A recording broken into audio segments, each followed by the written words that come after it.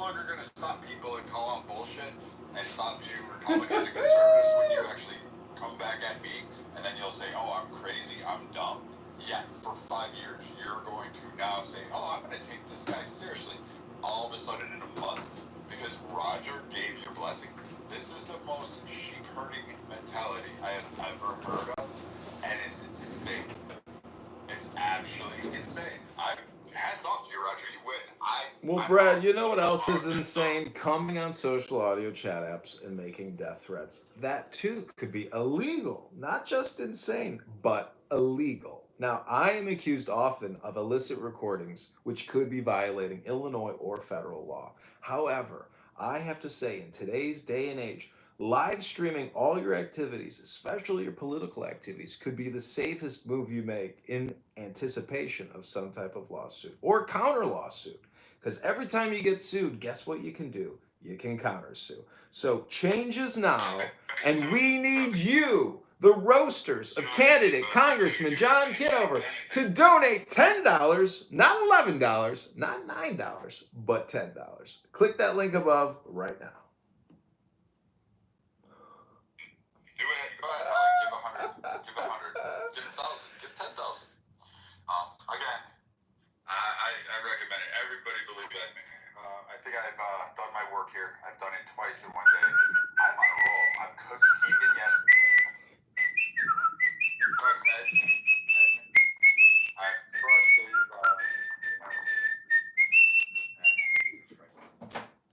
the Army sucks anyway. Like, you guys are a bunch of beta bitches, so it would make sense that you're going to try to grip the most beta bitch except for the chair force. But, I mean, it's a close tie there. He was in the Navy, this guy. I mean, at This guy least was get your in own the thing. Navy. But, yeah, go ahead, Holly. Continue to do that. Have fun. I think I win this round. I haven't even said I'm supporting him in any way, shape, or form, financially or otherwise. I'm just, like, why do you keep taking it all too far?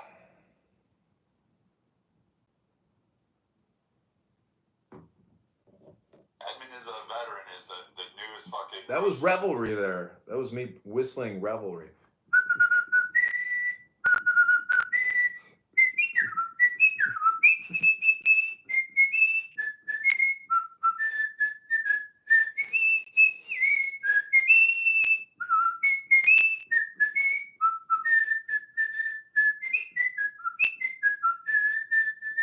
There's no way I could whistle that unless I listened to that thousands of times.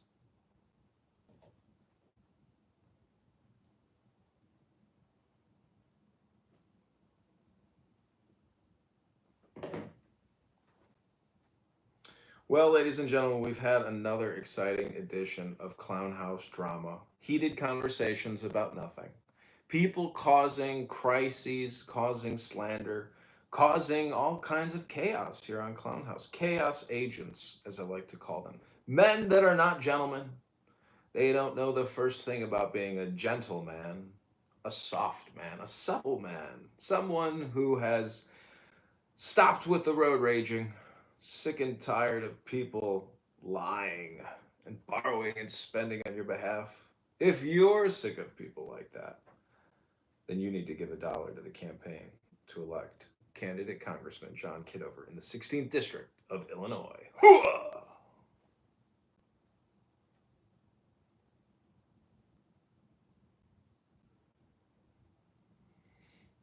We got the quotation marks down there, or apostrophes, who is a friend of the show and a fellow Clubhouse recorder. He might be, We'll See is contributing. Thank you, We'll See. God bless you. Serendipity, if you want to mod me, I will remove the poll, which I will say 80% of people voted that I am a veteran. 20% say no effing way this idiot served. Now, I understand if you said that this idiot didn't serve because I am a clown. I'm a comedian, and clowns are stupid idiots. So, but there is a mystical approach to being stupid that I think maybe you're overlooking. But let me pin the link again And then this will be the final campaign shout out for a donation today because we have to get off the clown house. This is beyond pathetic that we're here these many hours. I feel like it's not helping the campaign, it's hurting my physical body because I need to exercise. I have been skipping the gym because Roger Mayhem has been pushing it to the limit, limit, limit. Everyday mojo's positive vibration grows in strength in this house in the muff. In the muff. You see what I'm talking about? That's super positive vibration. Okay, click the link above. Link has been pinned. The campaign to elect John Kitover, that's right, ladies and gentlemen. We have an EIN, we have a bank account, we have an FEC filing. To run for Congress, we have a campaign financial disclosure we have submitted, and we have raised $1,100, $550 yesterday, and I'm matching the other $550. Dr. Adams, I know we can convince you. Wallace, I think you've contributed. I thank you, and anybody else here who is considering it. Just remember that I'm fully transparent. Tell me your priority, and I will put it in our collection of priorities, and we will see where your priority lines up with all the priorities and how we can financially optimize by winning this congressional district. I can tell you how Darren LaHood has optimized his congressional district by creating $20 trillion in debt. You can look at all the HR acts that he votes on and the top 10 HR acts in terms of dollar amounts. And there's his name on some of the biggest multi-trillion omnibuses in American congressional history. It's right there. Just Google Darren LaHood HR acts or go on Grok and ask, dear Grok, please tell me the largest HR acts that Darren LaHood has voted on, and then tag Darren LaHood and say, all the voters in District 16 should vote for candidate Congressman John Kitover on X. Go to John Kitover IL on X right now.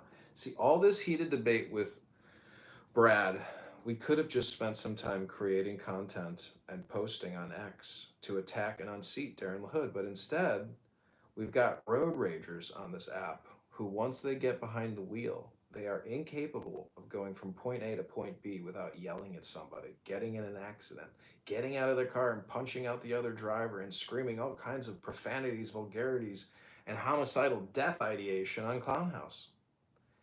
You know, am I deaf or am I just hearing things? Sometimes I don't know. I let it go. I don't live my life in fear. I don't think a jihadist or some mountain man screaming at me on a social audio app is going to come to Chicago and waste his time. But if they want to look at my DD214s, which I have to use all the time, I'd be happy to show them to you. Because, ladies and gentlemen, I'm not lying to you. I'm totally transparent and telling you the truth, making a real financial disclosure. Not just my financial disclosure, but a federal financial disclosure. Spending is out of control. Stop the borrowing, stop the spending. You know, I created a famous mantra on this app called BRT, CRT, BLM, LGBTQ. But the new one is stop borrowing, stop spending. Or stop spending, stop borrowing. That's the new mantra of the campaign. I know Brad has clubhouse derangement syndrome. He attacks everybody. And in the process, he's his own worst enemy. That's not how I live my life. I'd rather be poolside or at the beach right now playing volleyball, sipping on a daiquiri, doing yoga, not on Clown House, defending my honor, my character, and my sacred honor. I should have just said character and sacred honor, but you get the point. But Brad did read with us in the other room, so I'll give that shout out to Brad. You know, not everybody read a book with us. He did. So I stand with Brad, even though Brad doesn't stand with me. That's true Christian character. What reward do you have in heaven unless you're willing to let it go? You know, you got to get that. You got to go the extra step in communication. I'd like to read a couple Bible verses before we end or I leave in the muff. I hope they're more helpful to you than anything you've listened to so far today, because I get the feeling that It's just the Brad show, or the Keegan show, or the Jazzy show, or the Roger Mayhem show, or the John Kitover show. Right now, it's the John Kitover show, which, it's my favorite show. And I'm not narcissistic or self-centered. I just, I like reading. That's when I like when I'm speaking through reading a book. That's when I'm happiest. So take the deepest breath of the day. Hold it for 10 seconds.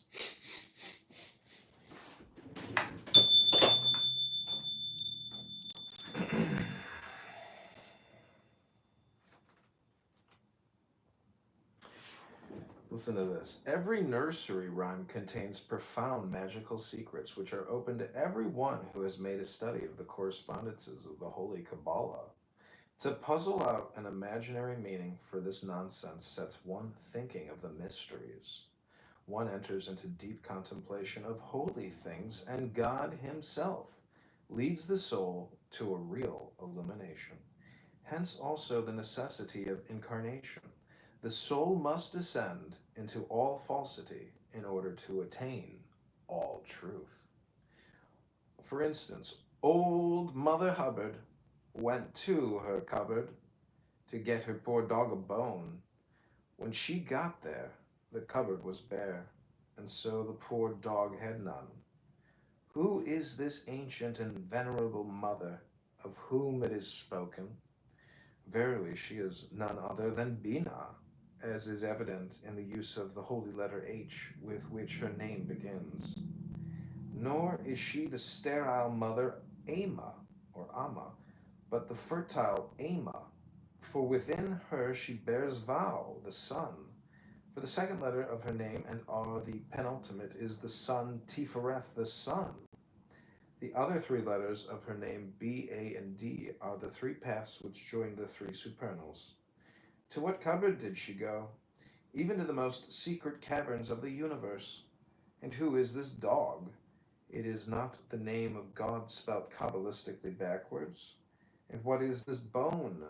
This bone is the wand, the holy lingam. The complete interpretation of the ruin is now open. This rhyme is the legend of the murder of Osiris by Typhon. The limbs of Osiris were scattered in the Nile. Isis sought them in every corner of the universe, and she found all except his sacred lingam, which was not found until quite recently, vide Fuller, the star in the west.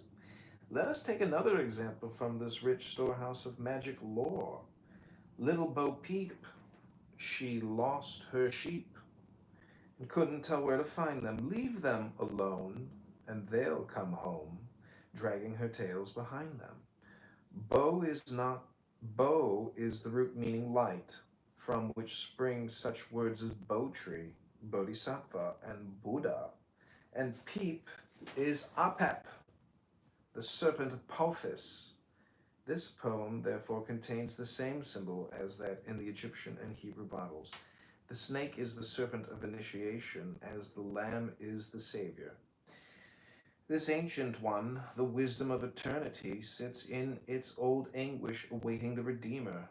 And this holy verse triumphantly assures us that there is no need for anxiety. The saviors will come one after the other at their own good pleasure, and as they may be needed, and drag their tails, that is to say, those who follow out their holy commandments to the ultimate goal. Again we read, little Miss Muffet sat on a tuffet, eating of curds and whey. Up came a big spider and sat down beside her and frightened Miss Muffet away. Little Miss Muffet unquestionably represents Malka, for she is unmarried, she is seated upon a tuffet. It as she is the unregenerate soul upon Tiferet, upon Tophet, the pit of hell. And she eats curds and whey, that is not the pure milk of the mother, but milk which has undergone decomposition. But who is the spider? Verily, herein is a venerable arcanum connoted. Like all insects, the spider represents a demon. But why a spider? Who is this spider who taketh hold with her hands and is in king's palaces? The name of this spider is death. It is the fear of death which first makes the soul aware of its forlorn condition. It would be, some type of symbol, interesting if Tradition had preserved for us Miss Muffet's subsequent adventures, but we must proceed to consider the interpretation of the following rhyme. Little Jack Horner sat in a corner eating a Christmas pie. He stuck in his thumb and pulled out a plum and said, "What a good boy am I." In the interpretation of this remarkable poem, there is a difference between two great schools of adepts. One holds that Jack is merely a corruption of John, Ion, he who goes, Hermes, the messenger. The other prefers to take Jack simply and reverently as Iacchus, a spiritual form of Bacchus. But it does not matter very much whether we insist upon the swiftness or the rapture of the Holy Spirit of God, and that it is He of whom it is here spoken is evident, for the name Horner could be applied to none other by even the most casual reader of the Holy Gospels and the works of Congreve. And the context makes this even clearer, for he sits in a corner, that is, in the place of Christ, the cornerstone, eating, that is, enjoying that which the birth of Christ assures to us. He is the Comforter who replaces the absent Savior. If there was still any doubt of his identity, it would be cleared up by the fact that it is the thumb, which is attributed to the element of spirit, and not one of the four fingers of the four lesser elements, which he sticks into the pie of the new dispensation. He plucks forth one who is ripe, no doubt to send him forth as a teacher into the world, and rejoices that he is so well carrying out the will of the Father. Let us pass from this most blessed subject to yet another. Tom, Tom, the piper's son, stole a pig and away he run. The pig was eat and Tom was beat and Tom went roaring down the street. This is one of the more exoteric of these rhymes. In fact, it is no much better than a sun myth. Tom is Tum, the god of the sunset, called the son of Apollo the piper, the maker of music. The only difficulty in the poem concerns the pig. For anyone who has watched an angry sunset in the tropics upon the sea will recognize how uncomparable a description of that sunset is given in that wonderful last line. Some have thought that the pig refers to the evening sacrifice, others that she is Hathor, the lady of the West, in her more sensual aspect. But it is probable that this poem is only the first stanza of an epic. It has all the characteristic marks. Someone said of the Iliad that it did not finish, but merely stopped. This is the same. We may be sure that there is more of this poem. It tells us too much and too little. How came this tragedy of the eating of a merely stolen pig? Veil this mystery of who eat it. It must be abandoned, then, as at least partially insoluble. Let us consider this poem. Hickory dickory dock, the mouse ran up the clock struck one, and the mouse ran down. Hickory dickory dock. Here we are on higher ground at once. The clock symbolizes the spinal column, or if you prefer it, time, chosen as one of the conditions of normal consciousness. The mouse is the ego. Mus, a mouse, being only some. I am, spelled Kabbalistically backwards. This ego, or prana, or kundalini force, being driven up the spine, the clock strikes one, that is, the duality of consciousness is abolished, and the force again subsides to its original level. Hickory dickory dock is perhaps merely the mantra which was used by the adept who constructed this rhyme, thereby hoping to fix it in the minds of men so that they might attain to samadhi by the same method. Others attribute to it a more profound significance, which it is impossible to go into at this moment, for we must turn to Humpty Dumpty sat on a wall, Humpty Dumpty got a great fall. All the king's horses, all the king's men couldn't set up Humpty Dumpty again. This is so simple as hardly to require explanation. Humpty Dumpty is, of course, the egg of spirit, and the wall is the abyss. His fall is, therefore, the descent of spirit into matter, and it is only too painfully familiar to us that all the king's horses and all his men cannot restore us to the height. Only the king himself can do that. But one hardly dare comment upon a theme which has been so fruitfully treated by Ludovicus Carolus, that most holy illumined man of God. His masterly treatment of the identity of the three reciprocating paths of Daleth, Teth, and Peh is one of the most wonderful passages in the Holy Kabbalah. His resolution of what we take to be the bond of slavery into very love, the embroidered neckband of honor bestowed upon us by the King himself, is one of the most sublime passages in this class of literature. Peter, Peter, pumpkin eater, had a wife and couldn't keep her. He put her in a peanut shell, then he kept her very well. This early authentic text of the Hinayana school of Buddhism is much esteemed even today by the more cultured and devoted followers of that school. The pumpkin is, of course, the symbol of resurrection, as is familiar to all students of the story of Jonah and the gourd. Peter is therefore the Arahat who has put an end to his series of resurrections.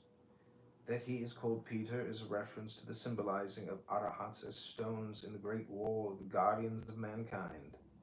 His wife is, of course, by the usual symbolism, his body, which he could not keep until he put her in a peanut shell, the yellow robe of a bhikkhu. Buddha said that if any man became an Arahat, he must either take the vows of a bhikkhu that very day or die. And it is this saying of Buddha's that the unknown poet wished to commemorate. Taffy was a Welshman. Taffy was a thief. Taffy came into my house, and he stole a leg of beef. I went to Taffy's house. Taffy was in bed. I took out a carving knife and cut off Taffy's head. Taffy is merely short for Taftarath, the spirit of Mercury, and the god of Welshmen or thieves. My house is, of course, equivalent to my magic circle. Note that Beth, the letter of Mercury, and the Magus means a house. The beef is a symbol of the bull, Apis, the Redeemer. This is therefore that which is written, O my God, disguise thy glory, come as a thief, and let us steal away the sacraments. In the following verse, we find that Taffy is in bed owing to the operation of the sacrament. The great task of the alchemist has been accomplished. The mercury is fixed. One can then take the holy dagger and separate the caput mortuum from the elixir. Some alchemists believe that the beef represents that dense physical substance which is imbibed by mercury for his fixation. But here, as always, we should prefer the more spiritual interpretation. Bye, baby bunting. Daddy's gone a-hunting. He's gone to get a rabbit skin to wrap my baby bunting in. This is a mystical charge to the newborn soul to keep still, to remain steadfast in meditation. For in Bye, Beth is the letter of thought, Yod, that of the hermit. It tells the soul that he, Father of all, will cloth him about with his own majestical silence. For is not the rabbit he who lay low and said nothing? Pat a cake, baker's man. Bake me a cake as fast as you can. Pat it and prick it and mark it with P. Bake it in the oven for baby and me. This rhyme is unusually accompanied, even today in the nursery, with a ceremonial clapping of hands, the symbol of samadhi. Compare what is said on this subject in our comment on the famous Advent passage in Thessalonians. The cake is, of course, the bread of the sacrament, and it would ill become candidate Congressman Kitover to comment upon the third line, though it may be remarked that even among the Catholics, the wafer has always been marked with a phallus or a cross. Okay, that's my mystical reading of the day. Wallace, Chris, Pete, Chris Elke, I hope you enjoyed it. This has been the campaign to elect John Kitover Town Hall event, otherwise known as candidate Congressman John Kitover versus Brad Stoffelschnauschelberger here on Clown House. Hope you enjoyed it.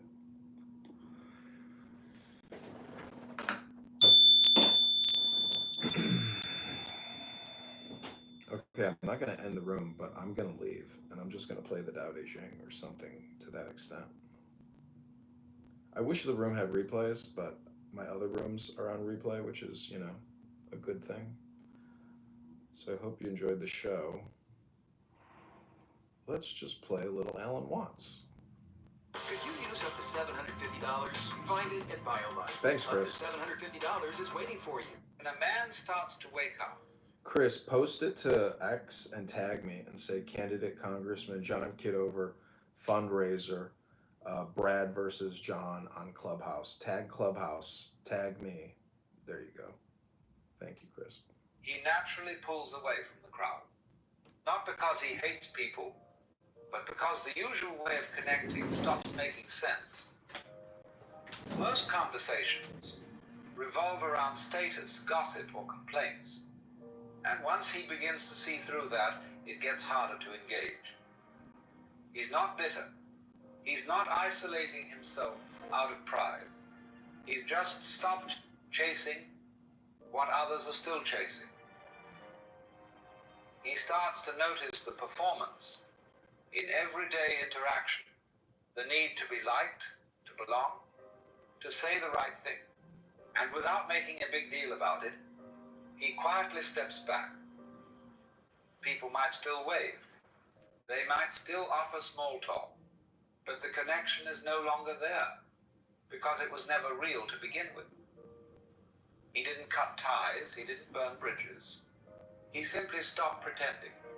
And when he does that, distance happens on its own. This is the beginning of solitude, not loneliness, just space between who he used to be and who he's becoming. He starts to see clearly what holds people together isn't real. It's not depth, it's not truth. It's habit, comfort, and shared illusions. People bond over complaining about their jobs, over chasing status, over defending ideas they've never truly questioned. He used to do the same. He used to think that was connection, but now it feels more like noise. He notices how often people speak just to avoid silence. How much energy goes into keeping up appearances? The constant need for validation, for agreement, for reassurance. And once he no longer needs those things himself, he sees how dependent others are on them. How relationships often survive not because of honesty, but because everyone agrees to keep the story going. He understands why people hold on to what feels familiar. He still cares. He still listens, but he no longer plays along. That shift, subtle as it is, creates distance all on its own. From the outside, he might seem the same. He still shows up. He's still polite. He hasn't disappeared completely. But something fundamental has shifted, and the people around him can feel it, even if they can't name it.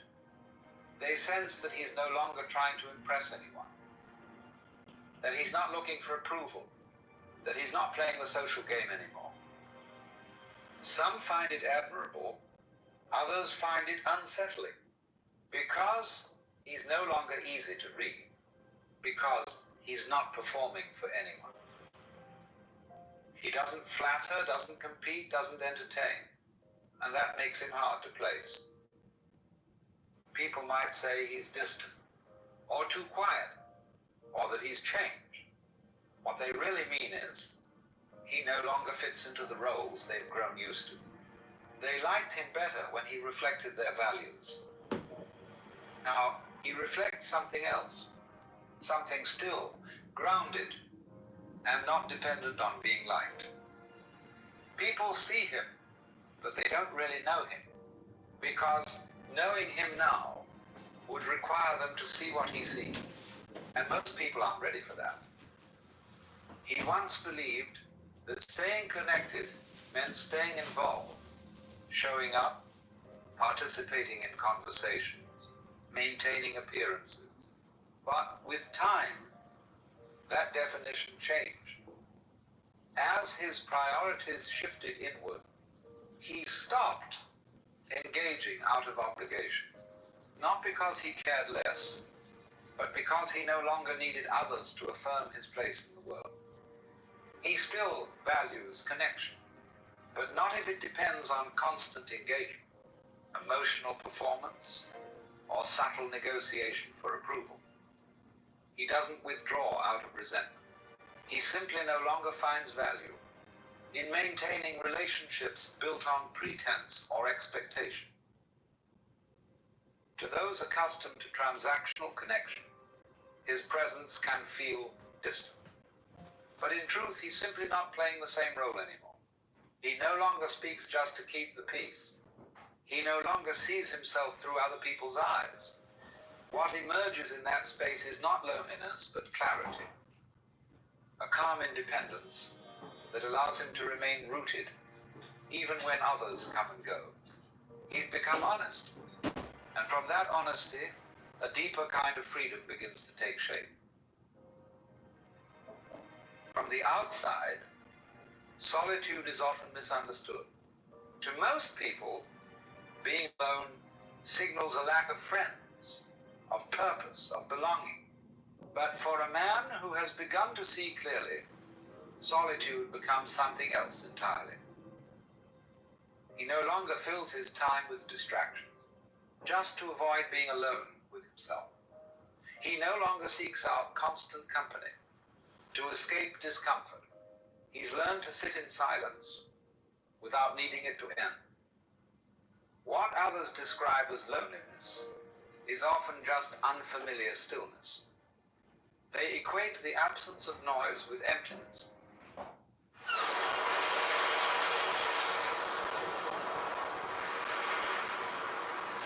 Hey everybody, we're on the boat. We're on the Lady Hawk. We're at the beach. He's realized that most of what fills a typical day, talks, tasks, and duties, is just noise pretending to be important. In solitude, he sees himself without distortion. There's no one to impress, no image to maintain, and that clarity, while uncomfortable at first, becomes a source of strength. He doesn't avoid people, but he also no longer depends on them to feel complete. This shift usually confuses others. They assume he must be withdrawn, disconnected, or even arrogant. But in truth, he's simply content with his own presence. He has faced the silence most people run from, and discovered it wasn't silence at all. It was peace. As he grows more inwardly stable, he becomes less predictable to others. Not by intent, but by the simple fact that he no longer participates in the subtle exchanges that define most social interaction. He does not mirror emotions to gain approval. He does not offer reassurance when it would mean denying what he sees.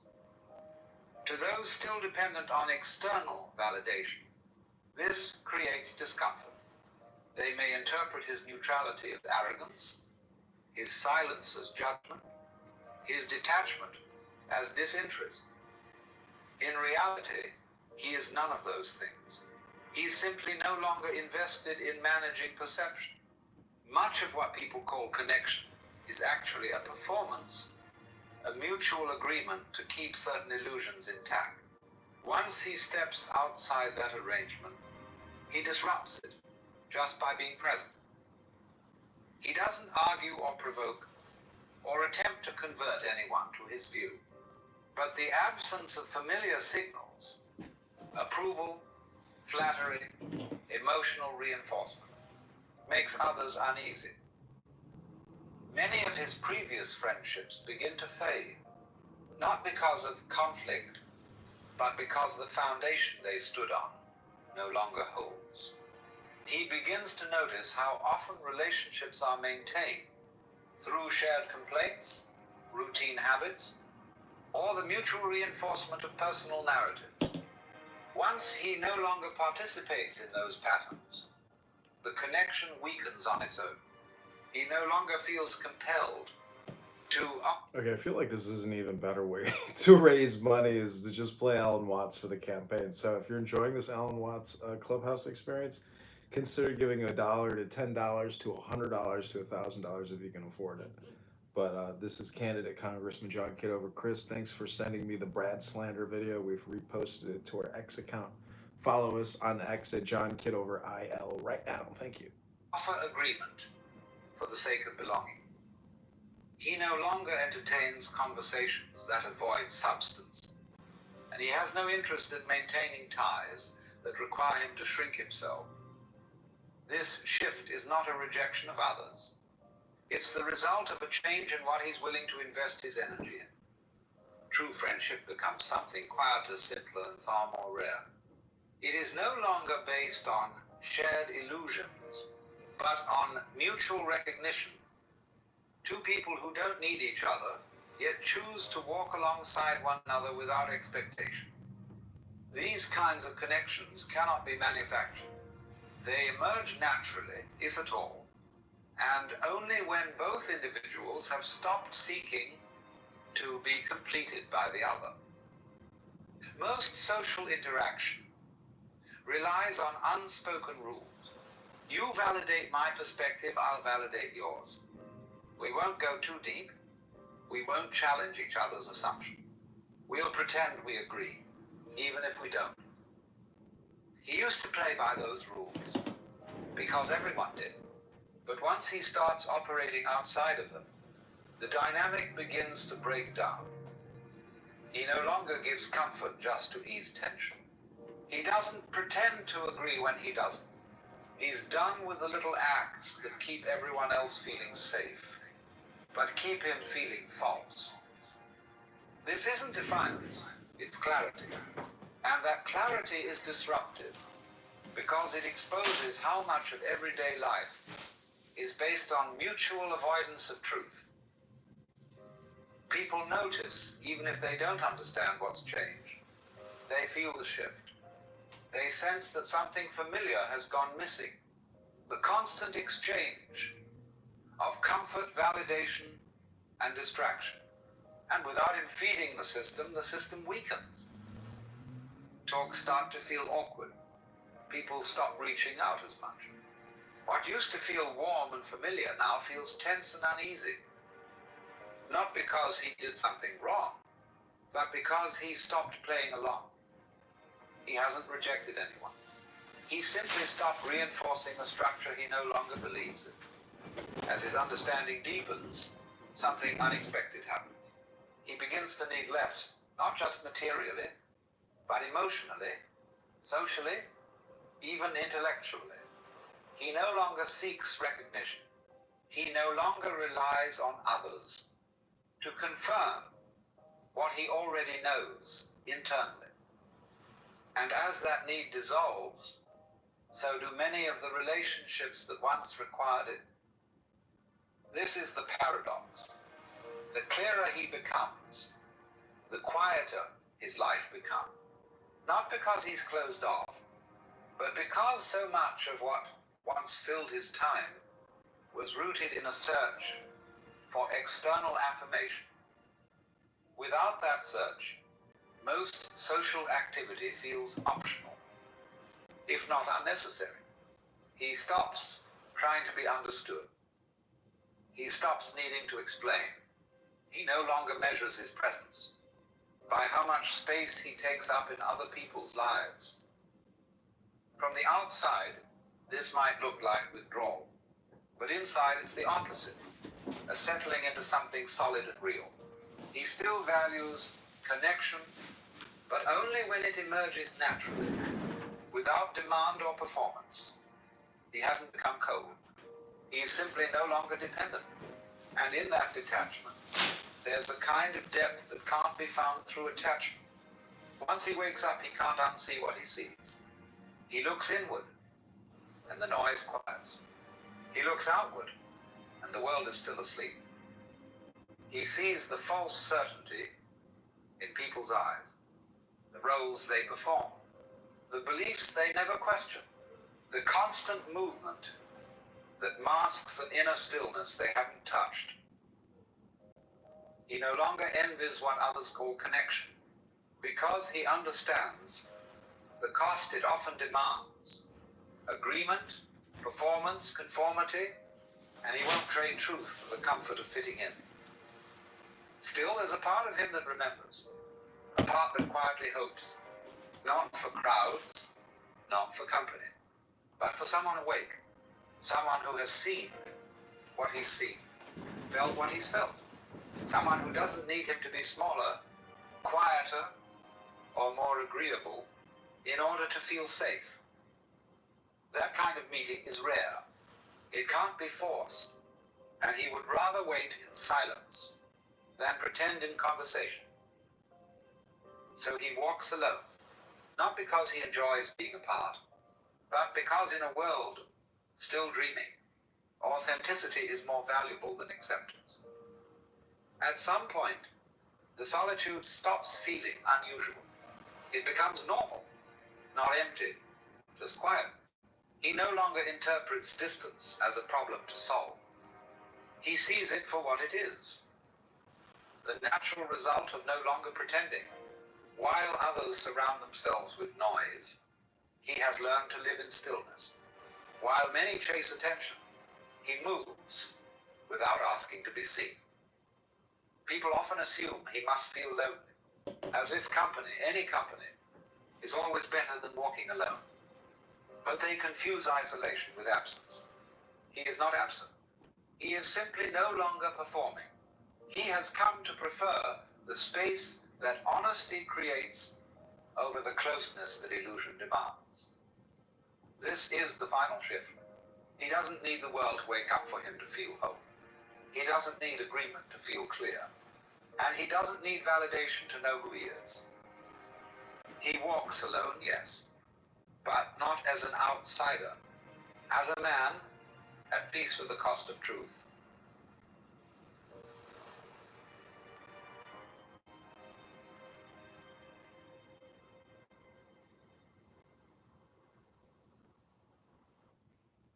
Most people use ChatGPT the wrong way. Here's how the smart ones get ahead. Let's be real. Most people... There is a curious paradox, which is, to love is unconditional, but to be loved is conditional.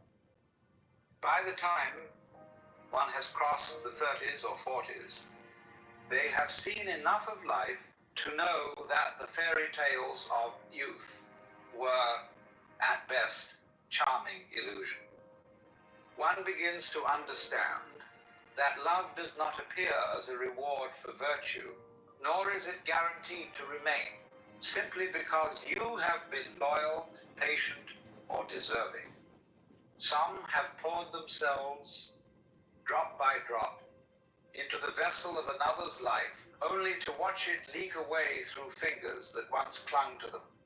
Others still dwell beneath the same roof with their chosen companion, yet feel as though they have become a stranger at their own table. And there are those who have wandered from heart to heart, thinking that the next embrace, the next yes, would finally fill the hollow within, only to find the emptiness echo back at them. You begin to wonder why something as natural as love has become such a labyrinth of conditions, unspoken bargains, and quiet disappointments. You sense that somewhere, beneath all the poetry and promises, there is a truth you have been avoiding. For love, as it is sold to us, is not love at all, but something dressed in its garment. And here, perhaps, lies the seed of our quiet discontent. We have confused the appearance of love with love itself, the structure that holds it, with the living thing it was meant to carry. From our earliest breath, the world whispered its bargain into our ears. Love is something to be earned. Behave as you are told, and you will be cherished. Fulfill the needs of another, and you will be kept. Offer beauty, strength, usefulness, devotion, and the reward will be love. But this is not love. It is a transaction masquerading as tenderness. It is the polite exchange of commodities between two people who have been taught to call their bargain romance. You see, a bargain can hold people together, but it cannot nourish them. Like two merchants bound by contract, they remain so long as the terms are met. And when they are not, they part. No matter how many years have passed, no matter how deeply your lives have entwined, the invisible ledger will one day be brought to the table and the sums will be counted. Many men and women wake in the middle years of life to the cold recognition that what they once believed was love was only an arrangement. It might have been cloaked in vows before God, adorned with flowers, or sealed with the trembling promises of youth, but the heart of it was a simple pact. I will give you what you desire if you will give me what I desire. And when the giving stops, whether through weariness, age, illness, or simple change, the warmth fades. The eyes that once sparkled at your arrival now glance past you as if you had become little more than a shadow in the room. We were never told as children that such love is a performance and that performances end. When you mistake the bargain for love itself, you spend your years in quiet exhaustion. You give your time, your loyalty, your devotion, believing this will secure the thing your soul longs for. But what you have secured is not love, only the continuance of an arrangement. And so it happens that many, after years of faithful giving, find themselves bewildered when the warmth fades. Not because they cease to care, but because life has moved, as all things do. Nothing stands still. Even stone wears away. Even plastic warps with time. The man or woman you first knew has changed, just as you have, and the bond built upon fixed terms begins to strain under the weight of impermanence. And there is another truth, more difficult to swallow. When the demands of the bargain are no longer met, the mask will fall. In the absence of what they sought from you, be it comfort, affirmation, or security, some will show you who they truly are. The tenderness you thought was theirs by nature may vanish, revealing not cruelty perhaps, but a hollowness where love was never rooted.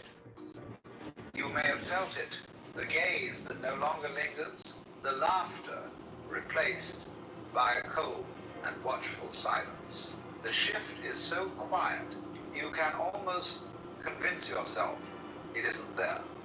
But in that stillness you see it. You were cherished not for your being, but for the service you rendered. And when such a union falters, it does not simply end. It unravels something inside you. It leaves you staring at the ruins, asking whether you were ever truly loved or only ever necessary.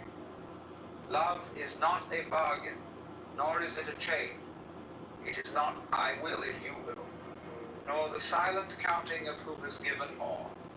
Such things belong to the marketplace, not to the heart. True love is a freedom, the liberty to give without ledger or demand. It is to be fully present with another, not to bind them, but to care for them, simply because the caring itself is joy.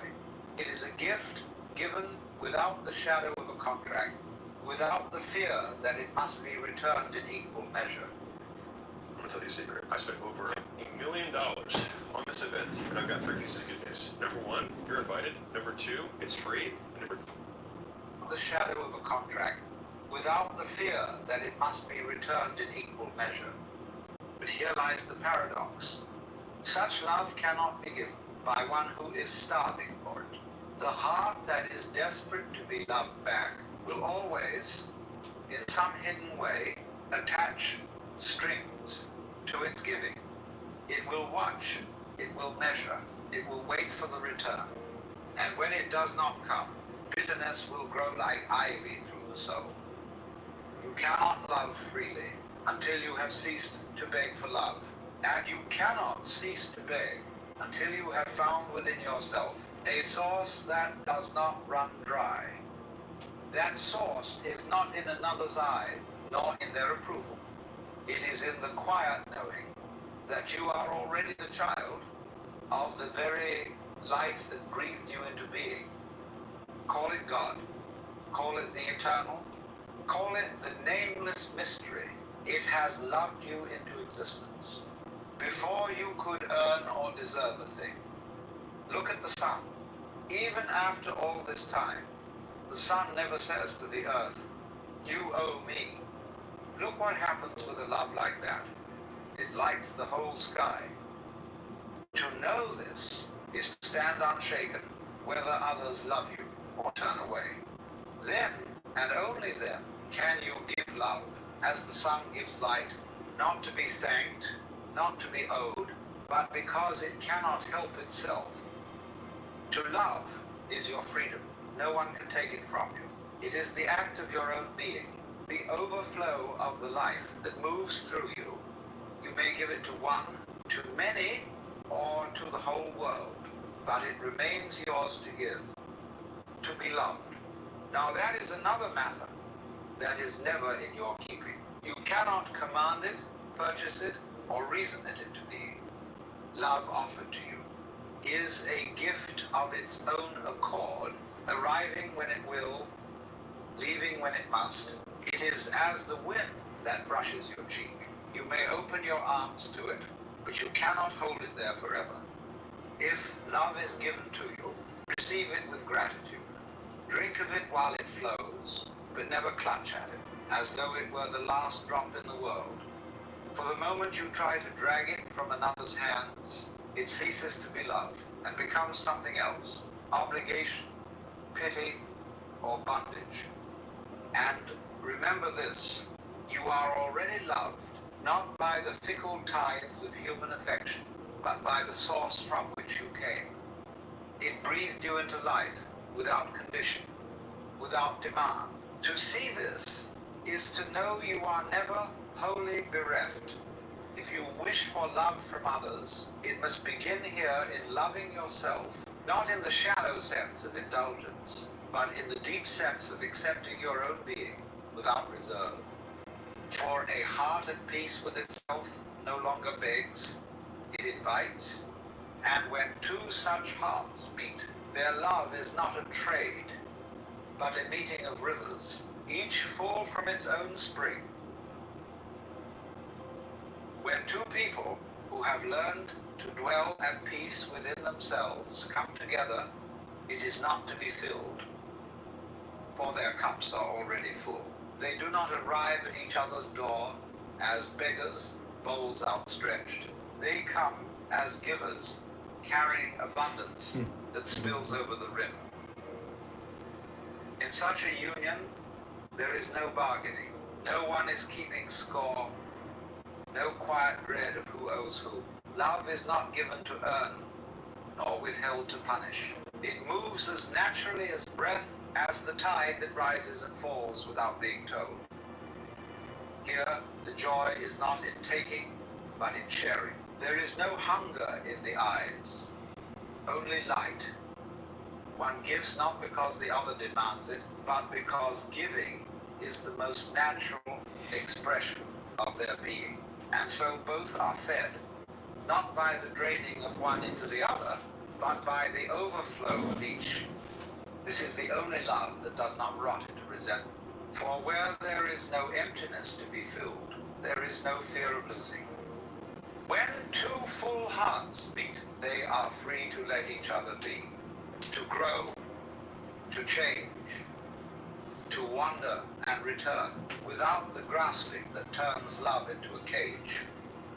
And yet, such a meeting is rare, for most search the world to find another who will complete them, not knowing they were never half a person to begin with. Only when you drink deeply from your own well will you find another who drinks from theirs. And together, you will not merely survive, you will overflow. The world you meet each day is not a stranger. It is yourself in another form. You cannot draw from a well what is not in it, nor can you meet in others what you have not yet met. In your own heart, if you carry a hollowness within, you will find yourself surrounded by those who take, not because the world conspires against you, but because nature fills a vacuum. Those who have nothing will seek from you what you have not given to yourself, and you will mistake their hunger for love. If, on the other hand, you move through life with the fullness of being, you will meet those who also carry an abundance. They will not clutch at you or drain you, for they are not living on scraps. Instead, you will find an ease in their company, a recognition as though you had always known them. This is not a mystical trick, nor some hidden cosmic law, but a simple truth of human meeting. The depth to which you have faced yourself becomes the depth to which you can meet another. Most quarrels in love are not between two people, but between the unexamined shadows each has brought along. So, before you go searching for kindness, tenderness, or devotion in the eyes of another, turn inward and meet your own gaze, not to condemn yourself, nor to tally your flaws, but to make the acquaintance of the stranger you have long carried in silence. For it is this hidden self who extends the invitation to others, this unseen presence, who will decide whether the love you meet will be a feast to your soul or the slow unraveling of it. When this truth takes root in you, do not hoard it. Place it gently in the hands of your children, for they are stepping into the same illusions that once ensnared you. Teach them that love is not the trembling romance of songs, nor the solemn bargain sealed before altar and law. It is the willingness to give without the shadow of a demand, to care without the constant fear of loss. If they do not learn this, they will build their homes upon sand and watch them crumble. But if they do, they will stand on rock, and love will not be a cage, but a sky. The question is not, how can I find someone to love me? But the question is, how can I become someone who overflows? For when love is no longer a plea but a gift, when joy is no longer chained to another's approval, you will see that to love and be loved is not something to chase. It is the way you already are. You are not a half searching for the other half. You are whole. And from that wholeness, love flows, finding those who recognize it instantly. Then love ceases to be a hunt, or a bargain, or a desperate keeping. It becomes the quiet, steady light of the sun, needing nothing in return, yet warming the whole sky.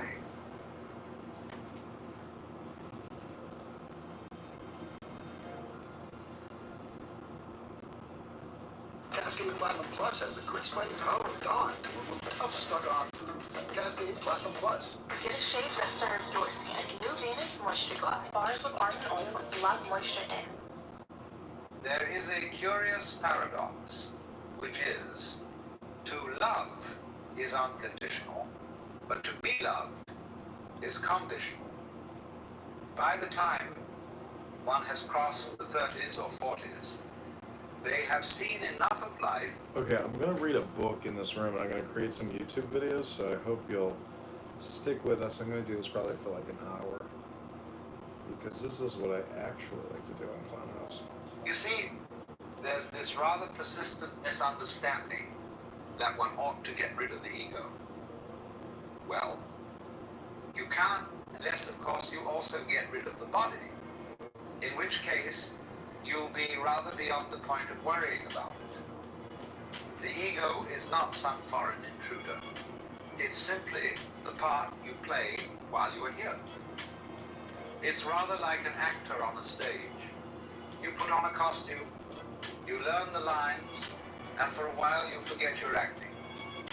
That's the charm of it. If you were to tear off the costume in the middle of the play, there would be no character left. Only an awkward silence. The ego, the personality, is that costume. It gives you a certain shape, a way of speaking and moving in the world.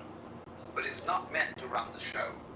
It's there so that life can appear with a certain clarity, a certain focus, just as a pair of spectacles helps you see the scenery more sharply, but does not tell you where to walk. And so, to live is to remember. You may keep the role, but you needn't be trapped by it. You are the actor, not the master. The play goes where it must, and you are simply here to see it through. But our problem is we don't really know how to stop. We've got something started, and we see it's going in the wrong direction. And I think the difficulty is, to borrow an old Chinese saying, that when the wrong man uses the right means work in the wrong way.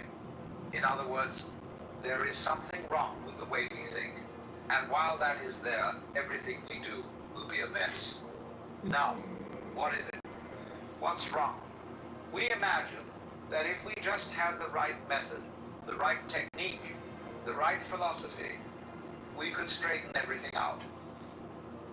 But the trouble isn't in the tools. The trouble is in the one using them. As far as I can see, the basic mistake is that we've invented this marvelous system of language and calculation, and it's at once too simple to handle the complexity of the world, and dangerously easy to confuse with the world itself.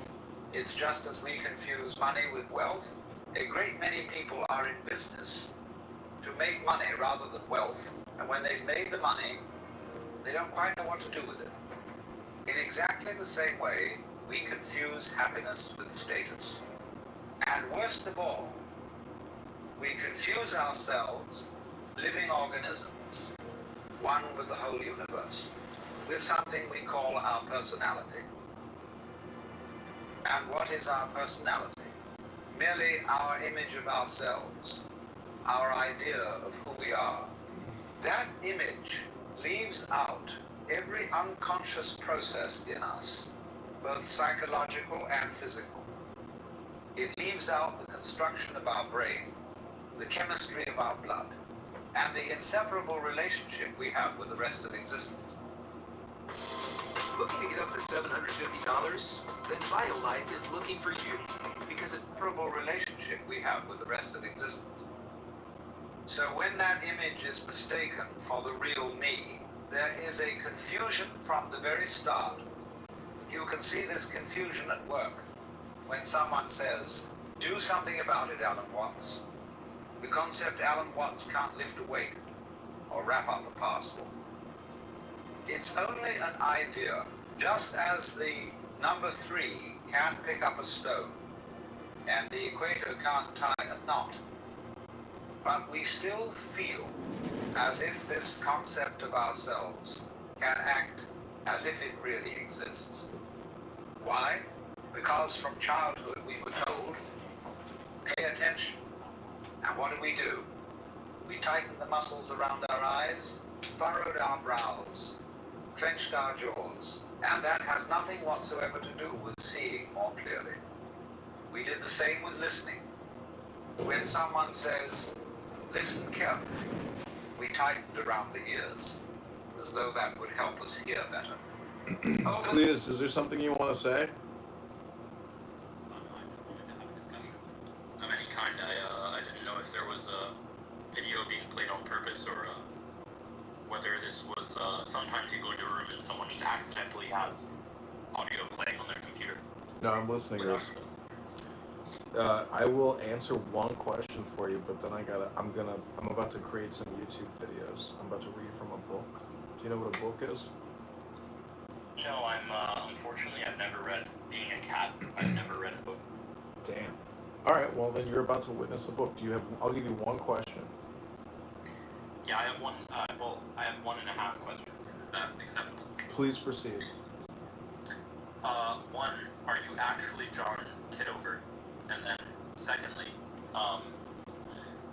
would you, seeing as you're running for Congress, if you were looking for people on your staff, and someone had a master's degree in theology from an Ivy League university, would you still assume they were competent to work in your office as a congressional staff? Sure, but I'd still give them a diagnostic question and ask them, what is 75 trillion or 135 trillion divided by 340 million?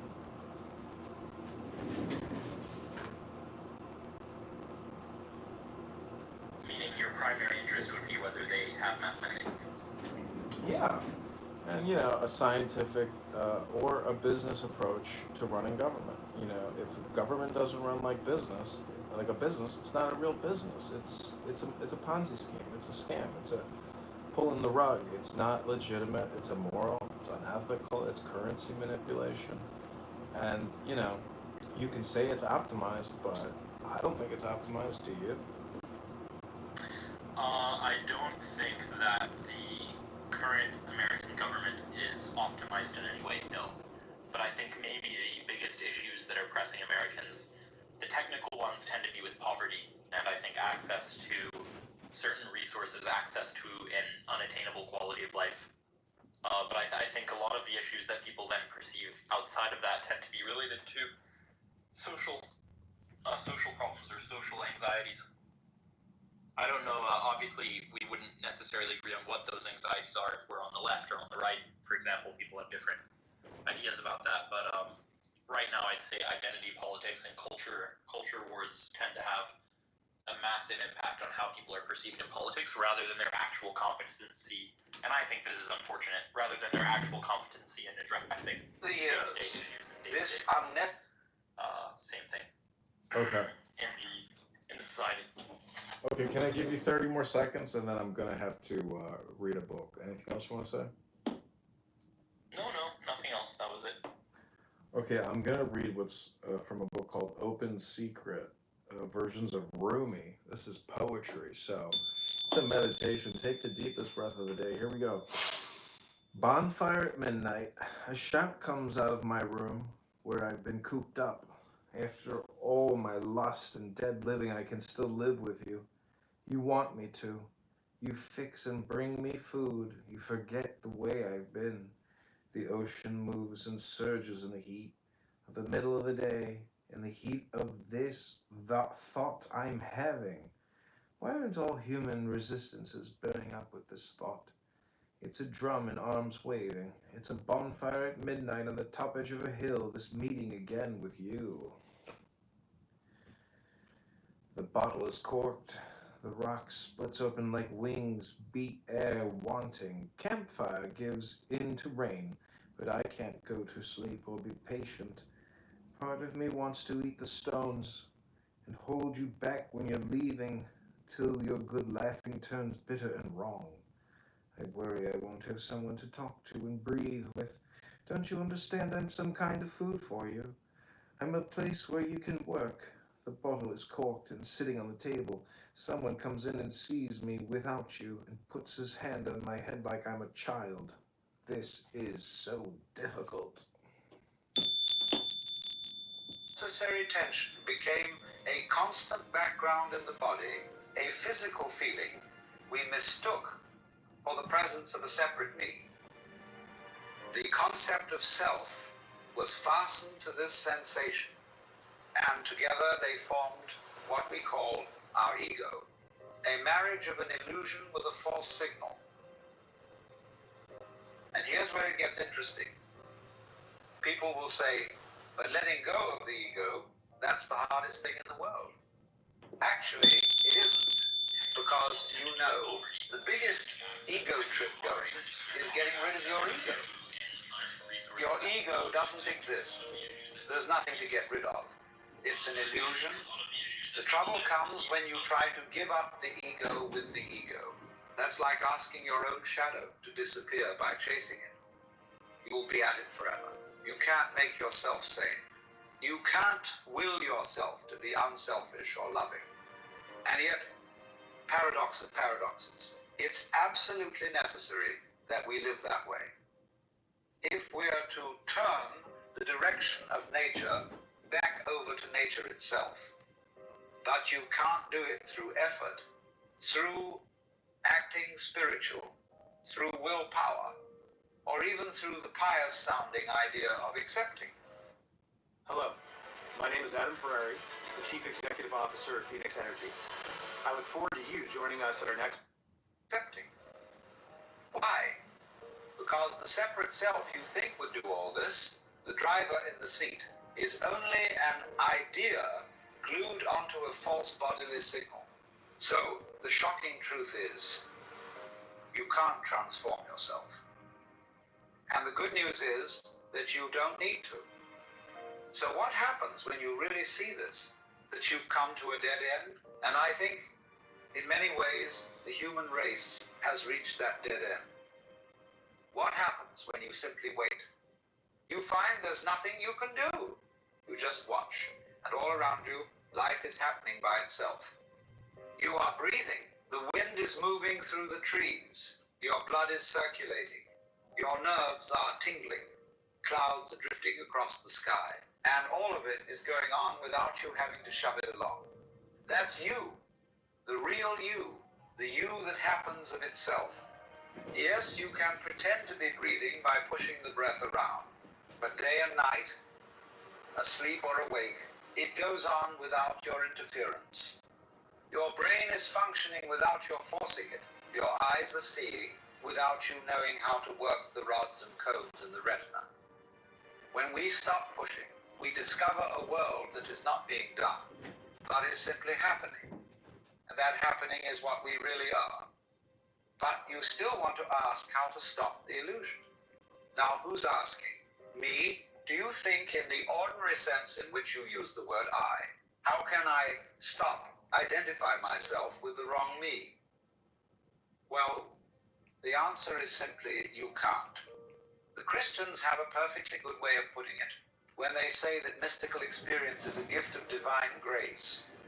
Man, as such, cannot achieve it. If God doesn't give it to you, there's no way of getting it. And that's solidly true.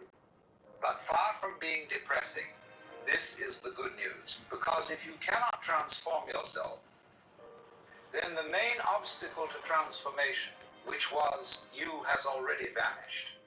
The trouble is, when you try to give up your ego with your ego, you get caught in a loop. Every method, every technique is a gimmick for strengthening the very thing you're trying to be rid of. Krishnamurti would put it plainly. When you ask for a method, you're still asking from the wrong place. All methods are traps because they begin with the assumption that there is a you who needs fixing. The Zen people have a marvelous way of saying it. You cannot catch hold of it, nor can you get rid of it.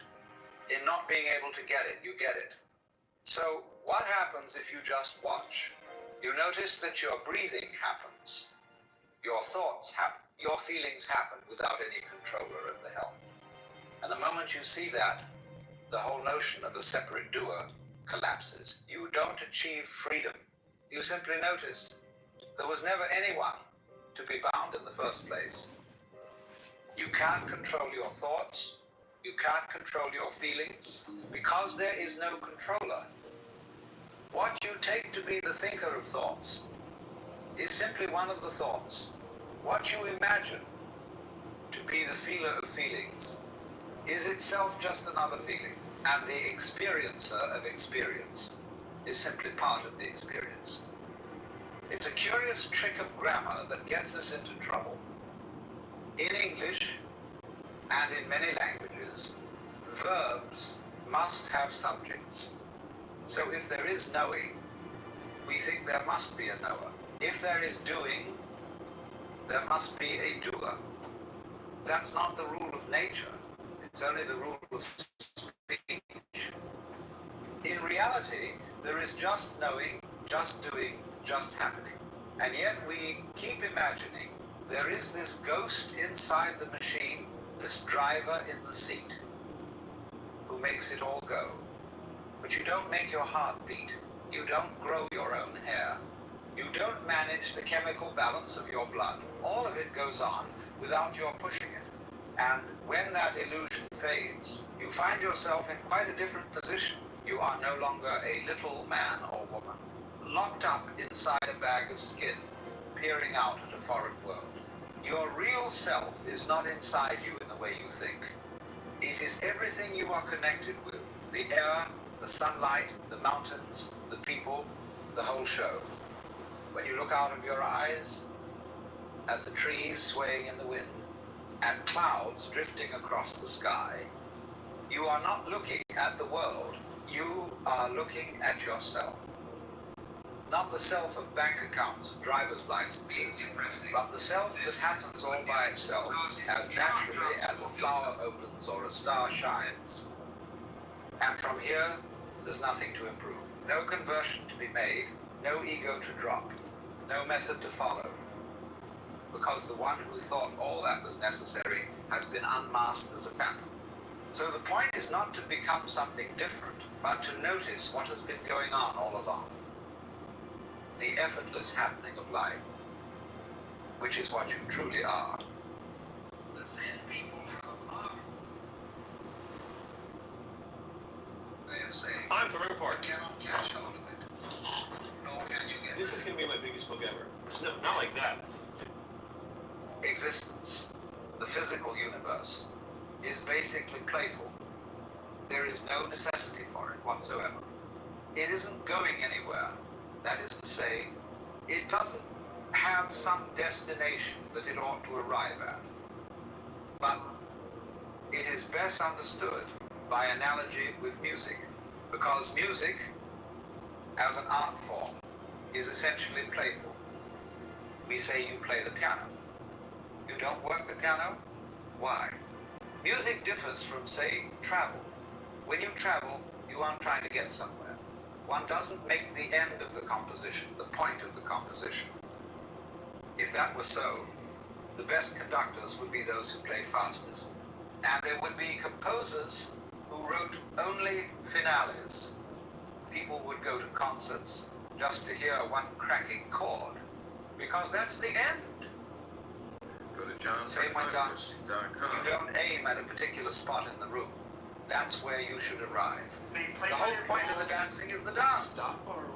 Now, but we don't see that as something brought by our education into our everyday conduct. Danny is single, ready to mingle. She's going to her upcoming Jewish singles event near her town and spending $50 to meet her next. She And do. what we do is Mazel put the tov, child Danny, you're into a the free corridor woman. of this grade system. And now you go to kindergarten, you know, and that's a great thing, because when you finish that, you get into first grade. Our crisis actor for the campaign has arrived. Welcome, Danny. Please tell us your crisis. I don't have much time left, so it's very nice knowing you. Well, one last clip for the I campaign. hope you win. Thanks. I'm in crisis and I'm acting, but I may not be acting because I'm on all the lists. Someone told me. Somebody told you you're on all the lists, huh? You know, it's all good. It's all Tanya. That's right. What does the Tanya teach?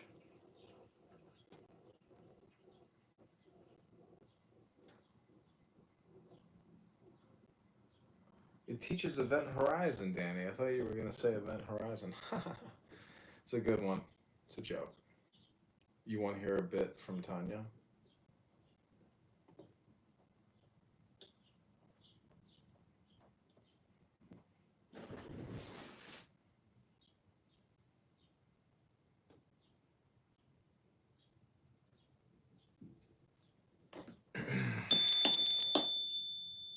And then, come on, first grade leads to second grade, and so on. And then you get out of grade school, and you go to high school, and it's revving up. The thing is coming.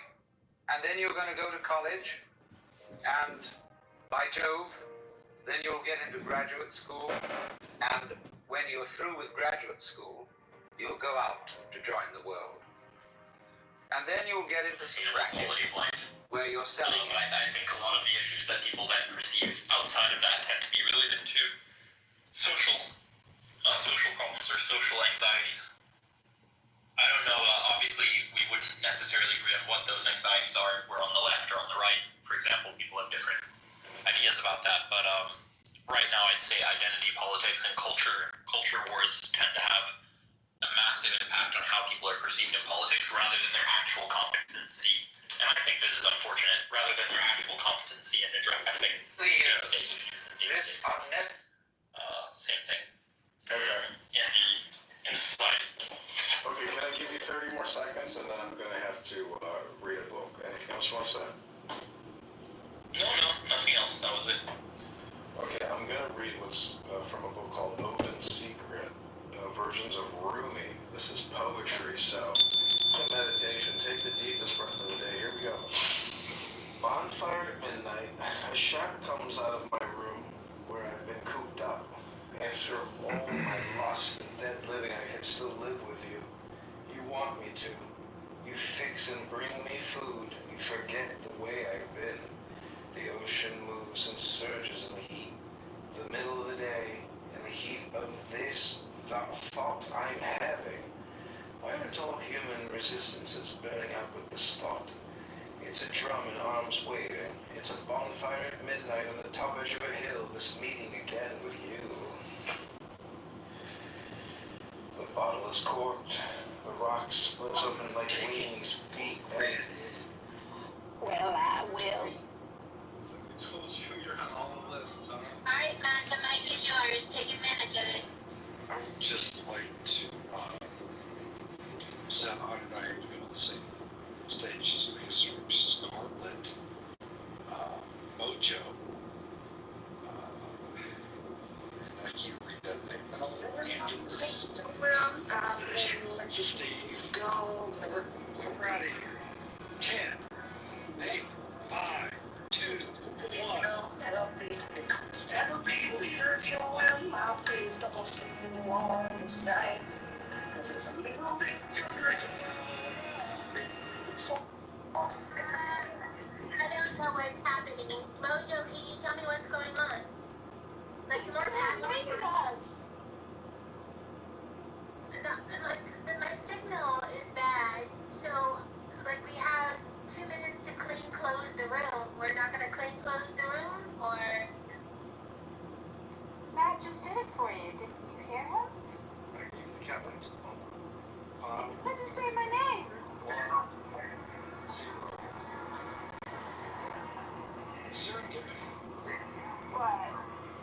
I just said your name.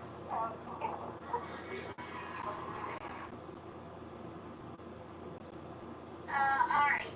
Okay, guys. So this is what I usually do. Blink your mics if you have closing comments. And if not, please escort yourself down to the listening lounge. Alright, John, you have 30 seconds. Then Matt, and then we're going to close the room. Go ahead, John. Okay, I'd just like to read a 30-second poem. It goes like this. There's nothing ahead. Lovers think they're looking for each other, but there's only one search, wandering. This world is wandering that, both inside one transparent sky.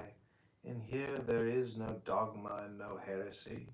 The miracle of Jesus is himself. not what he said or did about the future. Forget the future.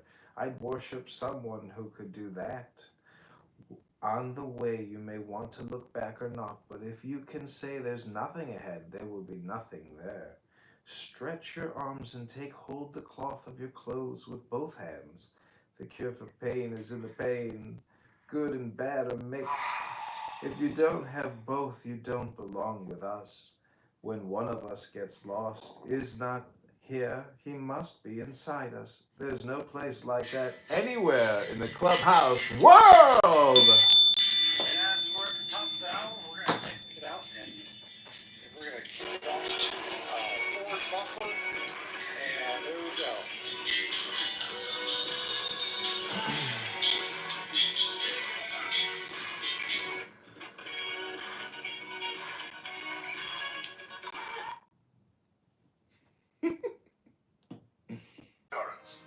And they've got that quota to make. And you're going to make that. And all the time, that thing is coming. It's coming. It's coming. That great thing, the success you're working for. Then, when you wake up one day, about 40 years old, you say, my God, I've arrived. He can I'm read. there. Candidate Congressman John Kitover can read. A lot of these people can't read. They just want to. By expectation. It's Joe. We're listening Look down at the more. people who live to retire and put those savings away. And then, when they're 65, they don't have any energy left. They're more or less impotent.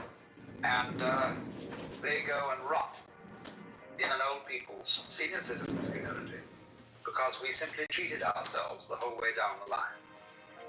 We thought of life by analogy with a journey, with a pilgrimage, which had a serious purpose at the end. And the thing was to get to that end, success, or whatever it is, or maybe heaven after you're dead. But we missed the point the whole way along. It was a musical thing, and you were supposed to sing or to dance while the music was being played. You know something I love almost as much as I love America? It's a great deal. Also, novelty socks. If you donate any amount of money to PragerU right now, you will get these magnificent. And then we're in the clothes room. Go ahead, John. Okay, I'd just like to read a 30-second poem. It goes like this. There's nothing ahead. Lovers think they're looking for each other, but there's only one search wandering. This. You wake up each morning in the midst of a miracle, though you do not know it. The sky rises above, the birds sing without rehearsal, and the breath moves in and out of your chest, like the tide upon the shores.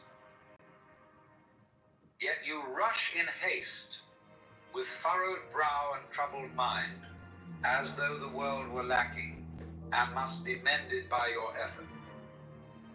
You believe you must become something more noble, more virtuous, more accomplished, as if the tree labors to be taller, or the stars strain to shine. But look, the lily does not toil, nor does the mountain strive, and yet both are whole beyond measure. But man somehow forgets this. He sets out on a curious chase to prove his worth, to outdo the heavens, to paint better than the eyes with which he sees. Man becomes confused not by what is, but by what he thinks about what is. When the thinking begins, it comes with the illusion of separation, of self and other, subject and object, seeker and sought. He saw his reflection in the river and thought he was two, one who is and one who must become. From birth, he is taught to strive, to earn his place beneath the sun, as if being were not already his birthright. He is taught that love is not simply given, but earned, that one must perform, impress, and improve to be seen. And so love, which ought to be like the sunlight asking nothing in return, becomes a transaction, a test, he learns that applause is affection and silence is shame. That gold stars and good grades are the currency of being worthy. And so the stage is set, not for living, but for proving. Achievement becomes his identity. The crown he places on his head is heavy, for it is forged from fear. He is praised not for stillness, but for struggle. Not for presence, but for progress. And so he learns to measure his soul with numbers, to bind his worth in titles, and to chase approval like a hungry ghost. The mind, once a mirror, becomes a maze. Thoughts breed thoughts, each one trying to fix the last. The more he knows, the more he doubts. The more he gains, the more he fears to lose.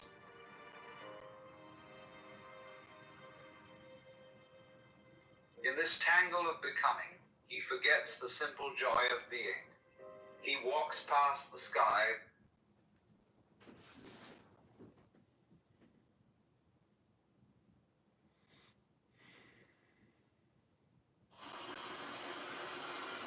Can you guys support the campaign? So here's the call. Roll call, right? So we're almost 30 minutes into this, and we'd like to, at the top of the hour, talk about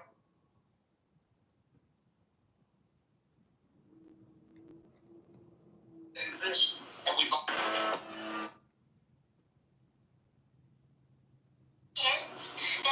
and then we're gonna close the room. Go ahead, John. Okay, I'd just like to read a 30-second poem.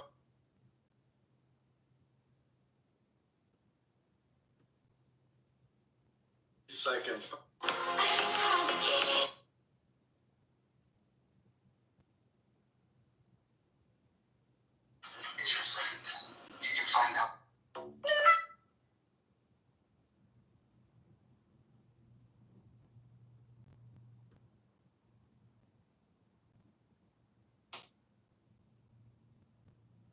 His whole Chicago resident. No, Kima doesn't live in his district, but his voice does matter. I would hope that Kima would prayerfully consider donating his tree fitty to the campaign for John Kitover for Congress. There's a lot of clips in here. It's wild.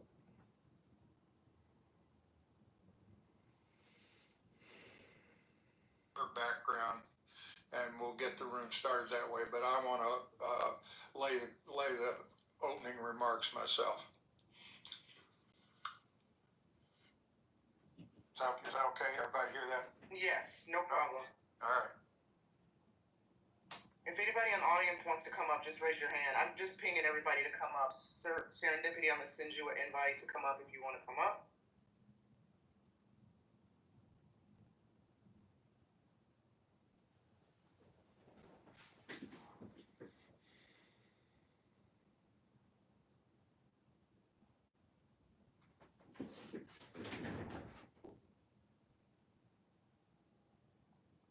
As you guys are gathering in the room, welcome.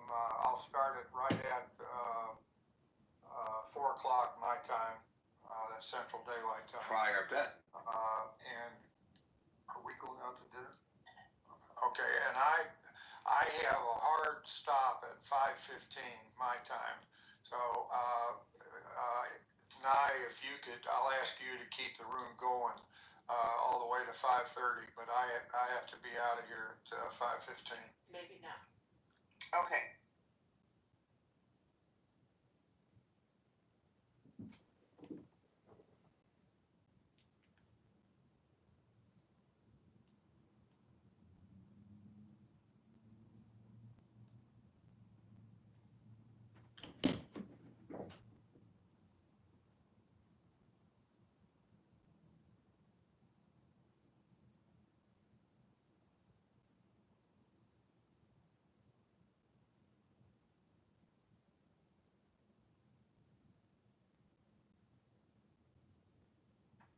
So for anybody on the stage and anybody in the audience, you see the title of the room that was going to kick off here in a minute. How to fix K-12?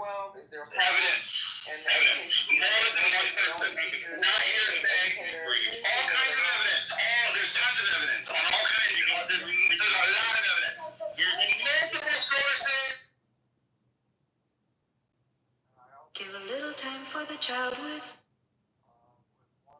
Kitover. We've gotten through the whole U.S. Constitution. John Kitover. Kitover in the 16th district.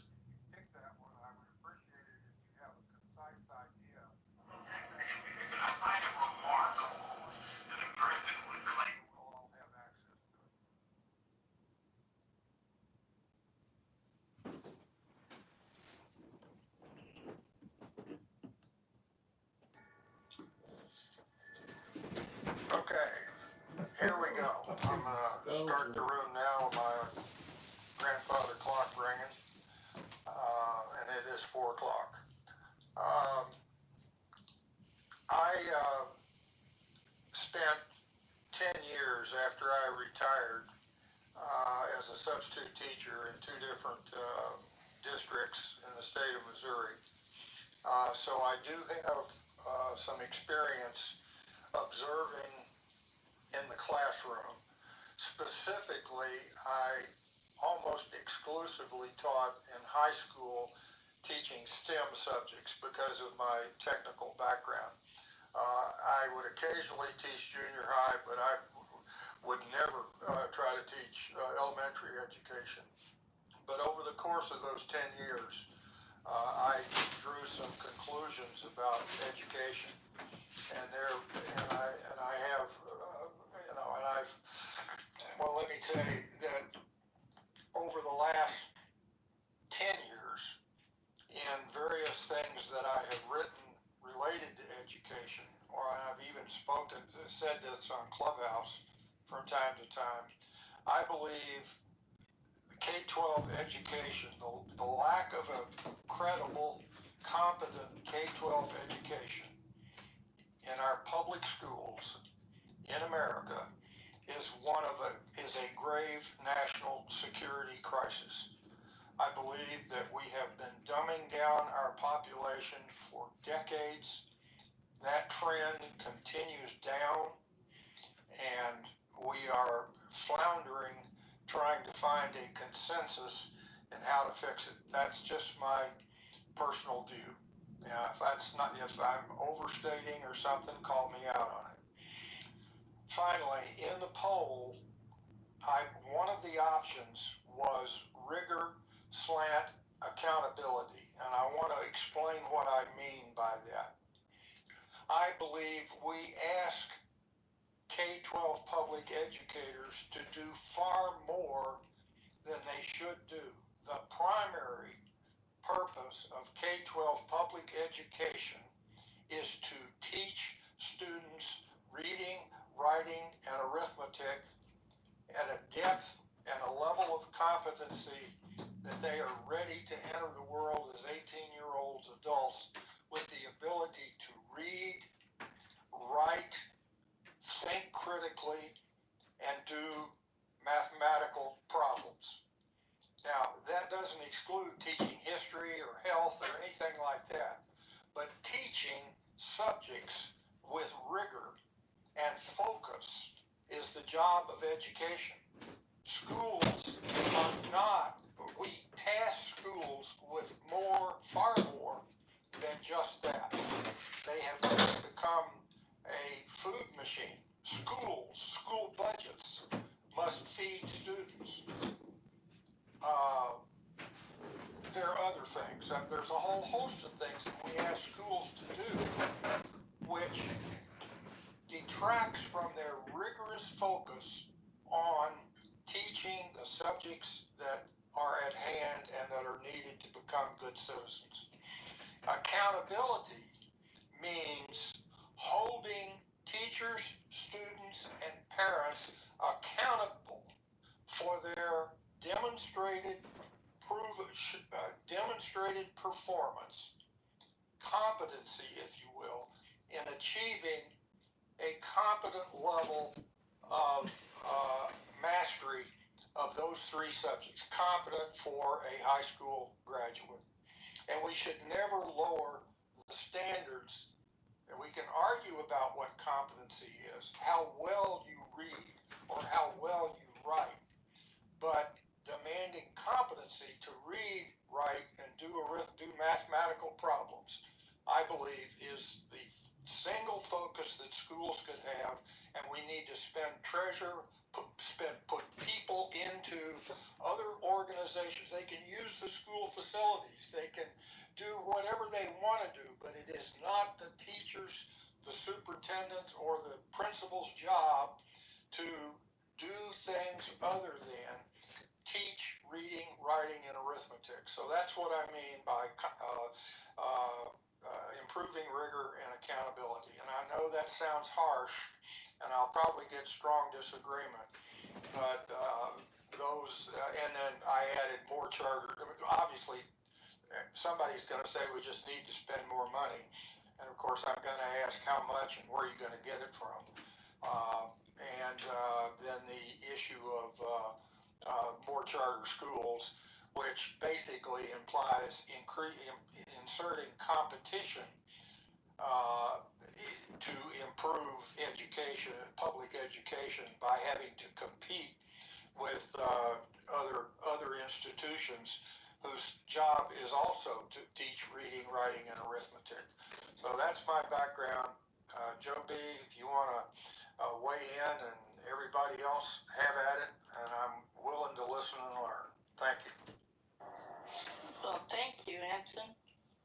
Mutual, much respect for you. I'm a Old Navy independent. Yeah, independent. My dad was a E9 in the Navy for 30 years. Let's see. I don't know where to begin. This is my passion work, but we have to continue to build into education choice, and that's where money follows your child, because we got plenty of options. We really do. We have charters, homeschooling, hybrid, district public schools, choice within the public school, magnet schools, micro schooling, online learning, customized learning, town tuitions. I'm not familiar with that one, but we got plenty of money to property taxes. Lowest in the nation collects 10 grand per head per student per year. The highest one is now 40, used to be 30, $40,000 a head. To follow any student should provide more than enough, and they're collecting that in public schools, not delivering. Less than 13% graduate at a 6th grade reading level. That's terrible. I'll be quiet for now.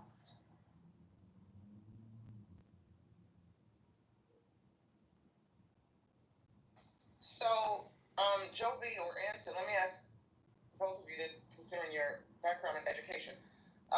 What do you see, and I know you both have probably touched on this, but just for folks who just joined the room, and to kind of just make it really concise, what do you see as the biggest obstacle preventing the K through 12 system from effectively serving all students?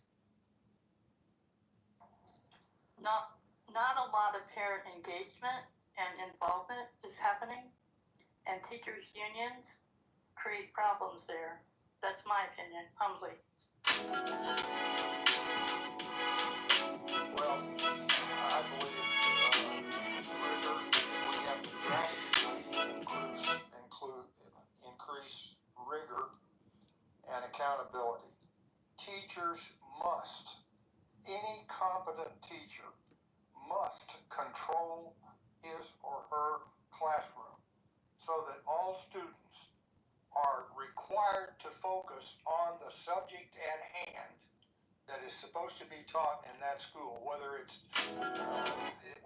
working an arithmetic problem, whether it's reading a book, whether it's writing a book report.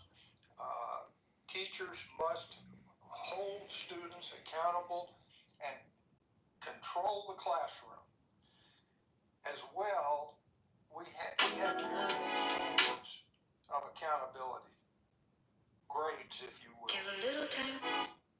Most states that test, I think, grade excellent, proficient, basic, and below basic. Schools, on the other hand, at least high schools, traditionally give A, B, C, D grades. Joe B. can tell you the statistics, the abysmal statistics on what percentage are proficient or, God forbid, excellent, and the far too large a percentage that are below basic. But we must align grades in the school to the same standards. An A should be exceptional. A B should be competent. A C should be at least and a D should be below basic. We don't want to talk about graduating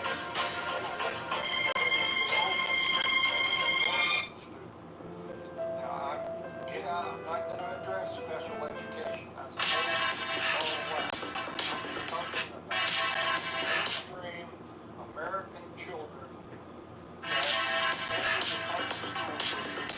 look what we get out of it. So I believe rigor and accountability is drastically lacking, and it needs strong improvement. Yeah, I have a friend who has my best friend has a background in education, and she just transitioned to Florida, and she is now working in the public school system out there, and she said down there is an absolute nightmare for her, specifically because of the lack of parent involvement. The students don't want to learn, they can't read, write, or do basic math at grade level. They are very disrespectful, they have no respect for authority, and they just have no interest in learning. And I wonder what's happening. I wonder what's the cause for that. Like the students' lack of interest in learning. Is it the curriculum? What the fuck, is it traitor? the teachers? Is it how they're being taught? If anybody, the educators in the room or anybody else on the stage has any thoughts on that, and why parents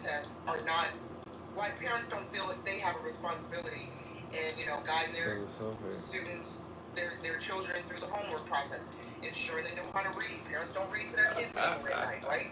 They don't make sure their homework is done. They don't attend parent-teacher conferences.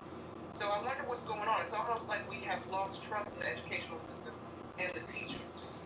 What do y'all think? Okay, I have to re-listen to what you just said. What's going on in the state of Florida for our charter schools or the public schools? Yeah, I think specifically from my friend who works in public school down in kind of like outside of Miami. Okay, I got you. Yeah, both of my children maneuvered through a very high-end charter school, right? And then they both graduated from a public high school.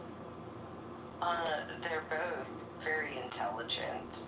I help them to, read and learn stuff.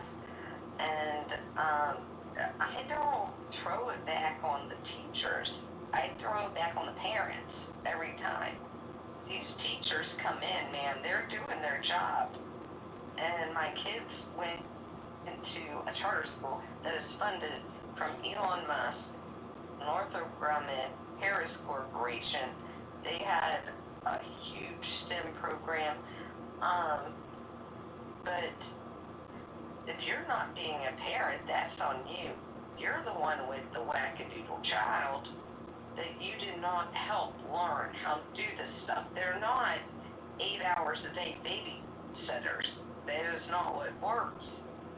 But there's too many parents now. They go out there and they think, hey, my kid's going to school, cool. I can send them into public school. I don't have to deal with them for 8 hours. I'm going to go to work, come home, and then nothing else?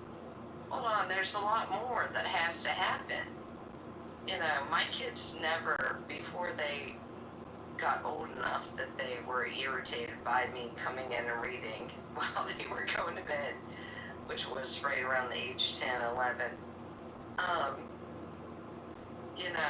There's a lot of parents that they're just tired, I guess. and they drop their kids off at school. One, we don't have very much public transportation here in the state of Florida, because if you're within 2 miles, your child can walk to school. But most parents don't do that because we were raised in a generation of, like, we don't want our kids to get kidnapped. So we typically make sure the kids get dropped off in the carpool line. But, interesting question. That was a great question.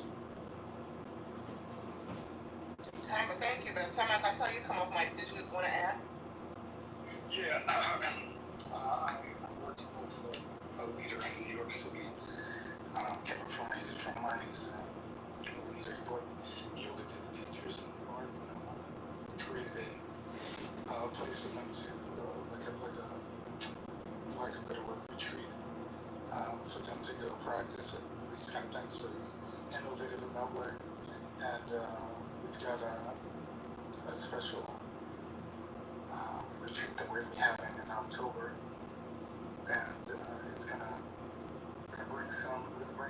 bring science, and we're going to teach the principals and the cops and nurses and these kind of people.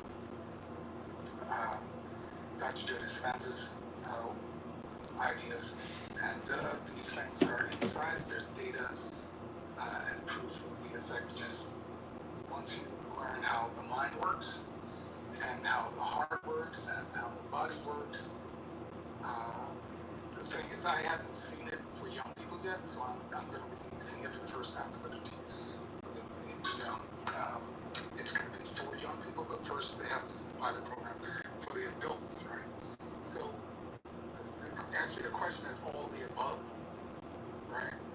I think that every, I don't know if it's every generation, but there is a calling for something that, because I had said this before in the room, Einstein's discovery that we are not matter, we're energy, right?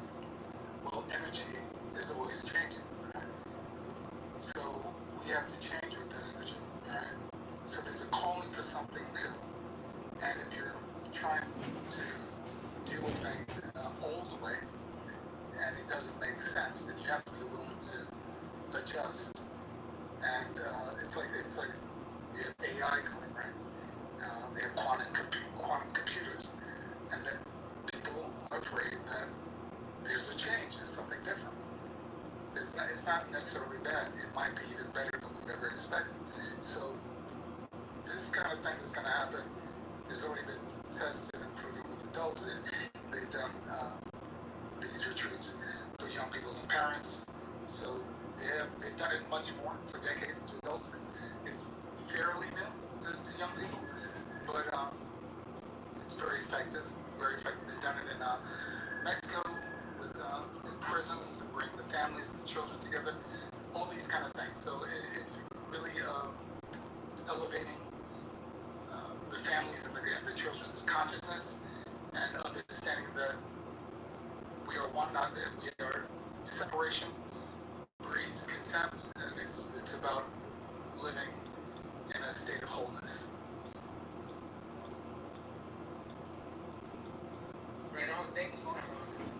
Who's that? Hanson? Go ahead, Hanson. Hey, so you're on mute.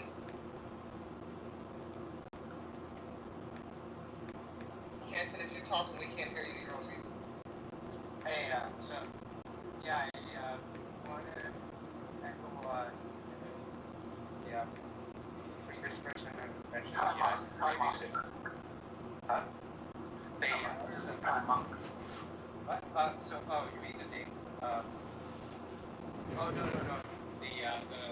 lady was saying about the babysitter. I think the schools, the charter school, that's kind of a stopgap measure. It's better than the public school, but I think I'll raise a very radical approach. I think the current school, whether charter or anything, this is just a vestige from the industrial age. It is just like the previously the same. It's a glorified babysit.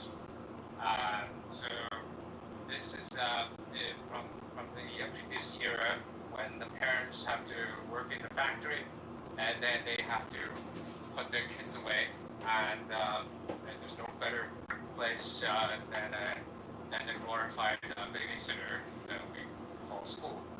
And then the school is also set up like a factory. And basically, the kids are treated like widgets on the assembly line. And then they go from grade 1 to grade 2 and 3.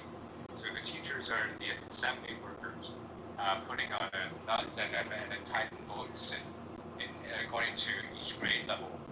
And so, and they're just product cookie cutter cookies coming from cookie cutters. But the thing is, people are all different. They have different needs, different interests, and different capabilities, and different goals.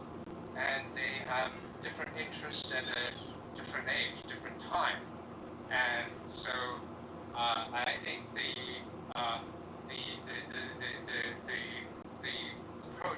right approach is to let the children at different under parents' guidance and all that to start working and from an early age, and then they know what they want and then what they're interested in.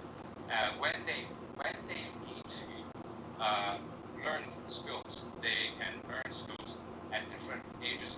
Education is a lifelong process, and every experience is an educational process. So there's no need for a cookie cutter brick and mortar school that basically corral all the children or adults into one place. And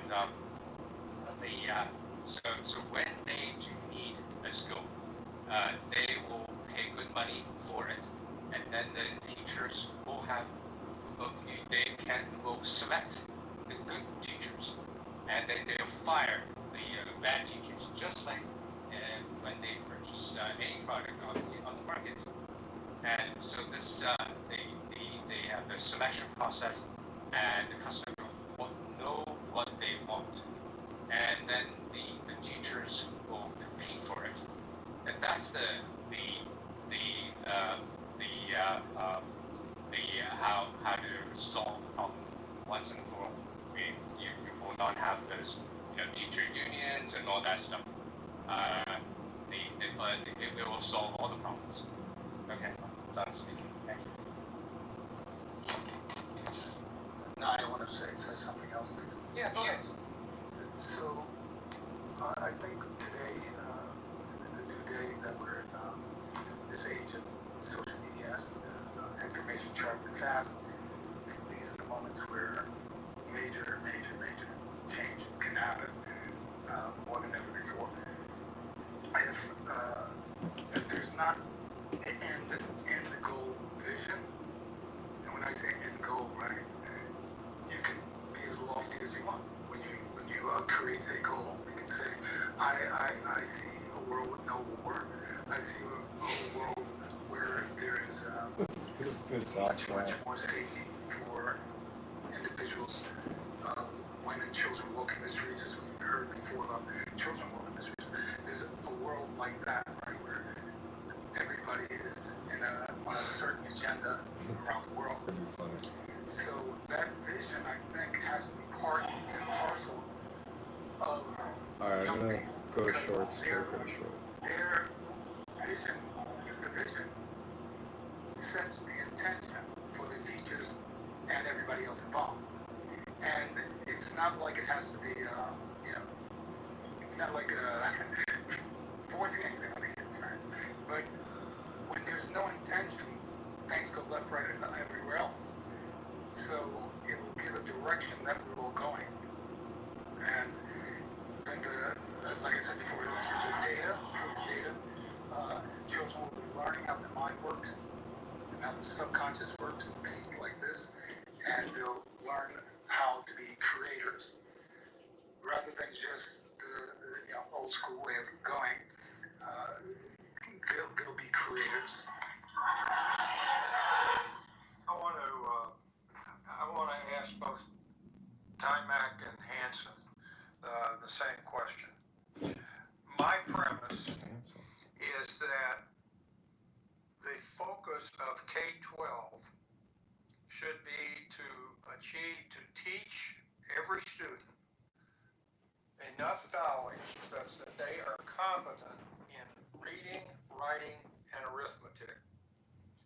I would say that without that basic competency, it becomes nigh on impossible for a graduate from high school to be able to deal with the kinds of subjects that you raised, Timac.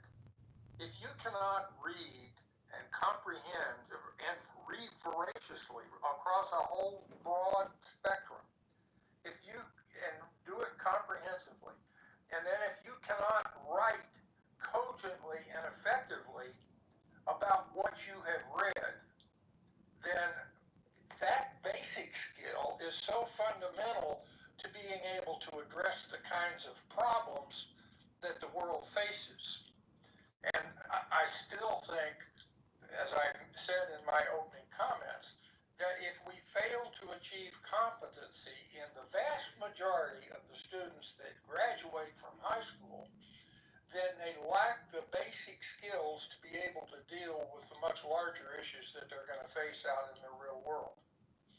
And the other thing that I haven't mentioned is if you rigorously teach reading, writing, and arithmetic, a byproduct of that is you are teaching the students the work ethic to put in the hard work that is needed to learn those basic subjects.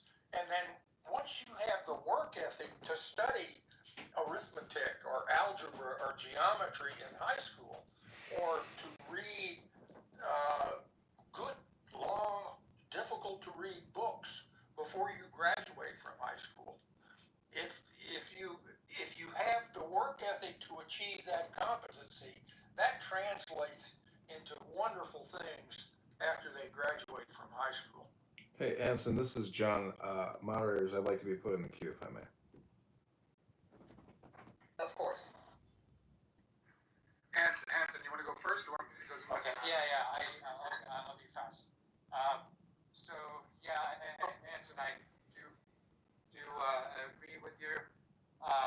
The only thing is, you said the work ethics. The thing is, yeah, you can instill the work ethics. I think the parents and all. But I think the most what do you call it? The incentive, the best incentive to instill work ethic is the reward you can give. Even the thing is, even the reward mechanism is so powerful that even the AI, most of the AI training is all based on reinforcement learning, which is basically the reward that. So if a mere machine can be induced to work harder, the people certainly will be and can.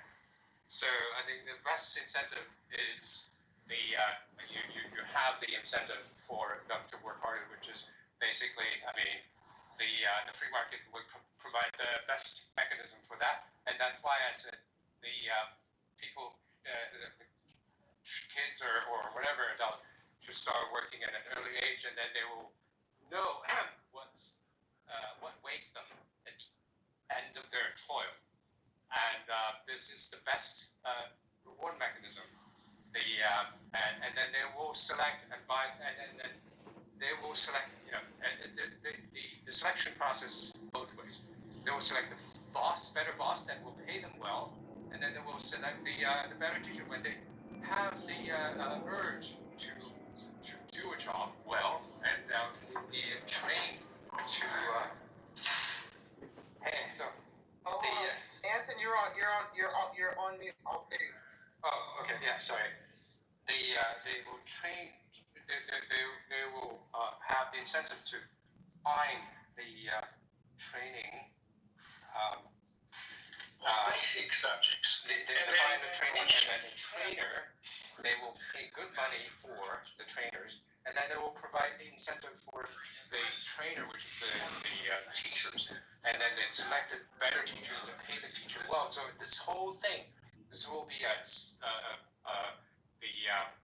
benign cycle, for everything. So yeah, that's why I said we need to really overhaul the education system and that's why I raised my proposal. Thank you very much. I'm done. Well, the obvious follow-up question, Hanson, is at what age should they leave school and begin working late with the intent to later come back to school? At what age should they stop any formal public education to enter the workforce? This is like, good question. Certainly, I mean, I'm not saying that starting from like a toddler or something, but even toddlers can kind of you can infiltrate or the kind of gradually set up the environment. Depending on the children, and then you can the start gradually. I mean, especially now. We have the technology to do that because AI, with the advent of AI, this is even better because the entry, I mean, the barrier to entry to start working is so much lower, and the teenagers would be better programmers than the adults, and with the advent of AI, the age limit for that would be lowered. I mean, joining the workforce, and then they can work on the programs and then set up a program and all that. It will be so much lower. And but again, are you talking 10-year-olds? Are you talking 8-year-olds? Yeah, 8-year-old. I think 8-year-old. Yes. I mean, okay, so send a kid to 3 or 4 years of elementary school, and when he's 8 years old, put him in the workforce, let him learn. Give a little time for the child within you. Don't be afraid to be young and free. Undo the locks and throw away the keys, and take off your shoes and socks and run you.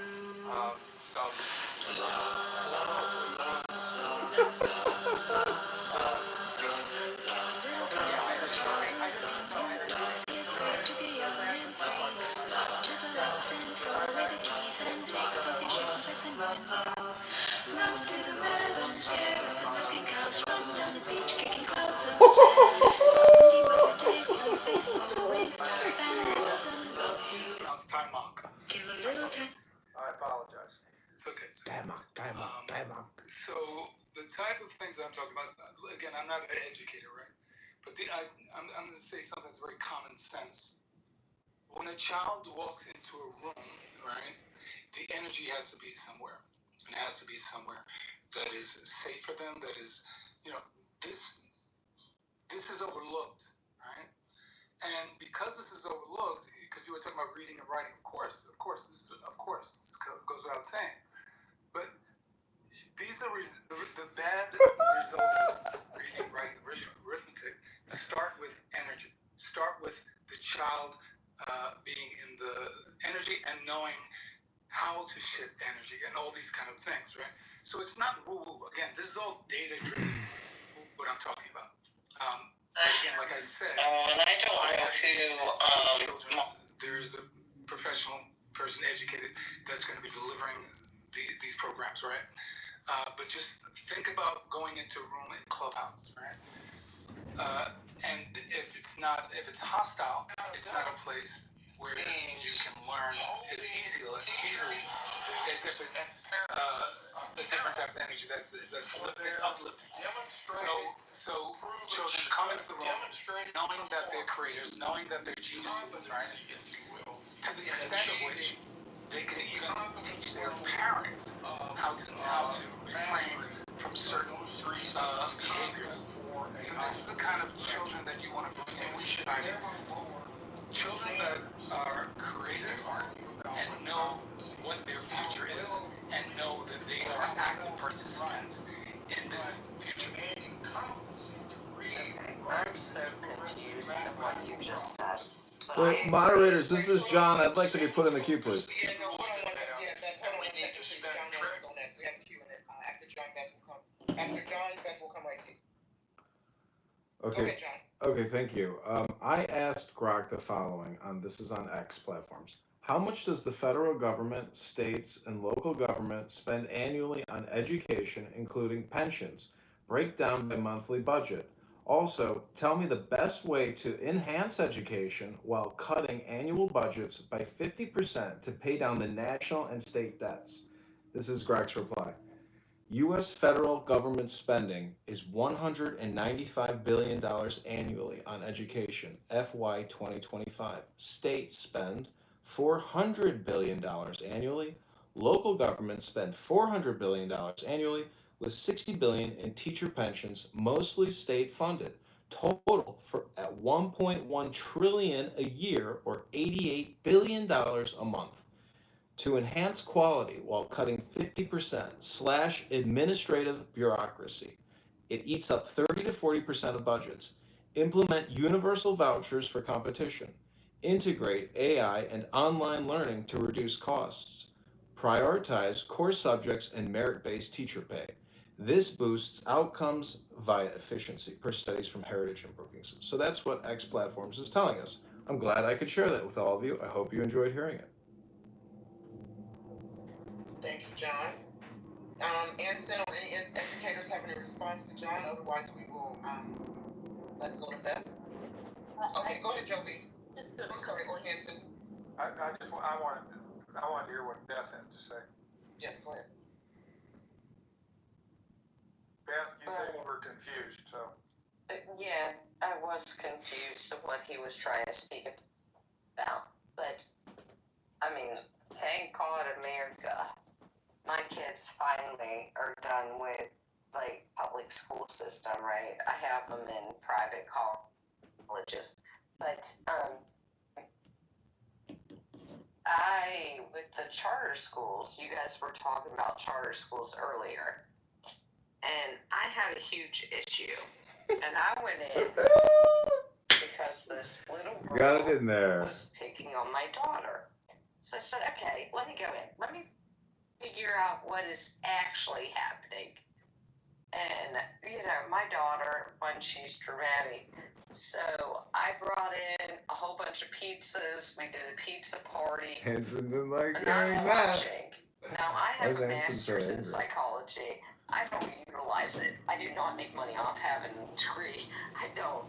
But I walked in and I was like, what in the hell are we doing in here? Is this like a social experiment?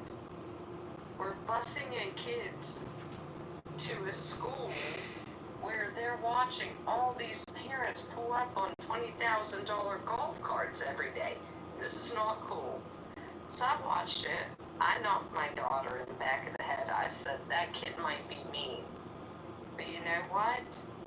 We gotta figure this out.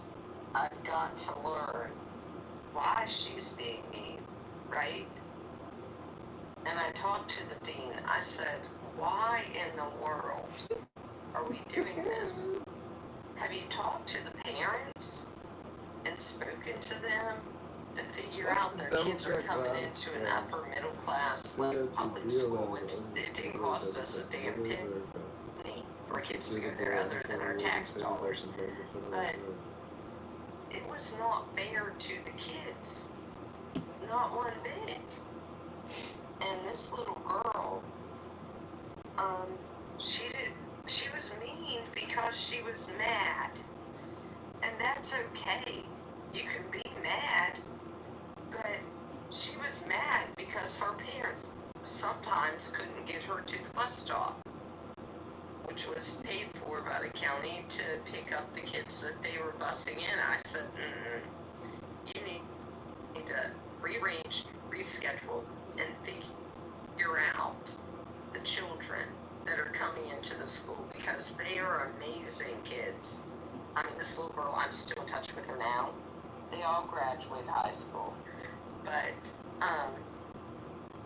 that wasn't fair when they're in 6th grade and she's coming into a school with all these kids that have parents dropping them off, all this stuff. All right, we got your point, but I want to ask you, but you're the only one in here so that I'm aware of that have children that went both to a charter school and then later to a public education. Which was better, the K-12 public education or the charter school? In your view? In my view, just to answer your question, charter schools are public schools, but, no, my kids got bullied at the high school. Go, get bullied a little bit. Learn how life is going to happen. Okay, so you think the charter school was better for your children than the public school that they subsequently went through, correct? No, I wouldn't say that. Oh, so the public school was better than the charter school? The charter school is a public school. That's what I'm trying to explain. It's a public school. It's a different kind of public school. It's a different kind of public school. Charter schools march to their own drum, not to the local school. Be careful what you ask for. They still have to match up at the school board meetings. Yeah. They have Joe would be a great person to answer that question. I have too many answers for too many questions and answers, but The question is, are charter schools better than public schools? That is the question. if you have a choice, yes, because they have a separate board completely outside of the realm of your public school system. They get their own budget. They get to decide their own curriculum, their own tests, etc., etc. That doesn't necessarily make them bad. They could be just shitty charter schools under shitty leadership, just like shitty public schools. I think they're good. And with that, if I had young kids, which my grandkids were, I recommended charter schools. And guess what? I sat on the board of public education, locally, statewide, and nationally. And every time the charters show up ahead, they just do. Because they're not held to the same guidelines, the policies. They're held to the Department of Ed's set of standards to deliver. They just get to deliver them differently. So, Yeah, I was confused. would anybody disagree with Joe D on that assessment? Public Or to read on teaching they march to their own drumbeat by that are at hand and that are needed to become good citizens. Accountability means holding teachers, students, and parents accountable for their demonstrated foolish.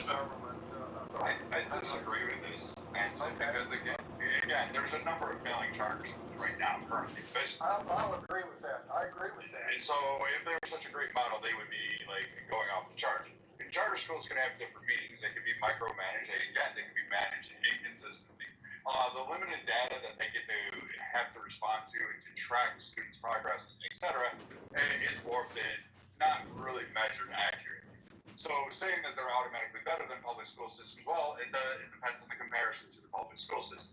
If we're going with Massachusetts' public school system or Florida's public school system, which seems to rate very high in the nation, well then, no, they're not going to match up and do well against that. But if you're going to put somewhere like, I don't know, Washington, Seattle area, or maybe Dakotas, or maybe Mississippi, well, yeah, they're going to do really well because guess what? Those public school systems, not so great. So, I mean, again, it's cherry picking with narrative. I think they're both bad, but and you can kind of find a better way to go about it. Oh, poor girl, you're almost died. But I mean, at the end of this, you really have to look on a broad nuance. Saying charter schools are just automatically better is absurd. It's like saying, the Army is actually like good. They're just never going to beat Navy in the overall record of football games. That's kind of a short, misleading misinformation, Brad? I don't know. Statistically, I looked it up while we were having this conversation, and it says that in general, only about 36% of charter schools actually perform better than their public school counterparts. About 47 of them perform equally, and about 17% of them perform worse. Yeah, at least to my knowledge, the reason why you have PISA, and PISA is used by the testing is what's critical. And when you say, okay, here's a Jack and going up the hill, rather than measuring all the angles and et cetera, they test like that. So the public schools water down their tests. The private schools really push the envelope, so they're ready to go to college or get a career tech certification. But again, private schools, depending on the payment, but charter schools are not all charter schools. There's a variety of systems that are charter schools. Not all charter schools in any of the systems, the 3 or 4 primary ones that rise to the top, are doing very well. Private, rich, bougie schools, we agree. They fucking off the charts. They perform great. Hell yeah, if you got $1 billion to sink into a kindergarten, those kids are going to do fantastic. They're going to get the best teachers, best resources, automatically. But the charter schools that you're describing as an overall blanket term to take one of the rich bougie schools and apply it to the better overall charter, that's not fair. That's not even accurate at all. Charter schools are not that much better than public school systems, and both have inherent flaws in their design and tracking on their testing scores that you even cited. But you can come to say, yeah, maybe there does need to be work. And maybe we need to actually just kind of not go charter or public and actually try to figure out the education system as a whole. just really quick, another factor as to why charter schools and private schools usually don't do the same is not because they have harder material. In fact, they have a lot less restrictions on what material they even have to teach inside of there because they don't have the standards that a public school has to go by as well. And at the same time, there's less route for teacher vetting to the same exact places. Private schools usually don't do well because the teachers that they get usually aren't qualified for the position or don't perform as well as the people who are applying to public school positions. I mean, if we look at public institution versus private nonprofit versus private for-profit, at least undergraduate graduation rates, even outside of K through 12, the ones that lead afterwards, you'll see that public institutions are at 63% at 6-year graduation rates, private nonprofits are at 68% in 6-year graduation rates, and private for-profit is at 29%. At least the ones that I'm familiar with, some of the charter schools that I know that are around my area, at least test score wise, and at least through the metrics that are provided to us publicly to see, they don't perform much better than most of the really good public schools that we have around us. So it really just sounds like most people that have a problem with public school will just find a better one for your kid to go to. It's not that difficult to find a good magnet program. So I just want to do a really quick room reset, and I think I saw Joby say in the chat that she wants to define charter school. I think that was you. If you just joined the room, we're talking about how can we fix K through 12 education. We have a poll at the top. If you don't see the poll, you have to update the app. So for those in the room who do see the poll and you haven't voted yet, the poll options add money at 4%, rigor, accountability, more charter schools and something else, which has 62% of the vote. If you voted something else, if you don't mind coming up to the stage to share if you're not already on stage, or explain in the chat what something else is. Joby, did you want to add? Yeah, it's short. The charter schools, each state has their own method, and it's determined by state policy, and it's related to funding, of course. And they're different when charter schools receive state funding on a fixed per pupil basis, while traditional schools, public schools, receive more funding more heavily in the form of local taxpayer dollars and are eligible for more grants, national grants. Both types of schools directly compete for state funding nationally. But again, the charter schools you're mentioning, aren't forced to have to take in the, quote, mixture of kids. They can cherry pick which kids they want to. They also could limit and streamline their budgets based on the programs. So unlike public schools, they don't have to offer a broad plethora of it. They they also have to worry about, like, say, breakfasts for kids and other needs that meet the students' requirements there, such as psychologists, counselors, career finders, etc. Go down the list. Like, there are plenty of charter schools out there that are just flat out fucking shitty. And I do not give this blanket pass that charter schools are going to be the system that replaces public schools that works. Again, Well, in the past thing America's public school system, if we're going with Massachusetts public school system or Florida's public school system, which tends to rate very high in the nation, well then, no, they're not going to match up and do well against that. But if you're going to put somewhere like, I don't know, Washington, Seattle area, Let's look at charter versus public school. What do we need to do to fix both schools? Fundamental things. Well, there's a lot that can be done. For instance, we should have teachers that are based on performance and metrics bearing and actually receive salaries there. We should have funding that goes to the schools. I don't think it should be just solely based on property tax. And I think we should follow models that are such as Florida, Massachusetts, for their public school programs and implement some of the key changes that they have drastically that help further their students in their education programs. I'd suggest us to stop removing courses for kids to learn from. I mean, for example, there was an AP, I think it was in the year after I graduated, African American Studies, I think, was taken out. Do you give a shit about it? I don't care if you do. That was an extra college credit I could have got and had on my resume, and I really would have wanted that, especially right now. So just the taking away of classes, just as availability to take, et cetera, and all that type of stuff, just because you think it's too, and not you specifically, Brad, but just because whoever's in charge thinks it's too woke or not necessary, even though they have me taking fucking biology classes in college when I'm a music teacher.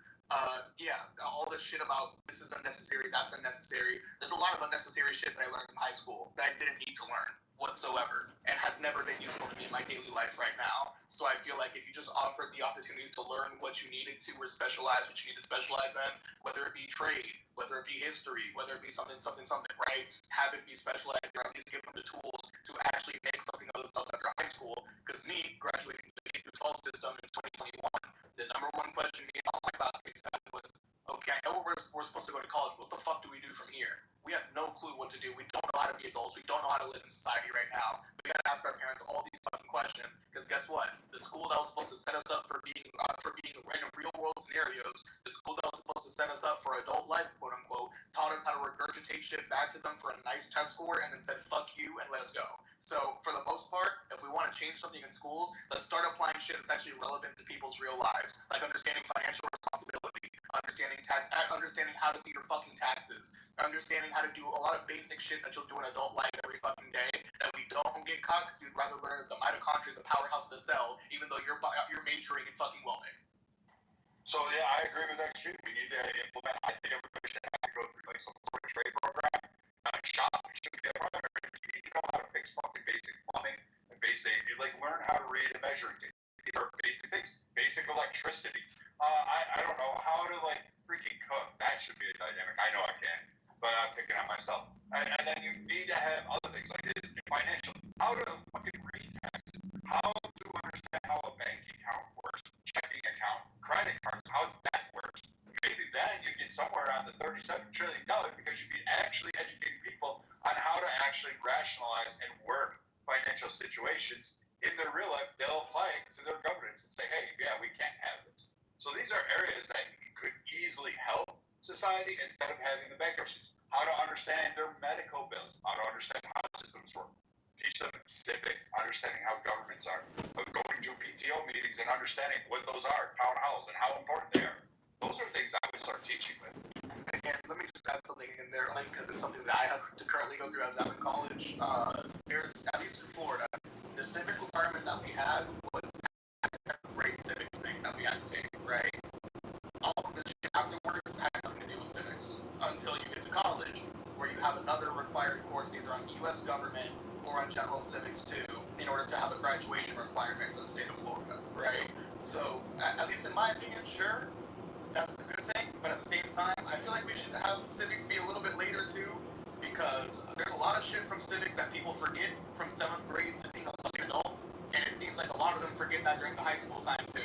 So I feel like if we were to put civics at least somewhere in high school as well, if you're going to keep it in middle school, add civics in high school, or just remove it from middle school and add it to high school, so it's at least more recently known, I think that helped out a lot, or at least break down certain things. Civics is a bit more foundational to certain things. Just like, there's a lot of people, if you go up on the street today, asking what the three branches of government are, some of them can't even go that far. But if they do manage to go that far, they can't explain to you what each branch does, or what the check and balance each one has on the branch is, etc., or what the basic functions of some of the roles of those offices are. So, I guess if we were to just take a more comprehensive and realistic approach, rather than we need to teach every single subject left, right, and center. And Scarlett, I understand that you heard me say, don't take African American away, but don't make me take biology. Yeah, I'm not saying take biology away. I'm saying at least give me the choice on whether I want to take it. In the same way as don't take the African American AP studies away. Give me the choice on whether or not I want to take it. So for the most part, if I want to fuck over my own education, if I want to fuck myself up in life and take fucking the thing that we all love to talk about, the gender studies passing degrees, etc., let me fuck over my own money and do so, right? But at least give me the choice to be able to do so. I want the choice to succeed, the choice to fail, etc. If I choose classes that are conducive to my success with the guidance of my parents that should be there, then I should be set up. If I choose classes that are setting up for failure, that's on my own fault. Why? Because I chose said classes. I just want the availability to be there. And there's some people that maybe do well by taking the classes that I could do nothing with. And there's like me, where I do well in some of the classes that other people could make nothing with, right? I just want the choice to be able to do so, because the choice there would make it a lot better for people to start specializing a lot earlier, and for all these companies that start asking for fucking 5 to 10 years of experience when you're 18 to 21, or else you can't even get the interview. At least you can have some experience under your belt, whether it be trade, whether it be an internship, whether it be you doing something where you're actually putting your skills that you learned in K through 12 to practical use in the real world before you get out of there, so you know how to navigate the real world and you understand what you have to do to progress forward in the real world once you get out, instead of just kind of like wondering what's going on and hoping your parents can get you through it, when in some cases some people's parents haven't gotten through it themselves. Let me, Joe, would you do me a favor? Would you go through the chat and try to pick out what the something else's are and make them specific? If it's, I don't know, rather than an amorphous something else, what have people put in the chat that is something else that they would rather do, rather than give them more money, increase rigor and accountability, or more charter schools? Could you do a 5-minute scan through the chat and try to come up with a concise list of what they mean by something else? The only thing, great minds think alike. The only thing that school system needs to rate very high. is the curriculum historically Getting done with learning. every 7 years, not every 4 years. Okay, so changing Arithmetic or math lack resources access to. Give a little time for the childhood. Reading comprehension. Give a little time for comprehension. Give a little time for the. God is down. Many Christians may,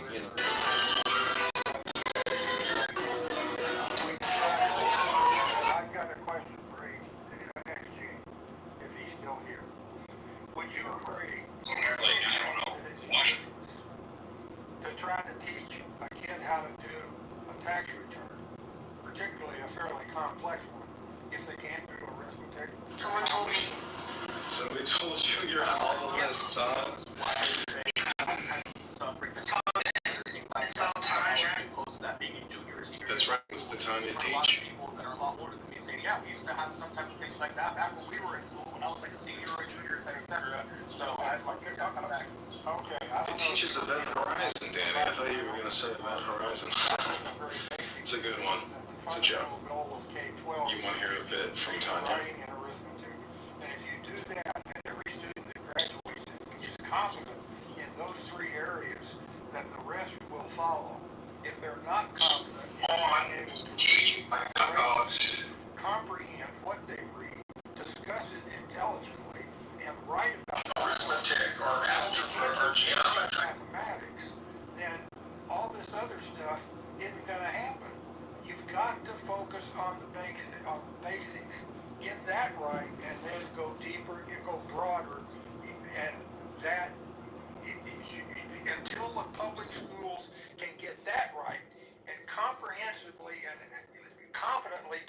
reading, writing, and arithmetic in a broad sense, then trying to do all the other stuff is barking up the wrong tree. Would you agree with that?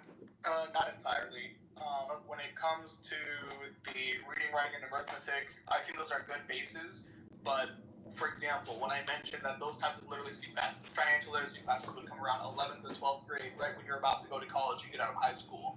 I don't know how long we need to be stuck on basics. If we're stuck on basics from kindergarten all the way through 11th grade, that's an issue. We shouldn't need to be stuck on basics for that long. Basics should end at max. Focus on the basics until you get it right, until you get it competent. And if you can achieve that level of competence in ninth grade, then go ahead and teach others the financial responsibility and all that. But make them all learn a competent level of knowledge in reading, writing, and arithmetic. Well, that's already kind of established. Only because, for example, in the college that I'm at right now, and even back in K through 12, to take certain classes, there had to be certain prerequisites that you had finished already or had shown a proficiency in. There were certain classes you can't take if you scored a C or lower in another class. You have to get a B or over in order to get into that class to show that you had an understanding of the material, et cetera, et cetera. So that's not something that's new. Maybe if you want to enforce more, that'd be fine. But as for innovation, that's something that's already been put in place for a while. Well, okay, and again, we're not talking about college. We're talking about just. Yeah, K through 12 has it as well. There are certain advanced placement classes that you wouldn't be able to take, certain honors classes you wouldn't be able to take, certain language classes you wouldn't be able to take without certain prerequisites showing a proficiency at a certain level. So that's already in place in K through 12 as well. But I would also maintain that public schools are not accountable in how they report proficiency. We overgrade. If public schools wouldn't be accountable, or I'll ask you this question, not as a gotcha, but just for consistency purposes, would you say that private schools or charter schools would be even less accountable by that sense? I could only speak from my own, very, very dated. I went to public high school, graduated, then I went to, quote, charter school before I went to college, and the difference was night and day, but that was centuries ago. So I'm not gonna, I agree with Brad that we shouldn't be trying to compare charter schools and public schools, because as Brad says, they're both not doing a very good job, and I'm trying to focus instead on what both of them should be doing to improve. XG had said something earlier, and XG, you can respond to this if you like, but it's really a question for the stage and the educators specifically. You make me think, XG, with some of your comments about the political and cultural debates that hinder K through 12 progress, right? So I mean specifically like the CRT restrictions, limiting history discussions, book bans, sex education laws. So I'm wondering if we think that the political and cultural debates around K-12 hinder progress, by creating policies, inconsistent policies, right? Lowering teacher morale. Some of these debates and policies lower teacher morale, diverting resources, diverting communities, delaying reforms. How do we think the current political and cultural conversations around education is hindering K through 12 progress? It makes the red states dumber and holds back the blue ones. You're directing that question to who now? It's for anybody on the stage, really. But I thought of it with some of the comments that XG made, but it's really for anyone. XG, would you, well, let me just say this. The program that I was talking about earlier, I know, Beth, it was confusing. If you have any questions, I can answer those. But has to do with the mind and science. So it is, when I said something that may throw people off, just think of it, it's not implemented in a practical way. I don't do that. I'm just talking in terms of an overall scheme. So your brain has a subconscious mind and a conscious mind. So these are the kind of things that would be implemented.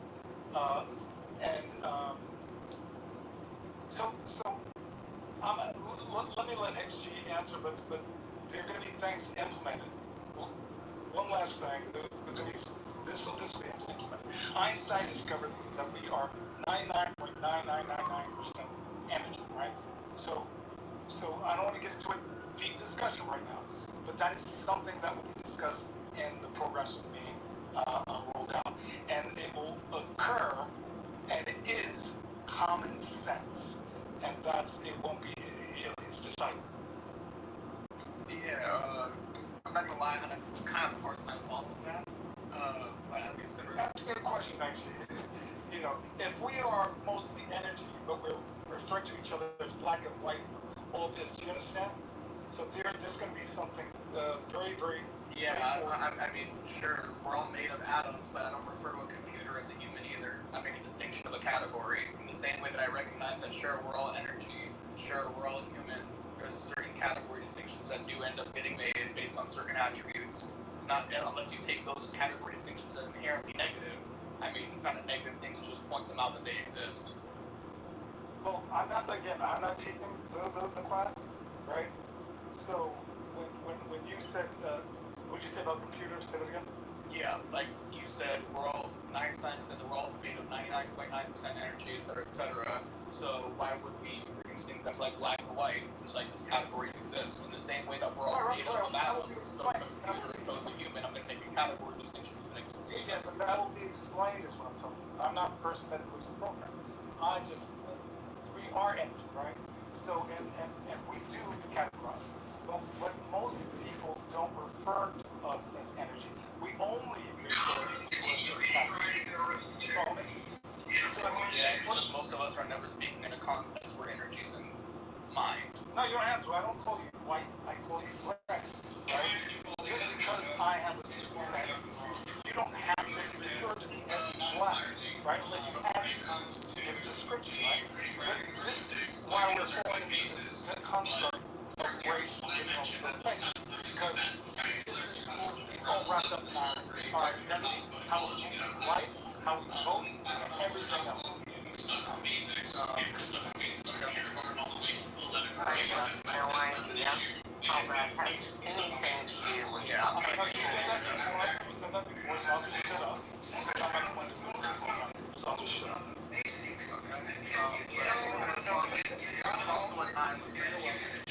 Well, it's good that they don't understand because it's something new. I think those are good pieces, but competently keep reading, writing, and arithmetic. And trying to do all the other stuff is barking up the wrong tree. Would you agree with that? Not entirely. When it comes to reading, writing, and arithmetic.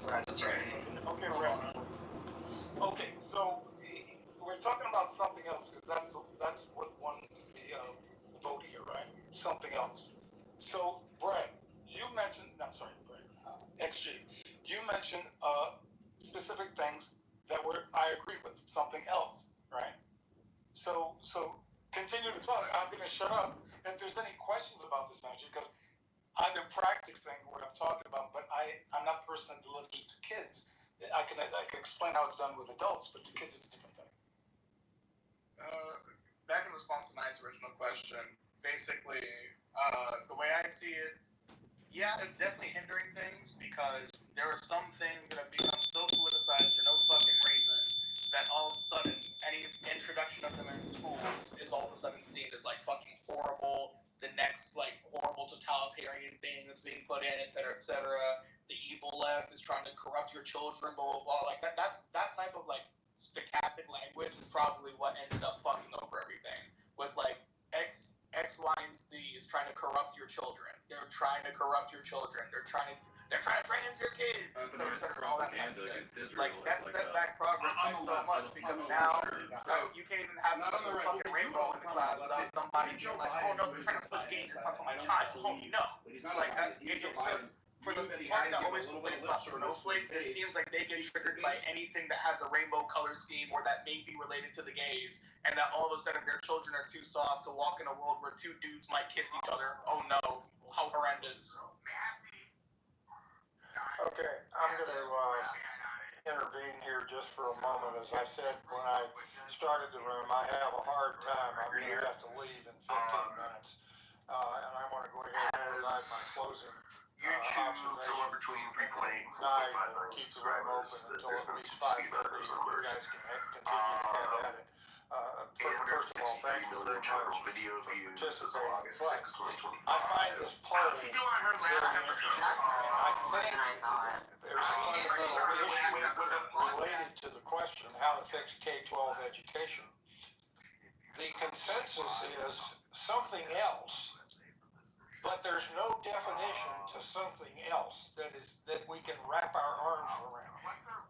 Okay, if we get specifics, there's a slight majority, just the three, there's a slight majority for increasing rigor and accountability. Nobody is screaming for more money, which surprises me, etc. But is that not a problem when we try to have an informed, rational discussion on education? We go a mile wide and an inch deep and can't get our arms around something that's truly basic and fundamental to fixing the problem. That's what the poll shows me. That's good information. How to fix that? How do we stop going a mile wide and an inch deep and pick a few basics that are really fundamentally important? I don't know how we do that, but I think it reflects the need to do that. We've got to focus our energy on things that we can fix and not go a mile wide and an inch deep. That's my conclusion of what this room has demonstrated, but it's been a good discussion, and thank you all for being here. Well, Anson, if I could just say really quick, because I added something. I asked I asked Grok because I had some ideas about how to fix K-12, right? My ideas on how we can fix that. And what the something else could be. So here's what Grok said are 7 potential solutions. If Anson or anybody else in the room wants to weigh in, some of these we've already talked about. So first, we need to address the funding inequities. We need to support teachers. Number 2, we need to reform the curriculum and testing. Number 4, tackle learning loss and the gaps, right? 5, invest in mental health and safety, which I think is important. Mental health, hire more school counselors to help these children who are dealing with having challenges at home that they bring to school that makes it impossible for them to concentrate. Number 6, it says modernize the infrastructure, because as Ty noted earlier, when the student walks into the classroom, they need to feel a certain energy. And part of feeling that certain energy is the safety that the teacher provides, how the classroom is, decorated or organized, how bright it is, how colorful it is, et cetera, et cetera. The aesthetic of the classroom helps, right? And then, of course, the overall building, if it's, adequate water, clean water. Just insisted that that's the truth. Yes, you could drive this thing out.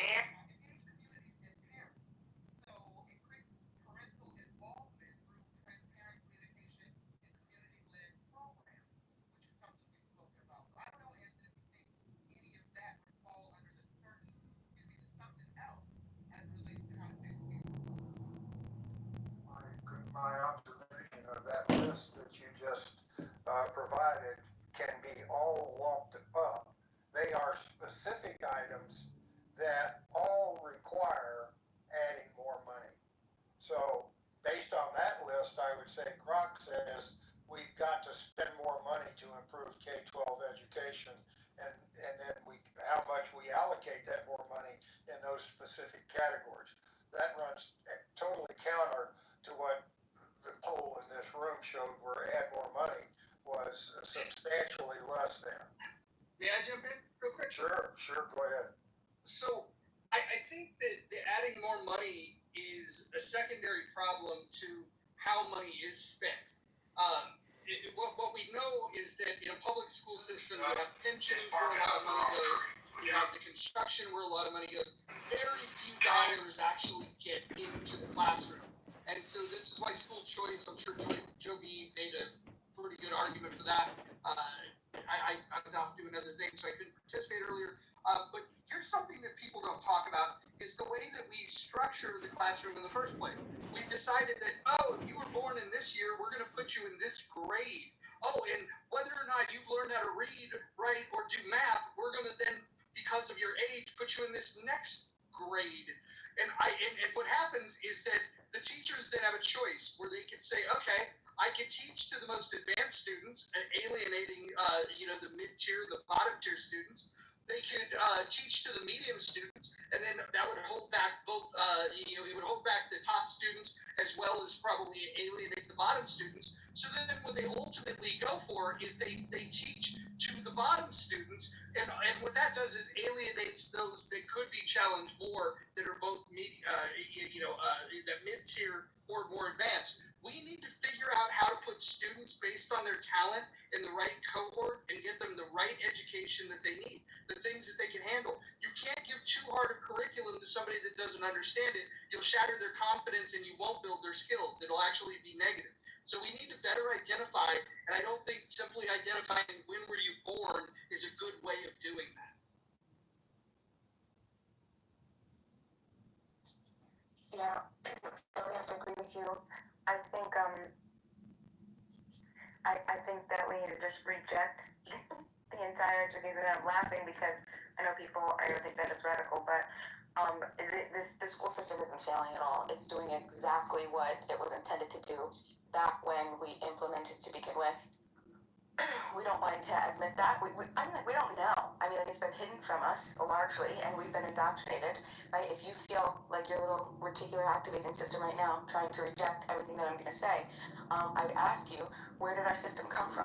What was it modeled after? What was the actual implementers of the schools? What was their listed intention? It's documented. It's all very, very open and public, and it is. They wanted to keep us obedient. They wanted to get people into these structured areas to be able to teach and indoctrinate us.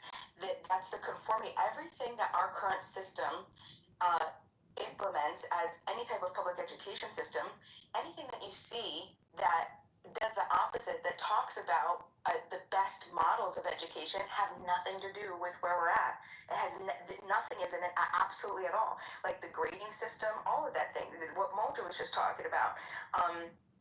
I pulled up real quick because I thought that this was interesting. One of directly from, this was let's see. Your idea of real quick and our idea of real quick is probably different. Can you hear it up? Thank you. Yeah. All right, so six points of what our system. This is exactly what we're working with right now, and what we have implemented, and we continue to think that we just need to throw more money at. Can I help you while you're looking? Just say this. Yeah. We built a school system for a world that was going to prepare people to work in factories. We no longer live in that world, but we still have the same school system. The slow modifications that they're making are not keeping up, and the world is about to change in more dramatic ways in very rapid fashion. And so if we didn't keep up from the 1950s till now, heaven help us with the advancements that are going to take place in the next 5 to 10 years. We need to really prioritize this shit, and we got to do it quickly. Go ahead. Sorry, I'm looking through my PDF and I can't find it. He already told you. Why is it always the most redundant people trying to speak on education as if they own it or something? Okay, here we go. So the 6 points. Now, if you don't know who Inglis is, INGLIS, I invite you to look him up. But here are the listed functions. Okay, the number 1, the adjustive and adaptive function. Schools are to establish fixed habits of reaction to authority. This, of course, precludes critical judgment completely.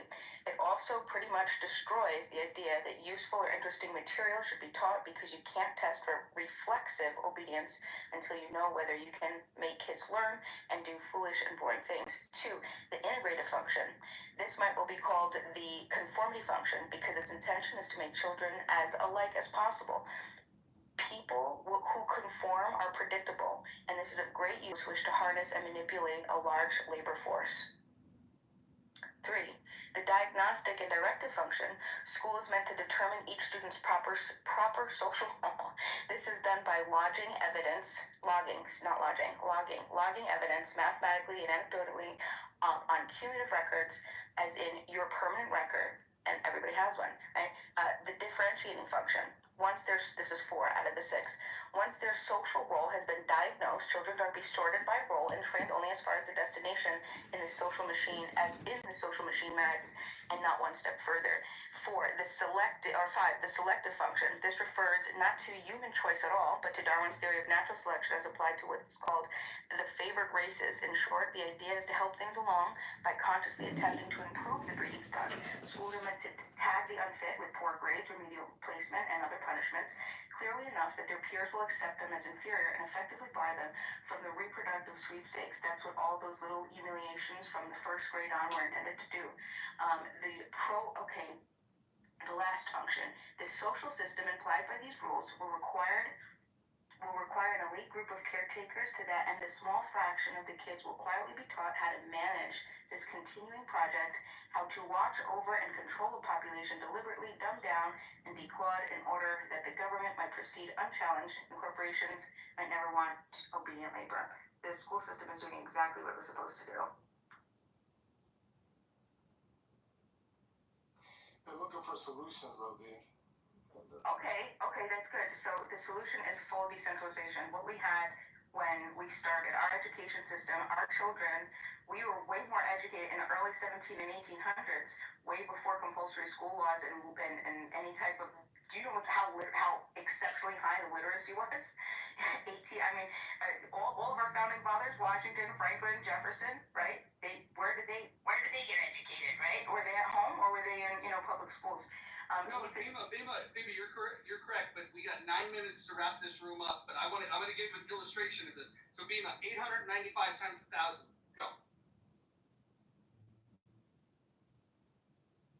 For fuck's sake. Oh God, come on, bro. Time's up. No, listen. I just wanted to illustrate the point. She's correct. I'm agreeing with her, by the way. I'm agreeing with her in a oh God, that was a little punchy way, but she made a good point. And I just wanted to illustrate it with a little exclamation mark on it. We don't teach kids anymore. We can't even do simple math. But Roger, she didn't make the point. She just regurgitated something that somebody else said somewhere else. That's correct. That is correct. So again, I need you to talk over me so you can shut up. This is why you get smacked around. So again, she didn't do anything, and it's going to this overall thesis. Let's talk about it, Brad, instead of just respond to what I'm saying. Shut the fuck up. You shut the fuck up. You don't even have kids. You're a subhuman, Brad. Oh, here we go. Okay, so you want... All right. So we can do this. So let's talk about the fat, obese white women who can't even exactly. This is exactly what we wanted to do. So anyway, so the decentralization, I invite everybody to look at homeschooling successes. If you were to look at the homeschooling successes, you will see that the homeschooling did outperform public schools in SATs and MATs, college readiness. Homeschooling will outperform. Everyone mute up for a second. Listen, Uncle Anson is going to listen to this replay, and he's going to be very disappointed in all of us. Can we just, clean it up? You know he's going to listen to this, and then you know who's going to catch shit? I'm going to get shit. Because the room went to hell the moment he left, and come on, you make me look bad. No, it was the fact that I was talking, and the fucking obliterated obese pink puff marshmallow fucking woman. Stay focused. Respond. Let Brad finish. No, again, we should focus, Brad. Respond. Stay on topic. Give a little time for the child within you. Don't be afraid to be young and free. Undo the locks and throw away the keys and take off your shoes and socks and run you. These are not the people we should allow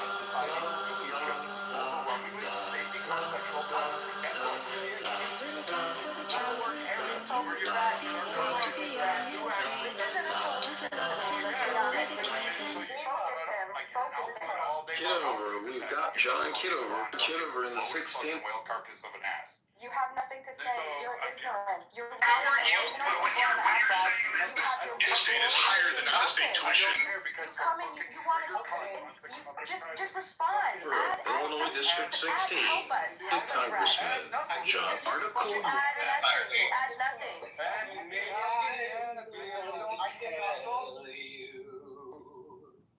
I really have said to myself, I'm not getting involved in drama. I don't want to mute people. I don't want to move people to the goo because everybody. Just move her down.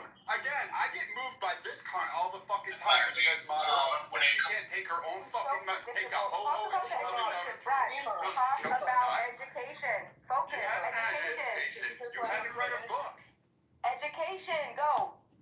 And So again, you shouldn't let Baron White women sexually predate. Brad, we're gonna give Brad the last word. Nobody interrupt. Brad, you're gonna take this away, and then afterwards, we're all gonna gently slide back into the muff, and we're gonna have some mojo positive vibration experience. So please go ahead and finish it up, Brad, and then we will detox in the other room. So again, we shouldn't listen to fucking barren, wasted fucking white women who can fucking produce children because they're never going to be a benefit to society. That J.D. Vance is absolutely right. The only thing they do is care for cats. So when we actually look at the education system, there should be an amalgamation. Roger, you were right. You said it in fucking simpler terms. You didn't need to read a PDF to actually get it. The education system is not keeping up with current society's trends or technologies or advancements that we see here. It's also ignoring past problems that we currently face, such as agriculture, such as a plethora of other individuals. It is focused on what? Bima's fucking idealistic fucking bullshit retarded fucking narrow ass. That was a waste of education. We should never, ever, ever have given up education to the point of it being the priority of PTA, soccer moms, and fucking purple-haired, septum-nose-pierced, fucking obese fucking cat women. You shouldn't spend $150 million on a fucking stadium. You should spend at least a good portion of that on, guess what, arts, fucking music, poetry. Oh, curriculums and advanced programs and also internships and actual real-world experience, as well as trade schools and 4-H programs across. This is what needs to be taught. But of course, Bima is too redundant, too retarded, and too inbred to actually comprehend anything. And again, she will never have kids. No one wants to breed with her.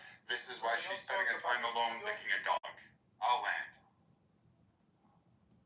Oh Lord, fix it, Jesus. I wish I could lead us in prayer, but I want to respect everybody's religions and non-religions. Thank you, Brad. Thank you, Bima. What an enlightening speech. Thank you very little. Can you stop road raging? Let's stick to the issue.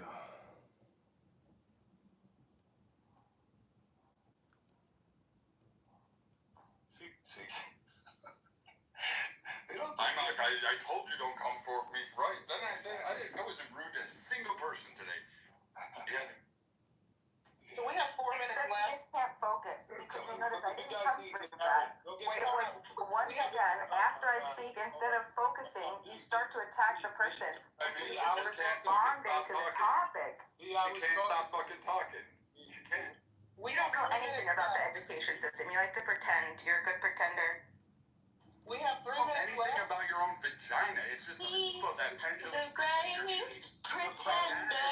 All you know you're good at is fucking Head on over to the mud. Okay, hold on. Bima and Brad, hold on 1 second, please. We have 3 minutes left before we shut this down. And as Mojo said, gently slide off. But you don't know if it's possible at this point.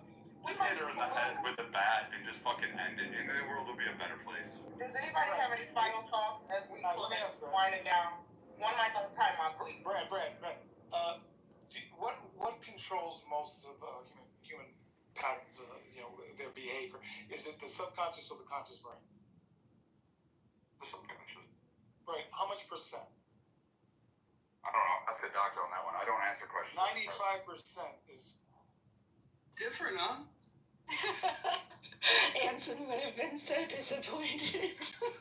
I'm gonna send him a message and I'm gonna say, hey Anson, if you've got any brain cells that you want to kill, listen to the last 15 minutes after you left. He's gonna, you know what he's gonna do? He's gonna tell me that we need better mods. That's what.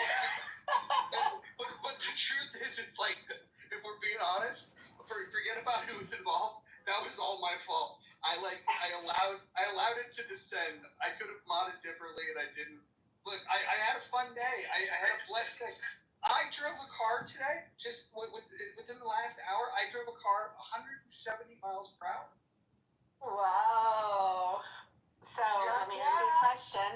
Were you It was a Ferrari 296. It was. Oh my God. Yeah, the straightaways at the Portland track are a little longer than at the Seattle track, and man, this thing, man, it probably had a little more pedal left, but you know, we got to the cones. Nice. Were you in the moment, Mojo? Were you in the moment? I was in flow state. I was in a flow state for sure. There you go. So how is the positive vibrations over there in the rational discussion group? Was it a good discussion before I came in and ruined it? It was an okay discussion. You know, those educational rooms, you always end up hearing the same people talk on them. And the chat was good.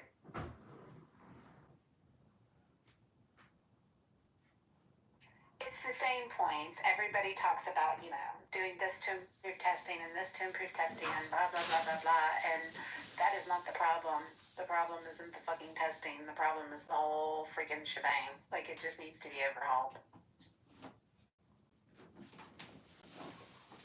John, what plans do you have to overhaul the education system in America?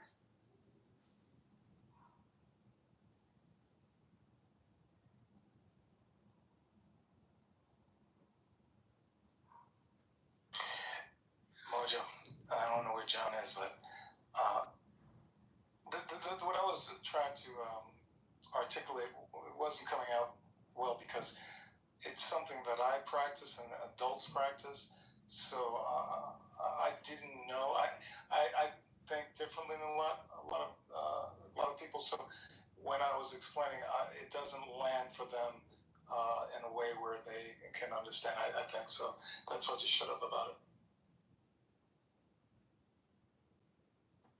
Yeah, you know, Simon Sinek's got this thing about start with why, and he gets into people that think different.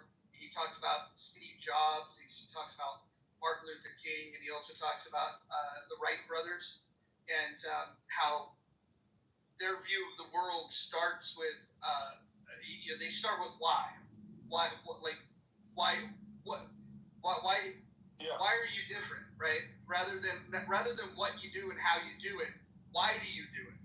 And the people that change the world have a very strong why. That's right.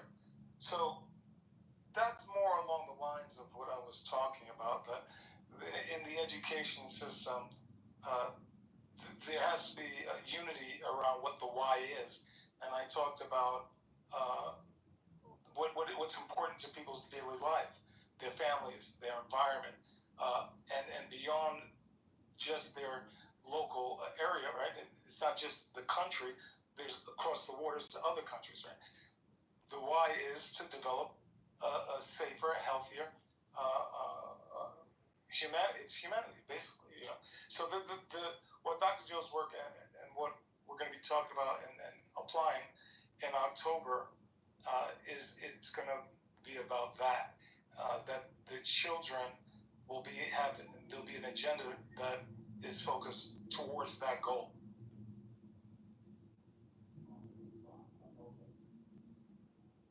Hey, this is candidate Congressman John Kitover, and I just want to say that in that room I called out that we're spending $88 billion a month or $1.1 trillion a year. I would suggest instead of $88 billion a month, we go to $60 billion a month immediately. Does anybody think that might solve the problem? John, that's the result. The money, that's the end. Things require money, but first you got to figure out what the thing is, right? The change that has to be made, right? Well, no, I think what he's saying is the opposite of what some people say. One of the choices in that poll was do you want to add money? And maybe the answer is we take the money away. I mean, if you look back, we called a certain generation the greatest generation. Why do we call them that? It was a generation that grew up in the Great Depression. they were forced to deal with less money. And so I would make the argument that when you take money away from a situation, you actually open up the conditions that can allow you to actually improve the situation. Only when you're doing things really, really well can you then have the discussion of, hey, can we pour money on this? Money should be the gasoline that you put on a fire. And we don't even have a flame yet. So I would say what we need to do is we need to take the money away from the system. We need to starve the system, and we need people to be creative, create parallel institutions, something that works, and then once it works, then we pour the money on it. And I will tell you, people will be less picky about how much money we spend if you're getting a return on that money. Because I think one of the frustrations that we feel is that we've spent $37 trillion more than what we have, and we don't have good results. We also have $100 trillion in unfunded liabilities, and we have nothing to show for it. That being said, there's worse places you could be. You could be in a country that doesn't have that kind of money to spend, right? But has other cultural problems that are a huge issue. We at least have the Constitution of the United States. We at least have, the idea that individual rights is a good idea. We just need to have the gumption to protect those rights. Let them earn the money, then give them more money. You're right. I think it should be less money, less. I think what we should do is take away every penny and then say, okay, whoever builds a system, they're going to get the dollars. And if that means that a system is going to say, hey, we don't have enough money to operate, we'll just say, well, imagine that. Remember the free ride when the money came for nothing? Well, in the Chicago school system, which is broke, needs $175 million, the students should be cleaning the classrooms. Why do they have a $115 million janitorial contract when they can just have the students clean the classrooms like they do in Japan?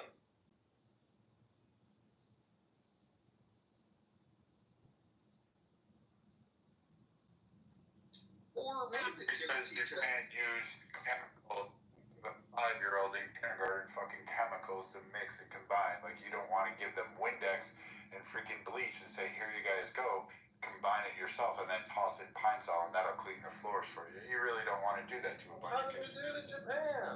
In all these federal offices where millions of federal employees work, instead of hiring crews of tens of thousands of cleaners, you know what? Maybe all those federal employees should clean their cubicles and vacuum around them and clean it themselves. No, I disagree, man. I once got called out because I would dip in my trash can at my federal office. And I got called out from someone else, like another person that worked, that was a secretary. She's like, I think what he's saying is if you do that and you don't keep your space clean, they should fire you. No, totally. I mean, but no, I mean, that's why they're there to clean, right? My shit was clean, man. Where I work, man, you can't leave documents out. So there was a case, and I forget the thing, where a school was actually having kids participate in cooking, which I think kids should learn to cook in school. I think it's a very noble and worthy pursuit.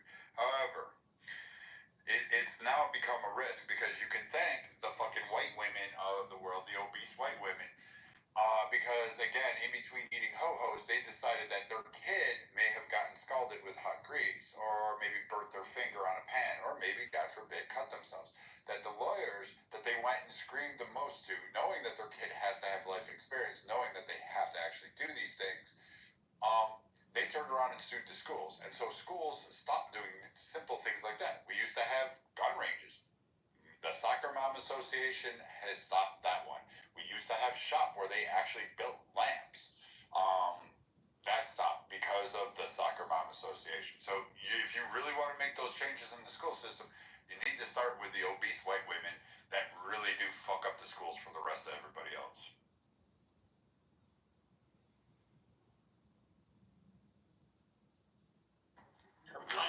Bringing up at 1.1 trillion a year, and we're 37 trillion in debt. This is a place to start cutting. 1.1 trillion a year in this country gets spent on education. 88 billion a month. You can't cut it 25%. You can't cut it 40%.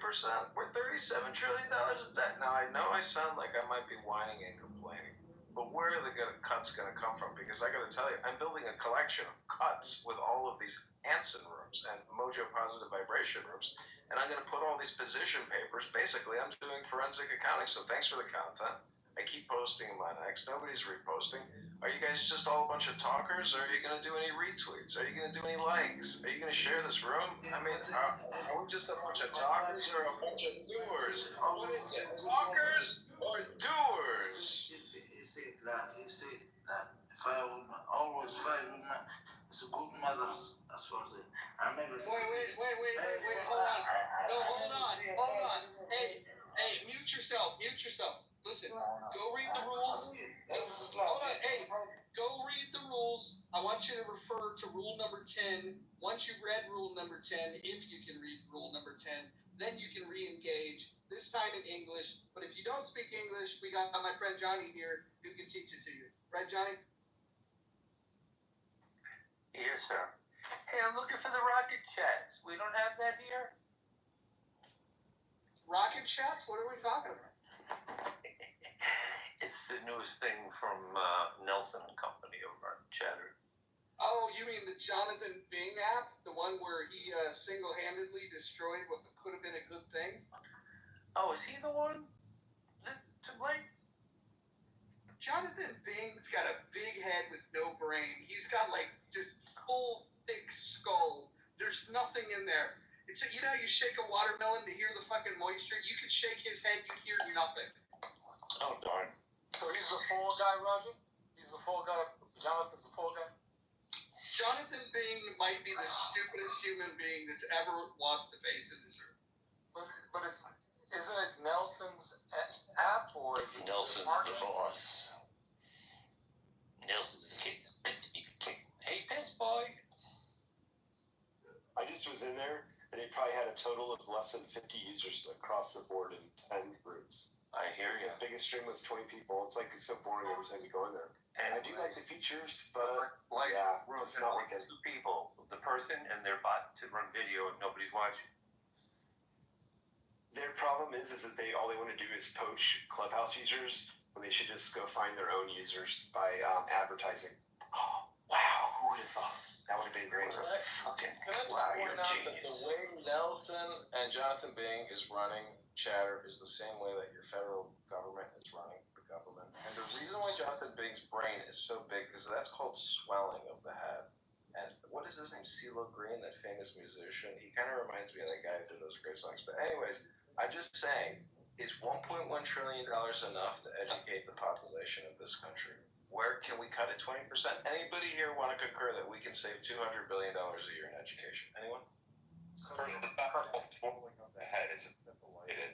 I really wish you would stop using terms that you think you know that you don't know. Well, swelling of the head.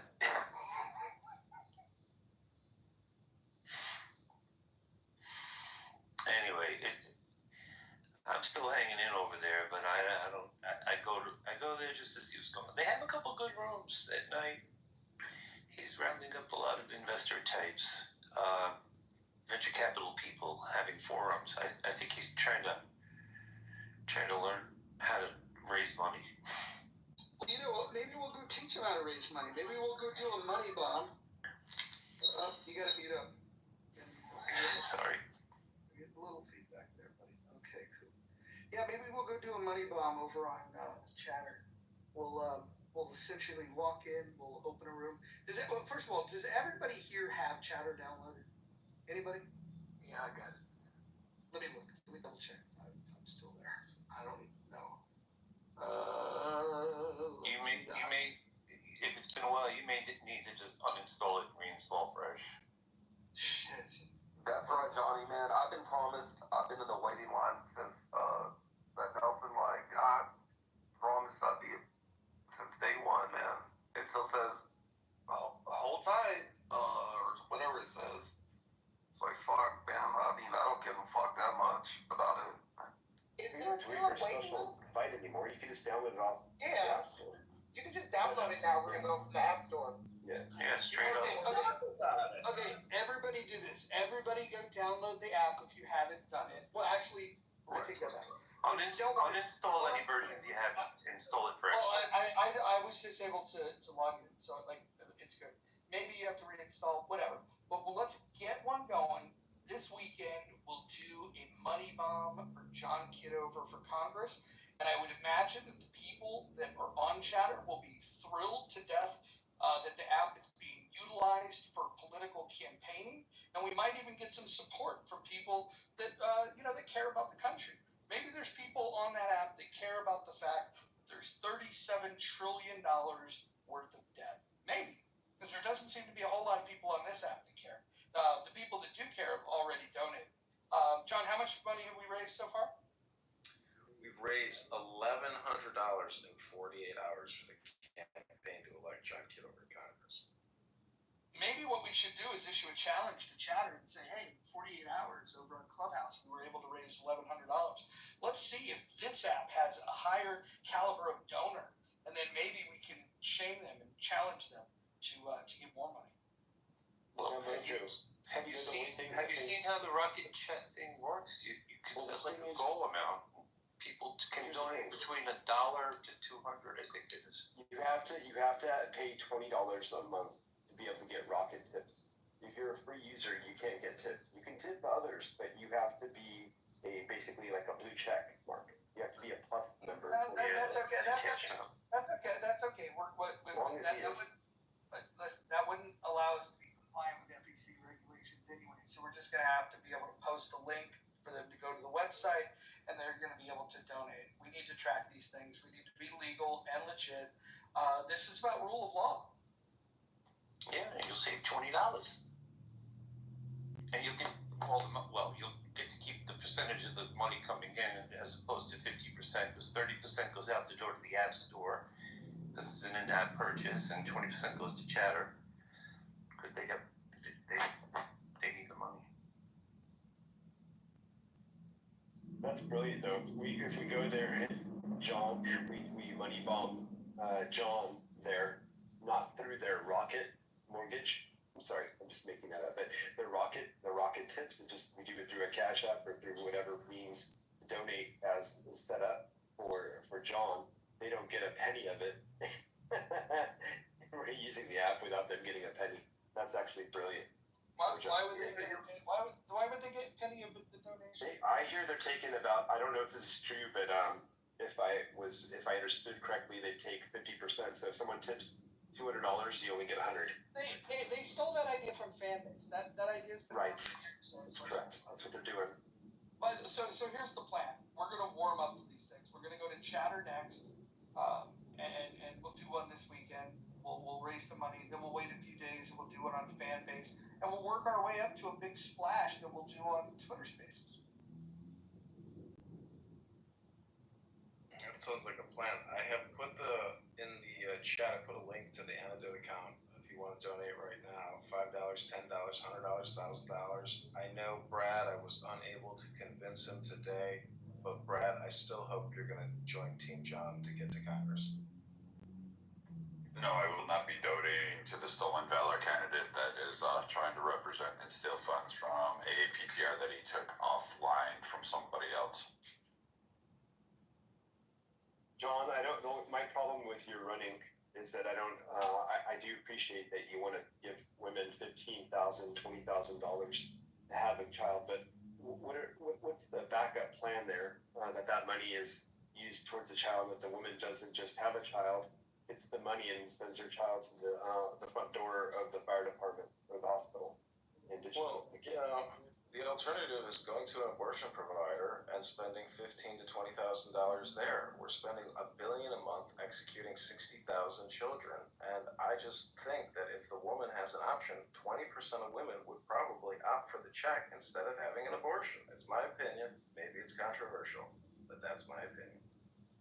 I would support you more if you didn't give money, period. If you want to have a child, have a child. But if you don't, you don't. But why are we giving money in the first place in that respect? You shouldn't have a kid if you need money. You shouldn't be having a kid. You should have money and be money's going to get spent. It's $1 billion a month. I'm saying take 20% of that and give people the option. And I think you'd be surprised. People want money, they need money, and they want to have babies. So if you want, ask the primary question: how much are we spending on abortion providers monthly and annually, and reverse engineer from there and take from there. No matter what your position is, I'm just saying, the money is flowing, so it's up to us to optimize the spend. We do have a poll up, and it's an interesting result so far. I think as we get more votes, we'll see different results. Plus, this is it's not even 4 o'clock Pacific time yet, so we haven't really hit prime off yet. So, for those of you that are here, we got 11 votes. Let's keep the votes coming in. Question is, what is? Oh, I'm sorry, I have a typo. I have to edit it. Am I able to edit it? Will they let me? Hold on. Wonder if they'll let me. Yes. They will? How do they let me edit it? I want to, not my answer, I want to edit the question. I put, what is... No, you gotta delete it. Yeah. Fuck! Alright, but it's better than having a fucking typo, especially after we just spent an hour and a half talking about education, and I can't even fucking get my goddamn words right. This is ridiculous. Alright. Don't be too hard on yourself, Mojo. It'll be okay. It'll be okay. It's because you've been a truant to my classes.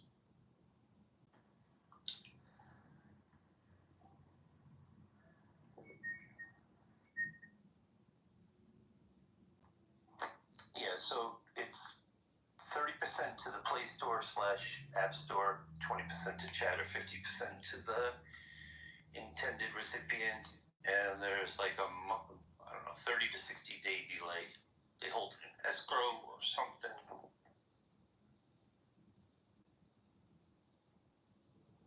Are you referring to the rocket system on Yes. Okay. I'm no expert on it. I sent my first one to somebody the other day just to see if it worked, and it did. Cost me $1 plus tax. I have no problem saying this about Scatter and Nelson. Why does Nelson say let's talk about it? Shouldn't he say let's chat about it? Wouldn't that be more poignant to his app?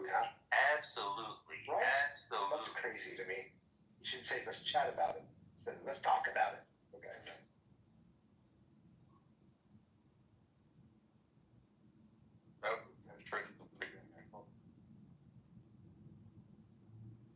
They used to have the slogan "Chatter to the Moon," and I tried to get them to change it to "Chatter to Uranus," and I had some images for it, but it just didn't catch on for whatever reason. Did you say scatter? That's great. That's hilarious. Sean, did you say scatter, not chatter? That's what Yeah. I was inspired by a friend, called it Scatter, and I'm like, I like that. We should call it Scatter. That'd be actually, well, I'm not going to say names, but yeah. I give credit to someone else. That's not my original, I didn't come up with that. I just want to say that, I am running for Congress. I am a Service Connect disabled veteran, and Brad has been roasting me quite vigorously this morning. And I gotta say, you can look at my 2 PTRs here. This John account is me standing with Ron Paul in Los Angeles, I believe in 2012, when I donated, I think, $400 or $600 to his campaign. And I was invited because I was a veteran, and I got to take a selfie with him. And then you can see my other profile there.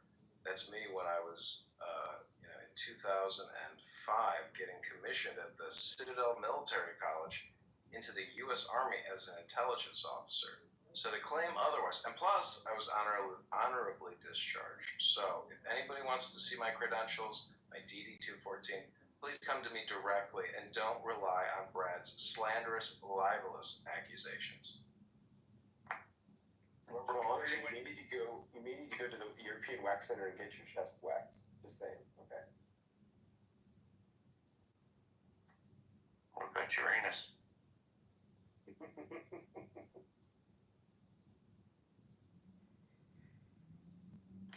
John, you being in the Army is almost as believable as that there's a guy out there that wants to actually let BEMA do oral on him.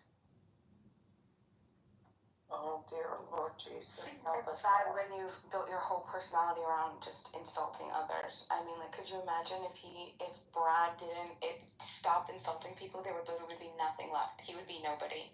He would be nobody. That was it. That's the only reason people like Brad. Is because he insults people. Hold on. You guys might have got the wrong memo. This is the Mojo Positive Vibration Experience. You are welcome to participate as long as you're spreading good vibrations. So why you cut me off when I got attacked first? Why didn't you cut off? Why didn't you go to the root source? Listen, I might be late to respond, but the response was important. Let's do this. Let's go around the room. We'll go in PTR order. We'll start with Serendipity, and we'll just say something nice. Serendipity, go ahead. Get us started.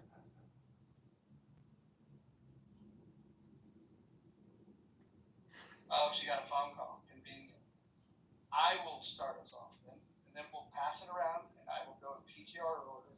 I want to say something nice. I want to say that I'm impressed that people have come together this week to get together to read together.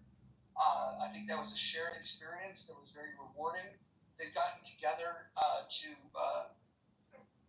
dig into their civic duty of giving money to a political campaign that they believe is going to help to change and make this world a little bit better of a place. And so I'm very proud of Clubhouse. I'm very proud of the people that come in the muff. And yes, I said come in the muff. So I'm very, very proud. NY, go ahead and tell us your positive things. I just actually want to quote my favorite line from the Rocky Horror Picture Show, courtesy of Dr. Frankenfurter, and that is, don't dream it, be it. All right. Rowan, do you have anything positive to say? I know you're in Australia. It might be a stretch, but sorry for doxing you. It's a big island, though. What do you think? Hadn't been doxed this morning, so this is a fresh start to the day. There's a beautiful saying, which is that I am perfectly imperfect, and that's perfect. And if we can all take that on and embody that, we can make the world a better place. All right. I see some bumper stickers coming. Wallace, go ahead. Hey, what's up? Good day, beautiful people. Let's see. I think it's great being fifth on stage in the muff. That's pretty cool. Also, I think we could get quite a bit of money to the campaign if we just get another bet going. Brad, you make that bet, we could probably get, $1,000 for Brad to the campaign. If you lose, we could probably get something going here and get some money from Brad. If I donate, it's anonymously, which I think that's great that you could donate anonymously if you care to. Not $9, $10, not 11, but 10. So, fun stuff. Great day. Love you guys. All right, I want to go back to Serendipity. Do you have any positive vibes to share? Positive vibes to share. I just want to tell everybody in this room, you are enough in the muff. Thanks, babe.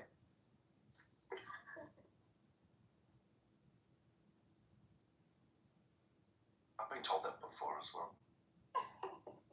You are enough.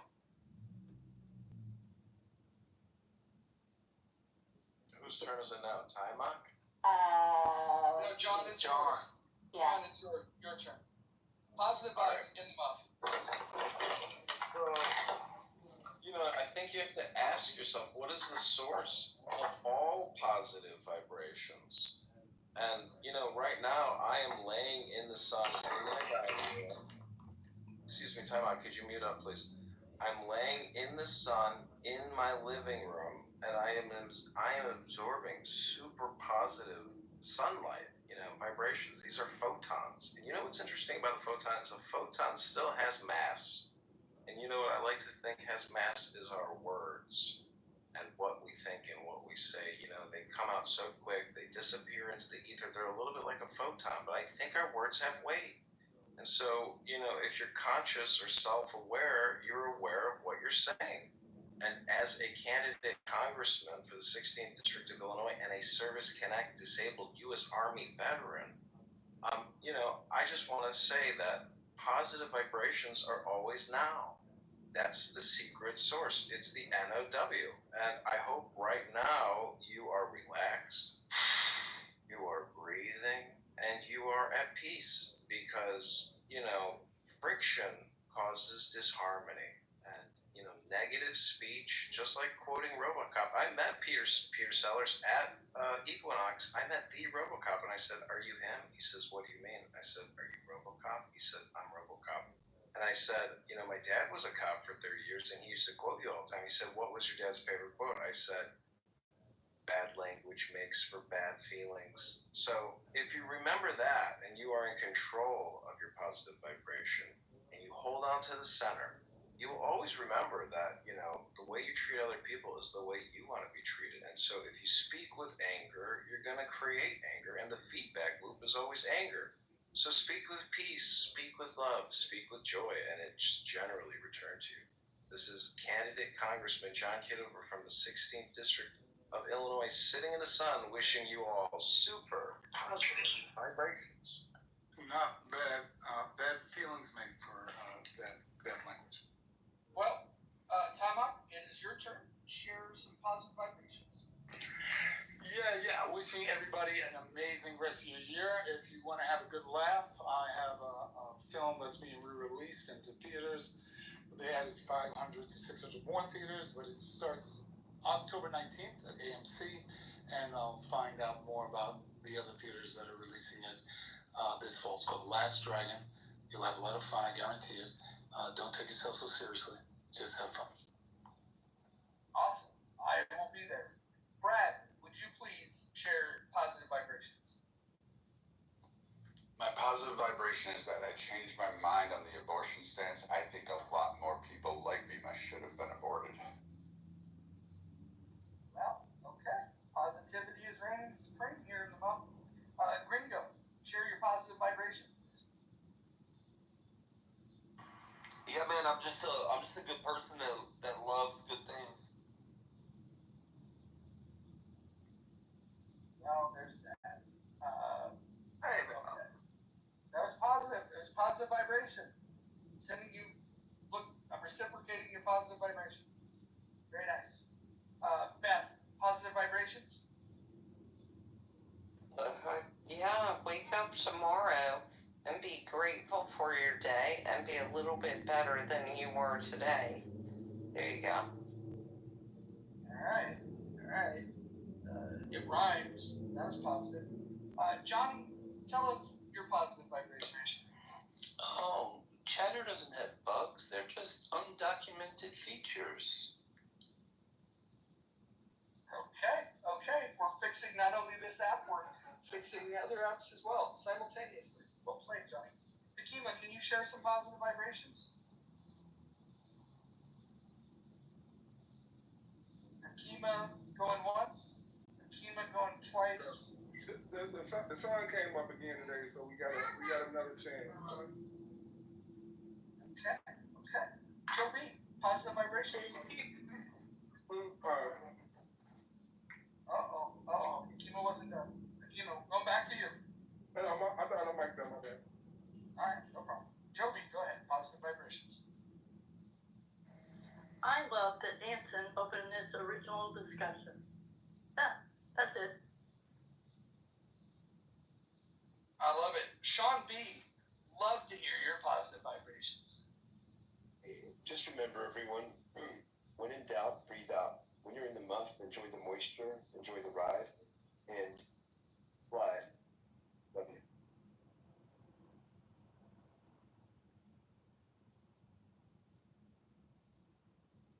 Okay. Ashley, it's your turn. Positive vibrations. When life sucks, there's always books to disappear in. Books, otherwise known as the world's greatest external hard drive. You learned that here. Wow. Marshall, positive vibrations. I'm doing good. Didn't sleep, but if I could go out of town tomorrow, buddy of mine from married, so he's having his bachelor party.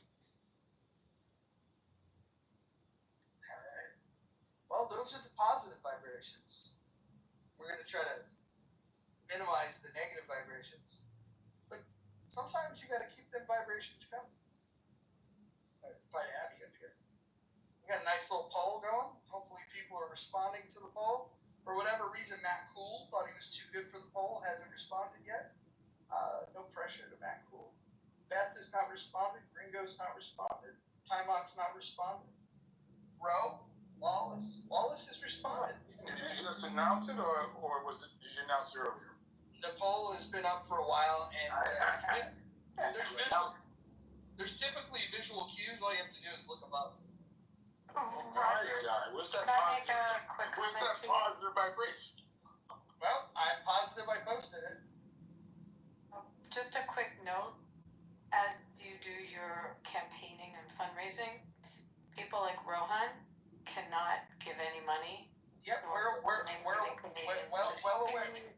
of that. Well aware of FEC regulations, and in fact, until $5,000 is collected, there's no need to even properly file all the paperwork. So we'll cross that bridge when we get to it. But hey, you foreigners, you cannot give any money. We'll reject it. Oh, so Rowan can't write that $10,000 check? He might as well go ahead because it's all fraudulent from the get-go, and it's the biggest troll that's on this app right now.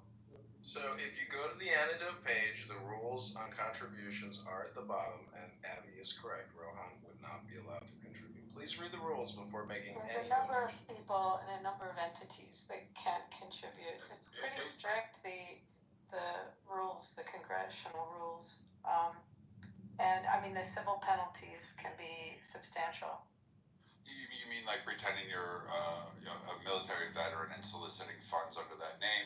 The fact that you didn't even know what epaulets were and you called them pamphlets, which is absurd about your own uniform, and the fact you've never served as an officer, and then your PTR shows an E7 rank on your own fucking sleeves. Brad, you did this earlier today, and when everything that you disputed, there was evidence to show that those claims were incorrect. We've shared links. We've shared links in the chat of his experience and time he spent at the Citadel. And at this point, I don't even understand what the criticism is, because you produced zero evidence to back up your claims, and you've been refuted with visual evidence as well as documented links that verify who John is and his background. So let's see. He said he was a sergeant in the Army, then went to be an officer through the Citadel. Cap. Bullshit right there. That he was a butter bar for 4 years. Again, cap. Bullshit. Doesn't work that way. Also, the uniform that he has on, cap. Bullshit right there. It originally said kitchen. That's why it was changed. And now it says Kitover. So either he's faking taking a name and using somebody else's there, which again would be stolen valor because he's raising funds under that guy's, which you would be also part of that conspiracy to do that if you actually go or willingly do that. And then that's a federal crime. I hate to tell you that. That comes with actual repercussions. And so if you are collecting favors or gratuity or funds and utilizing the image of a veteran, and you're doing it under the name of the veteran, and you have not served, that is stolen valor. So no, this idiot Edmund, who spends his day with 20 phones in front of him in his underwear and living off of lithium and playing fucking EDC in the background and thinking dubstep is going to make a comeback, no. This motherfucker, if he did serve, he was discharged because he was batshit crazy, and he didn't go through the Citadel. He also couldn't even remember the first two sentences of the oath he took. Well, hold on. You can Google John Kitover Citadel, and you can find Okay, so why don't we bring up right now? She's got enough experience in the Army, and she's got contacts all the way through. She can go search this down, and she can go right down to the grid and make sure that who you're collecting funds for and this person on stage are the same person. We can do that game. Yeah, I'm just saying you take stolen valor and you're collecting money on it. That's a fucking problem I have. That's a line too far. I mean, you could actually continue to say Monica's a great-looking girl. No, that's not true. But I mean, stealing under a veteran's name, that kind of, it's shady. It's shitty. Brad, you making the claims that you're making and getting it be untrue as it happened earlier today, I would just ask Abby. Abby, can you tell Brad what the consequences are for slandering somebody in such a way? I mean, it's going to be a civil case, so it's whatever the damages are. That's, you know, it matters what state, it matters what the damages.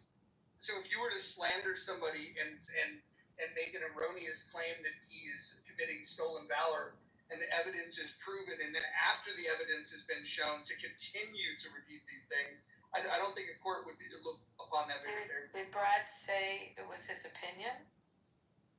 No, he was stating Brad, it as did you say it as an opinion? It's your opinion? I did that Billy my opinion. Into it, this idiot, go ahead. But this is the biggest troll and scam that's going to go through. This reminds me of all those early Clubhouse days where people paid for fucking courses on real estate and how to get rich. This is grifting. This is bullshit. You don't believe me? You can go ask Brad. You can go ask a number of people who are like, yeah, this is a completely crackpot, made up fucking troll.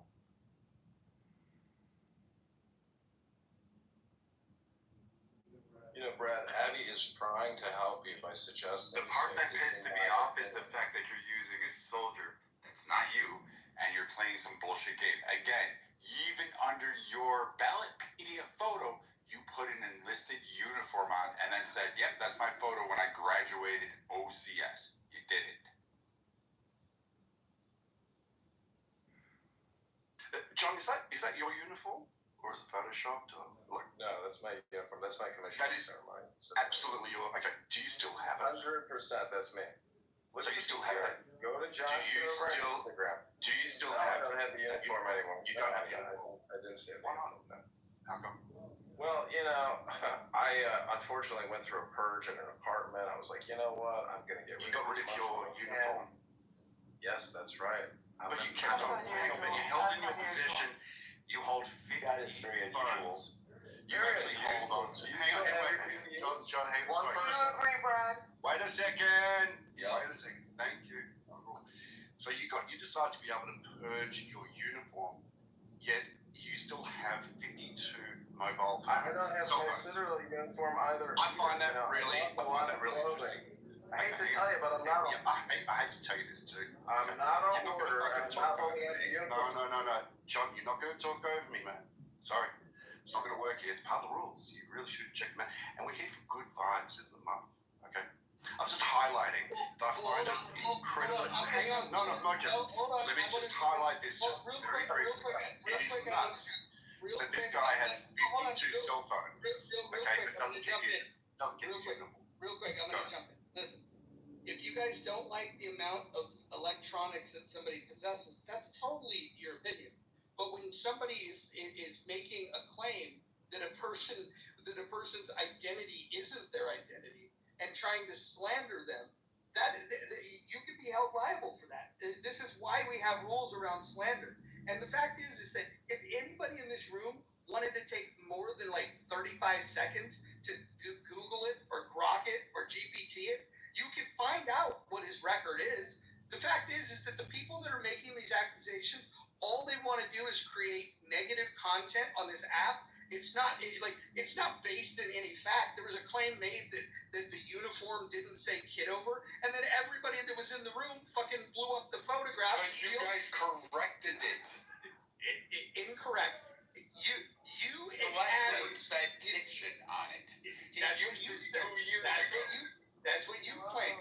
That's what you claim. It's not true. Okay, I don't give a shit. This idiot, this fucking moron, this fucking idiot from fucking Chicago who literally spends his entire day trying to record rooms and does nothing else. And who doesn't wear Fruit of the Loom underwear and thinks somehow this idiot is going to run. Who's now trying to solicit funds under a veteran. Again, I'm calling TAP. He can't even explain his own fucking uniform. He can't even determine an enlisted man's uniform from an officer's uniform. And apparently neither can you. Well, hold on. I just want to say this. The interesting thing about this is that there are recordings of all of these rooms. Then play them. I want to explain something. They don't have to be played here. They're there's recordings of them, and if people are lying, if people are committing slander, or if somebody was crazy enough to lie about their background and file under a fake name and use fake photos, all of those things can be punishable by law. So here's the thing. You guys believe whatever. Anybody can believe whatever they want. You could also go Google things and you could do research rather than just creating content on here. But the fact remains is that with these truth claims that are being made, either John could get himself in a lot of trouble or Brad could get himself in a lot of trouble. In either way, I would just say that before the people that are going to make judgment calls based on who they like on the app more, maybe you might want to do just a little bit of research so you don't end up making your fool out of yourself, considering that this is being recorded. It's being live streamed. The FBI can have access to all of this. Any court in America can have access to this, and people are talking freely about their claims. One person is claiming to have a background in the military and he's running for Congress. Another person is saying that that's a lie. One of those two things is true. Quick question, Mojo, sort of have you and John, I'm very curious about this evolution because just a few weeks ago, you were John's biggest target. He has a catalog of you and many of us talking shit about you. Have you reached some type of detente or agreement? Why is this happening? Why are you boosting him so hard? Well, I've spoken about this multiple times, and I'm glad you brought it up because it's a good thing to bring up. If there's anybody on this app that should be critical of John, it's me. There's nobody that's been who's had more profiles made in their name, streamed on live in my name. I have been the target of his streaming more so than any of you on this app. So I have more reason to say, hey, what the hell are you doing, man? Some of you are a little more fragile than I am, but that's a whole different story. The reason for the change of heart, because I used to think, what an asshole. You know, like, without consent, this is a dick move. But then Clubhouse, with their wisdom, they changed the rules. What Clubhouse did, whether you guys recognize it or not, and by the way, anybody could always be recording these rooms. You should assume that, like, a screen record can happen on any room at any time. So if anybody thinks that the hate speech that they use in other rooms, and there's people that are on the stage that are guilty of saying things that are fucking highly illegal to say, and there's recordings of, and they're among the ones that like to do the finger pointing the most. But what I will say is that Paul and Rohan, what they did was they created an option where people could come into the room anonymously, stripping the moderator of the ability to remove them from the room. So when that happens, I no longer had the ability to toss people out of the room that were streaming the rooms. So I had to do this thing called face reality. And this is something that maybe everybody in this room might want to look up in facing reality and reconcile that sometimes you have to accept the world the way it exists. And so with this world in which it exists, we're on this app. This room is being streamed, whether you like it or not, and it has been, whether you liked it or not, for quite some time. I no longer have control. John can tell you how many times I've had his accounts clipped, how many times I've removed him from the room, how many times I've told him my critiques of what he's doing. But no longer do I have that. The app itself that I voluntarily, just like all of you voluntarily choose to log in and participate in. You guys are in this room knowing it's being recorded, and you guys are here. So that is consent, whether you believe it or not. In a courtroom, that would hold up as consent because nobody's making any secrets about whether or not it is being recorded. You are being recorded. I'll repeat it. You're being recorded and you're being streamed. And you have since the day you got on this app. By the way, the app itself records you. So if you don't like being recorded, you probably shouldn't be on the app. So why have I changed my mind? The reality is what John was doing, while annoying, is perfectly within the rules of what this app wants people to do. In fact, they designed a premium payment for people to pay. They get to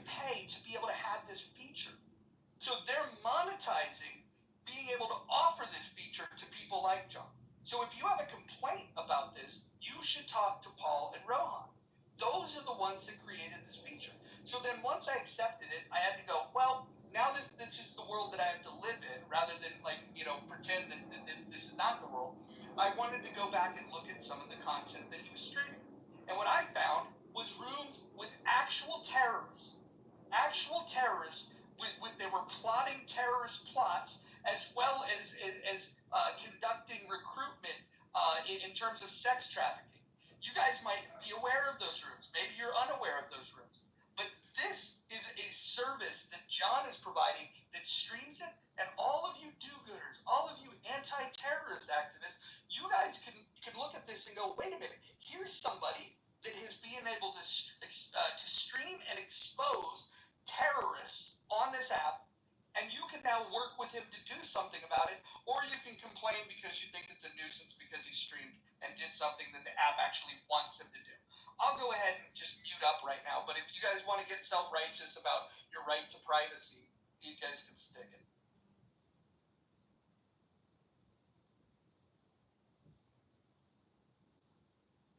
Well, I just got to say, that's one of the greatest endorsements I've had yet for the campaign to elect candidate congressman to the 16th District of Illinois. And yes, I am a Service Connect disabled veteran.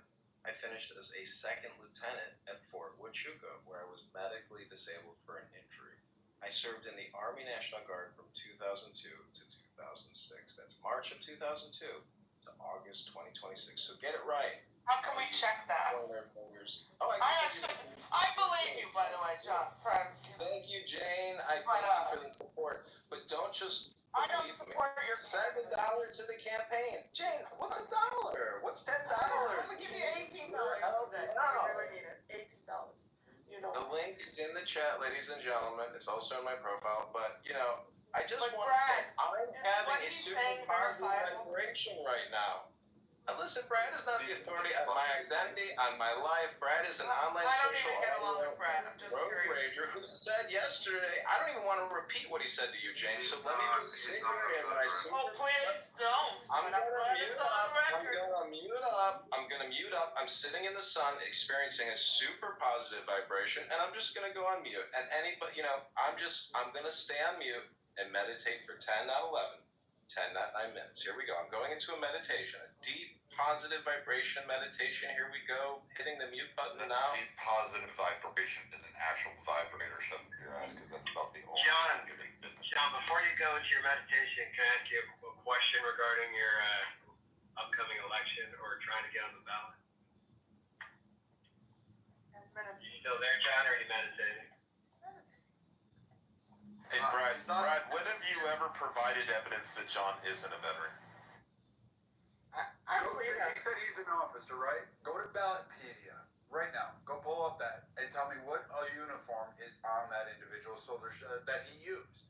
He said he was an E5 in the Army, and then all of a sudden he now just told you he was in the National Guard, and he graduated as a lieutenant colonel, second lieutenant. What's the first?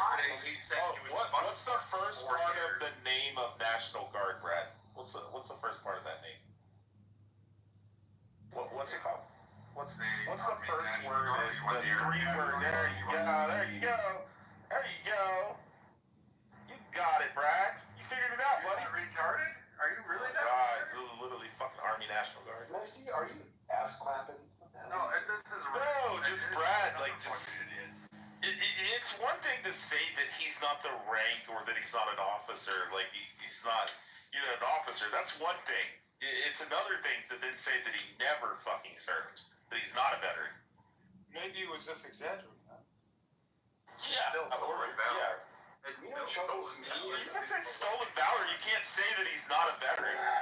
What troubles me is that if he served and that you actually got rid of your uniform, I don't know any person who served that got rid of their uniform. I don't think, Sean, that you're actually trying to a lot of people that have served. I know plenty of people that got rid of their uniform. Many actually. Again, so this whole fucking no, man. Wow, I hate swearing. Can we just have one mic at a time? I was talking. She can't shut up. That's her problem. Her rich. It's the same people with the same problem. they should, in between whatever they have. Nobody wants to hear your bullshit. But I'm just gonna sit there and say, again, if he's claiming to be an officer in the National Guard, they're rich because you're retarded. He cannot say he went to the Citadel and spent 8 years doing all this. He also said he was enlisted, but that uniform that he was showing, which is an enlisted man's uniform, he says that's what he got when he graduated the Citadel. So no, he doesn't know what he's talking about. And yes, if you claim you're an officer, just like the idiots that walked around this app and all said they were fucking SEALs and that they were Delta Force fucking Rangers with SEAL Team 10s, all of those motherfuckers, that's still stolen valor. Because guess what? You cannot fucking represent yourself in a more glorious light, if you will, while soliciting funds. It is still a federal crime. That doesn't mean that those people aren't veterans, you fucking idiot. That's the whole point. You shouldn't have used that word. You should have said he's not a veteran. Well, yeah, if you spent 4 years in the military and left, maybe you don't want to hold on to your uniform because you pussified out. Yeah, I'm on welfare. You don't have a fucking job. Yeah, that's exactly it, Brad. They didn't have a room. I had to break my meditation. A lot of accusations are being thrown. No, it's because I threatened to dox fucking King Solomon because he said, nigga, hail Hitler. That's all. How messy. That was a quote. Hey, Brad. Still unacceptable. No, we've already went through this serendipity about Monica making quotes. One mic. Hey, Brad. If we're just saying this truth, one mic. Guys, what's the local background noise? What's going on? Timac, is that you, or is this somebody else? No, Moose moved it up. Yeah, thanks. Go on. Yeah. No. Hey, Brent. You've laid it out. At this point, you did what you're supposed to do, and you laid out what you were saying, and let everybody else sit with it. And I agree, Timac. I wouldn't. I like you guys want to donate. You gave over $1,000. Like, I mean, it's not the worst thing. People gave like $100,000 on an app. Morons like Rich, like Bima, like others that fucking ran little fucking scams. Like, go ahead, give your money. I'm just telling you, he's not going to win. He's not going to win. He's not running, and he's soliciting funds. I didn't give him money either. Dude, yeah, I don't believe John's actually running for Congress. Brad just makes shit up and believes it's crazy. I wondered about that because I've seen him on the app so long, or it just isn't. And I'm not into politics. I'm learning. I'm coming into this room. I'm learning. But what does a congressman do? They go out and they raise funds. Isn't this what they do? They knock on doors. What do they do, Brad? What do they do, guys? People are not trying to raise funds or campaigning. You have to knock on doors to get elected. You actually have to have town halls. You have to have meetings. You have to meet your constituents. This motherfucker Nicholas. We're breaking up. Is it just me? No, he's in the Matrix really nice time. No, you just hang your club. The Holy Spirit hates him. So fuck your Holy Spirit. Hey guys, so the whole idea, Timac, is that they're supposed to represent their constituencies to fight for both federal dollars and appropriations and projects that exist within their area, as well as to represent the people on a national scale. However, you don't win on here. There's been many people who have ran campaigns on Clubhouse saying, I'm going to win, I don't know, Texas 5th fucking ward, and they fucking fail because guess what? They campaigned on fucking Clubhouse. You actually have to go to doors. You actually have to talk to people. You have to have town halls, and you have to actually have a platform. This idiot who spends his time with 20 phones in his underwear is not campaigning. He's not running for anything. And the only part that pissed me off about this troll is the fact that they were using a military service. If they'd have done anything else, I would have just played along with it and laughed my ass off. But because you're using a veteran, which will trigger a lot of other people who are service-related, service-connected, to donate, that part pissed me off. And Roger knows better than that because, again, I hold him and Edmund in the same category. This is bullshit. This is crap. Wait, John, did you serve in the military? Or did you go to the Citadel or not? Aging John Kitover. Thank you, Rich. I'd be happy to reply to that question and completely refute what Brad is doing here. I graduated from the Citadel in 2005 as a second lieutenant in the United States Army National Guard Military Intelligence. That was my commissioning, and you can see, is it in my other profile? Yep, go to the other John profile on stage. That's John Kitover, aka me, and that is my commissioning ceremony. That's when they put the butter bars, those juicy, delicious gold butter bars on my epitaphs. And in the front of that Class A uniform, which is not a enlisted soldier's uniform, it's Class A. I think everybody has the same Class A's. And so, as you can see there, that is a military intelligence insignia on the front part of my left breast. Wait, so you're saying you were enlisted first and then you went through OCS? No, I did what's called the SMP, Simultaneous Membership Program. I did infantry school at Fort Benning in the summer of June to August of 2001. And then I was a PFC, then a specialist, then a sergeant in the South Carolina Army National Guard. And upon graduation from the Citadel, I was commissioned as a second lieutenant into the Illinois U.S. Army National Guard as a military intelligence officer. I worked on 18th Street here in Chicago, where we studied interrogations, linguistics, and then I went to officer basic school at Fort Huachuca, Arizona for U.S. Army Military Intelligence. While I was on duty serving this country patriotically in the deserts of Arizona, marching up and down mountains, watching illegal aliens cross the border, I was injured and I was medically discharged in August of I hope you guys are recording. In August of 2006. I am complete. What was the injury, John? Everybody, this is just a bunch of hypnosis. This is a bunch of hypnosis. Hold on. What was the injury, John? Listen, I'm sitting in a super positive vibration, and I don't want to violate my health, medical information, privacy. It's obviously a head injury. It was a head injury. Mental or physical?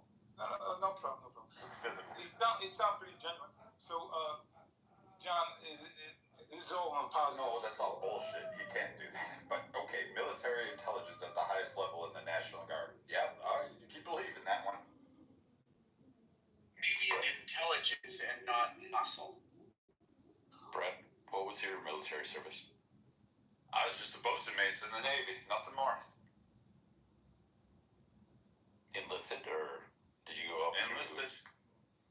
You didn't go up through the Merchant Marine Academy?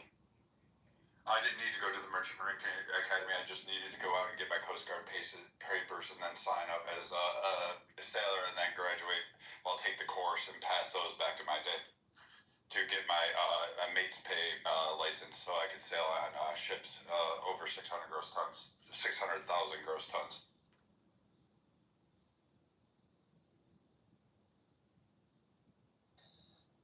Yeah, so John, how do you, because Brad was explaining how a congressman traditionally, runs for Congress, right?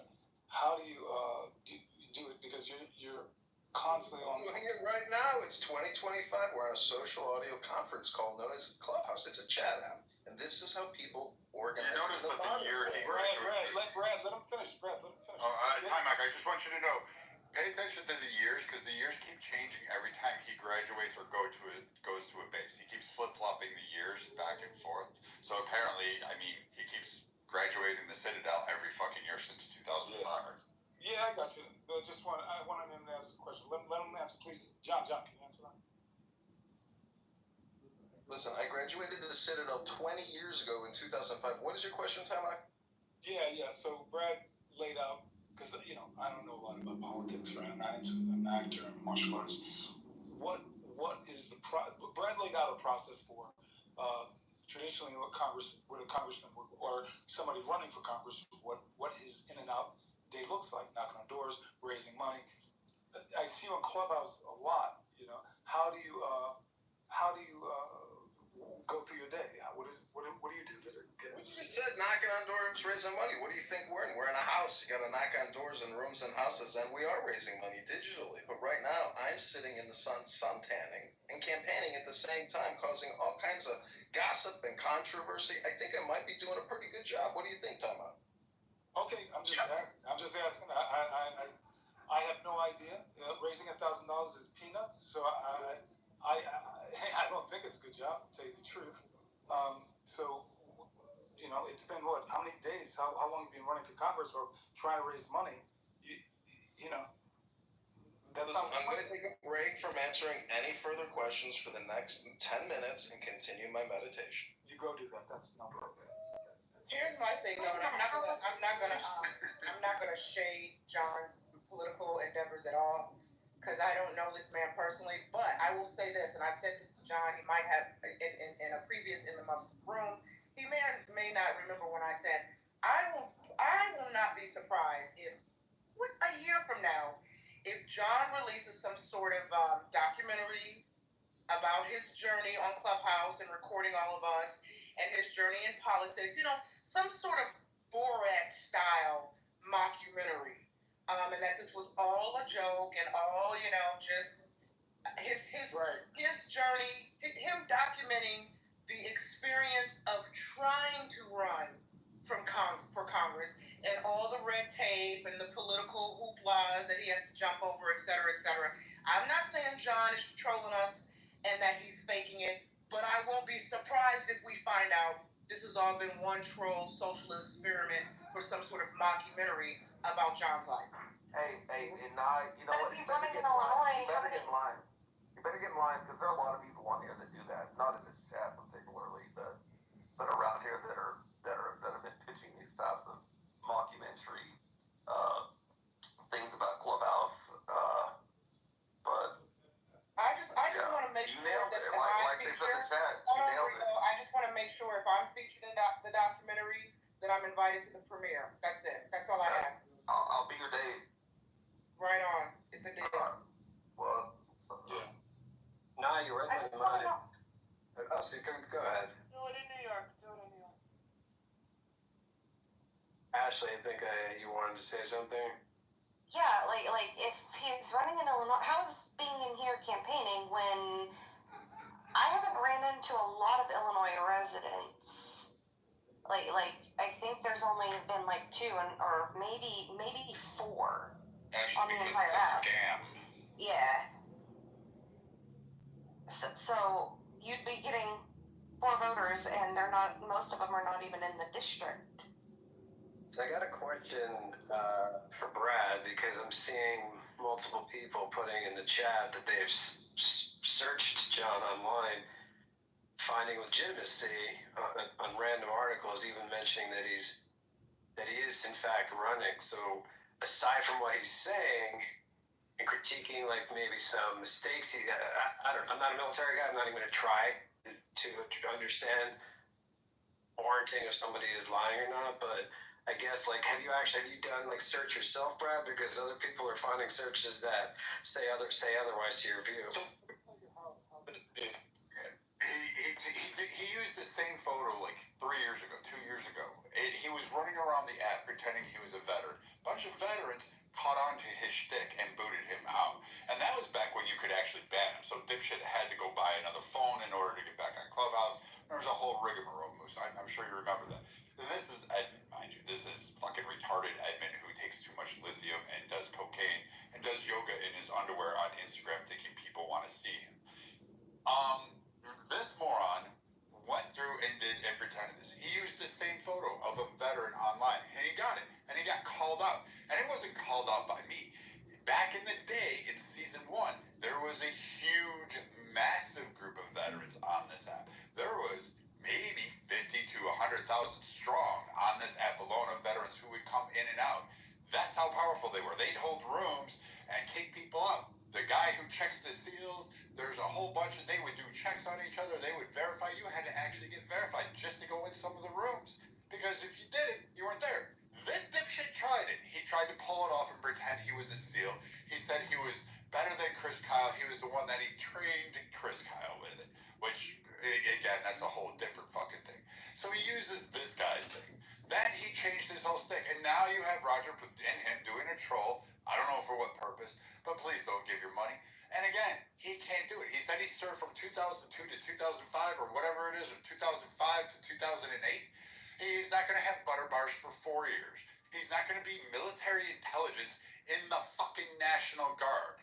I don't know what to tell you guys, but you can go ahead. And the fact that this scam is basically him copying somebody, and all he did was go on Ballotpedia and put his name in and register it.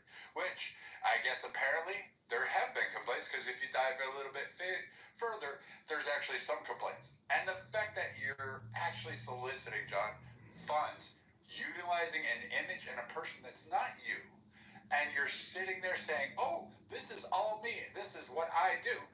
Okay, fine and good.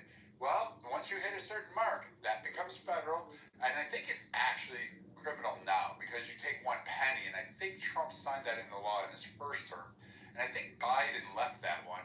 So I'm pretty sure that a whole lot of people will actually probably go out to Chicago and come looking for you and saying, hey, you're collecting money on behalf of veterans. It's kind of shitty. And again, I don't have any smoke. I know what John looks like. Wait, what documents or paperwork would he have to provide for you, Brad, to shut the fuck up? He'd have to provide the effect that you actually were able to get. No. We're just asking, like, what documents do you want to see? Because he's already offered to give up his discharge papers.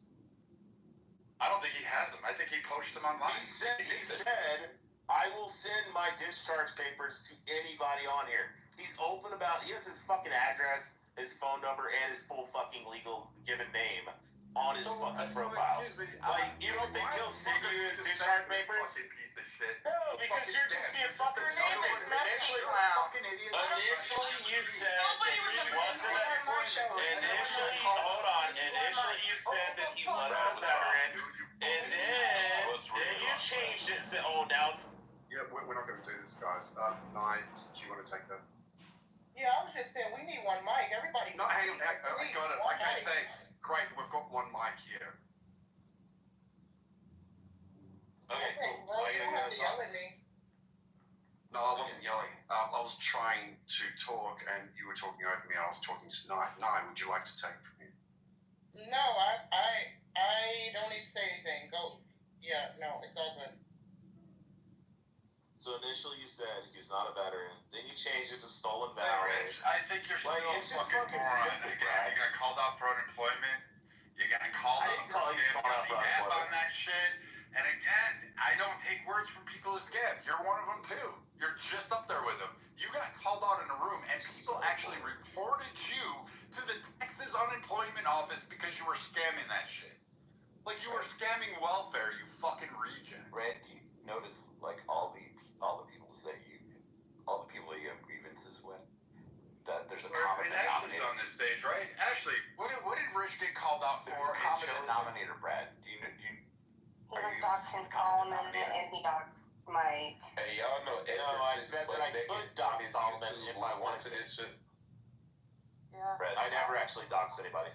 have you Solomon That was the discussion though. I know. That was Solomon the even discussion, the doxing conceded of that I Mike did and the not doxing of dox him Solomon. because his full legal name was on his Twitter account. That's his Twitter fucking name, is his full legal name, and he had it attached to his Clubhouse profile. And because I used his full name, they're like, he doxed him, and I'm like, his Twitter account is literally his full legal name. Like, that's his fucking Twitter name. You know, stupid that is. Until like using somebody else's PTR, like they. Bro, actually, if my Twitter account had my full legal name and I had it attached to my Clubhouse, and you said my fucking Twitter fucking bio name, that would not be doxing. You would just be literally reading what I put on there. But it would be no different than me putting my entire fucking name in my bio and then being like, oh, that's doxing because somebody read it. Like, this is so stupid. We're not talking about a legal definition. And that's what Solomon conceded. So the question put to Solomon was, did Rich dox you? And he went, well, technically no, because I explained, hey, his fucking Twitter has his full name. It's literally at fucking his name. But that was kind of the whole reasoning behind it. No, it wasn't. I'm not saying you did it. I'm not saying you did it, Rich. Rich, I'm not saying you did it. Good Lord, man. I'm saying that was the discussion. That's why they dropped you. That's why he gets booted out of rooms. Okay, can I just say really quickly, please? Can we just have one mic? Can y'all not talk over each other because it's difficult for folks in the audience to hear everyone's submission? and it sounds like a lot of noise on the stage. So please, just one mic. Also had other people on the stage trying to contribute, and they can't really get a word in edgewise because everybody wants to talk all over themselves. So let's go back to the house rule and not interrupt each other. Wait, quick question to Baby in the chat. Is Nye McGee the new Jasmine? Baby, who is Jasmine? I'm curious. Who's Jasmine? Oh, you don't want to know, Nye. Timac, I don't care if you donate to Jasmine. Right, it's time out. Timac, I'm sorry, dude. I don't care if you donate. Donate away. I'm just letting you know. No, I'm not donating. This is a troll, and like idiots like Rich. If idiots like Rich are supporting it, you should fucking run. I've never donated a penny to the man. I don't even think he's really running for Congress. I think it's a troll. But I'm not gonna say he wasn't a fucking veteran. Like, if you want to say stolen valor, that's fine. But I'm saying, if he's willing to prove to you that he was in the fucking military, and you're like, well, I won't accept any of it. It's like, it's fucking stupid. If he's like, hey, man, I'll send you my discharge papers right now, that would prove that he was in the service. Guys, let's respect the room. They just asked us one mic. So, Serendipity Nairo, do you want to reset the room to have change the discussion? Because I think it's, what do you guys want to do? I just want to say right now, I'm so curious. Baby said, am I the new Jasmine? I asked, who's Jasmine? Hold on. Somebody in the chat said, she's a bitch. And I'm thinking, oh, that's curious. So he heard my voice and thought of a bitch on the app. Great. Resetting the room. No. That's not what I meant. Okay, it doesn't really matter. Okay, everybody, PTR. I just took a photo of my military identification card from when I was a second lieutenant, everybody. PTR. So, guys, this is sliding into the month. That's thank not you, his Matt. tag card. He got that offline. Hold on, guys. Let me just reset real quick. This is an after party to the education discussion we had earlier with Anson. Thank you for your service, John. Although I It feel says like John Zachary on the fucking ID, you idiot. I'm just Holy amazed that I can't. fucking shit. It says John Zachary Kitover. Nice talking, guys. Hey, John. I'm gonna let everyone have it. Go ahead, Brad. Again, Brad was wrong. Sorry. John was a narcissist, starts doing crazy making shit. It's not him. It's not fucking him. Okay, everybody, PTR. I just posted my Service Connect disabled card from the U.S. Department of Veteran Affairs, where it says VA Healthcare Enrollee Service Connected. There you go, Brad. I hope you're having a great day. Brad, he's kind of... What do you got for that, Brad? Fucking dunking on you, Brad. Step up, Brad. Yeah, I just also Feel free to issue an apology anytime you want, and I won't shit, Brad. It's that easy. I sorry right also- now. I'll forgive you right now, Brad. I also just Say confirmed- you're sorry. Look at my PTR. That's it. PTR. Refresh the page, Brad, and issue your apology now. One mic. Who's that talking? One mic on the congressman, please. Let congressman speak. One mic. Go ahead, and then we'll go to the next. Yo, John, we don't see the card, the second one. It's on his other profile. We saw it. Oh, his other profile? It looks very legit. He's got like 3 or 4 profiles on the stage, so pull a refresh and you'll see it. So I have a genuine question for John. So I see now. Again, I'm gonna you say military private Hold cars. on, I'm not going to answer any more questions. I'm taking a break as I bask in the glory of this one-up over Brad. Look at the PTRs closely, everybody. Screenshot them if you must. But I assure you, I am a veteran, and Brad has spent the whole day libeling and slandering me. I am complete. I'm going back to meditate. John, my question is not about your What does your analysis say, Brad? Brad, you know why I stand up for him? Because I know him off the app, you fucking idiot. Enough of name calling, guys. Come on, let's. I don't. Oh, Rich. Well, wait. Rich, you know John off the app, so he's legit. Yeah, I literally fucking text message and talk on the phone all the fucking time. I would just like to point out, though, that Rich That's just right. said 5 minutes ago, I don't know if he's really running for Congress, but I do know him. Well, if his name is really John Kitover, I can tell you that I have confirmed by the Federal Election Commission. There is a guy named John Kitover. I'm looking at the information right now. Registered in the District 16 Republican Party, and everything is official. It is. Yeah, he used to also own a bunch of marijuana dispensaries in the Chicago area. Chicago. Well, And this is directfec.gov website, y'all. This is. Hey, look, Beto O'Rourke can be active in Texas. I mean, everything's possible. Can we hear a formal Actually, that earlier email. Yeah, let's hear a formal apology from Brad. Go ahead, Brad. Rick, I think you should go back to and no, not give it. Oh, you're in the Matrix again.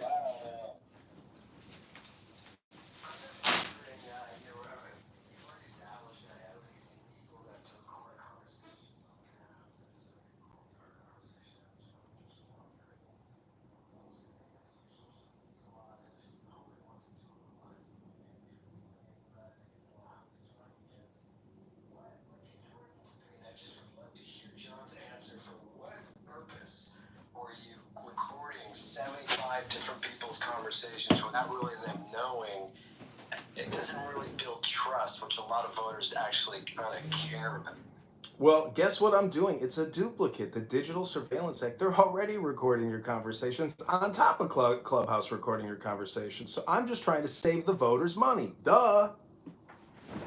So John, I think you guys got this. Like, you can't possibly be running.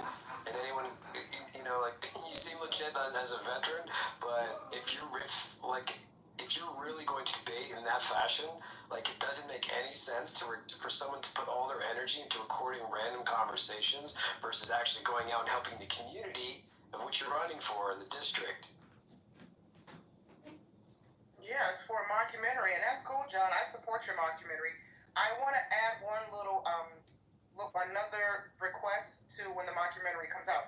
Not only do I want to invite the premiere, as you may or may not know, I've worked in the entertainment business for the past 20 years. Half of that time I worked as a celebrity news reporter. So I want at least dibs on when you're doing your big media blitz tour, please consider me for an interview. That's what you can do for using my likeness and image in your social experiment. I just wanna mention that if a dog named Buddy the dog can win and be the fucking mayor of Rapidash, Kentucky, Right, Sean Kitover. Yeah, that's my hometown area. That within 20 miles of there. So it was actually my cousin's best friend's dog who actually won. Buddy the dog won as the mayor, and then they had a potbelly pig and a donkey and a rabbit and all that kind of shit. They did fundraisers for it. So if that can fucking happen, then John Kitover could fucking register to run for Congress. Doesn't mean he's actually gonna fucking win. So who cares? Okay, y'all please explain to me who's Edmund. Y'all call him John and Edmund. Who the hell's Edmund? Long bullshit story. Yeah. Oh, okay, got it. Oh shit, Keegan's here. It refers to a street. Say something. Don't ask him about Elon Musk. Say something. It's Waiting for It's interesting. They're very serious and illegal. So I wish we could get to the bottom. It's very interesting. Brad's apology. Yeah, we're all. Wait, I'm gonna give it to Rich and Keegan. These two guys, didn't Keegan try to hold the room saying I wanted to rape his 2-year-old daughter and then fucking ran from that? Rich and Keegan are the models that I'm going to. Here's something I'm going to tell you both to do. Go fuck yourselves. And you know what, Keegan? When your wife gets back, have her come visit me because you know what? I'm sure she's gonna be tired after having that many dicks in the African continent. Hey, Brad, real talk. Keegan has a good say. Now is probably a good time to read the House rules. Keegan said that. One mic on serendipity, please. She's about to remind everyone of the House rules, please. Number one, no threats of violence. Number 2, no doxing. Number 3, stay on topic. Number 4, keep your shares brief. Number 5, do not interrupt speakers, especially mods. Number 6, mods may interject when appropriate. Number 7, the N and the K words are forbidden on stage and in chat. Number 8, don't spam the chat. And that number 7 includes quotes. Number 9, do not bring drama in here from other rooms. Number 10, English only. Number 11, keep families out of your mouth. And number 12, no speaking while eating. There we go. So I just want to say something that's really interesting. John, he's awesome. He's an incredibly intelligent dude, and whether or not it's a joke, it's interesting how irritable he's making everyone who thinks it's a joke. He doesn't sound irritable at all. He doesn't sound over dramatic, over erratic. He sounds pretty intelligent. So it's kind of interesting. John. Hey, real quick question, John, if you're there. Are you able to post a picture of you in your ceremonial Citadel fucking uniform? The one that you all wear for graduation? Thank you very much. So, briefly, John, can you please tell us what the meaning of psycholinguistics is? So, dude, your idea of intelligent is when I asked him why he's recording all these rooms, you know, hypothetically, that if he was asked that in a debate, his response was, well, I'm saving, you know, people money and time, taxpayers' money. That gives intelligence to you?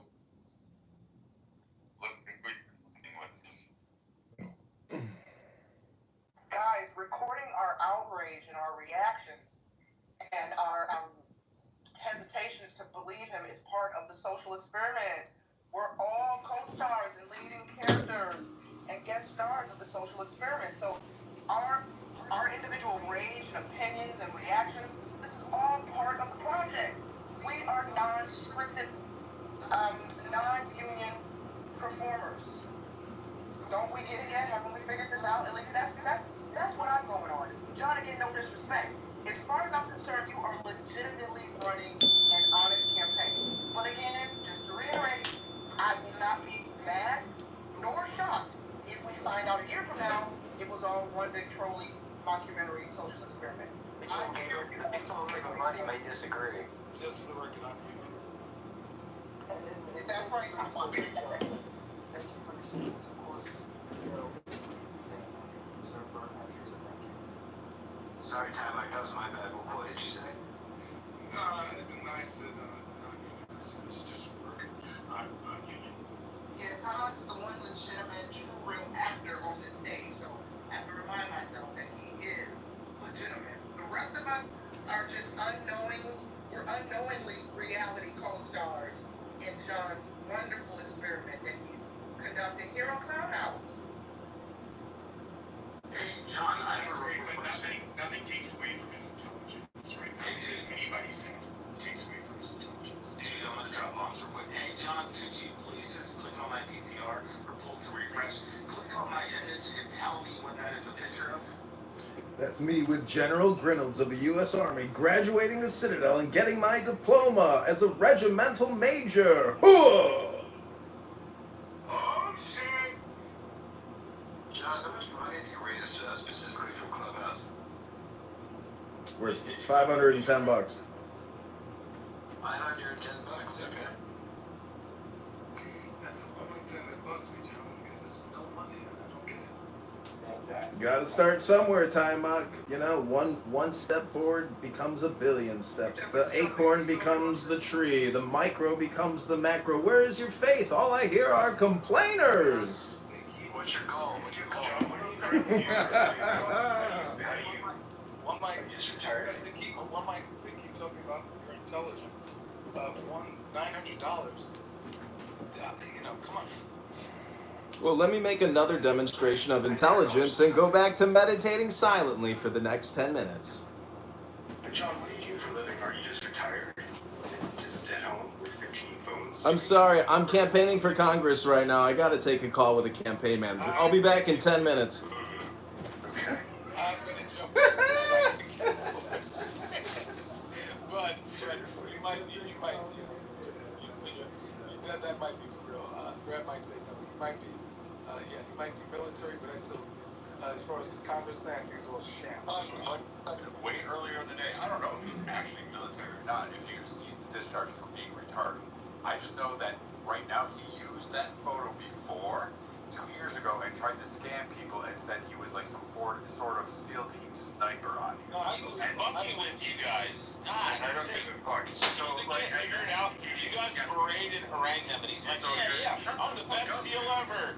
I fucking killed a million people. And you're like, oh, stole the dollar. But wait, how many years did he serve? Because I thought he said he only served 4. So how does he have He was a that? butter bar for 4 years is what he said. So how do you have that rate of 4 years of service? That's not That's not what I That's what I said. mean. And his dates of graduation keep changing. He was an enlisted man for 20 years, and then he all of a sudden became an officer for 4. So again, his story keeps evolving. And stolen valor is actually claiming to be more than what you are.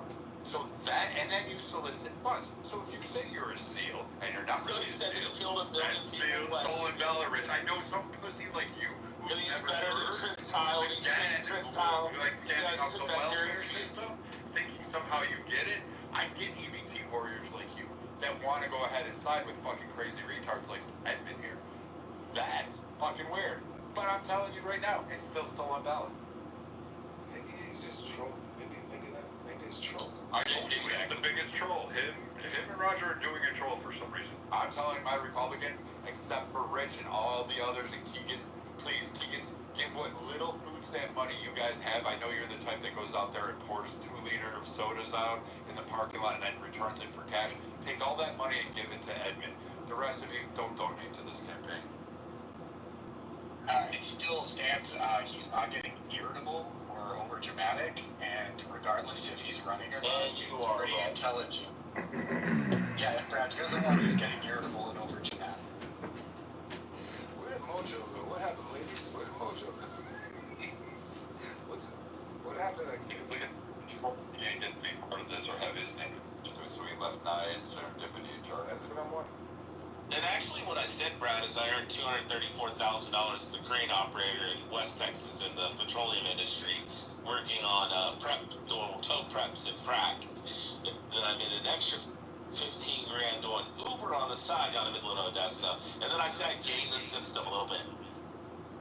After getting terminated because I ran over a piece of metal and it cut 3 tires on the fucking crane.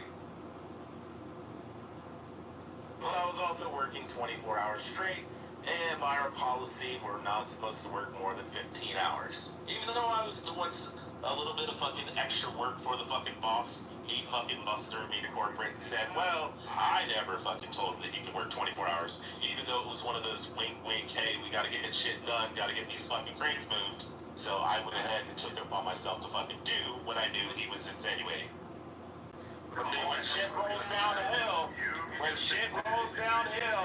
and corporate starts asking your fucking branch manager, hey, why is this guy working 24 fucking hours straight?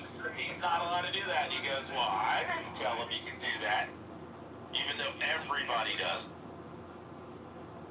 So again, what you just heard was literally Rich admitting to scamming the welfare system. Might as well. Everybody else fucking seems to do it. No, exactly. Like, I took fucking, extra fucking help from the government. I think, like... But I also expressed that I was taking care of my dying fucking parents for the entire fucking year, too. Are you guys having a fight? Are you guys having a fight? Hold on one second. I think Serendipity was trying to speak. Serendipity, was that you that came off mic? I heard a female. That's Ema. Okay, hold on. Fellas, gentlemen, can we give some space to the female voice for a second, uninterrupted? Go ahead, Ema. Thank you so much, Emma. I appreciate you. Yeah, I think like what I'm gathering, I'm with Emma. I think this is more of like a symbolic campaign. You know, do you guys remember the guy who ran for president, like with the boot over his head?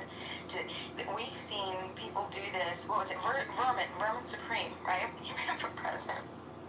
And the other guy, So it's Keenan Iowa in 2016 who ran under the Dare He's nuts. Right.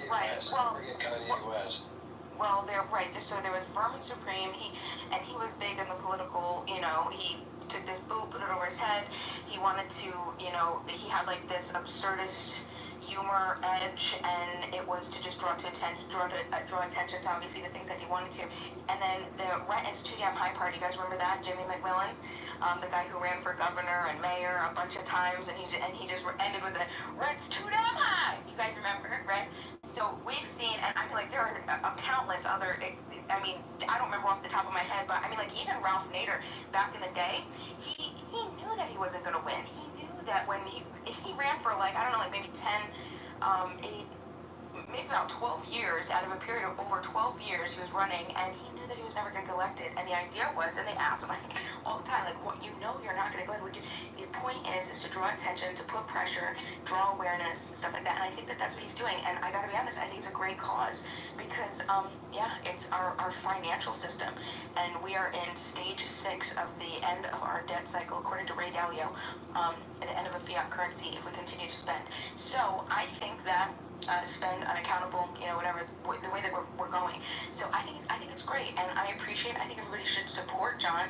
I think maybe John could get a little bit more transparent about this for us, so we can then understand exactly what's happening and be a part of it, right? Because I also am not convinced right now that it's like a serious thing, but I still think that it's serious in the realm of awareness. And I mean, like, potentially this could make national news. I think that's probably much more of what he's looking to do. It ain't gonna make national news, but you're right. It is scary. I mean, Bourbon Supreme made it. Brent Studio High made it. Joan Jett Black, remember that? Who ran for mayor? The LGBT, the queer, right? I mean, like, yeah. I mean, there's it's funny. It's funny, and John is funny. And when he easily irritates people, it's funny. Because it's not him who's getting all wound up, it's everyone else. And it really doesn't matter if he's running or not, because it's not him getting wound up, it's everyone else. And it's absolutely, I agree, Rob. Couldn't agree more. The joke's on him. That's the gag. It might be. That'd be true.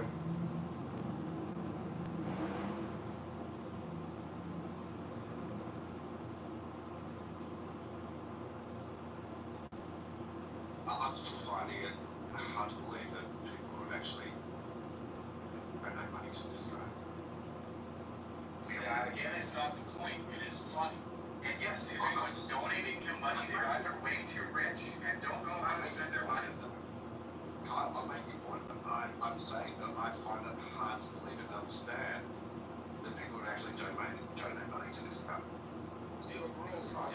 Bro, there's a guy on YouTube who wears a fucking toilet bowl seat around his fucking neck, covered in fucking chocolate sauce, and sits there and goes, little piggy, little piggy, little piggy, little piggy, and people fucking donate him money. You think that's wild? Like, people donate money to all kinds of fucking weird, stupid shit.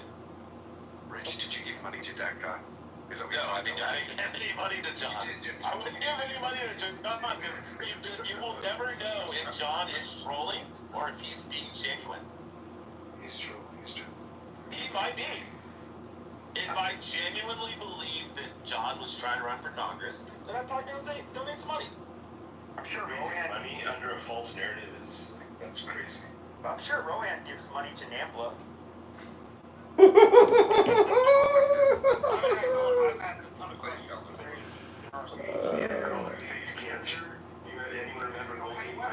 hang on. Sean, did you notice the marsh talking on? What's NAMBLA? Yeah, I did, but North American Man Boy Love Association. NAMBLA? It's old dudes that want to fuck kids. Alright, It's a federal group. Isn't that pretty? People. No, I wasn't saying that's what he's doing. I was just bro, my apologies, bro. I didn't know you had a green bean. My apologies, bro. Sorry. So I was going to ask John 2 questions. John, what is the filing fee in Illinois for the district you're running in? It's $0. So you just need signatures. They literally don't have any campaign filing fees. Correct. It's about 600 signatures. 600 signatures. Okay. And when people donate to you, is that money going into your private bank account? No, of course not. It's going into the campaign account under an EIN, and I've got a bank letter, and it's all set up with Antidote if you want to donate right now. But I'm finished answering questions for now. I want to bask in my military glory and victory of making Brad eat his Irish potato stuffings and shepherd's pie. You hear that, Brad? I hope you have a nice shepherd's pie tonight, Brad. Look at the PTR. Service connected, disabled veteran. Look at the second lieutenant ID card, Brad. I hope you eat your shepherd's pie, Brad. Eat that shepherd's pie. You got some shepherd's pie on you, Brad. Hi, Brad. I think he got you, Brad. I think he's the type of guy, type of guy that play around with the poop and just like walk around and look at his videos. Bro, I told you there's a YouTube guy that does that. He wears a fucking toilet bowl zero saying, you can go donate $20 right now, Brad. And he sits and yells at the camera, little piggy, little piggy, little piggy. Okay, you done there, little Donate Shut up, Rich. Okay, Shut your terrorist. I think we need to, I think we just need to move Rich down. I think we need to start a new discussion, and I think the new discussion should be the most effective way to manage mental health in this hyper-connected world that we're living in. I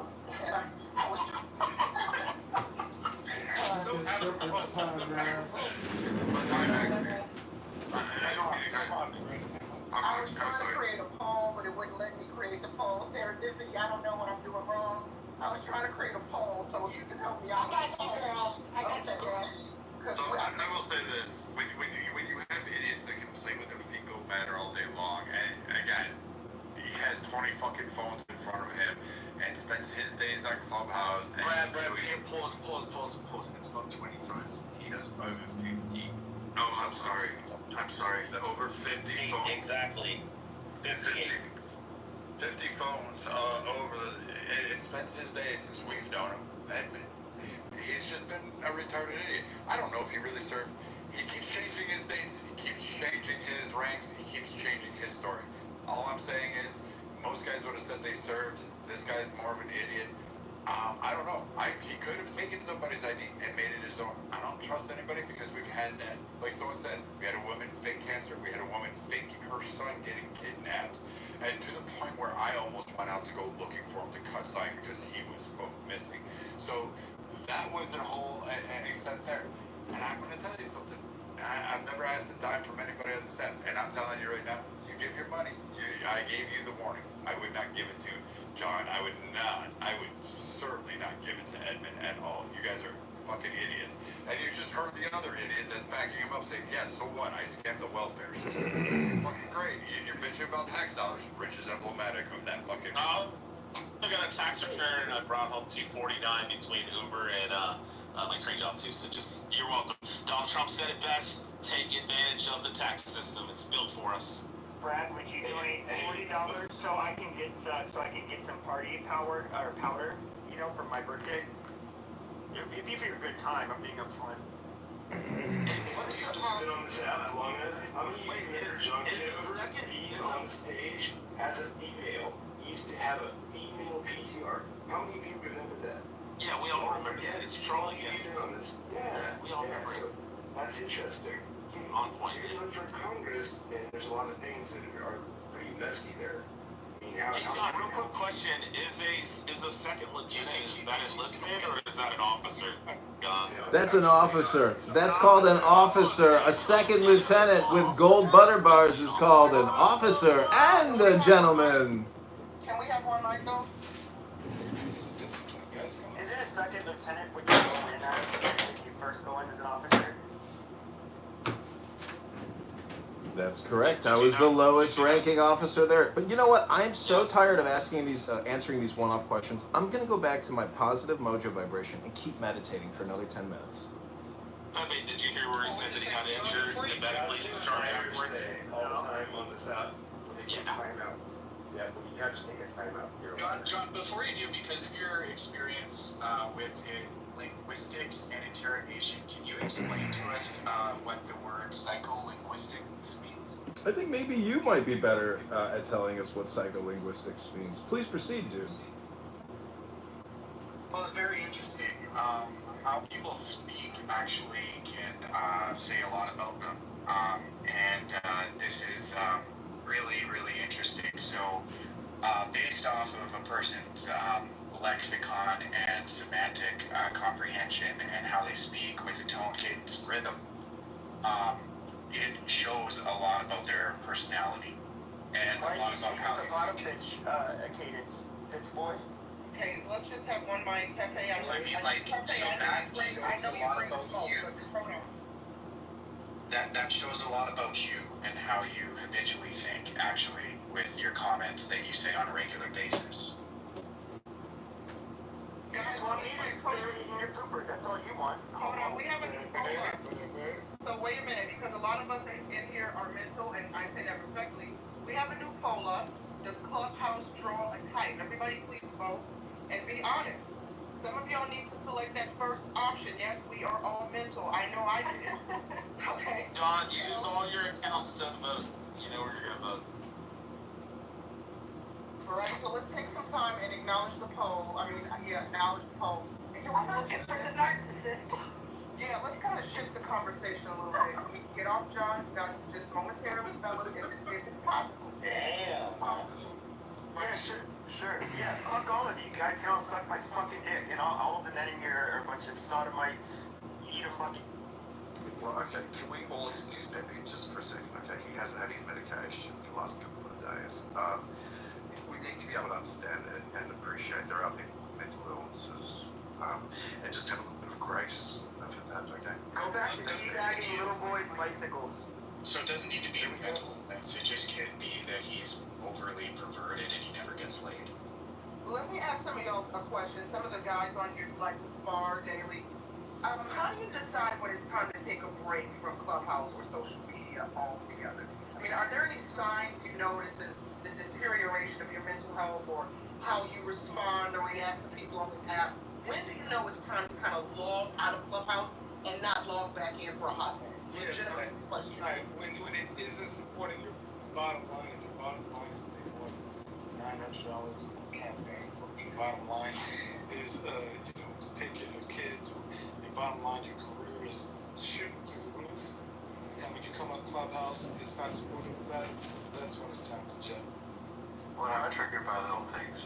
My bottom line is to give everybody hell. That's all it is. And my check is usually like when Kyle's mother wants to kiss me off good night or good day, and then I have to leave change on the counter so he can go ahead and get his milk done through his lunch money. So that's when I realized, like, hey, maybe I need to take a break. Wait, who is It's funny how you say the same joke about the same people all the time. The one that came up and said, dude, who has the lisp, and he talks in a very flowery voice, and he misses his daddy. Brad, by the time this app burns to the ground, you will have ran through everybody's wife and mom, and I hope that we get a docu-series about that too. The Adventures of Brad's Penis, respectfully. Does anybody else ever feel that Brad likes to project a lot? Yeah, Brad definitely watches a lot of porn for sure. But no, he's widowed, so he can do whatever he wants with his dick. You guys, We're not going to speak about Brad's wife. We're not going to speak about Brad's wife. That's pretty reason. I didn't do it. He said he's widowed. Wasn't anything. Yeah, he didn't say anything about his wife. He was saying this morning that Brad killed his wife, which he did say Brad this morning. Brad killed his wife. We're not going No, to. Keegan said Yeah, that. Keegan said that. We're not going to rehash that though because Brad doesn't mean it. Nobody means it. We just don't need to rehash that. Widowed isn't talking about someone who's respecting him as a widowed. Where's Keegan? I would like to welcome Just answer the question, where's Keegan on stage? Hold on, ladies and gentlemen. I want to add him. I want to welcome Anson to the stage. Hi, Anson. We had a great room. The education room today was really, really wonderful. Thank you for opening up that space. It got a little spicy towards the end there, so if you go back and listen to the replay, it got a little spicy, but we tried to reel it back in. It got a little off topic. But overall, I hope, I know you had to leave early. I hope you're proud of the overall discussion. Thank you, Anson. And I don't know if there's a room for tomorrow, Anson, that you want to plug, and the topic you want to plug, and what time, and the name of the house. But can we show some grace and silence for Anson for a moment, please, gentlemen? Anson, the mic is yours if you'd like to speak. Well, I listened to the replay. Holy shit. Don't fucking cuss in here. Right. I already apologized to the XJ yesterday for chiding him on that. But I mean, it got a little spicy. You're absolutely right again, Ryan. I'm sure I couldn't have done any better in trying to get back on topic. But anyway, I hope it was a good room for disappointed that we didn't learn something a little bit more concrete and reach some kind of consensus about something, but that's the way it goes. Sometimes you win some, sometimes you lose them. So we'll keep on trucking. I have no idea what the room will be tomorrow. I'll message Roger and give him a suggestion or something, probably early tomorrow. So see you guys around the block. Who was that? Tamar? Go ahead, Tamar. Yeah, you did a great job, Anson. You just when you're doing the room, when you're moderating, it keeps it above ground and mature. I guess when you left, I don't know. Roger. It just went south. Yeah, I hate that we didn't get a chance to talk about one thing I wanted to touch on was the failing, the ethic, this kind of ethical dilemma that many teachers are facing now, where they have to pass failing students, which really bothers me, and I was hoping we could touch on that. But maybe if we talk about this topic in the future, I'd like to get answered, maybe some of the educators' opinions and thoughts on why the public school system feels compelled to pass these dummies when they can't read and write at grade level. Everybody gets a passing grade. They don't want to fail anybody. So yeah, I hate that we didn't get to that, but maybe next time. Thank you, Anson. Well, I would tell you that that is a huge problem, and I lumped it into that item on the poll called rigor and accountability.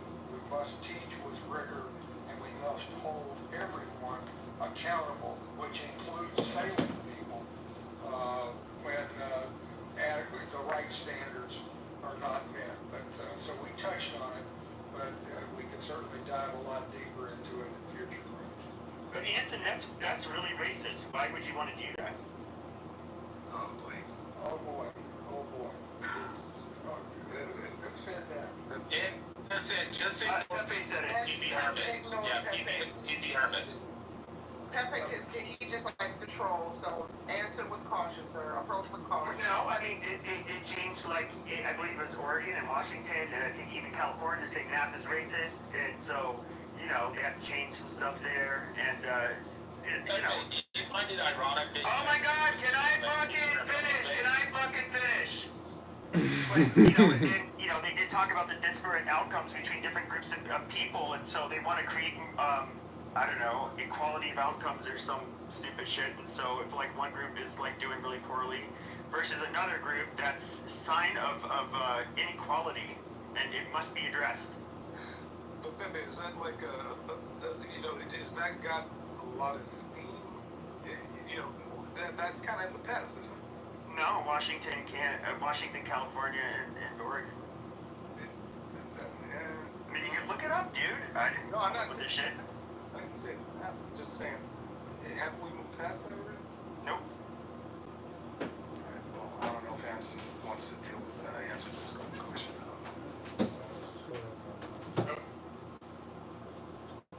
Hey, Anson, if you look through the pictures, the images, the PTRs, can you tell me if you think that's a legit cat card?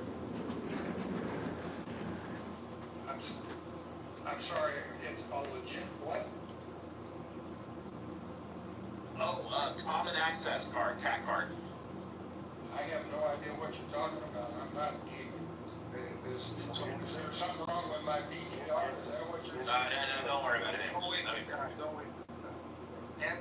Anson, we talked about what had the most votes in the poll. There was something else. Everybody was agreeing that the education system, K to 12, we need something else. And you were saying something. People have to be specific in what that something else is. And I'm an actor. I'm a martial artist. When I was a kid, I dealt with a lot of tough things. Everything from abuse to all that bullying stuff that got me into martial arts real deep. And I think sports and things like this, art and things like that, are really valuable for young people. But what I was alluding to, that I'm going to have an October 2-day retreat with cops and principals, is Dr. Jody Spence's work that talks about the science of behavior, the science of the mind, and it will be a different approach fundamentally on how we're approaching kids, the way they think, and how to educate them about the mind. I don't know if that's been in the education system, the subconscious mind, the conscious mind, these kind of things. Do you know? I think it's been in the education system as long as we've had an education system whose goal is to improve the way people think. Right, but I mean, when I was in school, I never had a class that focused on that at all. I don't even remember it coming up when I was a kid. My retort to that is, once you learn how to read, write, and do arithmetic, then you might be able to have reasonable discussions along those lines. But my point is that we continue to fail to teach kids how to read, write, and do arithmetic, so it's hopeless to be able to engage in higher level subjects. And why is it that they're not having that happen? What's in the way? Why is it lost focus? I don't mean to dominate this room in any way, nor no, please. Going on. But I'm going to go back. I'm going to go back to my fundamental point, Tamek, that rigor and accountability. The reason we don't teach kids how to read, write, and do arithmetic to a level of competency is because we lack rigor and accountability in doing it. And if somebody calls that racist, then I tend to strongly disagree. Oh, I don't think that's who makes those decisions. Who makes the decisions as to what is competent in terms of reading? No, not what is competent. To make sure that that's the standards around that is high. Who keeps that standard? Reading, math, these kind of things. Well, that's a tricky question. If the government is running the schools, which other than private schools they do, they're the ones providing the funding. So what you're really asking is who sets the standards? And my answer, I guess, is governmental authority through school boards, elected officials, superintendents, principals, and teachers. But we've got to have good, strong standards, and I think we sadly lack it in those good, strong standards.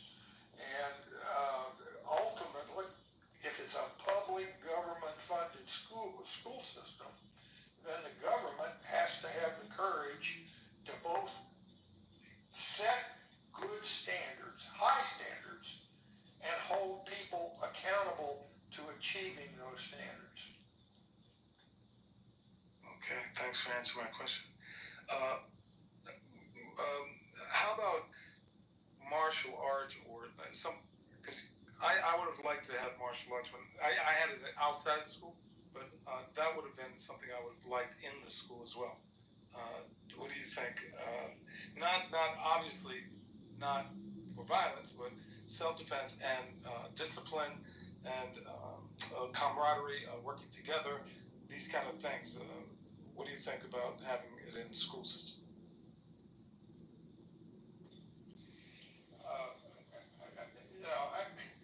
I didn't come in here to I'm glad to engage in this discussion, don't get me wrong, but I've already probably bloviated too much in my own room. The last thing I want to do is bloviate in here and piss everybody off.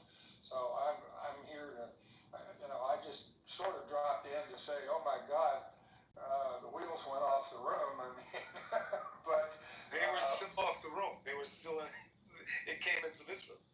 Yeah. Okay. All right. Well, I'll engage in a conversation, but I don't think my companion is already pissed off at me because I'm spending too much time on Clubhouse. We were being.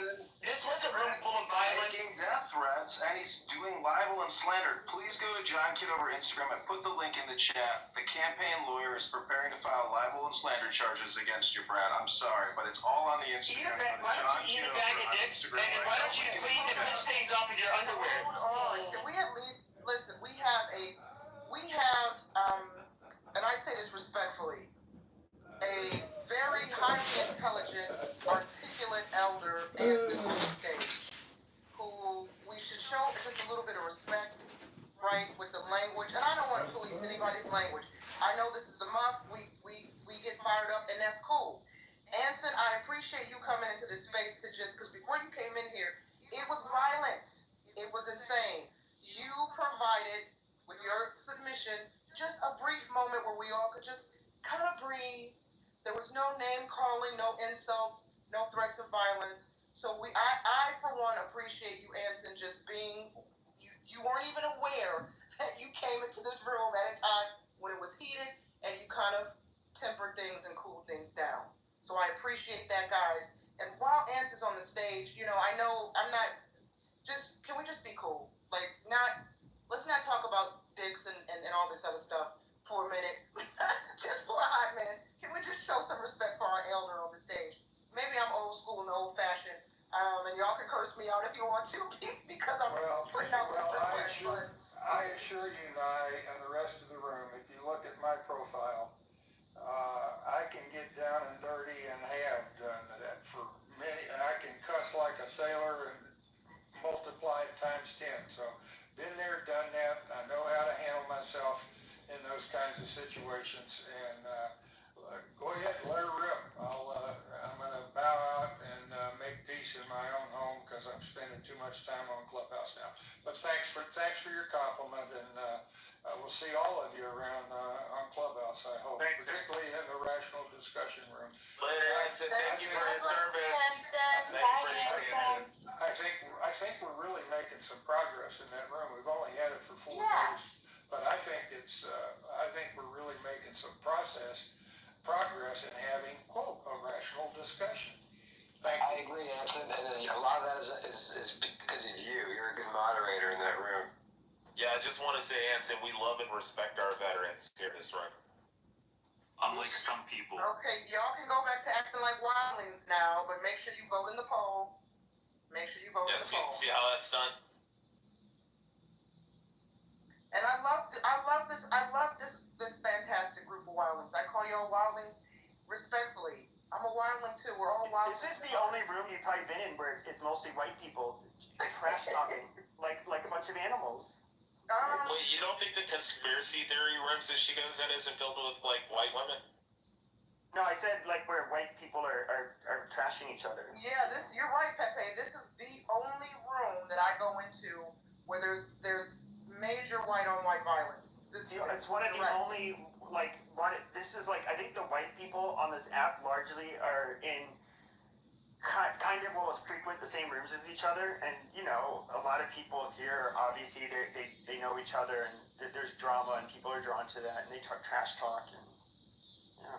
Also, let me just say something. I don't want to make this about me, but I feel like I need to address this while there are folks in the room, okay? Speaking of white-on-white violence, and I'm not trying to bring up old memories, and I know one of the rules of the house is you don't bring up drama from another house. And I'm just going to touch on this momentarily while our fearless leader is away, Mojo. Ladies and gentlemen, yesterday I learned a lesson. Stay out of white folks' drama. Stay out of this white-on-white violence. I called myself, because I got a lot of shit in the back end. I got a lot of shit yesterday when Keegan asked me to co-mod his space, and because he thought I would be a neutral moderator. And I thought, sure, I have no dog in this fight between Brad and Keegan. Little did I know, I could not have expected the aftermath would have been the way it turned out. So, and folks thought that it was my house, that I opened up that house. I did not. It was not my house. Folks thought that I created that title. I did not. Folks thought that I was picking sides. I was not. And I received numerous back channels and phone calls about your account's going to get clipped, you're going to do this, you need to not, why are you in it? And I didn't think about it in the moment because I thought I'm just going to be a neutral moderator. So for anybody in the room now who was in that room yesterday and you were probably wondering the same thing, hear it from my mouth now. Hindsight is always 20/20. I will never get involved in this shit again because I didn't think I was going to catch the heat that I caught in the aftermath. I thought I was just being, cooler than the other side of a pillow by helping mod that space. So, if you didn't do anything. The chat room's flaring right now. But I would say that you didn't do anything wrong. First of all, one of the things that I saw it happening even in the chat of the room we were in, people were trying to redirect people to other rooms, and that is very common for them, for them to say like, oh, I wouldn't be moderating there, just to basically get you out of the space and into their room, because you didn't say anything. I would say you weren't familiar with some of the people that came in. Like Cray did come in, and I was just like, oh shit, she doesn't know him. He will drag people. He had a room earlier, like 300 people in it, dragging somebody. Hold on. I don't know who Lane is, but you're blocked.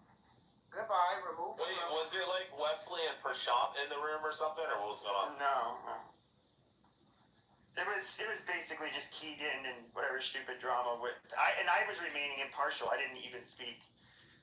Hold on. BB's saying she's making it about herself again, y'all. I don't know if that's about me, but I rarely make these spaces about me, BB. So if that comment is to me, ignore BB. She's drunk 24/7, 365. Oh, a drunk. Yeah, she's a British Persian lady who's always drunk all the time. All she does, I let her. She's a feature in my rooms. I let her talk shit. She calls me how I'm stupid, I'm gay, I'm all of this stuff, and I don't even. Pee-pee, are you a faggot, pee-pee? Yeah, she will fuck your stage up when you let her up, but bring her up. She can fuck up my chat room. I don't care. But she talks shit to everybody. Bring her up. If you claiming she's a drunk hoe, we're not gonna deal with. No, you gotta bring her up just to hear what she sounds like. It's fucking hysterical.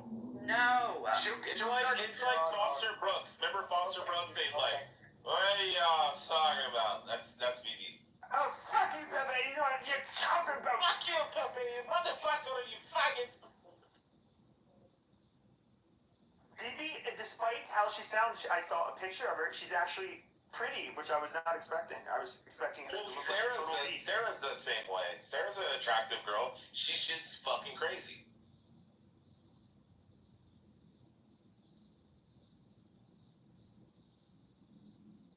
I think it's because they're Persian. She doesn't like when I speak. She can always not be in here when I'm here. You have options. What's up? She's Persian. She's a hater.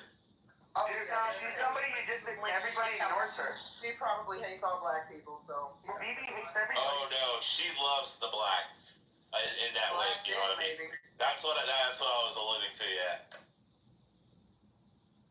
Anyways, hey MG, what's up, boo? One of the most beautiful women on this app. Okay, so take the poll. Does Clubhouse draw a type? Certainly in this room. I always tell God damn it! Why are you moderating so much? No, everybody came here to fight. Well, the ladies, this is the mob. We moderate the vaginas. That's Roger's house rule. Certain vaginas, at least. I mean, I don't make these decisions. If I was moderating the vaginas, I would have a little bit more diversity. No disrespect to my beautiful white women on the stage. Yeah, she's buzzing out on stage. Look at her.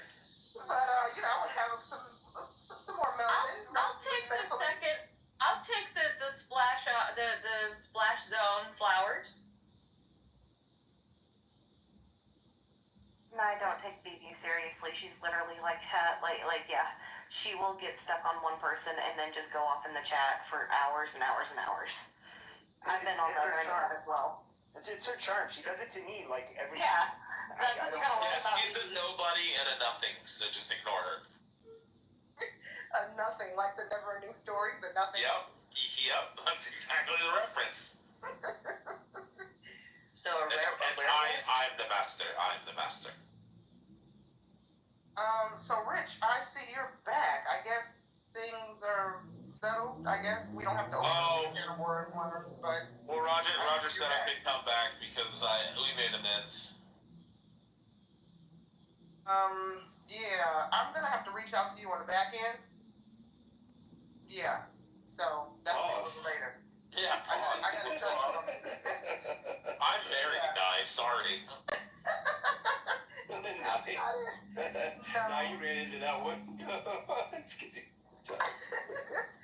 Yeah, no, not like that, sir, but, yeah. I mean, John's the one with the LGBT flag, not me. You might be getting us confused. Right. I have no knowledge of them working anything out on the back end, but I do know that Roger unblocked him and that he was 2 days ago. Yeah, he was here yesterday. Yeah, Roger's seen that I've migrated over to, Chillism. There was 60 people in there today, and they're having phenomenal conversations, so I think that might have, resolved a lot of it. And you don't bring. I was on stage here yesterday, and I've been on stage in Chillism for the past 4 days now. What are you talking about, Brad? See, again, lies. It's like you said, John has stolen valor. He's a second lieutenant. He's got second lieutenant. He's got his Citadel fucking graduation fucking garb. And you're like, not remember it. Stolen valor. I mean, again, scamming welfare. No, it's not scamming. It's called taking advantage of the system. Using the system to your advantage. Donald Trump said the same thing about taxes. When Hillary said, you didn't need to pay taxes, he said, exactly. I'm using the system the way it's structured. Don't like you, Rich, because you're slimy. Oh, shit, bro. You fidge and fudge on fucking welfare checks and lie about unemployment. I've never received a welfare check in my entire life. Rich never had welfare in my entire life. Rich is married to an LBFM, so I mean, I don't know what he's doing on the stage. Dare I ask what an LBFM is? It's what they call in the military. They called them. So they used to have a base, and my dad would fly over. No, he never fucked any Filipino women. You're talking about Subic Bay. So they would call. They called the women their little brown fucking machines. That was an acronym in the military. Yeah, they are. Damn it! I hate that I asked, but now we learn something new every day. Little brown fucking machines. Oh, they're the horniest women on earth. That's probably true. Yeah. That's why they all have 12 to 16 kids. MG's like, what? I wish I could have been this slut like that. Why not? I think they all have hyperthyroidism is what.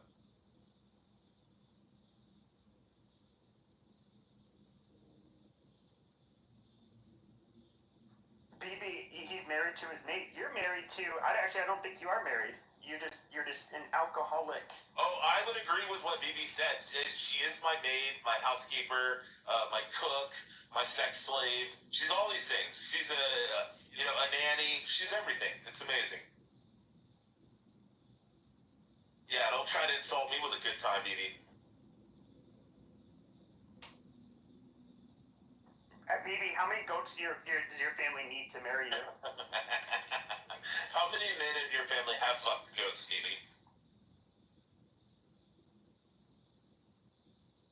BB, I don't know how often you've been in this space, but I don't know. If you go hard on the chat, we got some shooters on the stage that don't come out. She knows us. Oh yeah, this has been years. She's this shit talking goes all day. With her, she's not a sensitive little girl. Pepe used to be part of the Chillism group way back when. Oh, we ran Brad away? Oh no. Hey, at least Scarlett's happy now. It's because you guys are really unpleasant. I'd smack the shit out of you guys in person.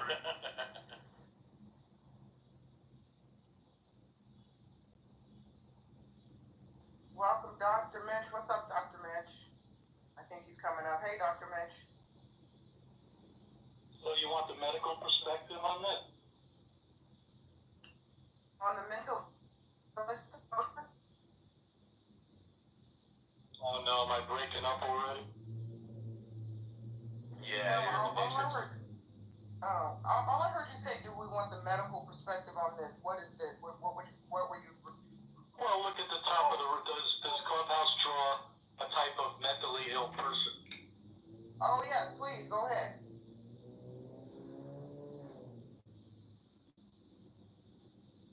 God, I don't even know where to start on this.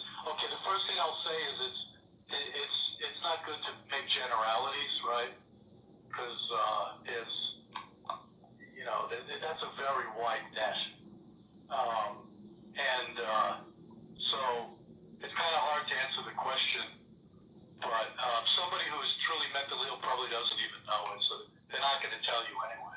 Certainly a narcissist or a psychopath is not going to say, yeah, I'm a lunatic.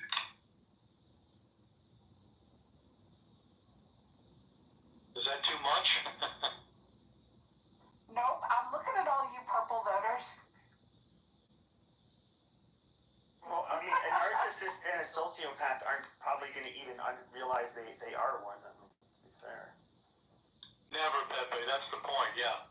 No, that's actually how you know you're not a psychopath, because you think you are one. See, go Team Green, we're all the mental healthy ones. I don't know, my friend Serenity Serendipity, she actually is the only rational person on Clubhouse. Thank you, Dr. Mitch. I mean, I am an agent of chaos. I don't know why. I don't know. It's like when you look at all of those cluster B traits, like when it comes. I mean, I do have like ADHD, and I don't know. Sometimes wonder, like, maybe you can have like the traits, but they're not full on. Wait, MG just said in the chat, if COVID never happened, I would never be on this app. Same here. Is that true for many of us on the stage right now? Was the COVID pandemic the reason? Yeah, I wouldn't have been online, period. Like, I didn't do social media shit where I talked to strangers until like 5 years ago. Otherwise, I literally had zero interest in expressing myself online or talking to people. I started on a mom app, and then a bunch of us migrated over here. And I just never went back to the mom app because it got boring after a while. Those moms are way hella boring compared to Clubhouse rooms. Oh, the drama can get nasty, but yeah, the rooms just, yeah, no. What does that say about us, though? Like, those of us that that think it's funny to rile people up, that is, you know, maybe not within the realm of healthy, and then there's a lot of you who also like to participate in the drama and the name calling, and even for those who don't, you guys definitely like to go in the rooms where it's happening. Those are always the busiest rooms. I would say there's a lot to unpack there. Trolling is a participation sport.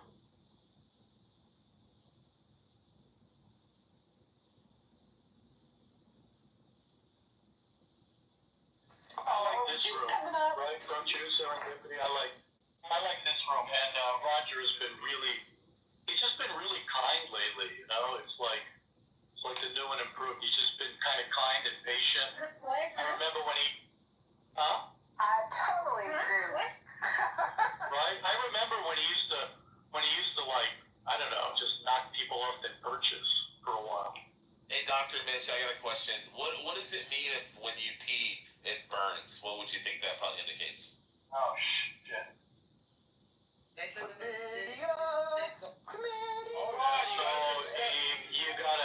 You gotta get swabbed, man. It's a UTI or an STD, but they're pretty much almost interchangeable. Okay, cool. You guys step on the joke. Pepe, Dr. Mitch said stop fucking with prostitutes and you might need to get a test.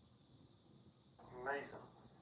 Oh, you know, if Rich only thought that he was 60% like funnier than he actually Monica, do you realize that it only matters if it's funny to me? I do want to say that, like, I did meet my soulmate, Callie, in the audience. I met her on this app. Comedy that's is pretty subjective, cool. and it Fuck only you, matters Rich. to me. Don't interrupt my fucking shout out. MG. Have you been to the Self-Realization Fellowship, Dr. Mitch? Sure. Yeah, I live in Oceanside. And I had a house in Carlsbad, yes. I have been to SRF, yep. Autobiography of a Yogi, Paramahansa Yogananda. Also, it's in the Matrix, Sam. So, You're in the Matrix, Dr. Mitch. Scarlett, I'll address you as your legal name on here, that you want to be presented as. I can guarantee if we go watch John Kitover's replays, he was laughing when I said the joke. I don't care. It's only funny if it's funny to me. Rich, I agree with that.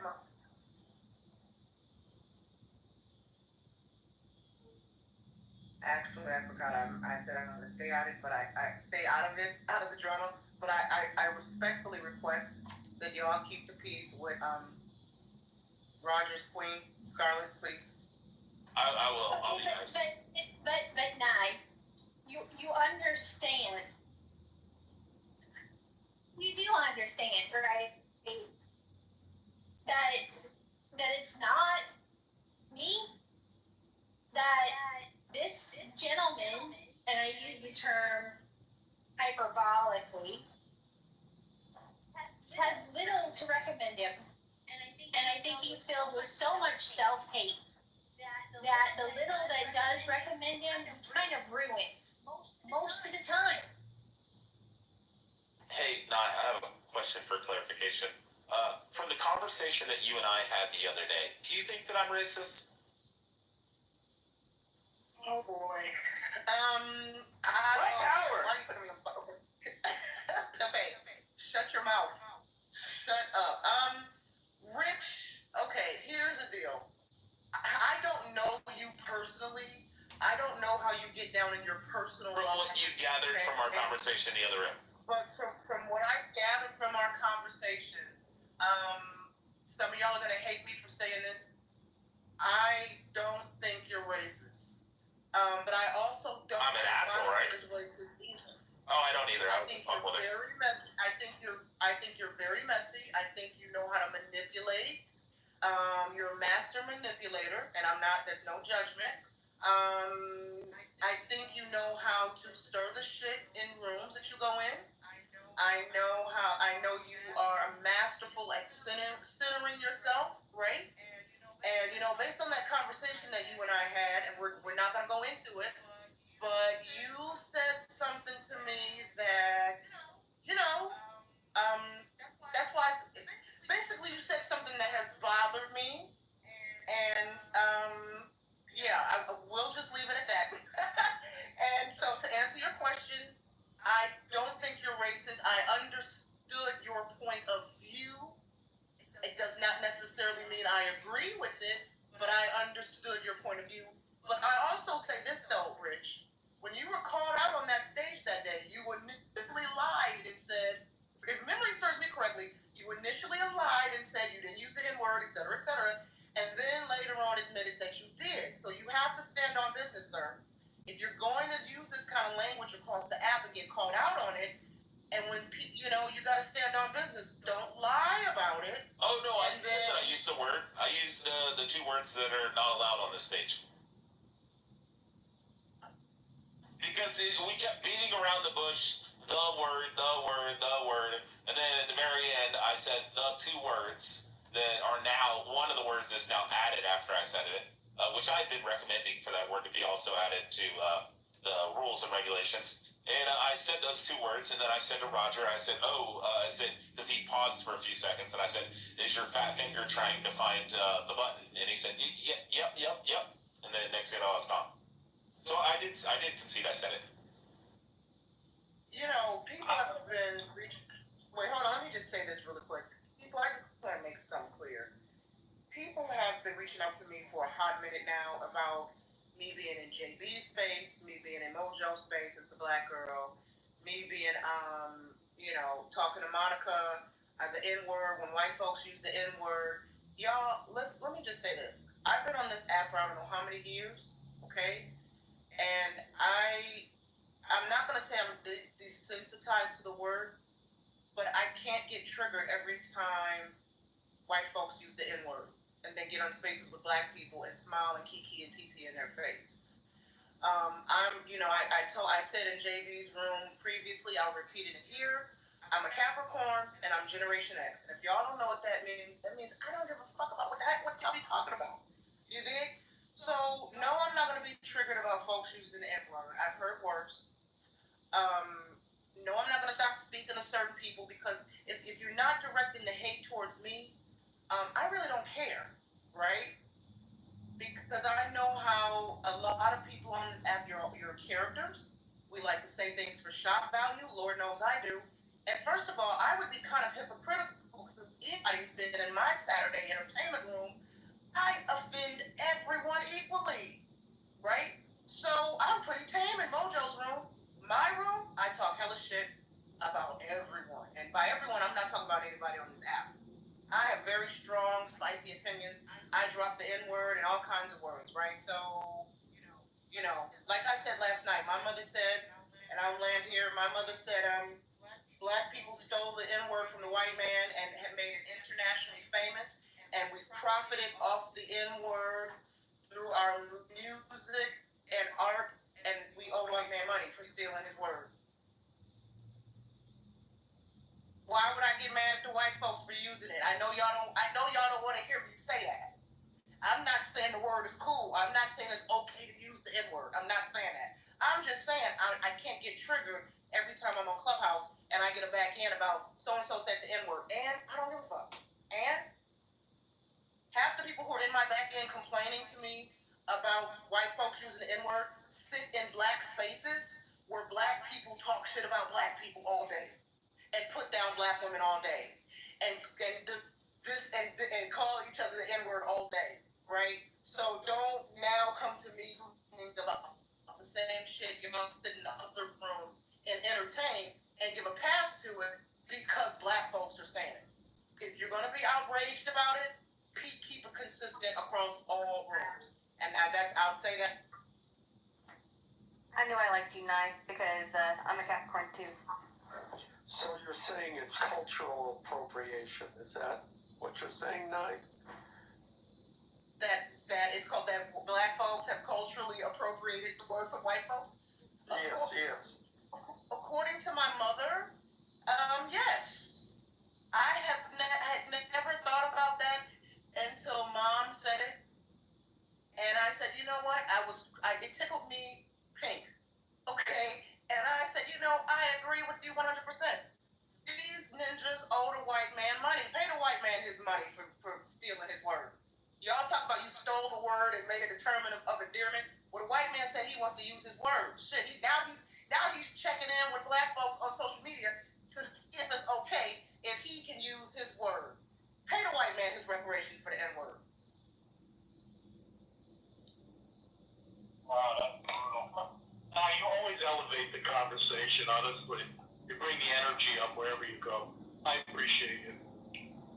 Yeah, so I think one of the things you probably take contention the other day or talking was that I use it as a tool to attack people whenever they attack me. I use it as a bludgeon tool. So yeah, I mean, and Hakeem, if he were here right now, I know verbatim what he would say. You wouldn't say that because you don't say that in real life because there's consequences. No, in real life, I don't say that word. But when I'm on Clubhouse and somebody's telling me they're gonna murder my friggin' wife and kids, then yeah, I feel the need to use that word to rile them up. So you do use the word, okay? I already conceded that. I think you're just being provocative because you think it's funny. Well, I got a question. Should someone being or not being a racist be an absolute metric on whether or not they are a good or bad person? In other words, if someone's a racist, then they are completely a bad person, and that's it. That's no other values or metrics can be used on the person. Alan, you know that everything is a gradient. There are no absolutes, right? There's no absolute. Being a racist doesn't make you absolutely horrible. Well, is that your answer?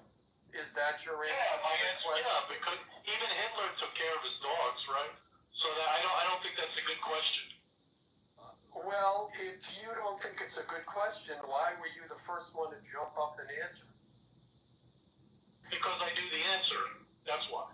Because you knew the answer? Well, I know that you appointed yourself the judge and jury on what is or is not a good question. But I don't know, maybe somebody else wants to answer, and we don't need to hear your opinion on what is or is not a good question. Thank you. I think to Dr. Mitch's, I think to Dr. Mitch's point, Alan, for example, Messi. Maya's already acknowledged, and I agree with her, I don't believe that Messi Clown is racist. Do I think that he can weaponize it and use it to his advantage and do things that are racist? Yeah, but I don't necessarily think he is a racist, so I think to say, well, if someone's racist, does that make them a bad person, is that people can do racist things, but in their heart, maybe not really be, am I making any sense? Yeah, I understand. Well, let's take it one step further. If we determine that someone is a racist, and we determine that by whether or not they use the N-word, does that person then deserve to be beat? Hey, on all other news, Very hardly. I would like to address and congratulate and wish a happy clubhouse anniversary to MG. It is your clubhouse anniversary. No one said shit. I wanted to address MG and say, happy clubhouse anniversary, girl. Appreciate you. You're lying. I told her happy clubhouse anniversary in chat. She sure Hell yeah. Yeah, the acknowledgement's what's up. Yeah. Dawn, Yeah, her left pinky toe needs cleaning too. You've got the right one. Wash thoroughly. Thank you. Alan, just to answer your question really quick, look, I don't want to be around racists. I think it's just weird. I don't, this is not my reality. But again, I'm Ethiopian. I married a white man. I have biracial children. My friends, I have a lot of Jewish friends. I don't know. I have a lot of white girlfriends, black, homegirls. So I get that I'm the anomaly. But this is not my reality. I think it's weird. So. Can I? Yeah, but I didn't ask if you wanted to be around. I asked if they are good or bad people. I would, in my opinion, I would judge them as bad people. In my opinion.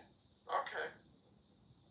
Can I just let me weigh in really quick? I'll try to be really quick with this. Alan, when you asked that question, it made me think about when I was living in LA for 20 years. Okay, and I can't tell you how startled I was. And this is hand to Bible truth, y'all. I'm not making this up. How surprised I was by the number, it was a handful, right, of so-called neo-Nazis or so-called white supremacist males, white males who, the locals, the community, or my apartment building at the time when I first moved in there, were aware that these individuals were racist, okay? But my encounters with them were always pleasant. Always kind, never racist, never hateful, right? I had a roommate once that dated a guy who was a neo-Nazi. Long story how that happened. When I met the bitch, she was a lesbian. When I moved in with her, she was a bisexual dating a black man. But at the time I moved out, she was dating a neo-Nazi. Case in and of itself. And so he was cool as shit. Sometimes we would go have coffee, right? So you ask if they're racist, are they good people? If they're racist, does it mean that they are or not good people? Alan, I don't know. I can just say from my experience dealing with a handful of so-called neo-Nazis in LA and North Hollywood that I quote-unquote befriended, they always treated me with kindness and respect. We never engaged in hateful rhetoric. We never talked shit about other cultures and races. But when I would be around the community, meaning the neighbors or the locals, their experiences with these guys were completely different. So that's my response to your question. Not helpful, but just my personal lived experience. Yeah, well, I think that says, judging from her dating history, it says more about her than anything else. But yeah, I get it. Do y'all remember Cardano on this app? Do y'all remember? Oh, yeah. Okay. Yeah, right. Nah, did you ever meet Cardano? I don't know if this was before you were here or not, but... Yeah, I think I know Cardano. Okay. Well, everyone knows how racist he is, and he's a huge anti-Semite, right? For whatever reason, he took a liking to me. Yeah, he really liked me. He followed me. I would never follow him back. Because I think you're weird, and I think you're dangerous, and I think this, the stuff that you say in these rooms is just, it's disgusting. So, could we really ever trust these people? I can't trust you if you're racist. If you're only saying the N-word, talking shit about Jews, we can't be friends. That's just my red line. And I'm not gonna let that pass. We can't fuck with each other. Because I just don't think you're a good person. Yeah, well, Cardano was interesting. He was famous because he came on as Cardano, and by the time he left the app, he was up to like Cardano 29. So, yeah, but the problem with Cardano was he was honest. That's all. He really wasn't. His best friends on the app were KP and Sig. But he was actually lost and confused. I don't think so. He did. So I didn't meet him when he very first joined the app, but everybody had said by the time I met him, he was a totally different person. He'd always want to. There was a lot of hatred black people were incredibly hateful towards white people and really nasty to them. Were? Well, or need are. It doesn't matter. But he ended up. I guess like he would try to talk to them, and then he he got so tired of it, and he hit the arc of his trajectory, just went complete boomerang the other direction, and he did join Blood Tribe. He did move to Maine to be with them, and for those who don't know what Blood Tribe is, that is a neo-Nazi organization. So I don't think he was I think his heart was largely kind of in it, but I don't think he's a naturally hateful person. And so, I remember telling everybody, dude, he's not going to last. He's going to change. And people are like, oh, no, you don't know what the fuck you're talking about. It's like, dude, I've been talking to these people for years. He's not somebody who I think had the personality profile of somebody who would stick in one of these groups. Yeah. Okay, I used to think that too. Sorry, Alan, I'll just say this and I'll hand the mic back to you. I used to think that too, Pepe, and I was in a room one day because I was like, why does he like me so much? I'm obviously black. But whatever, so we were in a room, Zadie comes in, and for those of you that don't know who Zadie is, Zadie's Jewish. Zadie comes on stage and he flips the fuck out.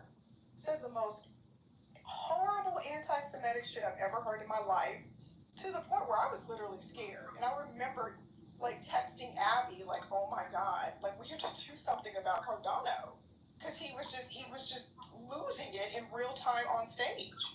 He had a meltdown talking about Jews, and that moment was a defining moment for me. I was like, see, if they don't like Wait, are we talking about JBNG?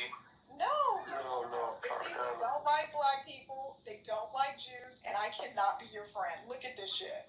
And he just went off on Zadie. Yeah, well, okay, two people have spoken. First, MG, let nothing I say mean that you shouldn't have stopped talking to him and you shouldn't be scared of him. However, in that story, you're discounting the personality of Zadie. So Zadie was hardcore pro-Jewish, absolutely. And Zadie had a personality too. But, so that's the other side of that story. But Scarlett, I know you were there when this app began to change. And I know you were there and you saw how the rooms went down and what changed in these apps. I'm not excusing his behavior. Clearly he wasn't emotionally capable of handling that change.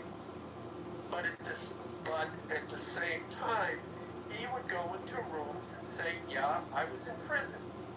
And yeah, when I was in prison, I had to defend myself, and I had to assert, he had to insert himself and prove himself in the hierarchy.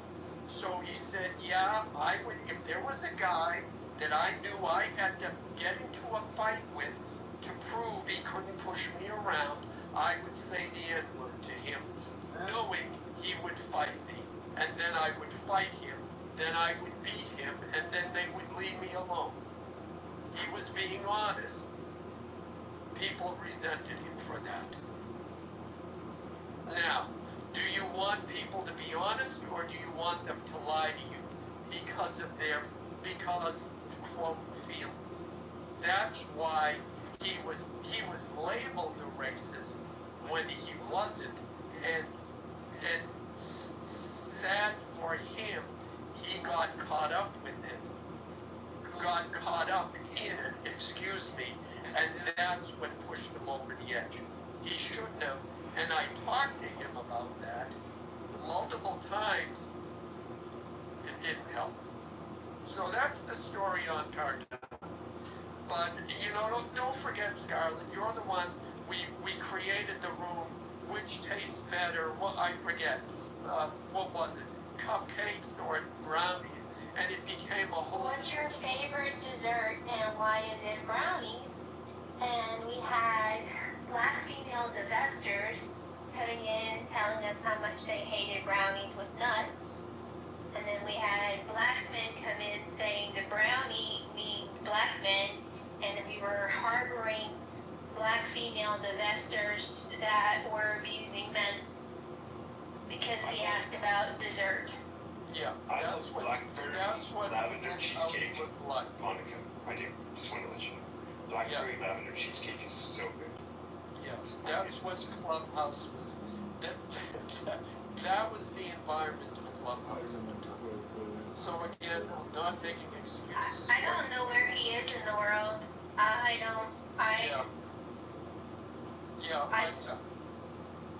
No, I'm sorry. I'm not making excuses for him. But, that's the context surrounding him. I would just say that there's a lot more context than just that. You gotta remember that you're not always privy to everything that goes on. And to MT's point, he was not a person that women should feel safe around. Well, the other part is I think at a certain point he had been with someone for, I don't know, 4 or 5 years, and they broke up. So I think that contributed to it, for sure.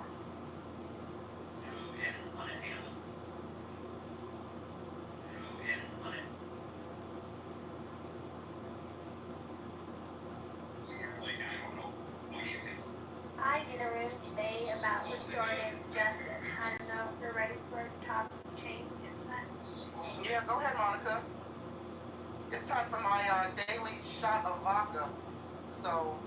Only one shot of vodka with you beating Just one. I don't drink a lot, so it's actually one of these. But my partner got vodka instead, and I'm like, no, it's whiskey, but people don't listen. All right, let's go. Let's go. You got your glasses. Who else got a cup? You got a cup? You can have a cup of water. Why don't we all do a little toast at the same time? Why don't we all take a sip? To all the users in the house, Clubhouse. Come on. Let's do it. Let's do it before Monica does the topic change. Yeah. To all the people on Clubhouse, you guys made this shit happen. For real. Love y'all. Yeah, I do too. I have an unhealthy relationship with this app. I really love Clubhouse. I really appreciate some of the people that I met on this. Well, not met, but just have engaged with on this app, from the crazies to the entertainment folks. Even I hate to say it, Pepe, even you. I sometimes enjoy being in your space. And hold on, my favorite, is he still here? Dr. Adams, Time Mark's down there. Mother, who I think is hilarious, especially yesterday in the chat. Mother. Now, I don't mean to call you out, Mother, but I think you're so funny yesterday. You and Raw Hitter. That was hilarious. Matt Cool, I love Matt Cool. Sonya with a J's in the house. So yeah, Monica, Messy Rich, I think you're funny. John the Congressman, I think you're a genius because of your social media experience. And I met serendipity in this room and Sean. So yeah, I appreciate the folks on this app too. I think you all are a cast of characters, right, and I really, really love y'all. Hell yeah. Is it a Capricorn thing? You have a... I forgot to give a shout out to Moves. Dan Moves. What'd you say?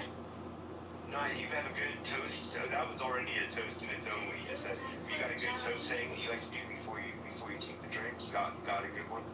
Anyone have a good one? Yeah, mine is always rebuke Satan, and wibbly wobbly, timey wimey in honor of Doctor Who. Is it a Capricorn thing where like it takes a lot to dislike somebody? Cheers, y'all. I'm taking a shot right now. Join me. Cheers. Becca gives the best toast, though. I will say that. I remember it from There you go, right? She's not in here. Oh, I think that bit. No, Pocket. Cheers. Yeah, let's not have Becca toast because he'll curse everybody out. Let's not do toast. Pocket's fiery one. I love her too. All right, love y'all. Here we go. Cheers. Toast. Cheers and toast. It's the clubhouse in the month. And wait, I'm reading Mother, yeah, the chat yesterday was hilarious. Mother, and Marquise is coming up. I love Marquise. Mother, I love that you were shooting your shot in the chat. That was perfect. And wait, who's that? What'd you say? Who's that? Marquise, what's up, Marquise? I'm like, y'all can't be drinking with that chip boy. Yeah, you know I gotta be up here with y'all while you do. Yeah. Come on up here and celebrate the live. Share the pieces. Monica's about to do a topic change, I think. No, I'm not. Let's just have a casual conversation. It's a Thursday, it's Little Friday. We're good. Birthday Friday.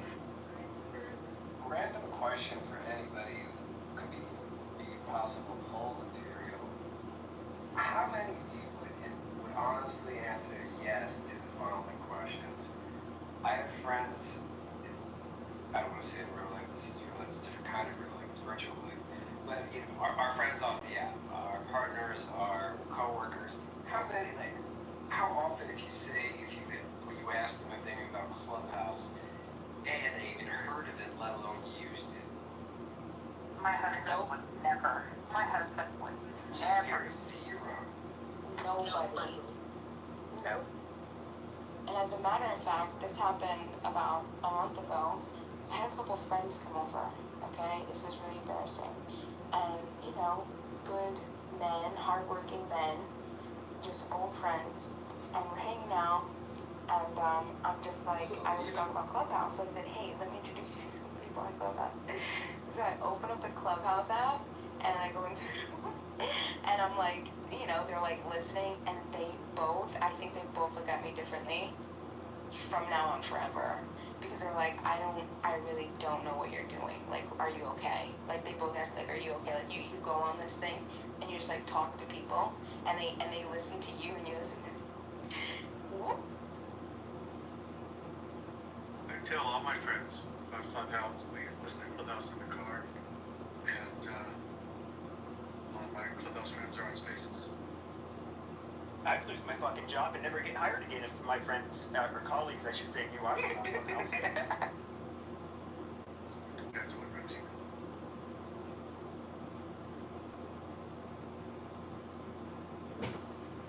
Well, how many of Brad's coworkers do you think know he comes on here and does homicidal ideation and makes death threats all day long, slander and libel? I don't know. I'm gonna file a lawsuit. Go get him, Tiger. Yeah, I'd have to support that. I mean, like, I don't know. There's something that happens in the heart, you know what I mean? Like, we know that we're all imperfect, right? And some of us know a little bit more than others. I know I have my issues. I'm okay with that. But when you find somebody that there's zero provocation, and they just choose to, to just do evil doing to you for no reason, that makes me think, like, first of all, horrible thoughts. but also it's really sad, and it really does weigh on your soul. Like, I know a lot of the times I don't respond to it, but it's so negative. And like the spirit of the room, I swear to you, it feels less evil whenever he's in the room. Like, I feel straight evil. And I'm gonna tell you something else, and this is gonna be, and I'll promise I'll stop. But I honestly, I blame a lot of you. I blame everybody that laughs and like lets him believe that his value has to be in insulting and demeaning and criticizing people like so disgustingly, like obsessively.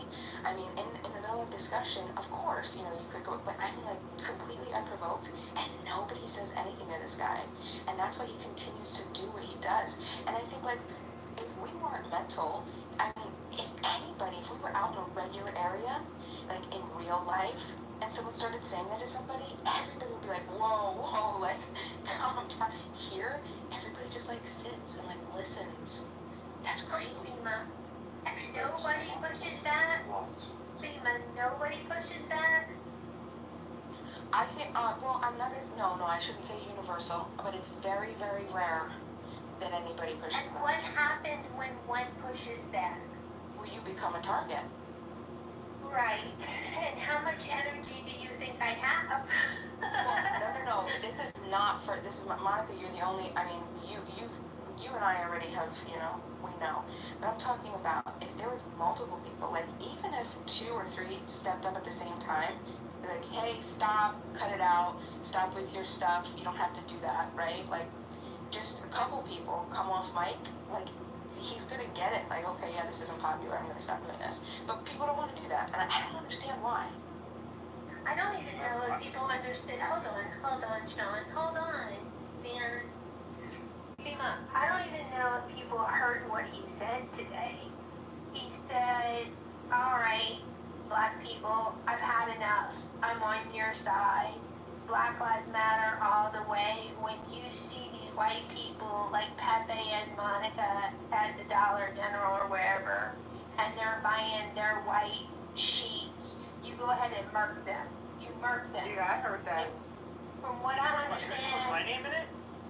murk means murder, right? No, did he say That's use correct. my name? No, he said Scarlett and Keegan. Keegan, I apologize, Pepe. I'm glad Nye corrected me because I would not want that to go. Oh, but Pepe, had you been here, he would have included you, definitely. So, you know, I think people choose what they tolerate, and he's tolerated. Now, I believe he has me blocked. Was he modded in the afternoon room? Here, no. Okay, because I couldn't get in the afternoon room. It worked out because I could do the restorative justice room that I wanted to do, but I couldn't. I didn't see that room, so I just opened another room, and then I think Kristen told me, yeah, there's another room. I'm like, oh, okay. Well, I'm good here. But yeah, so Yeah, you know. Monica, sometimes I don't see in the mug either. I gotta scroll. No, I went to the house. And the house should have the rooms because the house shows the rooms. At some point, he was modded. All you gotta do is He was modded this afternoon. Okay, that's fine. the name of the house, and then you can see the library. It's the easiest. Certain topics get shadow banned. Oh, no, the whole room was modded, Mom. And he was. Yeah, that makes sense. No, that makes sense. And so we solved the mystery. It's not a problem. Like I said, I got to do a room that I wanted to do. So. I want to send Dima some flowers, by the way. Dima, do you know Flora? Because I swear to God, you two can be sisters. I'd love to see the two of you in the room at the same time. But you're a sweetheart, and I appreciate you. Charlotte, thank you. I appreciate that. You're very sweet. Yeah, Flora's very cool. She's a better person than I am. But I also, I don't want to take away from that, Sean. I do recognize you. I acknowledge you. Thank you so much. But I also want to say, it's a bullying tactic. I don't know if you guys recognize this, but I had happened to come back in the room, and I read in the chat, like, he made himself very transparent, like friggin' Jared Burnett in The Big Short, right? You can't even hate him because he's just transparent about what he's trying to do. He writes in the chat, yeah, because I wasn't even in the room yet, obviously, because I had to scroll up in the chat, but he's just like, yeah, I just want to make sure that Bitchma isn't part of the discussion. Like, that was the intent. So it's to bully people, make them, belittle them, demean them, get them to be uncomfortable enough to want to have to contribute. I think that's just so shit, because, a lot of us talk shit, you know what I'm saying? But, I don't know. You could give space to people. It's sick, man. I don't even know what the fuck I'm doing. Well, I've got a group chat going with other Clubhouse users on my cell phone, and I'm going to make available a recording of all his death threats from, I believe, 2 days ago, as well as all the libel and slander that he hurled against me today. Also, on my Instagram at John Kitover, I put him on notice on his Instagram, and then he blocked me, but I'm going to file a civil slander and libel lawsuit against him. Are you really going to do that, John? Yeah, we've got $1,000 in the campaign account right now. We're gonna get a lawyer in Minnesota where he lives and have him sued for slander and libel, and maybe make $100,000 or $50,000 and use that money for the campaign. Do it. I support it. Now, I noticed Brad left the stage a while ago. Did he leave? Because I heard you mention that earlier. Did he leave the stage? Did anybody?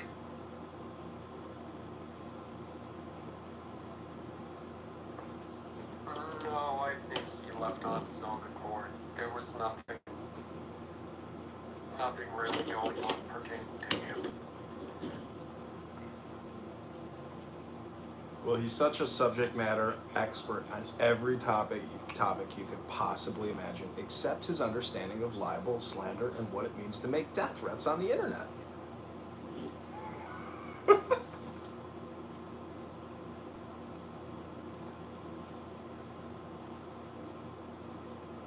Just imagine all the fingers right now, John, that are typing in the back channel, just vigorously, just typing away to Brad, telling him everything that you're saying right now. Well, all he has to do is go to my Instagram account at John Kitover to see the accusations of libel and slander where I tagged him and put him on notice that he's gonna get sued. Monica, we know this app is hella messy. I just want to say hi to Connie. Hi, Connie. Good evening, everyone. Hi, Connie. Connie, do you think it's inappropriate for me to report Brad to the FBI in Minnesota for making death threats on this app 2 days ago for 30 minutes straight? I'm sure he didn't mean it. And you don't want the public, they're bloodthirsty to get involved in that. And the FBI, they're in Washington right now. Oh no, they're in field offices all around the country, and people who come on social audio chat apps and make death threats are probably on their priority list. I don't think he meant it. I don't think he meant it at all. You think he's just having a stressful day, so he comes on here to make death threats to relieve all the tension and strain in his life by making homicidal ideation statements for 30 minutes straight? Wow, what a classy guy. What a great guy. What an American patriot hero. Ronnie, how would he prove it? Would he have to shelter your front door with a pistol and shit?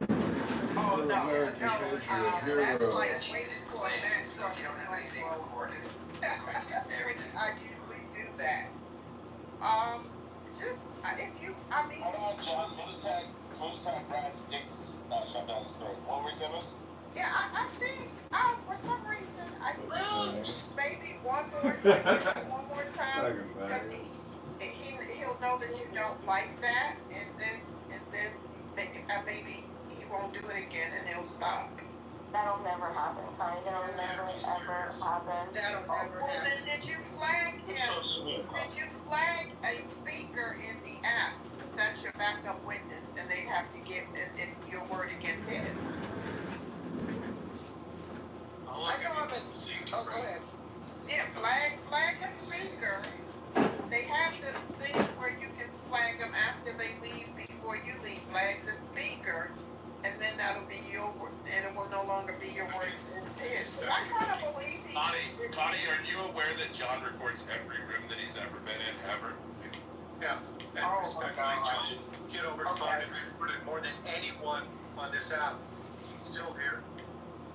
He posed as a beautiful model PTR for a long time, and he's hung out for hours and hours in the room by himself recording too. But yeah, John's been around for a long time. He is a, what do you call it when you change? He's a chameleon. Sean, I have a question. Like, He's a chameleon. do you feel that you feel a little sexually confused that you keep bringing up this idea that John was dressed up as a woman, and you brought it up a couple times? It's just a little odd. He did it for a long time. I thought it was kind of weird to have a PTR of a female. I mean, don't you think it's weird? I don't know, Sean. I would say it seems a little because it's a female. Yeah. No, I think this is actually a very serious thing. Because, I mean, if you're voting for him, you're supporting him, all this stuff will come back to him. Sean, he's down wants to fuck you. No, not so much. Actually, I'm kind of asexual these days, if you've been in a relationship for a long time, which I don't think, actually, Messi, I don't think you've actually ever been in a relationship. I don't think you get laid if you try. Definitely not. To be honest with you. I don't think you've ever gotten laid in your life. No, you've probably never been in a relationship. I am a virgin. But, I've been in 2 relationships, actually, so I'm far from virgin, it. Sean. I was in an 18-year relationship, married for 18 years. Had about a 6-month break, and I've been taken for 15 years. I'm a keeper. That's what I am. But after this relationship, if something doesn't work out, if it doesn't work out, we don't live till we die. I'm never going to be in a relationship again. I'm going to live single. Yeah. Yep. That's what I'm going to do. It's too hard to train a new one. I mean, I'm turning 48 at the end of the month, so, I've been through it. I've worked at a strip club for 13 years. I've seen everything. I've seen more shit than most of you will see in 10 years. Or actually, your entire lifetime, I should say. Yeah. Happy early birthday, Sean. Oh, thank you. No, I appreciate you. And messy. Keep it messy. Keep it messy, man. Thank you, Mrs. Lopez. Stop thinking about men in dresses, Sean. It's funny, we asked a question about mental health, and this is what we get. I agree. Hey, I've always been about good vibes. The big compromise in the DSM-5. Kristen knows me. I've always been about good vibes. Like, there's plenty of people that know that I've just always been about good vibes on here. I do like to get messy. I've had my trolling phases. My heart's been hurt by Goldie Mayan. If any of you remember her, she was the one that faked her cancer, faked her death under Stream Dream Radio with Knucklehead. You all remember Knucklehead and Stream Dream Radio, which still is around. Yeah, and y'all remember the Goldie Mayan incident where she was faking her cancer and her death, and she collected thousands of dollars. Speaking of trolls, John, possibly, I'm not saying you're a troll. I totally get it when you guys drag on me for. You might not remember the history. If you've been on this app long enough, most of us have been on this app for a very long time. We're OGs on this app. Most of the people on this stage are OGs. We've been here, we've been through it, and I'm just saying, been through it. I've learned from it, and I'm a stronger person from it. Thank you. So, Serendipity, you remember the game we used to play, the yes-no game? Where we would guess each other's answers to a yes-no question? Don't shoot the messenger. No, we'll never play that game again.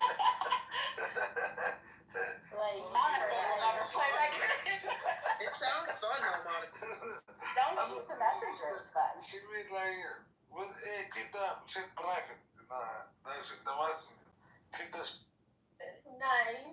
Yeah. Okay, English is rule number 10 or 11. I've lost count. Kay, I think I've seen you on the stage before. Kay, no disrespect. I just really didn't understand what you were saying. I don't know who moved you down, but probably because we don't understand what you were saying. And English is, America first, English first.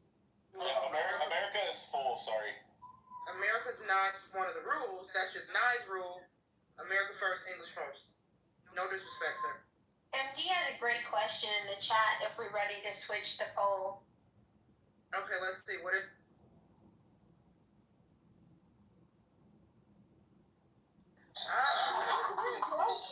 PTSD. Where's Mojo? Yes, definitely. Clubhouse PTSD. Hey guys, where's Mojo? He was I think he's traveling back. Yeah. Having the time of his life in the real world. That's right. He's being in the moment. Hey He's not in the clubhouse streets, but yeah, he has a life outside this app. Don't I wish? Like let me stop.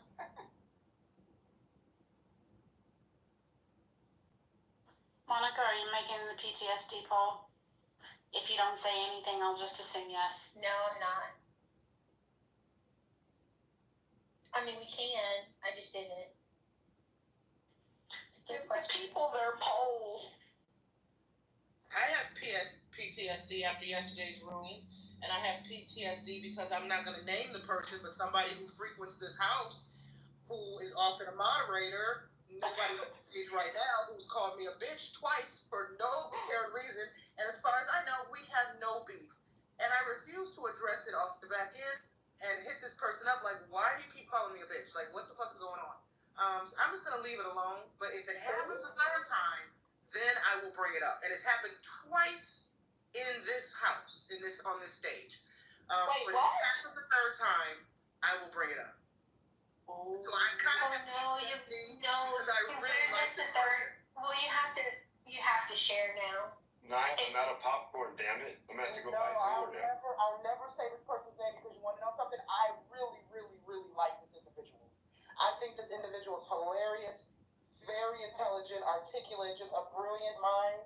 I have a lot of respect for this person, despite this seemingly 360 I said he should I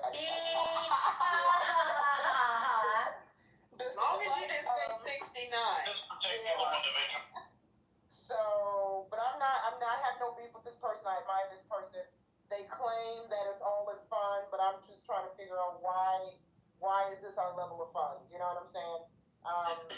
So, well, I'll get to the bottom of it eventually. But it kind of haunts me because I'm like, what did I do to you, sir? Anyway, it must be so hard. Hold on, it must be so hard, anyway, to be as, intelligent and as mature as you are to try and understand something that is not in your scope. You know what I mean? Like, it's really hard to, as someone who, in your aura, it's really hard to try and understand something that, you don't have around you or you don't put out, It must be a clubhouse tactic. Because, I was trying to be a good friend and respond to all the pings and go into people's rooms.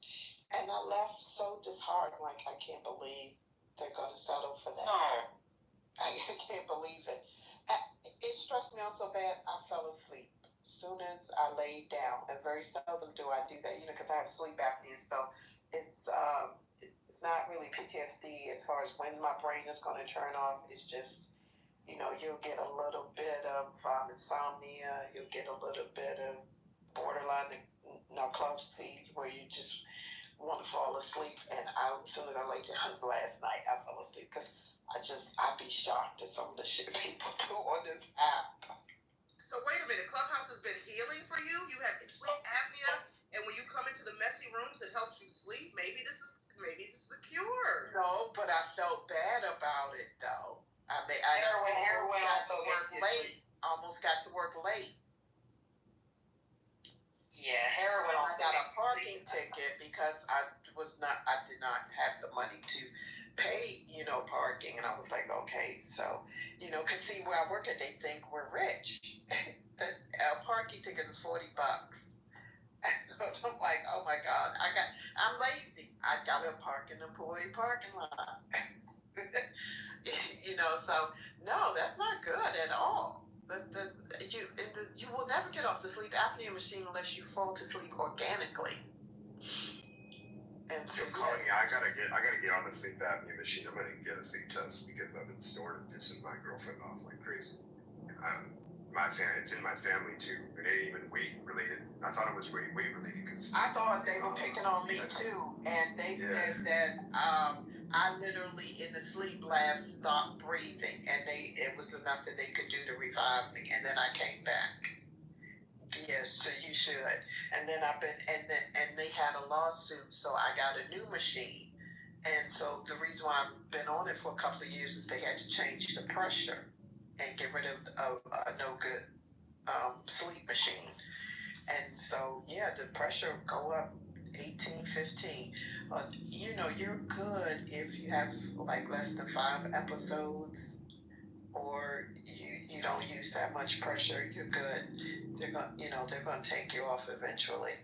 I mean, I might just love to die in my sleep, but Also, your dog is so But I want to pretty. say, Connie, Team Darth Vader sleepers, okay? Team Darth Vader sleepers all day long. Can you guys hear me? Yeah, go ahead. Visual pockets. Okay, because I just want to clear something. Who told the story of the person they don't want to name that was being very disrespectful? Who told that? Was that Riley? Yeah, that was me. Yeah, Pocket, that was me. Because Connie started talking, and then I got confused. I was like, I was just corroborating Nye to let her know there are people on this app that will shock the shit out of you and put you in dismay. To sleep. Yeah, and it put my ass to sleep. Yeah, but I woke up late, because I was like, well, by the time I checked in, I had 3 minutes left. That's wasn't what I was aiming for. Now, school has started back, because this is Washington, D.C. is a college town, and we don't know what it's going to look like with the guards here, the National Guard here. It would have been a problem, because there's more people on the road.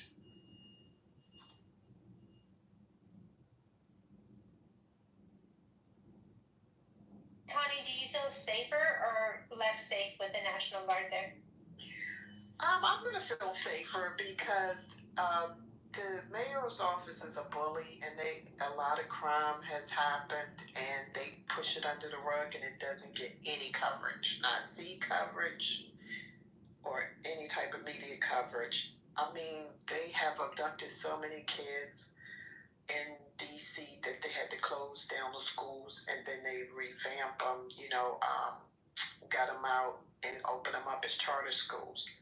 So they did a lot of shit, and didn't get to the media. But Big Brother, Uncle Sam, or whatever, he's always watching.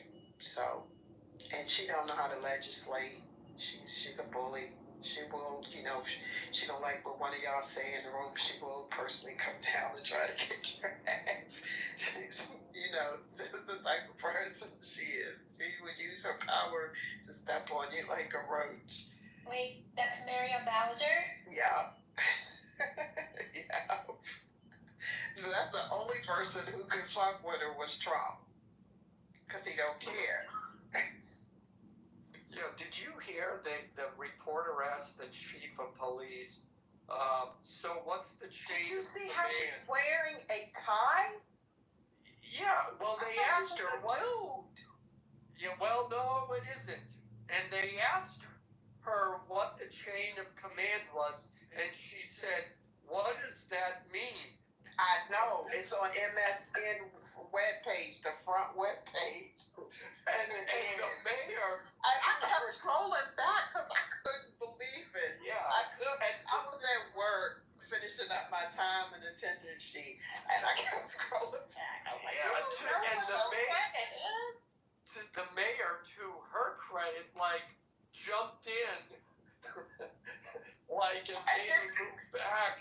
Because Huey and Dewey. Yeah. They was like, you know what it is? Do you know what it is? She knew what the chain of command. She's a lawyer. It's too much. Somebody keeps trying to come up. Do 111. I don't know if you're trying to come up. I've invited you up. If that person is even still in the room, I don't think so. Yeah. Oh wait, Elsa, I don't know if you're trying to come up, but I've invited you up.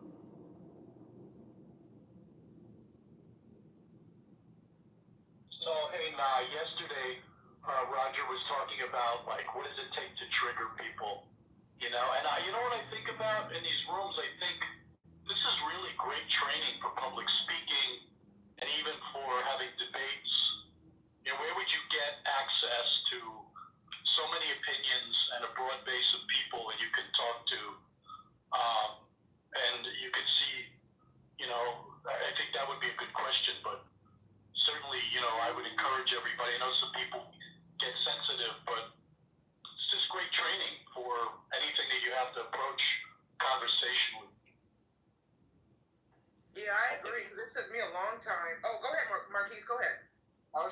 I was gonna say, I think it weeds out the people that can't have a conversation. It weeds out those. It shows the mental integrity of those who genuinely want to be progressive, as opposed to those who just want to scream into the mic and want to do all this nonsense. I've noticed that a lot. Entertainment, yeah. I like to come in for knowledge, or sometimes I give out knowledge that I had a hard time learning, and so I don't want nobody to, I'm real passionate about that. I don't want nobody to do it.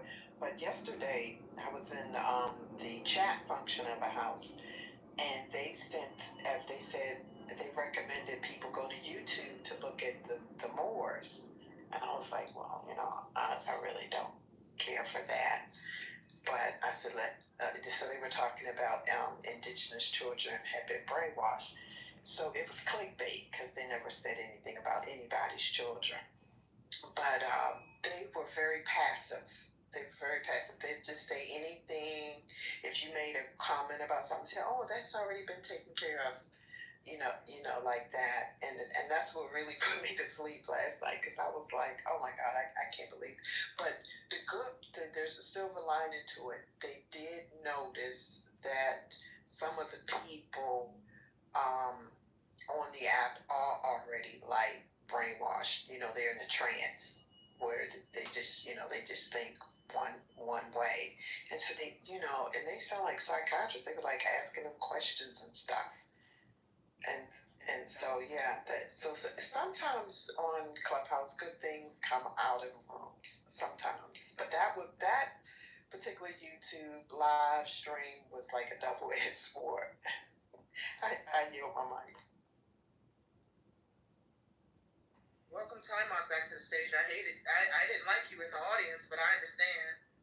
Sometimes you just got to take a break from the stage, especially if certain people on the stage. Okay. I want to, Dr. Mitch said triggers. Yeah. Clearly we already know that there's a certain individual who will remain nameless that triggers a lot of people on this app.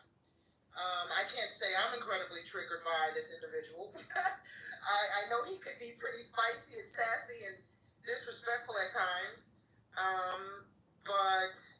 And I know, I'm in the minority here, and I don't mean to disrespect anyone who's had unsavory encounters with Brad, but I actually find Brad entertaining and amusing. Do I agree with everything he says? No. When he had to get really vicious with women, no, I don't, and when he was talking about a certain woman's vajayjay the other day, I didn't think that was cool, but, it's sometimes hard, when you're a female and a female mod, to kind of control and manage very aggressive, dominating male energy. Right? So, Sorry, did you call for me? I did not. Oh, I don't know if you're joking. I think it was a joke. He's definitely joking. Hey, Rowan. Okay, Rowan. No, I wasn't calling you, bro. But yeah. So I don't know. I don't know. Speaking of Dr. Mitch's, do we have triggers? My triggers are the anti-black rooms. I hate them on this app. The anti-black and the anti-woman rooms. I absolutely hate them. But I'm unlike some people who come into certain spaces where they don't like the mods, or they don't like the speakers, but they still go in those rooms and listen to the conversation and get all worked up and riled up and mad instead of just avoiding those rooms or blocking the people that triggers them. I think that some of them like it. I think y'all like being triggered, and by y'all, I'm saying I'm speaking in general. But I don't like the ones where they're divisive. Because I'm pretty good if you ping me about coming right then and there. Like that. Even when I fell asleep last night, the first thing I did when I got up was coming to you all's early morning vibration room. Like that, because I was like, I remembered when I woke up that I didn't make it right after the last thing. But so I don't like it, when you have people that are divisive and they just come in your room just to garner people, like that. So that's the thing that I like. But I was in a room where a lady was doing a dissertation, and they were fake cosplaying as what Western British West Indian people, and they were actually Londoners that had made the move from the Caribbean over to London. And one of the last things they said before they silenced my mic, I guess because everybody was talking, she said, "Don't go in any more black rooms." And I'm sitting here like, why would you say that? To protect your mental health, because some of these ninjas on the app are wild style. Girl, you should protect your mental health and not go into some of these black. And I was sitting there feeling, I was thinking that, but I was sitting there saying, but you can't give up on black people. No, but honey, 95% But then you of can't black take folks. the shit off for people either. Wait, hold on. Go ahead, Mama. 95% of the black folks on this app are ghetto. They're not. There's not a whole bunch of educated people up on this app. It doesn't mean they're not intelligent. It just means they have a way of communicating, right? Some of them are intelligent, but for the most part, they communicate through anger and ego and things like this. So a lot of the ones that were here before that, they're back to work. They're back to their lives. But I've noticed that it's the most ghetto community out of anybody on this app. He ain't lying, and y'all know, those who know me, I love my people, but on this app, it's a first class ratchets. So Kanye West they don't even use profile pictures. It's totally political. It's definitely ratchet, and I'm one of the most ratchet. So there you go. But, we know. David Duchovny is a friend. We gotta handle Times Square very delicately, because Times Square can get a little, can just deviate the conversation. Times Square, you're one of the characters that I have grown fond of on this app, but just tread lightly, sir, please. Okay. Absolutely, Diaz. Of course, we'll do it as such. Maybe put on a British accent to make it more smooth for you. I appreciate that. Are you familiar with Doctor Who, since you're putting on a British accent? It sounds familiar. Is it a movie show? Okay, you know what? I'm insulted. It sounds familiar. I'm done with you. Next. I'm just kidding. I'm a Doctor Who fanatic, so if I'm just kidding. Before my mentor died, he said he could get a autograph for my son, and Doctor Who is Scottish too. But if I'm not sure, I think he was going to go through Michael Jackson's executor, McLean, to the little Scottish connection, to get it for him. I don't know. But if I do push the button for an autograph from Doctor Who, I'll definitely get you one.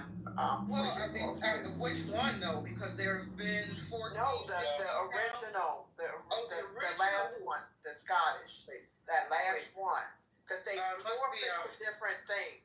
Different things, but the very one that they come out of. You must be thinking of 12. I forget his name. 10 was David Tennant. Matt Smith was 11. And I think it was David Tennant. No, Dave. Oh, you're right. David is Scottish, isn't he? Yeah. He's my favorite. Yeah. So if I push that button, I'll get you yours too. Luckily, I've had the pleasure of interviewing David Tennant. You did? Yeah. You did? Okay, so you don't need that one. I wouldn't mind an autograph. Okay, I'll get it.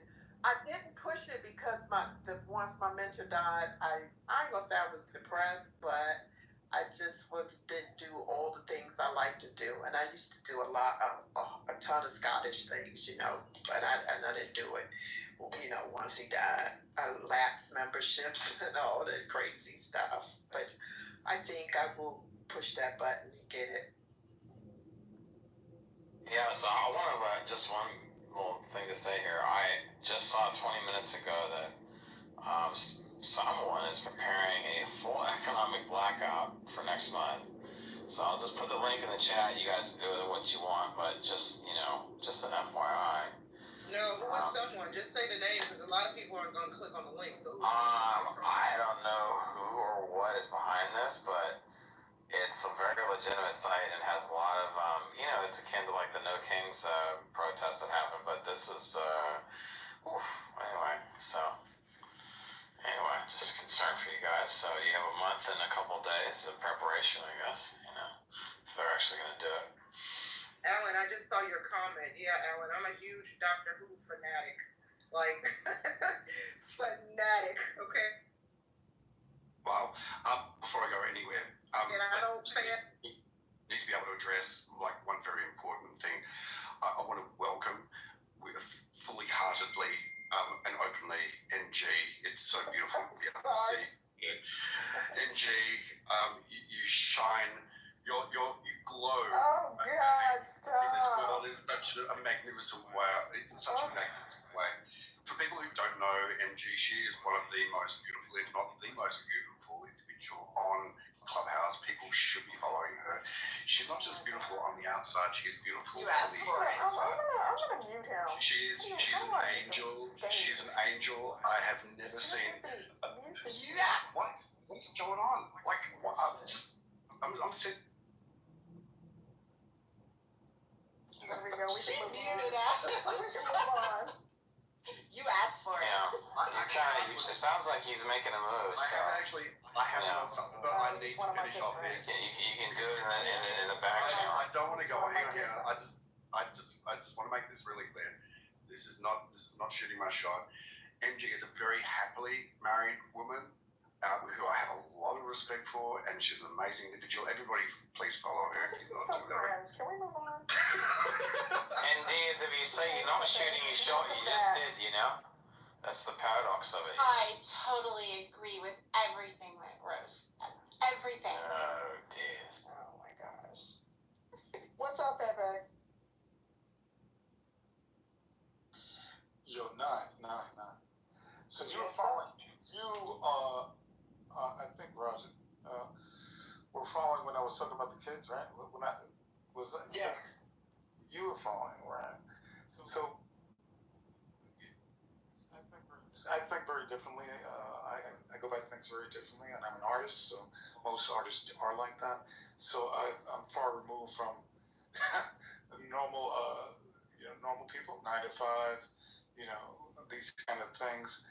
So I wasn't sure if it landed, but it did land with you. But you've dealt with a lot of artists, so that's probably why. Where I think Beth, she couldn't quite get it. No, you're talking about the education room, right? Yeah, exactly. 100%. I got exactly what you were saying. I understood, but I also think that sometimes, Mark, when you're when I say I'm speaking in general, I think spiritual people, and not to say the folks in that room were not spiritual, right? I just think when you kind of when your outlook on life centers on the spiritual and kind of elevating the mind, body, and soul at the same time, and how education can be used to enhance all that, while at the same time being destructive as well, because education can be used to enhance the spirit or destroy the spirit. If you don't understand that, this is just my interpretation. If you don't understand that, then what you were saying in that space would not make sense to people who don't understand that. Right. Well, what I was alluding to was Dr. Joe Dispenza's work, which is, it's science, it's data. However, there is meditation involved. There is breaking down brainwave patterns and how that transfers to everyday life and behavior. And I was talking about the school system. We're dealing with young people that are going to be adults, and they're going to be leaders around the country. And there should be something cohesive. There should be something that is the overall goal, and it should involve humanity. And that's where it was coming from. I don't know what was. What it was for her. Maybe one other person wasn't landing right. Maybe I would have to say how that works in a day-to-day classroom. The thing was, I'm not one. I was saying I'm not the one delivering I'm not delivering it. Somebody else's. So I need to know more. I know how it's delivered to adults, and I'm part of that. But to children, it's going to be a whole different ballgame. Can I respond, Mac? Of course. And can I read you something? It's time mark, by the way. Time mark, excuse me. Thank you. To answer that question, maybe this is the key. This is an example of, and I've seen this before, forgive me if you've heard of this. This is an example of the kind of reading that they used to give to, what age was 7th and 8th graders in Minnesota 100 years ago. This is the forest primeval, the murmuring pines and the hemlocks, bearded with moss and in garments green, indistinct in the twilight, stand like druids of eld, with voices sad and prophetic, stands like harpers roar, with beards that rest on their bosoms. This is the reading list, a current example of the reading they're giving students now. Coach Jameson saw me in the hall and said he wanted to make sure I'm trying out for the track team. He said my middle school gym teacher told him I was really good.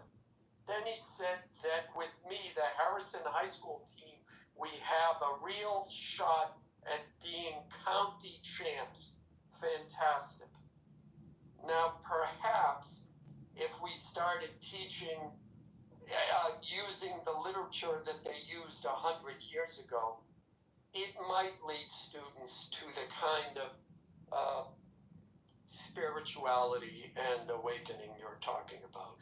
Well, I was saying, Nye brought up spirituality, and I understand why she brought that up, but it's demystifying the mystical, right? The yogis, right? The chakras, the kundalini, is demystifying it, making it very, very simple. It's a practice, and traumas are held in the bottom 3 chakras. So everybody's dealt with a certain amount of traumas, and this is all factual. Right? And there's breath work, things like this that release those traumas, and extraordinary things happen. Now, children might be going through some trauma, but adults, it's really stuffed down there, right? With children, it's fairly new because they're still children. So getting to them early enough where they'll get these kinds of things very simply because it would be delivered in a way that they understand, right? It's not, So this is what's happening. This is happening right now. The first pilot program starting here in New York. So there'll be 2-day retreat. All this is going to be delivered to teachers and principals, cops, things like this, because they're going to experience it, and then it'll be rolled out to kids. So again, like I was saying, overall, having a big picture end game, for me, it would be, I would hope for everybody here, that it would be about humanity. It would, like I mentioned, no wars. Well, how the hell do you get to no wars? You can't do it by doing the same thing we've been doing for hundreds of thousands of years. You have to create a new culture of humans, a new environment. And it's not going to be exclusive of anything, and as far as religious, right? Because you can be religion, keep religion, but this is science. Your brainwave patterns, right? So when you're in a more PTSD state, you're in a high beta wave pattern. When you lower those brainwave patterns, right? Like right now, you're in a low beta wave pattern. The more you lower it, the more suggestive your subconscious is. And your subconscious rules your patterns. 95% of patterns, like when you saw people doing this earlier in the room, yelling at each other, cursing at each other, threatening each other, that was a pattern, right? That people practice. It's a habit, and it's what he's talking about is the frequency war, right? You know, and lower vibrational frequency versus high vibrational.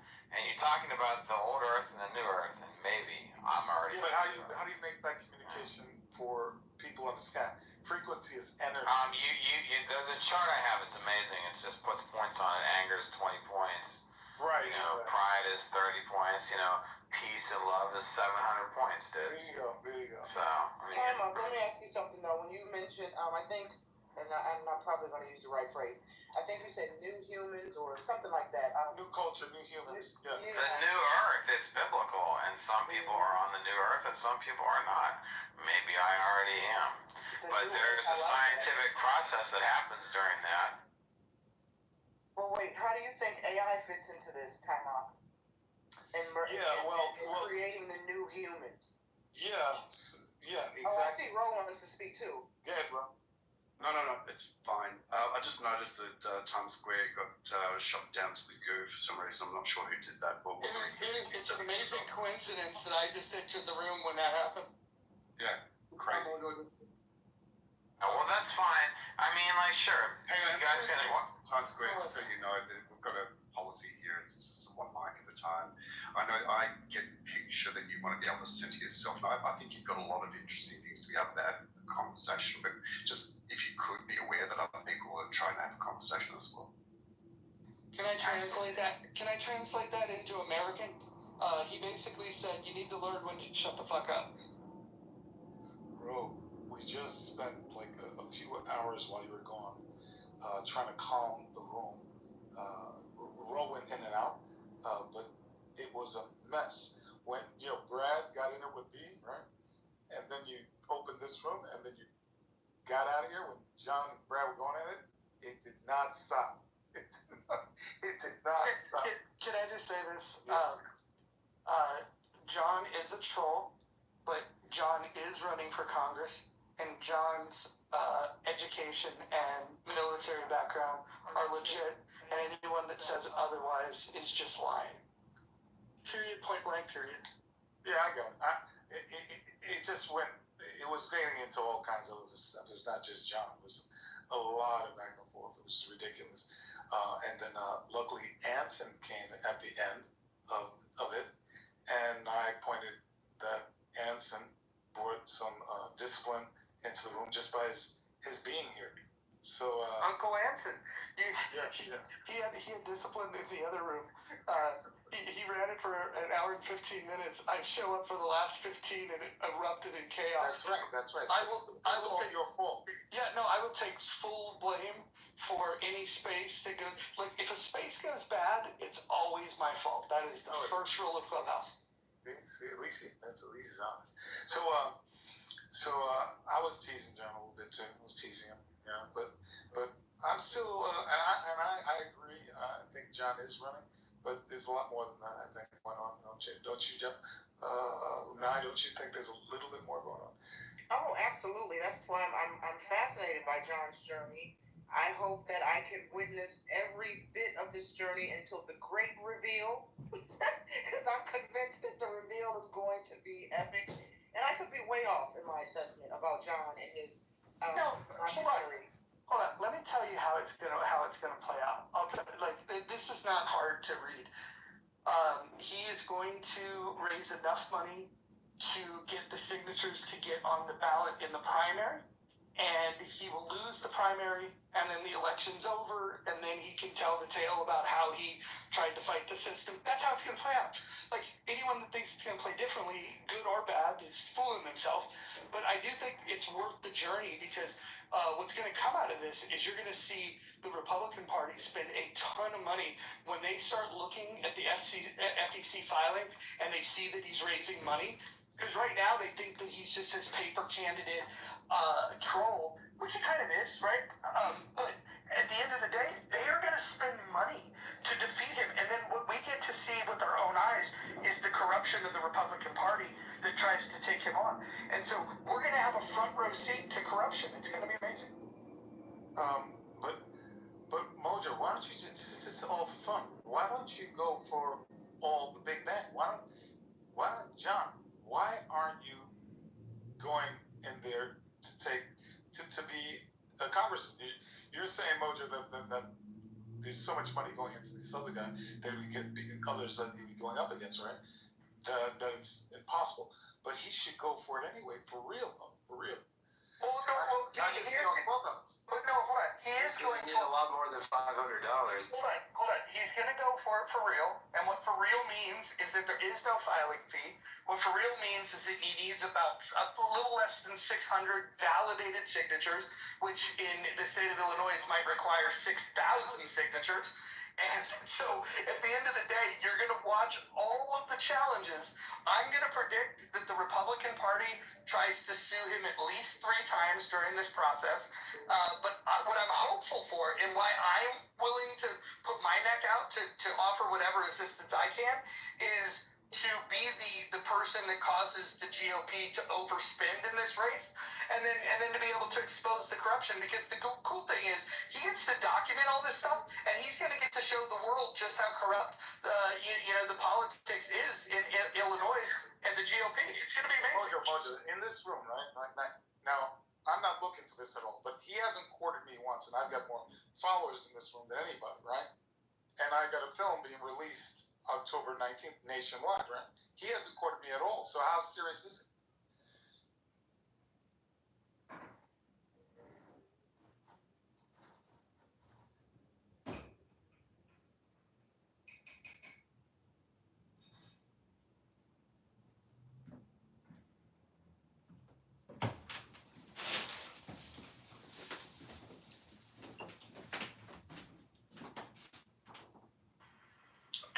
You said you have films? I have a film being released, re-released actually. I did a film when I was very young, and it's being re-released as a celebration anniversary nationwide, October 19th for a week. Myth, are you familiar with the great classic, The Last Dragon? Or are you too young to remember that movie? Let me look it up and see if anything visually jogs my memory or reading about it. Was that the one that the knight finds the egg and then he hides it under the cellar? Is that or am I thinking of Dragon Heart? Lord today. The dragon and the eggs. No, you're way off. Jesus. That wasn't me. That was Marquise. Oh, that was Marquise. That's slander, night. Sorry. Anyway, so earlier before we came in, I was talking about that big plan for young people, and I was talking. I told Nia I didn't know how it was landing, and I said, Roger, and you probably got it. She said yes, but there's some gaps and something. And the night when I'm spiritual, maybe you might look at it as spiritual, so it didn't land with Beth and maybe 1 or 2 others. So I'm trying to find a way, because I've been living completely different than a lot of people, so it's almost like I forgot how to talk to normal people. And so I attempted to explain a little bit about Dr. Joseph Dispenza's work and how to incorporate it into the school systems, and this is going to start in October. And things like, knowing your brainwave patterns, knowing when you take deep breaths in a certain pattern, that bring your heartbeat, you bring your brainwave patterns down, and brainwaves down, and you're in a relaxed state. Needs to be in a triggered state. Right? There's all kinds of techniques and things like this, making the mystical, demystifying the mystical, you know, and things about the brain, how the prefrontal cortex is like the general, it tells everything else and every other part of the brain and every, obviously the body, what we're doing, what's going to go on, you know, and the pituitary gland, how it has a pharmacy of medicine, naturally, that you can trigger. There's all kinds of things, right? There's mindful to children that play ball with each other with a blindfold, really throw it towards each other, right? So it goes on and on and on, and it's ancient techniques that are demystified, and this is where we're going. Because when you walked into the room, Nye brought up, or Ro, I don't remember who brought up, the AI, right? So all this information is traveling right now, around the world, and it's going to speed up in the next 5 to 10 years, and everybody's going to gain this knowledge, and in a good way, it's going to flip things on one time.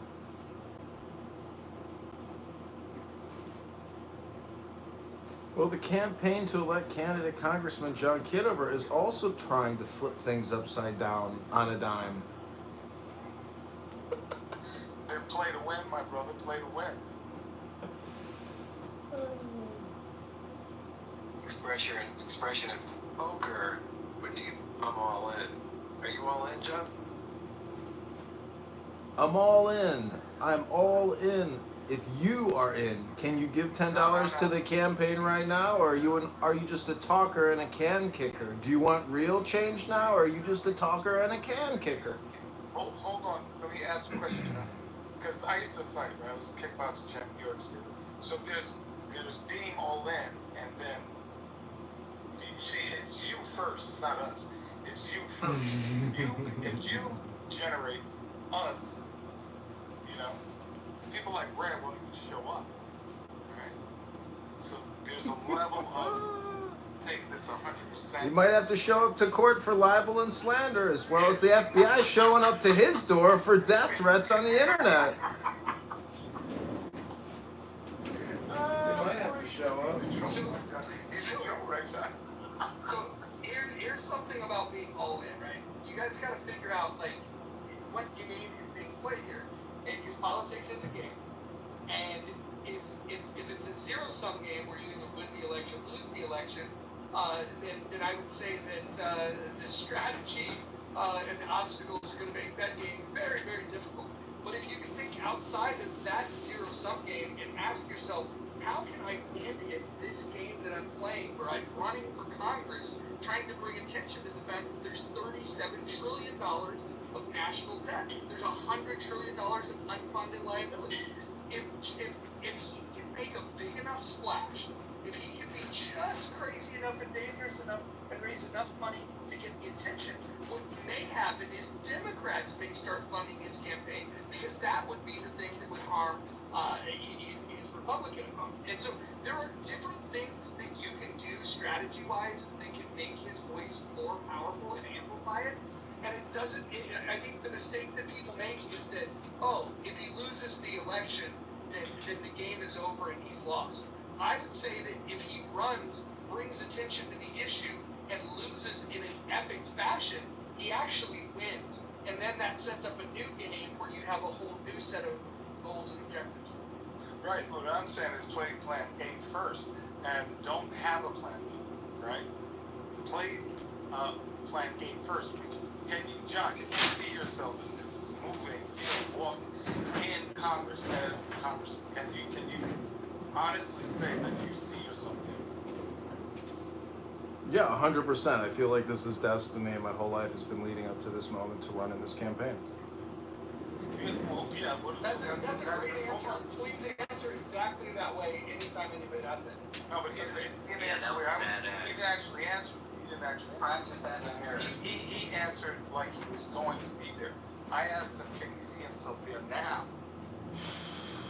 The now is all important, and what I'm doing now is all important. Yeah, you're already pushing it. Mike, I didn't say that. I said, can you see yourself now, you as a congressman, right now in Congress? 100%, Tamok. Tell me about it. Tell us about it. And we're doing it right now. You're sliding into the muff. Okay. This is what I'm looking for. Right? This is what let's hit me, right? So I've been working on this, right? And all of a sudden now they're releasing my film, right? Nationally, this is something that 0.0111 or 0.0001, this happens, right? Because this happens for films like Scarface, Star Wars, right? It doesn't happen for films like The Last Dragon, right? Because usually it's stars and things like this. So how did I have that happen? It's not luck, my friend. So what it is, for example, I speak right now as if it is, right? And it happens because I'm aligned with it. I think there's some counter stuff going on because you think you're going to lose and then you're going to win. I say, why don't you play to win? Be in Congress right now. Behave that way. Move that way. And then your mind will open up a million different ways, and you will shock yourself.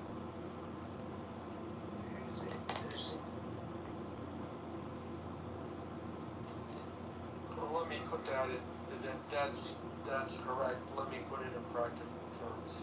Hold on, Alan. Alan, why are you holding on to a pink ticket? You're not a member of the House. What's going on? Why, it's a different house. Oh my gosh. Wait.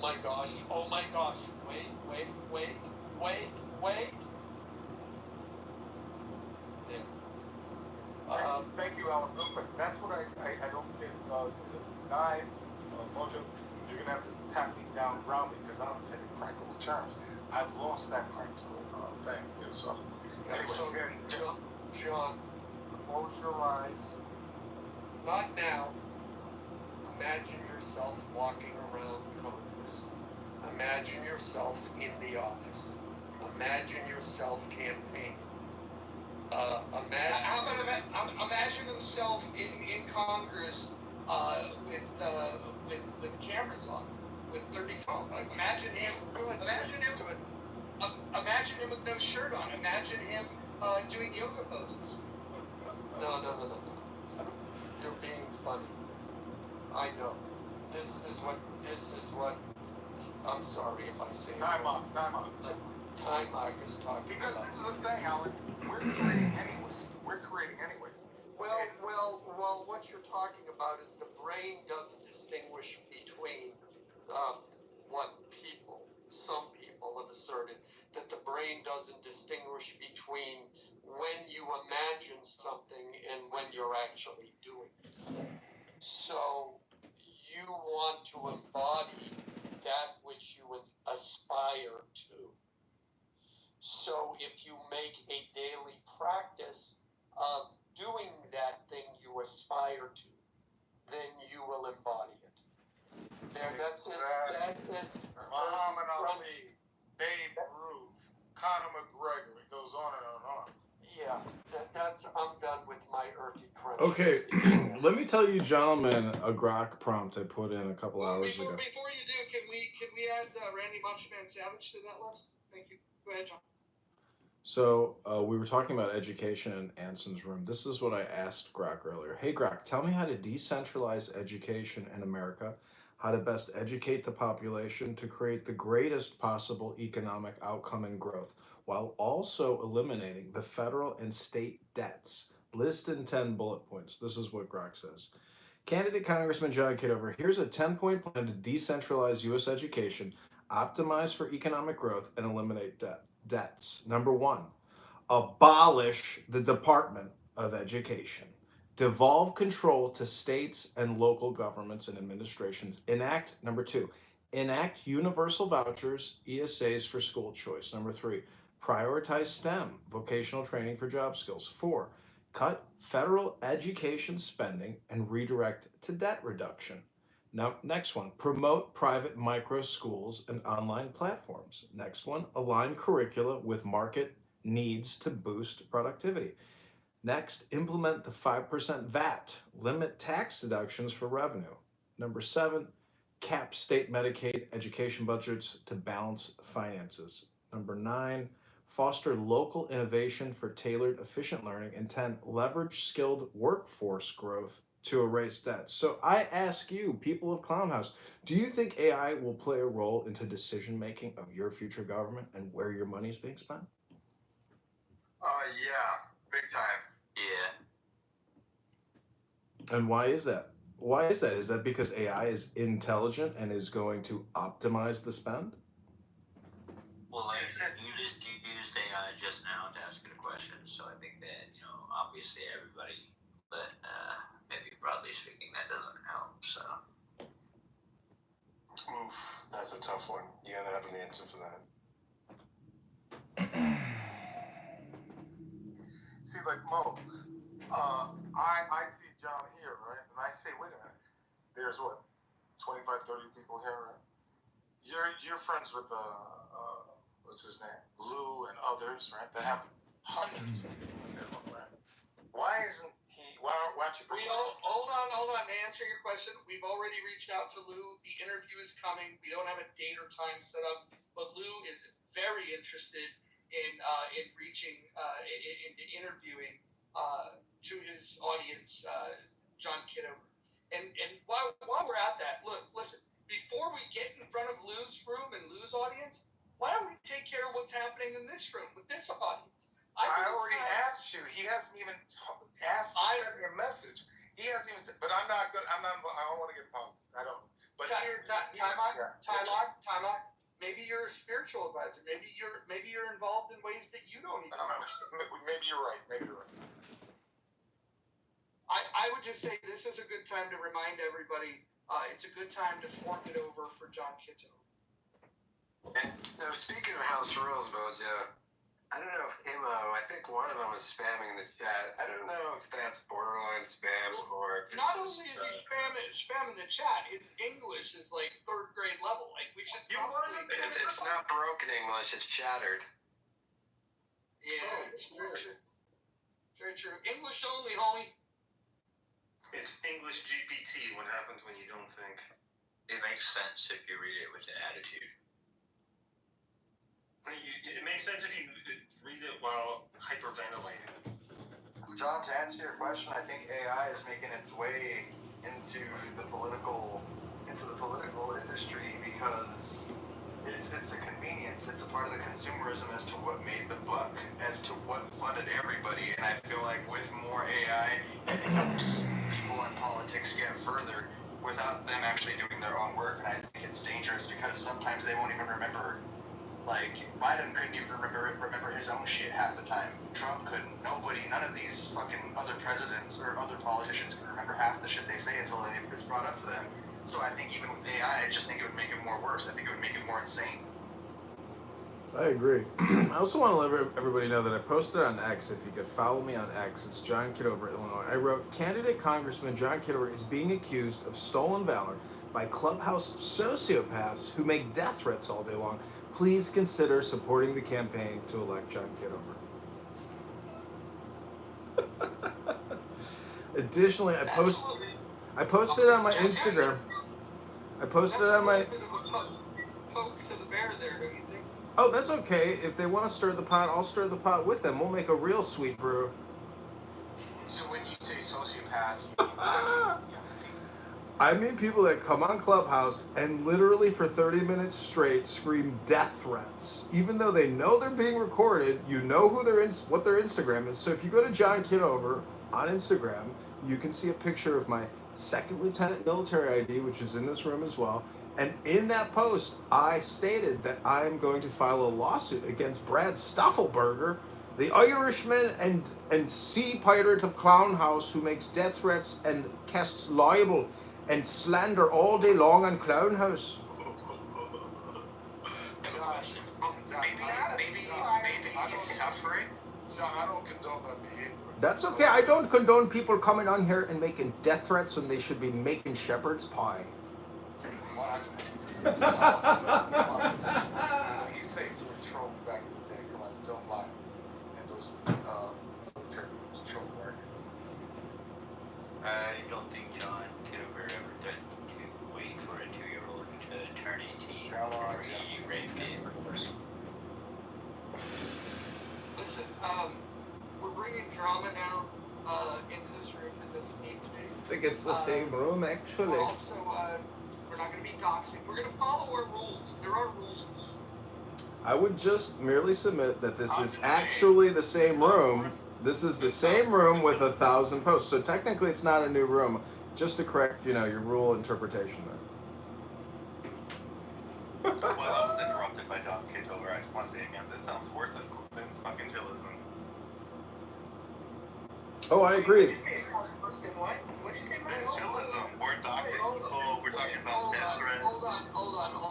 Well, listen, some people make death threats, but I don't want to make I don't want to make this about doxing anybody. Let's get away from that. But to compare this to chillism, you'd have to start looking at like what makes a chillism. Chillism room is 45 minutes of arguing about a book that nobody even read.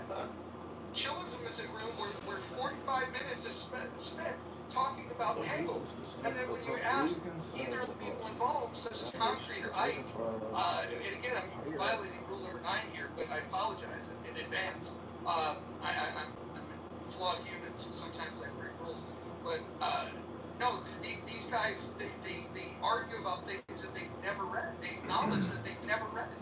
So that's the difference between chillism and here. At least we have people that read. We read out loud in here. This is how we know that chillism is different from this room, is because not only do people claim to read, they actually display that they can read, and they do it publicly. This is something chillism would never do. I challenge people in chillism to do a book reading, and watch how many people move themselves to the audience. I'm just saying I can't read, so I'm in the right place. We should read the. You guys will read the book to me. I think we're about to read The Art of War in the Muff. That's okay. No way. Well, you know a good book to read, Joe? Read You Are the Placebo. Dismantle. You Are the Placebo. Well, Dr. Fauci thought that we were the placebo. Yeah, you're right. My ex-girlfriend, she's Brazilian, broke up back in the day. It's been a few years now. I was talking to her. She sometimes she sent me political commentary from places like CNBC, NBC. Now, I don't get into all that, but I can tell that's not. I told her these are not journalists. These are opinions. I want to tell you what she wrote back. Do you miss that, Muff? She wrote me back. She goes, USA is not good for world. You need to wake up. You need to wake up with her Brazilian accent. Yeah. Dolly wrote in the chat that these are dynamic conversations, and I would agree that these are dynamic conversations, while most clubhouse rooms are not dynamic, and they're actually just echo chambers, unlike when you're inside the muff. I agree. That's what I like about Mojo there, is because he's willing to go down the muff with them and pointing out that they don't actually read the book and that they run out of the room. Can someone explain to me what in the muff actually means? What does that even fucking mean? So pretty much it's how when you're older brother. ChatGPT. It's an italic. Yeah, it means like you're a pussy eater pretty much. Like No, hey. Nobody can explain in the muff to the gay people. I'm gonna add that as a rule. Listen, gay people are not allowed to know. They won't even let me type the muff. Number one about the muff. Nobody talks about the muff. Yeah, it's like Fight Club. It censored me. Hey, there's no rule around that. Unless you just made it. You made that, but there's no rule around it originally. I may add a rule. Okay. I can add rules all the time. We've already been editing the rules. So this is what AI says about in the muff and what in the muff means. So the phrase in the muff can mean different things depending on the context. Number one, muff refers to a failed attempt to catch or possess the ball, usually on a punt return. So in the muff could refer to moments during a game when the ball is loose due to a muff catch. Historical context or fashion context.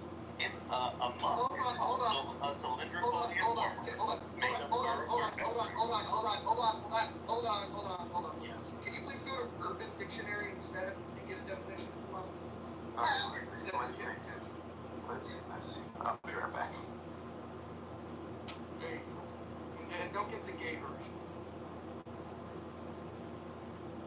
No, watch The Sopranos. You'll figure it out. I did not know there was a gay. Do you guys remember when we first created this house? We had Uncle June's picture as for the icon of the house. No, I know that. Oh, okay. So this is in the muff, or this is the Urban Dictionary version. Muff, as defined by Urban Dictionary, refers to female genitalia, specifically the vulva or pubic area. It is a slang term often considered vulgar and also used in dictionaries with similar meanings. Y'all are nasty. So we're in a woman's vagina in here? Is that what this room? Oh, I gotta go. That's not nasty, my friend. Listen, it's a beautiful place. You know what? As much as you might hate it now, once you spend You can't handle the truth. No, I can't. You came out of a woman's vagina. Listen, don't be so selfish. Oh, this is gross. We're sitting in vagina juices in here. Yeah, it's just an expression. Who cares? Pretty nice spot. Wow, I will never look at this room the same again. Well, we're just lucky you didn't call it in the vulva.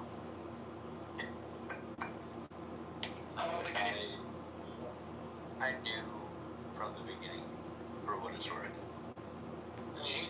I think most of us did. You know, I don't think anybody's ever told Scarlett what it means. Oh, she know. I don't know, man. I think she legitimately thought it meant earmuffs, because she likes to put on earmuffs when people start talking dirty. I love that you had an epiphany today, Mother. I'm so grateful to have been part of this journey with you, that you learned today on Clubhouse what muff means. I'm tickled over you.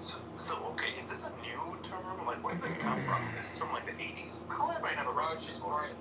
That was only the second time I ever heard it. 70s porn. After the first time you hear that word, you just don't forget it. 70s porn? It sounds more like 80s porn, I think, the first person would write. Have you guys never heard the term muff diving? Yeah, that's a neat term, right? But in The Sopranos, there's a scene where he's like, Uncle June's in the muff. And then he's like, what? He's like, did I say muff? I meant rough. And then he fucks with them the whole time. Yeah, because, like, Italian gangsters, they make fun of you if you go down on pussy. Italian gangsters are like young black guys. They don't eat pussy. Well, I would just say if we cut Medicare, Medicaid by $400 billion, I don't think it's going to impact many muffs at the OBGYN. That's just my opinion. Well, that may be so. Mojo, I have a question for you. Have you thought about a theme song for In the Muff? No, I don't think so. I have a suggestion. Okay. I'm open to suggestions. Go ahead. All right, Ronnie Day and James Dio, Holy Diver. I think that could be your theme song. I like that. Who's this? I can't even see his screen. It's Joe. Play it. Oh, Joe, you want to dial that up for us? I'm not good at that kind of thing. Yeah, me either. I figured it out earlier. You know, I don't know, were you guys there when I was playing music really loud? Was anybody present for that? Kai, were you there? Tiffany, you were there for that, right? I don't think so. It was pretty fun. What was the name of the song? I was there. It was great. Holy Diver. Ronnie James Dio, or just Dio. Holy Diver, Dio. And he's a good Italian guy. You're the star of the masquerade. No need to look so afraid. Yeah, it's a good song. Rock and roll band. He's clean. That was pretty good. Whatever that was pretty good. Is this it? Guys, is this it? I said Holy Diver, but I didn't say the artist. Maybe this isn't it. Tell me if it's it. It's heavy metal. Oh, does it have an odd, ominous beginning? I don't remember the beginning. This might be it. I don't know. What is that?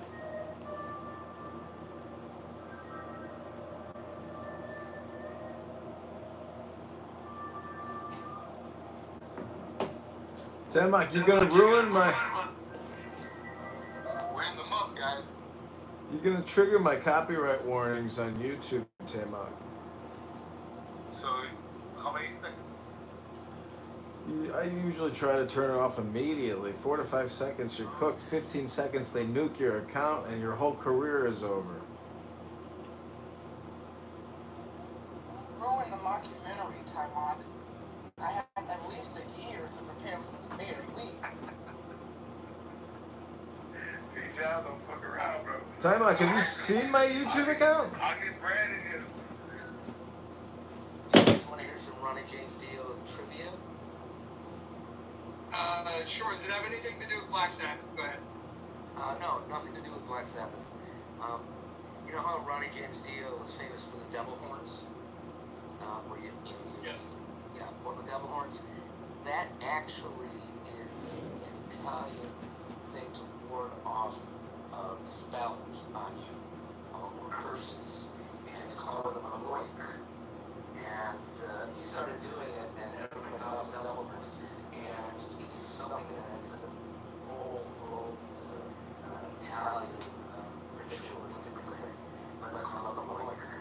So I'll get something better. When I was learning to drive the bus for Metropolis, I thought, okay, so when I was a student, they said, okay, go get it back and see if anybody's there, because we're taking it back to the garage for the night your lesson's over with. I jumped up and looked at the back, and I just want to hear people laughing, because I was like, are they laughing at me or what? Like that. And I kind of dedicated the probationary period to my deceased maternal aunt too. So I heard it a couple of more times after I graduated, and I Googled the symptoms that I heard, and they said that it was a black mirror often found in Hispanic cultures, which they would look at it. I think it was the Aztecs or some one of the other ones. They would look in the black mirror to cheat and to be able to tell the future. Who? The Mexicans did that? What are we talking about? To look in the black mirror and to cheat so that they could look into the future, because when you're driving the bus, I use all the mirrors possible. And for some strange reason, I looked up in the mirror and I just was like, What's happening, Rita? What's happening? What's happening? I think Connor's telling us that she's a sixth sense. She sees ghosts or something. 6, 7, 8, 9. It's something in another culture. It's called the black mirror that tells into the future. That's because I was looking at the symptoms, like that. Because I swore Mojo, she's talking about one of the Aztec gods. What's his name? Really? Tex or something? I don't know what the name is. You sure she's not talking about Illa Botanica? I wouldn't know. I didn't know. I kind of Googled what god are you referring to? What's it called again? I think she's talking about some Haitian shit. She's talking about Haitian shit. It might be. It might be. She's talking about some Haitian shit. We're gonna be sacrificing fucking animals in a minute. Yep. The killing chicken. So real quick, right? So the Aztec people in Mexico did have a god that sounds very similar to that, right? That was a reference to obsidian and dark mirrors and stuff. They didn't believe in that. They essentially they would have used a specific god, and he would show you use the mirror to look into the souls of people and to guess affect the future, like that is actually a thing. I'm just trying to see If we're talking about the same, when no one if we're talking about the same guy or we're talking about different people. I don't know. I googled some of the symptoms and it came up with what you said. Wind them up. We're talking about kind of the experience with looking at research. I moved Time Shark down to this. Yes, but it's actually interesting because it's different. I'm sure. Yeah, that's what I was saying. That's what I was just alluding to. Piggybacking off of someone else who's just supposed to be before me. Girl, and I put that out there because I wanted more feedback. Your braids are too tight. Girl, loosen up them braids. How many sessions of music can we play? 5? I actually appreciate your contribution. I don't think most people knew about this guy. I know. I mean, first I played it off as I was hearing first of all, what you really I thought I was hearing things. I think we should really do a fun fact Thursday or like a trivia Thursday where everybody finds a fun fact and then we share it. I love shit like this. Like, I think it's fun. Yeah. All right, give me a fun fact about the gay Mexican community. Go ahead. But I'm not Mexican. How would I know that? What? I don't believe you, but don't be racist. How many seconds of music can we play? Because I want you guys to hear this month song. How about 5 seconds? Alexa, play. I swear to God, like, what the fuck is this? He doesn't like the Arabs, but he's going to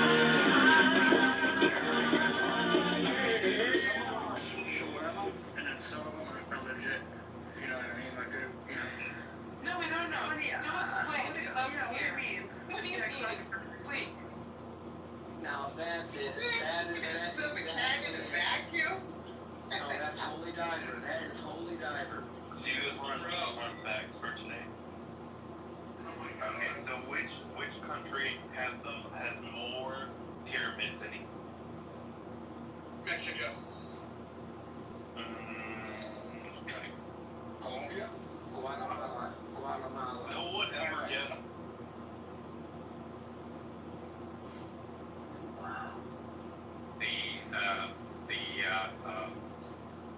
Go ahead, John. Okay, thank you.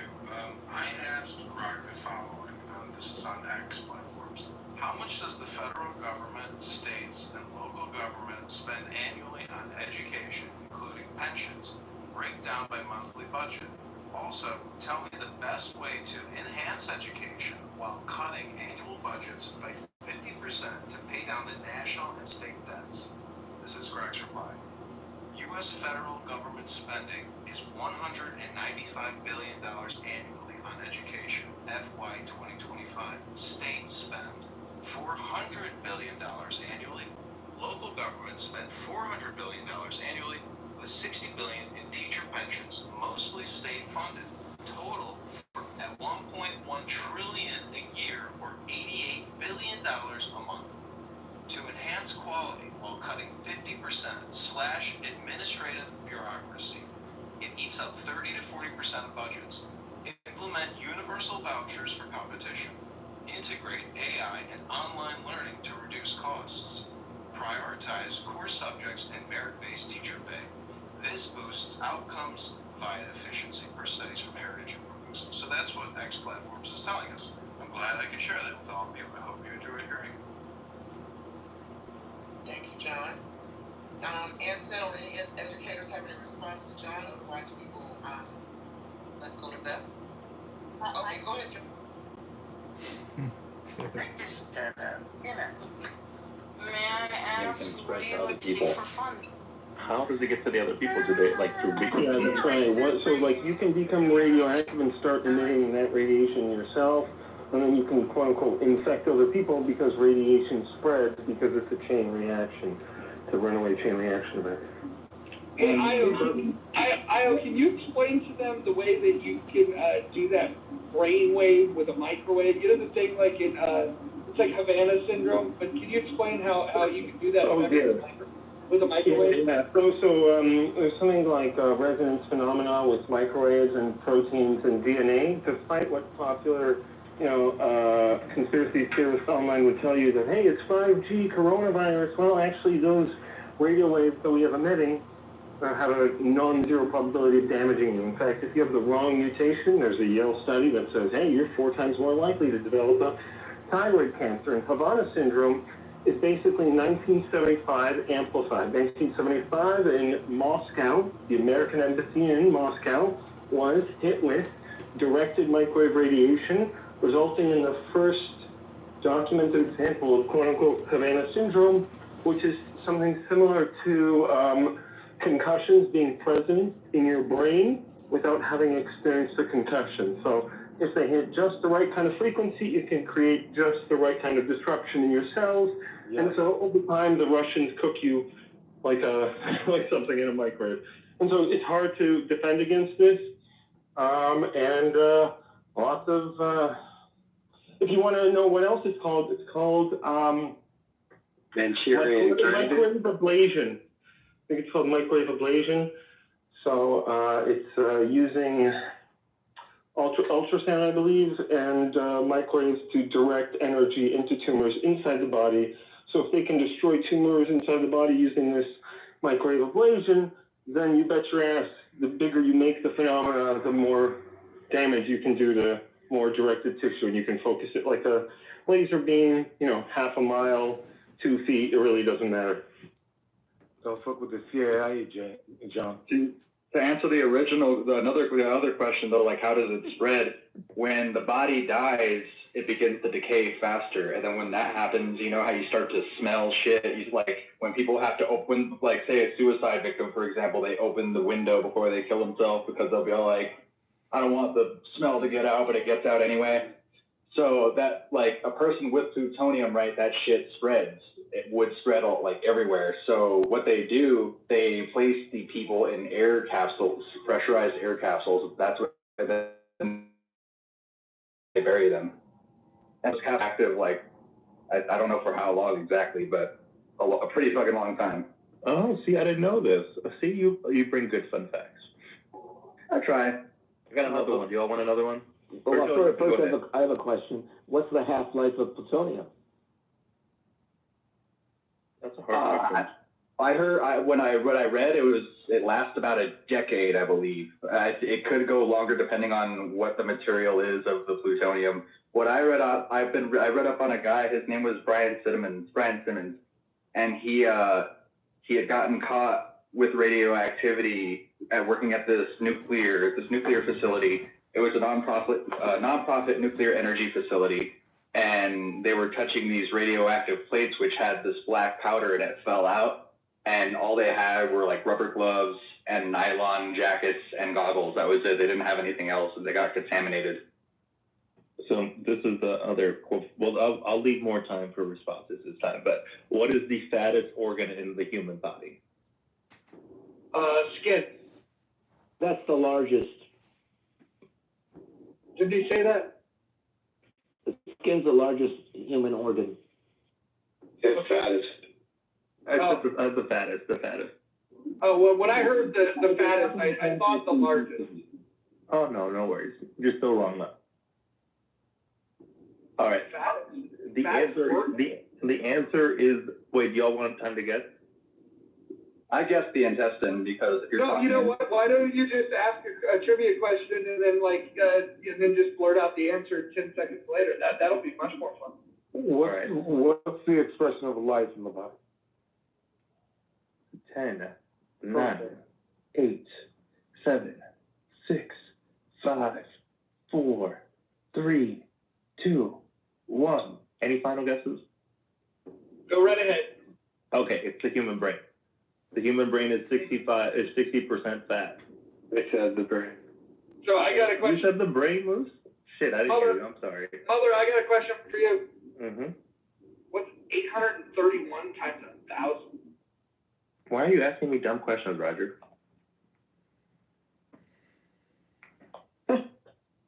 You only have to know that if you're running for Congress in the District of Illinois.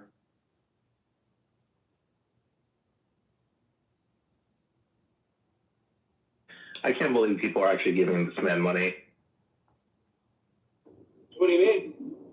You don't like when people invest? I think the statement speaks for itself. I am equally in awe. Well, I mean, I guess it's the same. People donate money to feel good. So I guess Wait, hold on. I remember when a fucking guy that was a real estate tycoon and then a social media host of a show got involved in politics, and everybody said he didn't have a chance, and next thing you know, he's ran in 3 elections and he's won 2 of them. I mean, I don't know, man. Just give him a chance. Hey, John, do you know James Snyder? The guy that shoots people in the face? I was just gonna say, have you ever ran into him in your career on your way to Congress? Clubhouse, I've run into him on Clubhouse, and I think he's a patriotic American, and he shared some fun stories, and he has shared some great insight into his political endeavors and his interactions with his Republican GOP in his area.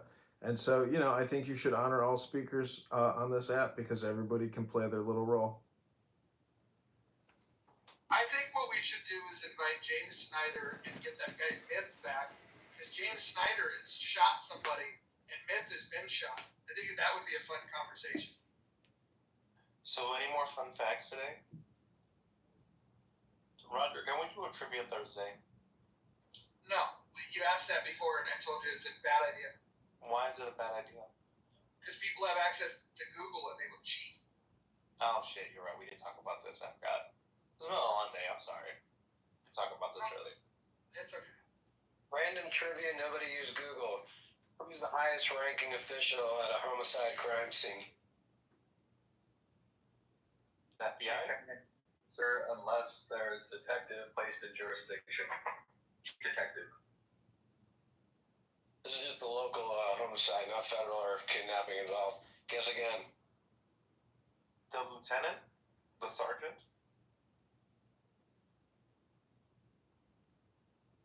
Last call. Damn, I don't know. That's the Morgan.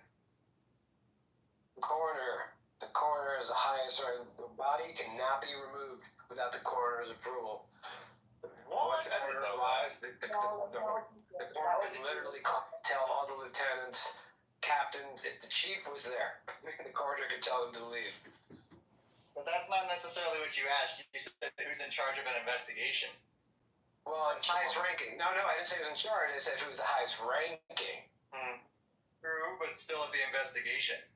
Well, message sent off and not message received. We need better fun facts, Moose. Better. But actually, I didn't know that either, so I learned something new. So I guess that's good. I like learning things. Do we have any FDR fans in the house? Anyone fan of FDR?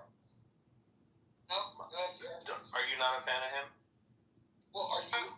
Believe it or not, are you talking about Franklin Delano Roosevelt?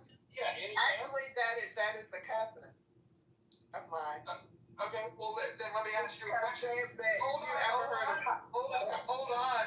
on. I'm gonna ask you a question. Since you're so familiar with him, what is your favorite of his Japanese internment games? Oh no, I only paid attention to the landmark to connect the dots. Hyde Cemetery, Hyde Park. I only paid attention to that. I didn't get into deep details about the type of games that he played. What's that high-pitched whistling noise that accompanies you, Connie, when you're speaking? Is that like a sound weapon in the background or something? That is the pipes. I'm in an apartment. That's the pipes. Oh, really? You need heating in the I got the door summertime? open to monitor it. Is it New York? No, it's Washington. I'm sorry, it's Silver Spring. Don't dox yourself. As your attorney, I urge you not to answer. Yeah, don't dox yourself, Con. As weird as you are, I will protect you. Oh God, Montgomery County's so huge, they'll never find me. Well, they've narrowed it down. But you're right. But I mean, I've seen him in what do you call that? The waiting room. He's pretty cool. He doesn't have time to dox anybody. The problem is the whole fucking room is listening. Oh, that's true. But I'm a public figure. Nah, it's already on my Instagram and Facebook. You're totally right. There's nobody that's listening other than the two people that were talking. Nobody on this app would ever have bad intentions and do something called doxing. Hey, what I'm trying to explain, Mongo, is. In fact, I should erase it as a rule because it never happens. Why even have a rule forbidding it? Okay, but the truth to that is the county is already listed on my Facebook. All right, go ahead and dox yourself. I'm going to modify it. I'm a public figure. Hold on. I am going to modify rule number 2 to say no doxing unless you want to dox yourself. But she doesn't start trouble like Roger. Come on. Oh my God, have you heard this woman? Who starts trouble? Connie. Scarlett. Okay, who is the most problematic person in this space? Wait, on the stage right now? Yes.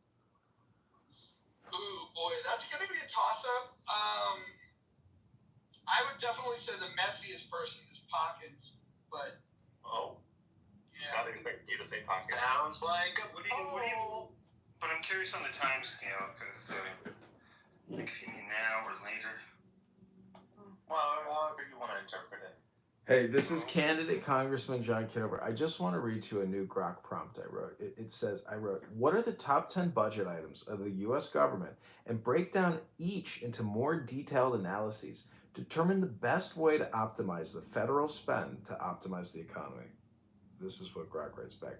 Top 10 U.S. FY 2025 budget items in billions proposed. Number 1, Social Security, 1,543 billion or 1.5 trillion. Retirement disability benefits funded by payroll taxes, optimized by raising the retirement age and means testing. Number 2, other mandatory, 1 trillion for veterans income support, streamline administration, reduce fraud. Number 3, net interest, 969 billion. Debt payments cut via deficit reduction. Number 4, Medicare, 936 billion. Senior health, negotiate drugs, promote preventative care like going to the gym. Number 5, non-defense discretionary, 995 billion. Education, health, prioritize high ROI investments. 6, defense at 850 billion. Military, enhance efficiency, cut waste. Number 7, Medicaid at 587 billion. Low income health, focus on outcomes, reduce overutilization. Number 8, VA, 163 billion. Veteran care, integrate with private sector. Number 9, HHS, 134 billion. Public health, invest in R&D for growth. Number 10, education, 82 billion. Schools aid, boost STEM for workforce. To optimize the economy, redirect to infrastructure. R&D, boost GDP by 1 to 2x return. Reform entitlements for sustainability, cut regulations, subsidize, promote high-skill immigration, aiming for 2 to 3% annual growth while curbing deficits. I hope you enjoyed that information injection. I think it's interesting that on all of them, they're, got their hand out for R&D. I wonder if that's a self-serving thing to have R&D for AI.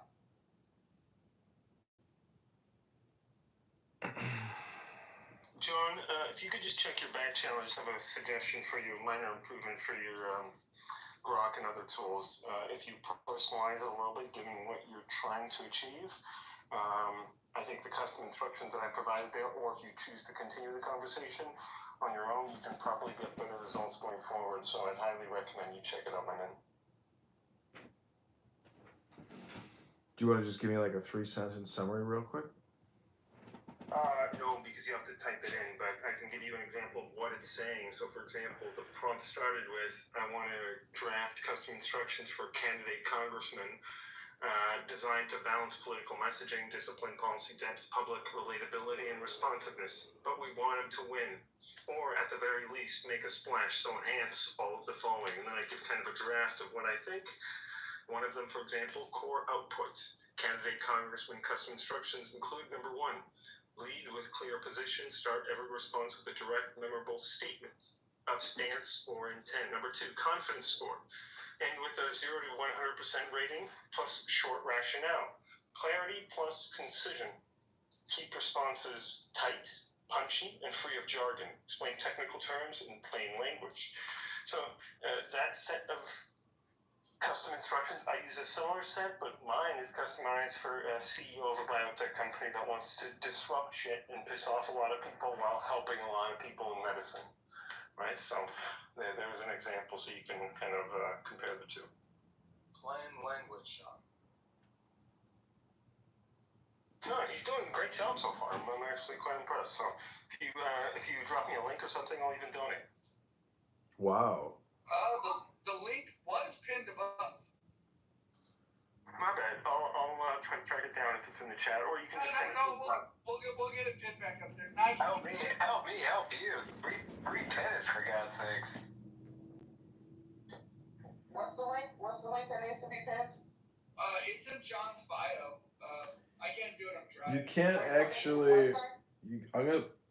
You can't put it. You can't copy it from my profile, which is the challenge. Oh, okay. I see. Well, no, that's okay. I'll just take a screenshot. No, if that's the link, I'll take a look. Thanks. Let me see if I can put it in the chat. Okay, it's in the chat. You can copy and paste it in there. John, what was Brad doing? What was you saying? I mean, I let everything go. I think everything is just for a day. I'm more than happy to stir the pot on the day that the pot is stirred. But, the next day I like fresh food. So that's just me. There you go. John, why does pasta sauce taste better the second day? I'm not sure why you think it tastes better the second day. Maybe it's just because leftover food, feels good. Because all the seasonings have had time to kind of settle and marinate. Yes, I would say that they were able to mellish together and create a more composed sauce by letting it rest in the refrigerator overnight. Exactly. Okay, I get it. Well, You can tell 9 cooks. You can tell. But your pasta should be made fresh. Well, I will say the rule in this house of not bringing in other rooms' drama into this room is a great way to be in the now. How long can we keep it that way?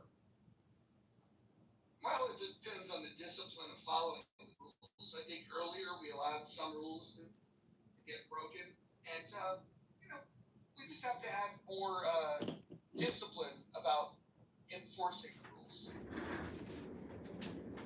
So currently, is there a list of people that are not allowed on stage? Because no, not according to me.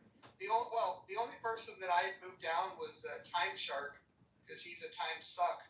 But other than him, I don't have a list. Okay, so Rich is allowed. Okay. Well, hold on. Has Rich been allowed? I thought he owed apologies, and he had to agree that he was going to abide by the rules. If he can do that, he can come in. He was in here in your absence, and he told us that you had co-signed that. I said that he needed to apologize to 2 people. One of those people might be you. The other person might be somebody else that is a doctor. And as long as those apologies are made, they don't even necessarily have to be accepted. I just want to see some goodwill. And then an agreement to follow the rules. I think agreeing to follow the rules will cover a lot of it. But I just want to see if we can get him to humble himself enough to offer an apology, because that would be fun for me. Yeah, my apology is spelled Benjamin, and I have a Cash App available or a donation to John Kitover's campaign. Maybe no more than 2 or maybe 1 of these kind of characters on stage is just fun. Charlie, you actually have a Cash App? I do. I didn't think they allowed white girls to have those. So there you go, John. $20. Well, thank you.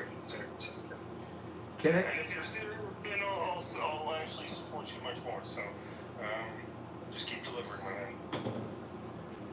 Thanks. It's definitely a Clown House team effort. Positive mojo vibration here has really pushed me and propelled me forward. by crafting the environment, and I'm responding, and I will work hard, and I really appreciate the donation to the campaign. All right. Well, thank you for your service, and thank you for your continued service to one of the most important nations in the world. So, and thank you for picking such an important mission. I really appreciate it, even though I'm just a Canadian. So, thank you again. Going back to the pasta, how do you guys do it with the noodles? Do you let the noodles sit in with the sauce, or do you wait? Marquis, hold on 1 second. FYI, you may need to check the rules on the donation page to make sure you didn't violate any rules. I don't know, it has something about Well, if he is Canadian, you just have to return the funds to him. Okay. I'll start a super PAC then. Give me a few days. Well, there's a residency card. I was thinking about the PAC idea. I like the idea of Americans for Austerity. I think that could have some legs, not just for this election. Yeah, I agree. Did you want an answer to the pasta operation? Well, I mean, again, just like when you put the noodles in the sauce once they're al dente, or wait until the sauce is done, because I don't like it when it's all watery. Okay, then you want to do what they do in Italy. It's called mantecare, and it's the process for finishing your noodles. So what you do is you have your sauce, and then you... Wait, why do you call it sauce? Isn't it gravy? No, that's a New Jersey, annoying thing that they do there. No, it's not gravy.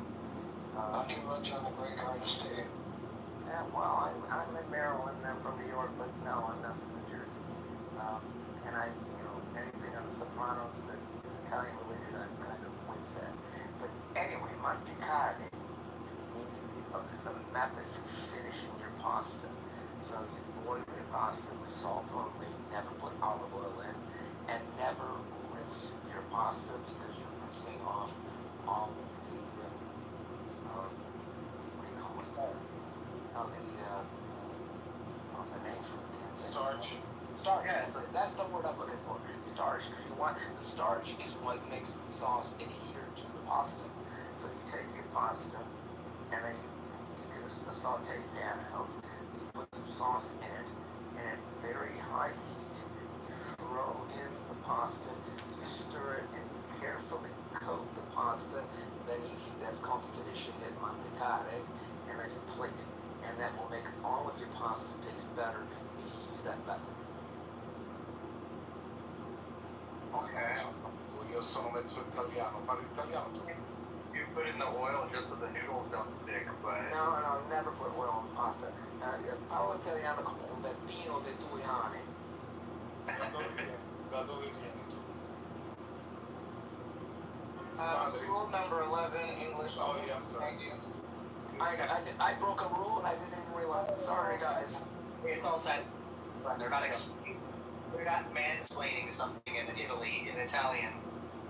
It's piace. Well, and to be fair, we are going to break the English only thing.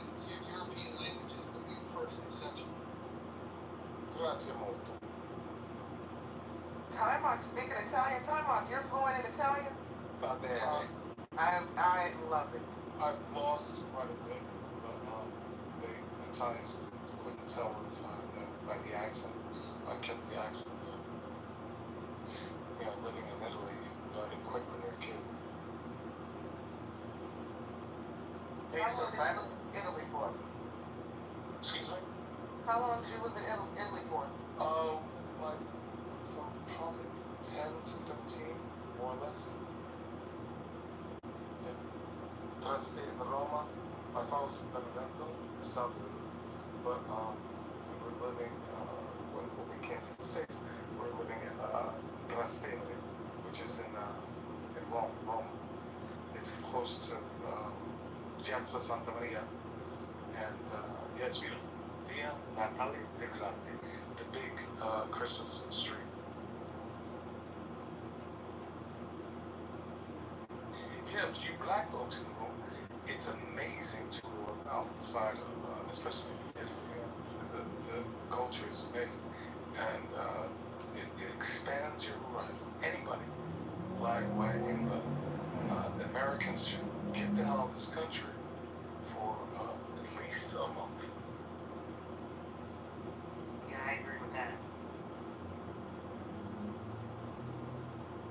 out of the country next week.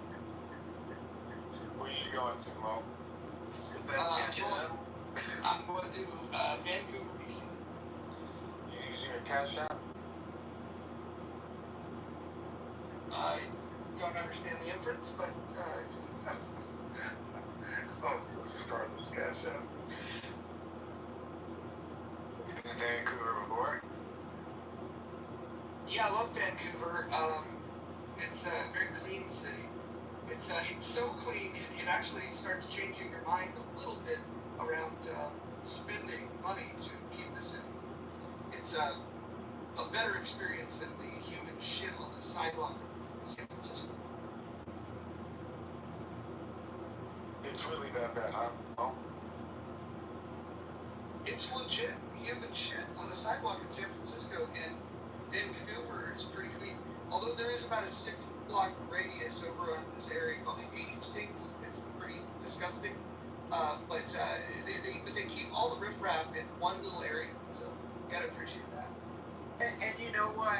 In the early 90s when I went to New York and I was on my way back home, and the first major town I hit was Bowie, which if Bowie isn't right, like for snow removal, then everybody has to stay in the house.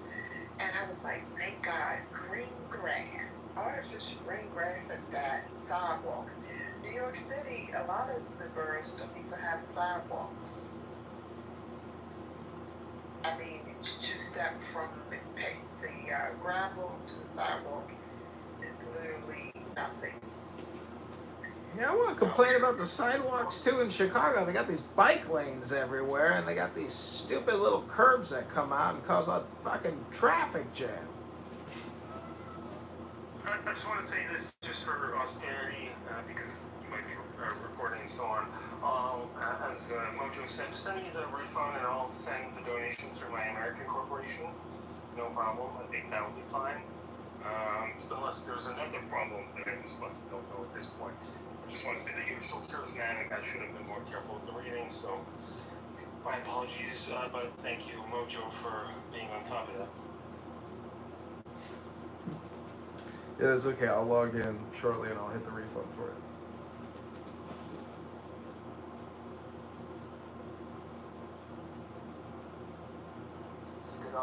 One reason why they got a lot of bike lanes is because U.S. Department of Interior implemented it and paid for it. And you'll see bike lanes even alongside highways. And Woodrow Wilson Bridge, you know, they even have a bike lane on it. So that's why they have it. Because I remember I did a tip assignment there, so I was just going over to see how many bike lanes had been completed and how many bike lanes I had already seen, you know, in the Washington D.C. area. But yeah, it's been implemented, so it's kind of like mandatory. But if you do not in D.C., if you do like rideshare, you better have a camera, because those bikers are just they're terrible. Well, these bike lanes have taken up a lot of parking. They're eliminating 40% of the parking in all these businesses that they're already charging for the parking. I mean, it's this Green New Deal is a waste of time, a waste of money. You can't snowplow the bike lanes in the winter, so they just sit there full of snow. It's, you know, these people that run cities, they do not know how to optimize or efficiently run cities. Honey's right about the sidewalks being a factor. Memphis is number one. I was surprised when I read this. Memphis, Tennessee ranks number one, having the highest rates of pedestrian fatalities. I had this discussion in a room recently, and we actually had somebody that lived there, and he said because there's no sidewalks. It's just that they don't like it's like the flag. Not happening. No sidewalks.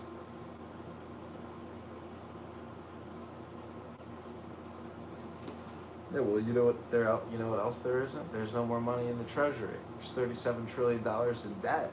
Those are receipts, but other than that, there's nothing there.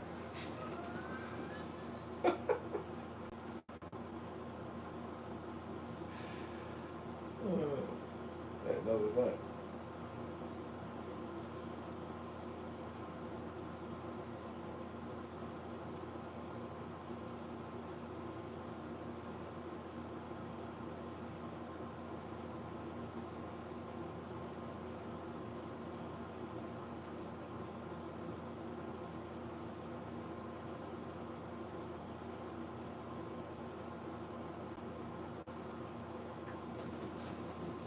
Does anyone think the gold is actually in Fort Knox? Is there any gold in Fort Knox?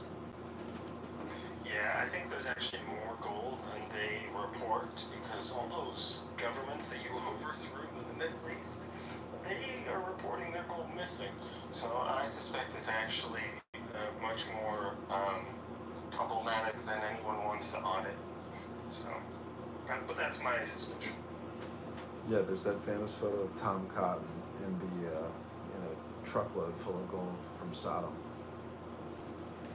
Yeah, we three kings be stealing the gold.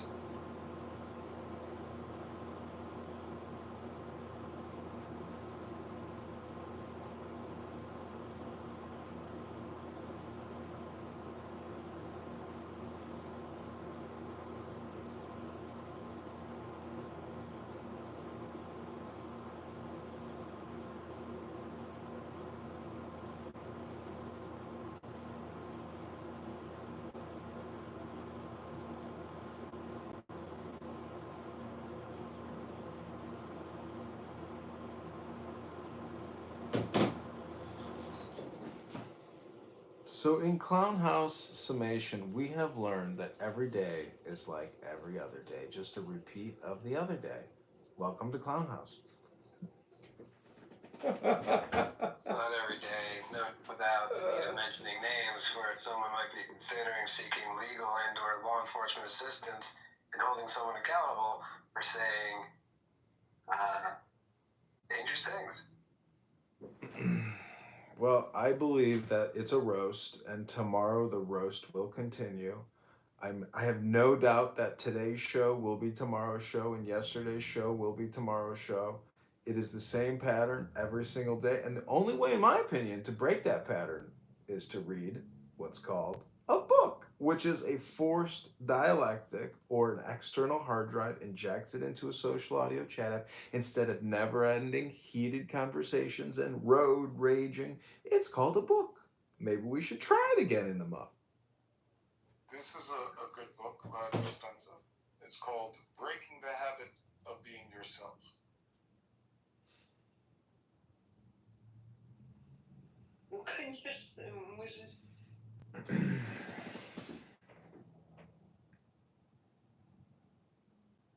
If you check my PTR right now, I just refresh my image. It's writing is thinking.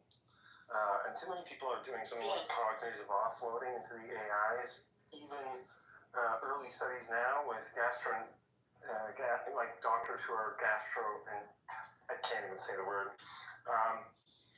Several doctors' studies show that if they do enough cognitive offloading, they actually become worse at diagnostics. So this idea of letting the AI think for you, that's like saying, hey, I'm not going to lift weights. The robot will lift weights for me. Well, then how are you going to get healthy, right? So might be something to add to your arsenal there, John. This article here says, kind of outlines some of the big problems. And you're always the one mentioning this, that people don't do enough thinking. And I feel guilty because I've been introducing these tools to people. And as you know, in chillism, there's several people who refuse to think for themselves. They're like, no, I'm just going to let the machine do all the thinking. So it's quite the tragedy. Have you ever encouraged the people over in that room to read a book? I've tried. I've tried to encourage, for one of the people, Lion, I've been talking to him about a single paper for 2 years. And it's a paper about evolution, about molecules, how life started from inorganic molecules. And has never, I suspect he's never even clicked on the link. I suspect he's never opened the paper. He hasn't even done an AI overview. So that's the kind of friction that I'm up against in that room. I think you do represent an interesting dynamic, though. It's like you got the smartest guy on the app, which you'll probably reject that title of, in the stupidest room on the app. And so it's a very weird dynamic. It is, actually, but I go there for the tongue twisters because I have to do speech therapy, and now that I work in a hospital with my technology, I have to tell doctors big words and stuff, and so whenever I mention anything in that room, it always falls on deaf ears because I'm saying something technical and perhaps tangent to what's being discussed, and most people don't appreciate it, but I'm there for a very selfish reason, although I do try to make what I say valuable to people. That's the kind of the nature of my attendance in that room.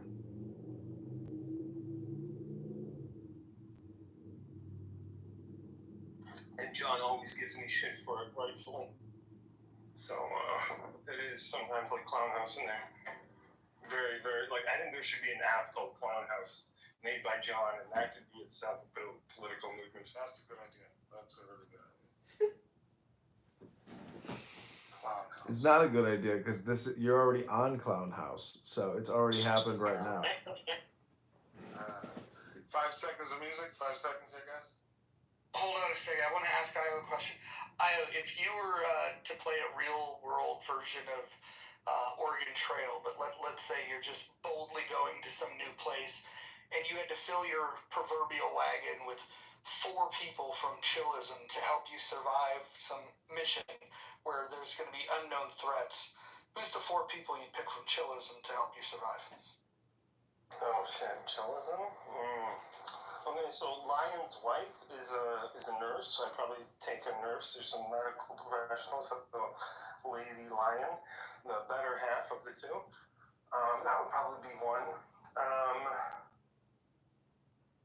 And the 3 other I'd leave vacant. I don't know, but that's like, I'll have to think about the other 3, so give me a few minutes. Maybe just the 3 fattest people, so you'd have people you could eat as they die along the trip. Oh shit, okay, I didn't know it was that kind of trip. But that's a good point. I forgot that the Oregon Trail was treacherous. Donner Party.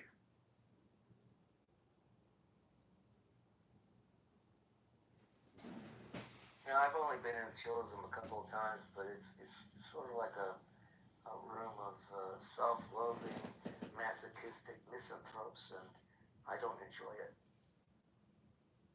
On a good day, On a good day, it's a circus.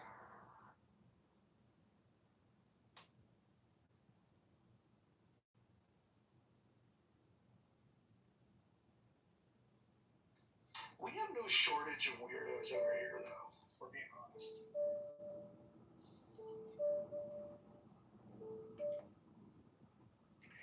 Hey, Joe, I got a sandwich I make that you love, but you have to like lox. You like lox? I love lox. Okay, so listen. Whole Foods makes a package of croissants. There's 4 in a pack. You get the croissant, you put it in the oven just to warm it up. You put olive oil in the pan, and you get those thin slices of lox. You don't cook the heavy, light. And grape tomatoes, cut them up, or any tomatoes. Just enough for a sandwich, and you let it sit in there in the olive oil.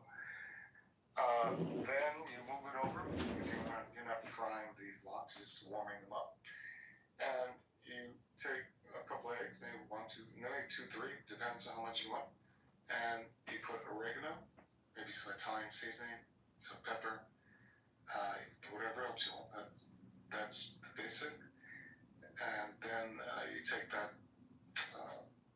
croissant out, cut it open. If you like, put some Philadelphia cream cheese. There goes the most delicious sandwich. You know what? I like the composition. I will try that out. That sounds very good.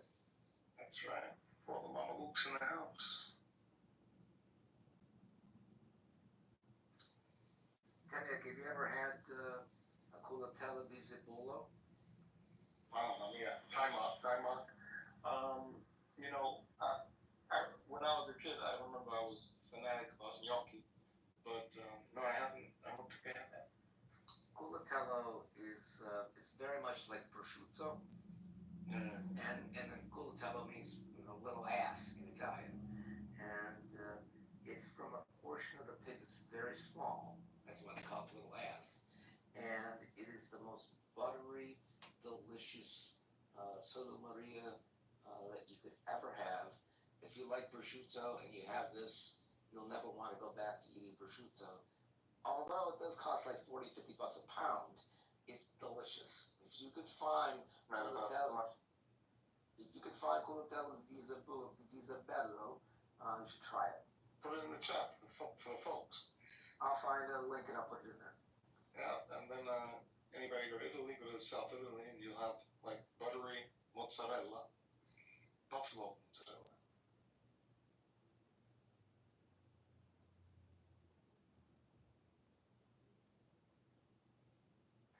And Moses, you like the sisters' Italian food. They like Italian food.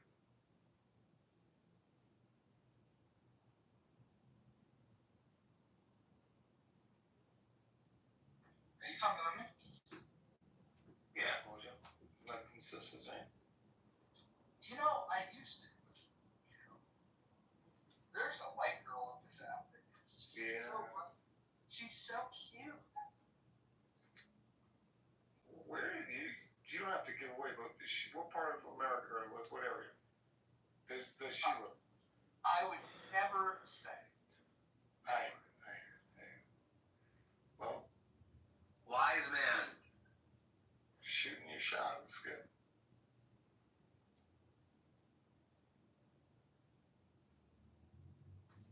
I put the link in there for you guys. Let's have a look.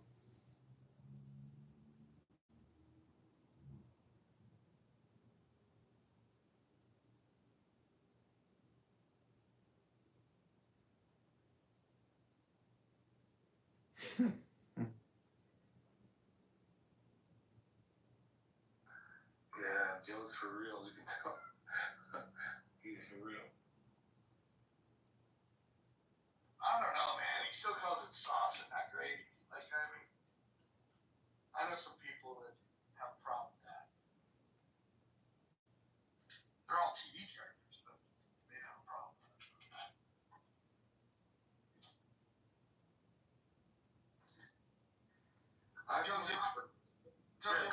Uncle Junior would definitely have a problem with that. Joe, you ever bought a pound of gabagool? I mean, gabagola? Yeah, I have. And gabagool is a stupid thing to say when you can say gabagola.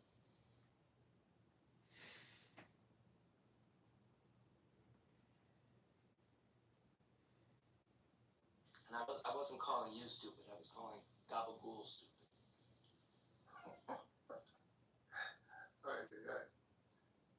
Tell him, teach Mojo how to say it the right way now.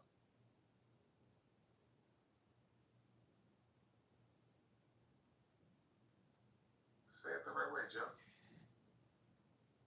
Is it mozzarella? Mozzarella.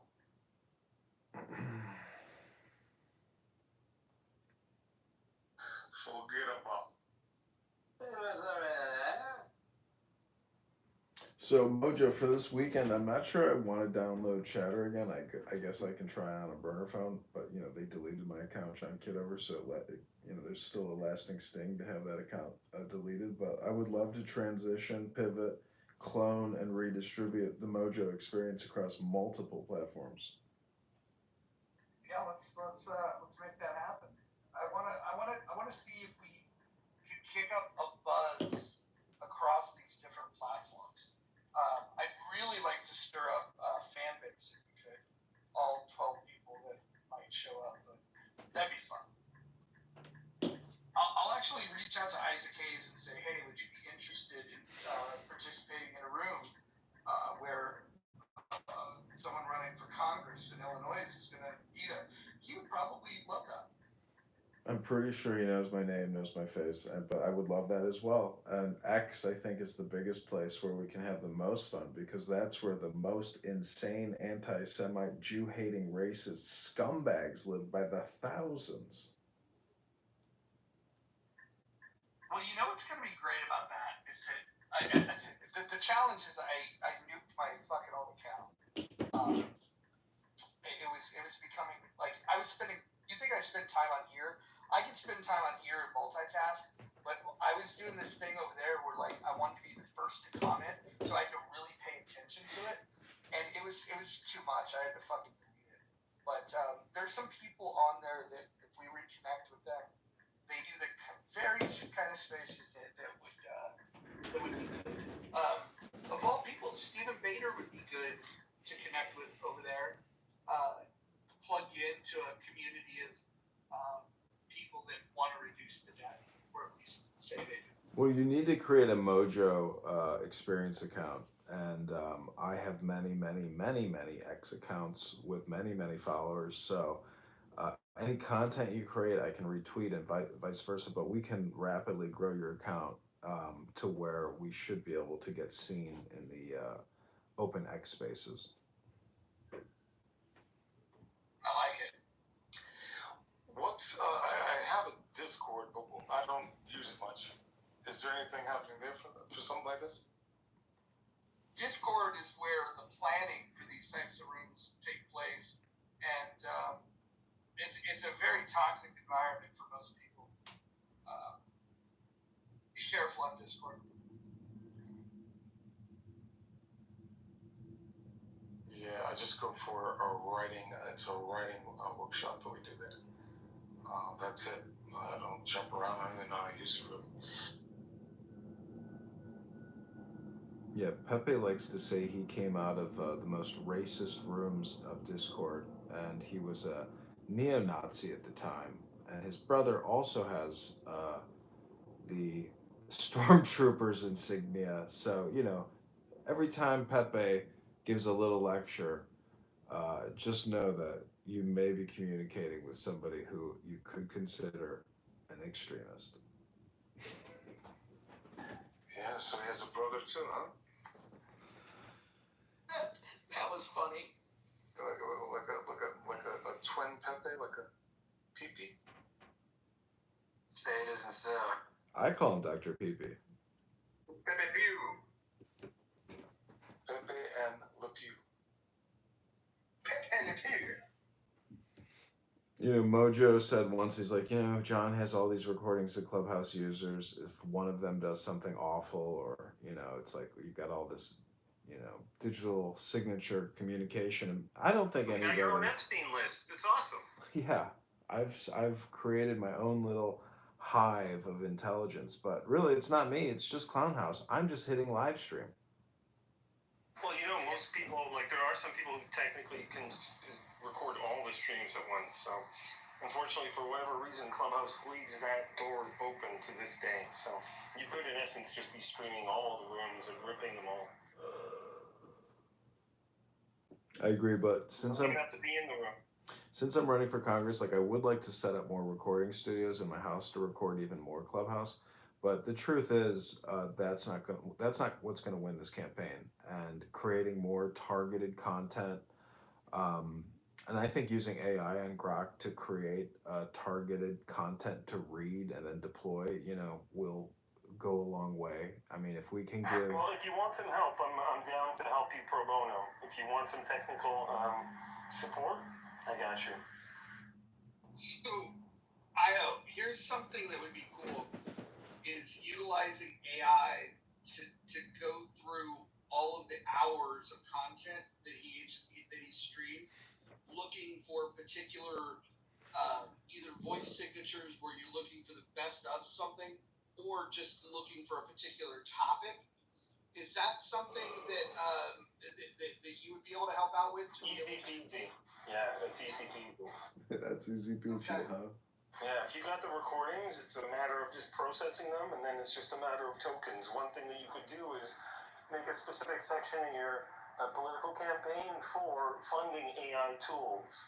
That would actually probably be the most transparent and open way of addressing this. You're like, look, here, I need money for these AI tools so I can give you the best bang for your buck, right? And then you could probably even apply for growth to get unlimited access as a senator or senator candidate or Congress candidate, which is what Grok and ChatGPT offer to government workers, federal workers. So there's probably like an email that you could write to get kind of like, you know, $100,000 in monthly tokens, which is what they give to startups. So it's not beyond the realm of possibility to just get $100,000 each from like NVIDIA, ChatGPT, Google. Each of these companies can do that for you. So and there's probably many creative ways of doing that, but it would just be a matter of getting those kind of processing. So I think for like an hour processing audio, Roger, it's about $8.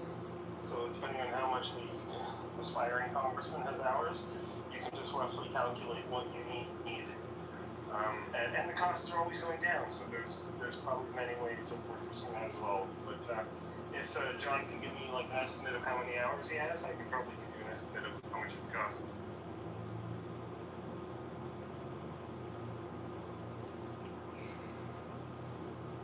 So many possibilities. I like it.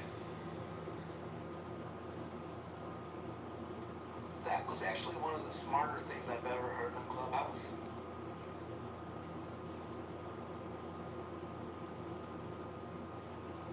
Well, you are sliding deeper into the muff. Joe, I've told him this many, many times, and I was probably only heard it half a dozen times now, but my belief that he's the smartest person on all of things. And so, yeah.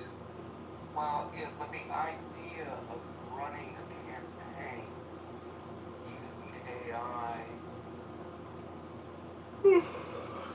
T's, and taking and creating a small language model, or using RAG to narrow what GPT will give you, and if you feed it with the right information of the same kinds of people that have campaigned and written about debt reduction and improving the economy and having better government, that would be very smart, because most politicians are fucking lazy.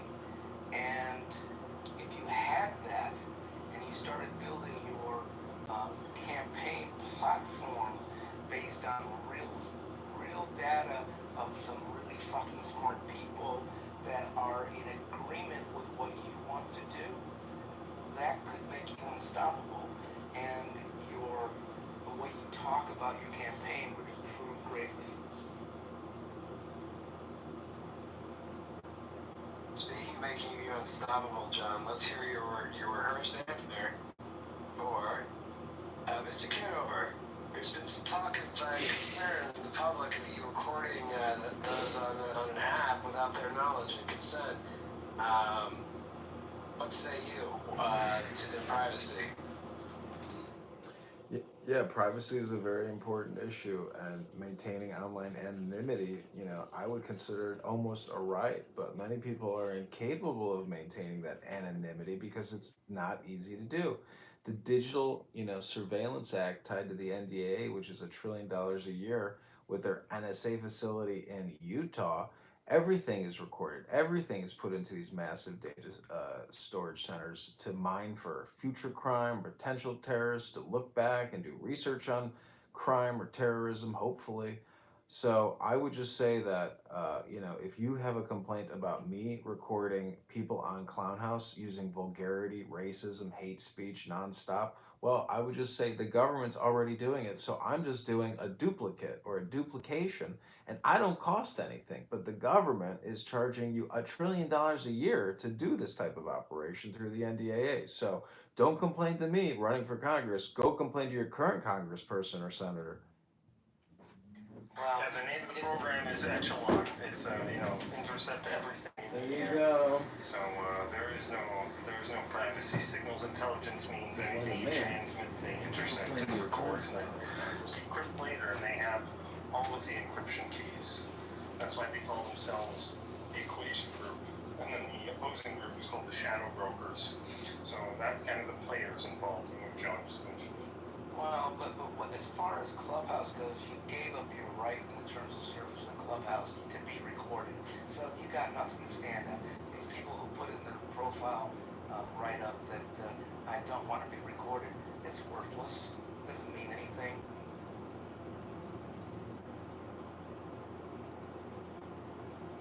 Exactly, but it gives them some false sense of security.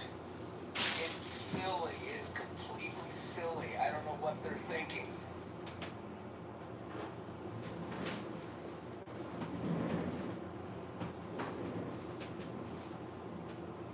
I mean, people want to be titillated, and part of this ridiculous game is anonymity. But then you develop friendships and relationships with people off of this app, And, you know, I just don't like to hang out with people who spend their day, you know, doing homicidal ideation and making death threats for 30 minutes straight on this app. I don't know, that's just me. Those are the kinds of people I don't like hanging out with. Well, you know, it's especially if that kind of person works in a children's hospital, of all places. That's scary, Lyle. It's very scary. Well, without doxing who we're talking about, that's kind of what John is dealing with, so.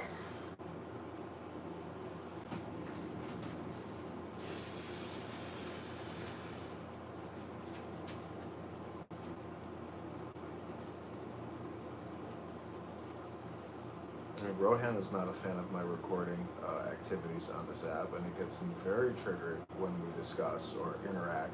And I would just say, I've been to Australia. I studied at Bond University in Queensland, in the Gold Coast. I love Australia, and I love the Australian people. You guys got the greatest party island on the whole planet, you lucky dog, you dingo.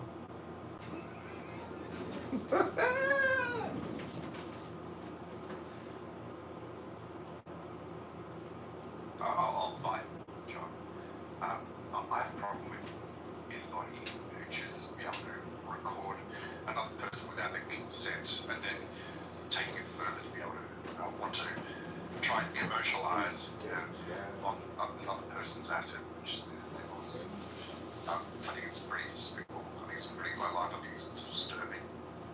It's one thing to be able to sign up to a service in itself, where you actually are aware you have consent, you're given consent, but people are coming into rooms and sharing information about themselves, not aware that you, or other people for that matter, are recording and also live streaming. By the way, I don't give you consent ever to be able to utilize my voice on any of your streams, FYI. You put a restriction, whether you like it or not, on how people choose to be able to engage in rooms that you're involved with. So that restriction is on you. You essentially hamper connection. I know that you get your jollies out of it, and that's all well and good. Great for you. And I know the Clubhouse is recording this, and that's what I've given consent towards. But I never gave you or anybody else the consent to be able to stream my voice, my thoughts and ideas for you to be able to commercialize on. And for that matter, I find it really disturbing that a person is really attempting to become a congressman, knowing that he's actually breaking the terms of the service and being disrespectful towards other people. I think it's disturbing. Do you think that the title of this room covers that whole idea of people not knowing that they're being streamed? In the title of the room, it says that it's being recorded. Yes, no. There's a function facility that's on the app itself, which can show whether a room's being recorded or not. The feature and function of that is not actually being displayed as being recorded, and the replays are off. But yeah, sure. I mean, something could be recorded. It doesn't say it's not actually being streamed. And yeah. I can update that. If it said streaming live to YouTube, do you think that would be a good display? Look, I think we've discussed this point to the nth degree, to the point where it's almost dead and mute. But you know, I appreciate that there are certain types of rooms where individuals are conducting themselves in really salacious manners, and I'll mention Amir's name because his rooms are literally 24/7 filled with hate, vitriol, discussions of terrorism and all that sort of stuff, and just outright racism and anti-Semitism in all literally every day. So I think it's actually great that whoever chooses to record the stream that's out there. Baby. I mean, what the fuck? Dingo ate more baby. It's disturbing that any individual chooses to be able to expend so much time recording and live streaming with 50 plus mobile phones. A dingo ate more baby. Money towards a dingo ate more baby. Who does this? A dingo ate more baby. A dingo ate more baby. You know, I appreciate the criticism. I think it's maybe warranted, and I think you're a great critic. But I was working on a song while you were criticizing me, and it goes a little something like this. A dingo ate my baby. A dingo ate my baby.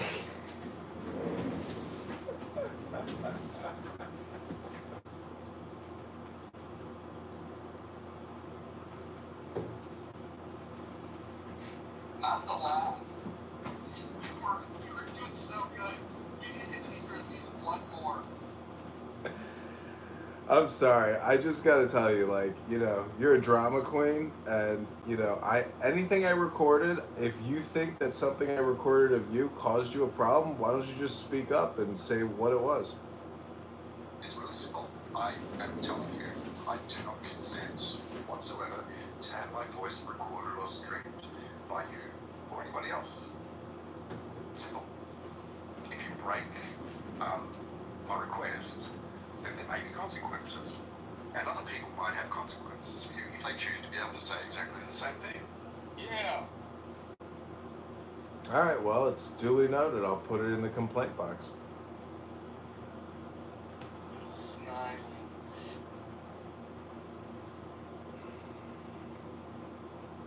This is sarcasm. John, this is sarcasm. I mean, Clubhouse is not a complaint box depository. Nothing gets stored here. Like, your complaints aren't in some kind of ticketing queue or something with some kind of locator code.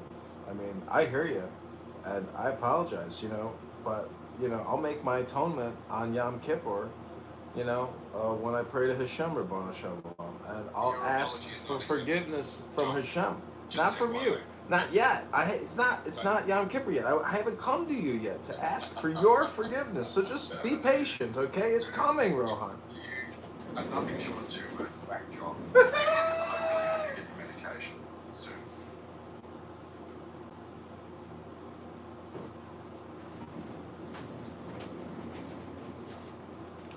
Well, I'll be looking for you on Yom Kippur. You'll be one of the first people I come try to find on Yom Kippur, okay? John, I'll tell you one thing. Okay. Some people find you funny. I find that you're a joke. Nothing personal, of course. No, I get it, but it takes a comedian to know a comedian, so you must have a great sense of humor. Thank you very little. Oh my god. Oh my god. What would you say that what John's doing is similar to like somebody photographing you? Something like that, right? Without you. Yeah, a person taking a photo of you and putting up on a website without your knowledge. Sure. And look, I mean, that's perfectly legal, right, to be able to do. As far as well, in some countries and states, I'm sure that it's not as well, but yeah, it's just an invasion of privacy. It's a lonely type of thing to do, really. Yeah, it kind of rubs me the wrong way, but I'm not worried about it. It kind of rubs me the wrong way a little bit. Right, do you feel that maybe if people knew, let me ask you a question, if people knew and were aware that what they were saying was being broadcast potentially out to other people and recorded such that people could actually record it, review it and listen over it and watch it over and over again, do you think that would inhibit people from speaking freely? Or do you think it would add to them actually being themselves? Right, okay. Okay, yeah. I don't know if it would inhibit people or not, because this room's been live streamed today, and we've had people come in here threatening to kill me. Yeah, but it's an illusion of comfort, though. It's an illusion. It's really just an illusion. You get comfortable. If there was a mic right next, we're it's not the same. I mean, Joe, you had something to say about it. Yeah, I'm not sure that the recording is the problem. I think the commercialization of the recording without explicit permission may violate copyright. And that could be a problem. It could be actionable by people that you might be recording and streaming on YouTube, and then you're making money from it. That could be a problem. That's an additional issue. What I was talking about, how it may actually impinge a person's experience on here. If they actually knew that they were being recorded, a lot of people don't come up on He's a stage clubhouse and purist, this guy, bro. You're such a clubhouse purist. It's so Are you feeling triggered? so profound and so professional. What a purist, this guy. Doesn't want to impinge people's experiences. Okay, you do it again, I will move you. I have no hesitation in removing you. I get What a you love being centered on you, and that's great. This guy is such a purist. I get it, and that's awesome. You're funny in many different ways, but try not to be able to sit yourself just for like a couple of minutes. I'm holding on to the center. Humans, other people. I'm holding on to the center. Okay, and impinge upon other people's freedom of being able to just speak. And this is effectively what it does. Such a clubhouse purist. That's just my opinion. You can do it with whatever you like. What But an Joe, you bring up a really incredible interesting point. Well, There's a legal issue. let me There's a add legal issue. And there's also the issue of people feeling inhibited about coming up on stage and talking, knowing that their thoughts, their ideas and feelings and their voice are being recorded and streamed and then captured on YouTube and other platforms. 88 billion And of this is a big issue. It impinges upon other people. Yeah, well, It can be also edited any way he wants. That's the thing. yeah, I don't. You bring in an excellent point of Ron. It's the expectation of privacy, and people should have no expectation of privacy on Clubhouse. Commercialization. Joe, hang on. There's a point. Okay, I'm going to stop you there. There's a level. Okay, there's a range that we can look at. These and say, Australians yes, are I fucking agree, crazy. That was a blanket statement. Right, to be able to come on here and expect to be able to have a level of privacy, total privacy, that would be ridiculous because you've already looked at terms and conditions and already know that. But it's not a binary issue. Can we agree on that? I agree that it's problematic, and I don't endorse what John's doing, and I'm not making any excuses for it. I find it a little bit weird. You think it can rub voters the wrong way in his area? Yeah, I do. But most voters are on Clubhouse. Most of them are not. You've only got a tiny percent. But his competitors that he's running for office against, and that cabal may use that as a wedge issue that his standards. Joe, here's the thing, right? In order for his competitors to use that, his competitors would have to feel threatened by it. And for his competitors to feel threatened by it, he'd have to be a threat. And so I'll just say this, if his competitors start saying anything about what's happening on Clubhouse, I'm going to be shocked as a psychic, and I'm going to think that it's the best thing that could possibly happen to his campaign. Winning again! We go from losing to winning, from losing to winning. Are the people that are in this room. And so if his competitors decide to make a big deal of it, they'll basically say, hey, this guy exists. And then voters will have to contend with how they feel about it. Because once they know he exists, he's got an opportunity to convert them. That's not a bad argument. If I was advising LaHood, I would say ignore John until he actually has a chance of beating him. So I would ignore it, and I would hold that in my back pocket. Well, that's why it takes political activists like you organizing on Clownhouse to irritate LaHood into getting him to comment about the campaign to elect Congressman candidate John Kitover on X. Follow me on X at John Kitover IL, that's Illinois. Or click the link above. Give $100 right now, and let's change the situation now. Yeah, listen, here's something. If you think that voters would find this offensive, that what he's doing, go get links to all of the fucking content that he has, specifically about advertising that he's running for Congress, and send that to LaHood as well as the Democrat candidates and say, look at this character. You guys should do something about this. I would feel that would be the biggest contribution that you could do to the John Kitover campaign. The second best thing that you could do is you could fork it over for John Kiddo. Just real quick, I want to be open-minded for a second. John, I want to hear out what your policy platform is, or what Sure. your Let me goals are. ask you first, though. How do you keep an open mind? Being willing to hear out the ideas without immediately throwing them out. So, hearing the ideas without immediately throwing them out. That's how you keep an open mind? Yeah. Okay, well, please proceed, XG. Yeah, so I guess I'll start with some basics because I don't know what the fuck's going on. I'll make it that clear. So, one, what are you running for exactly?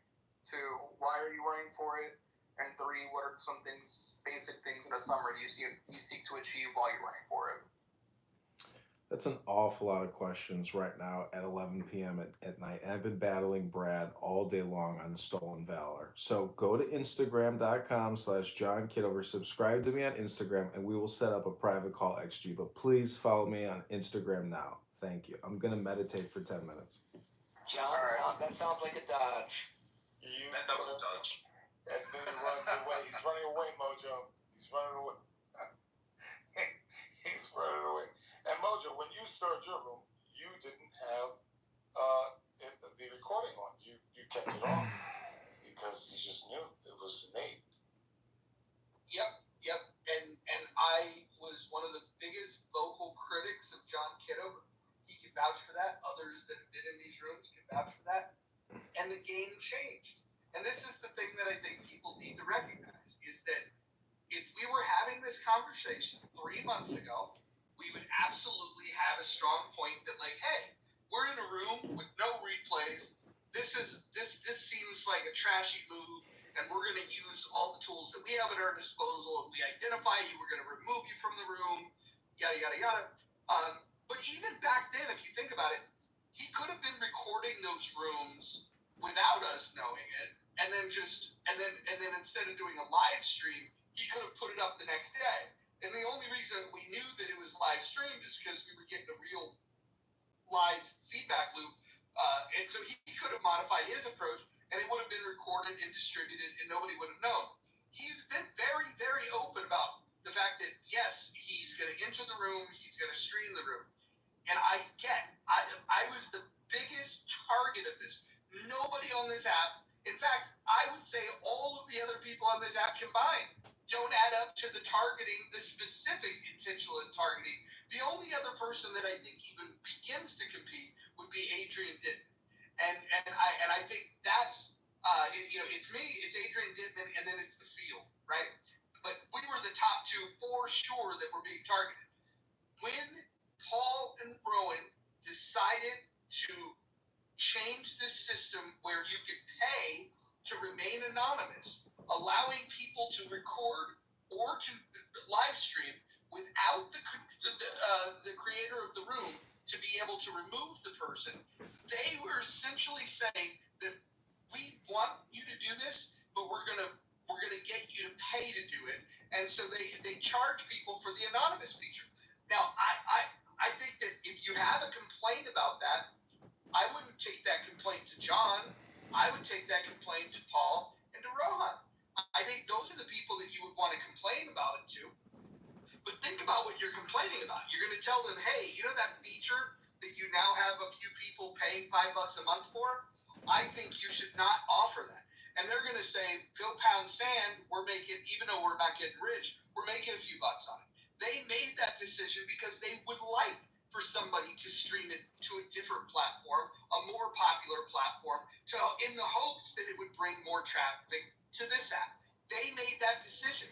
When that happened, my mindset had to shift. Why? Because I live in a world where there are things that I can't control.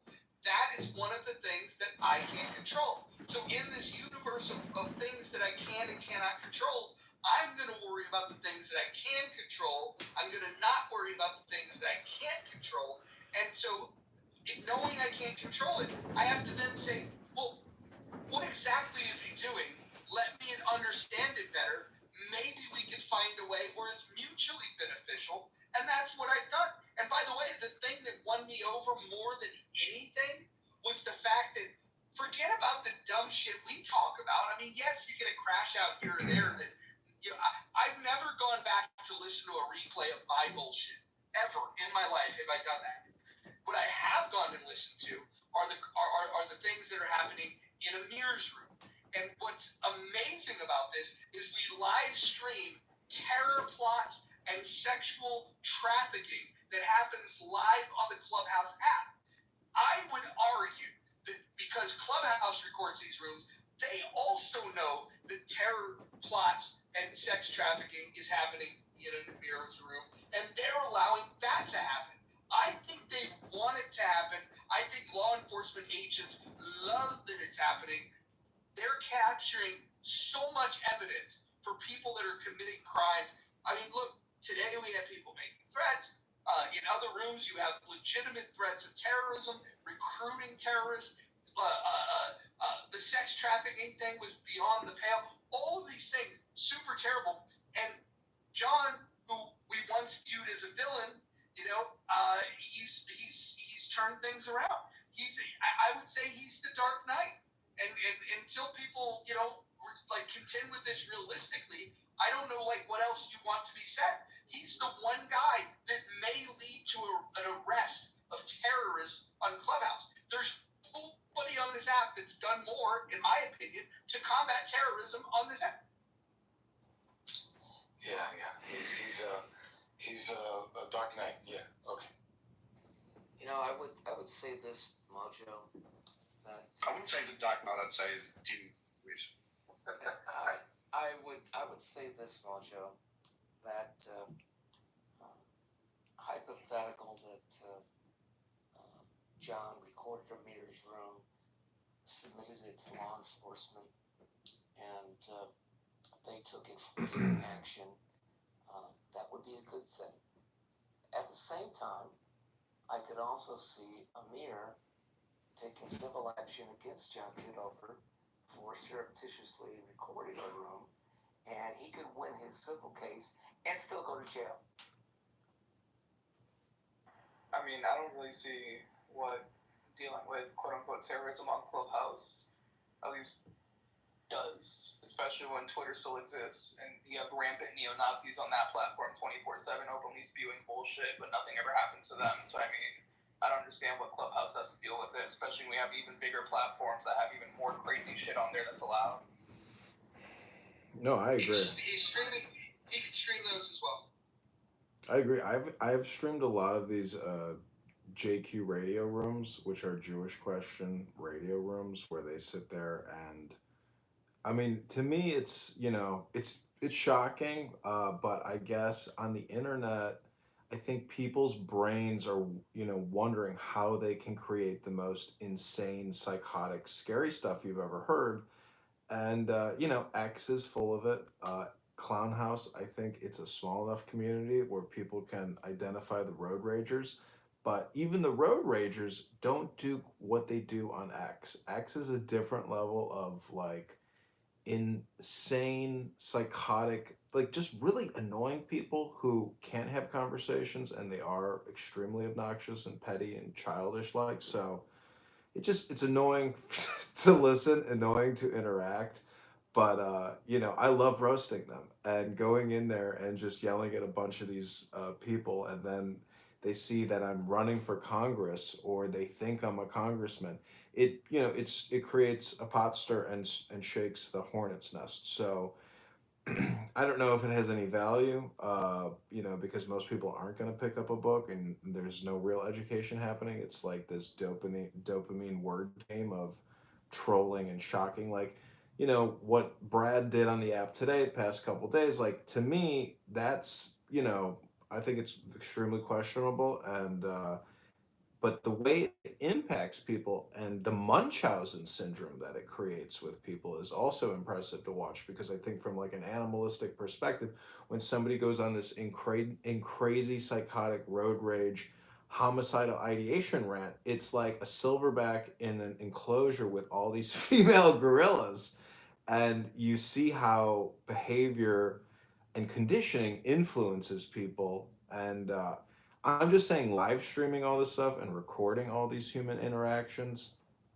to me is almost like a psychological observational study, and I'm learning from it. I hope people who watch videos learn from it, and I want to complement it with books that I have. I would really like to figure out a way, how can I get interested in the thousands of books I have surrounding me, and find the time or the desire to even want to read, because I got to say, human interaction is far more dopamine creating than the hard work of extracting information from reading a book. So Clownhouse is technologically innovating, but also in a way retarding. Just real quick, Judge Mojo, I would like to call for all the words spoke about my client Brad to be struck from the record, please, as he's not present at the moment.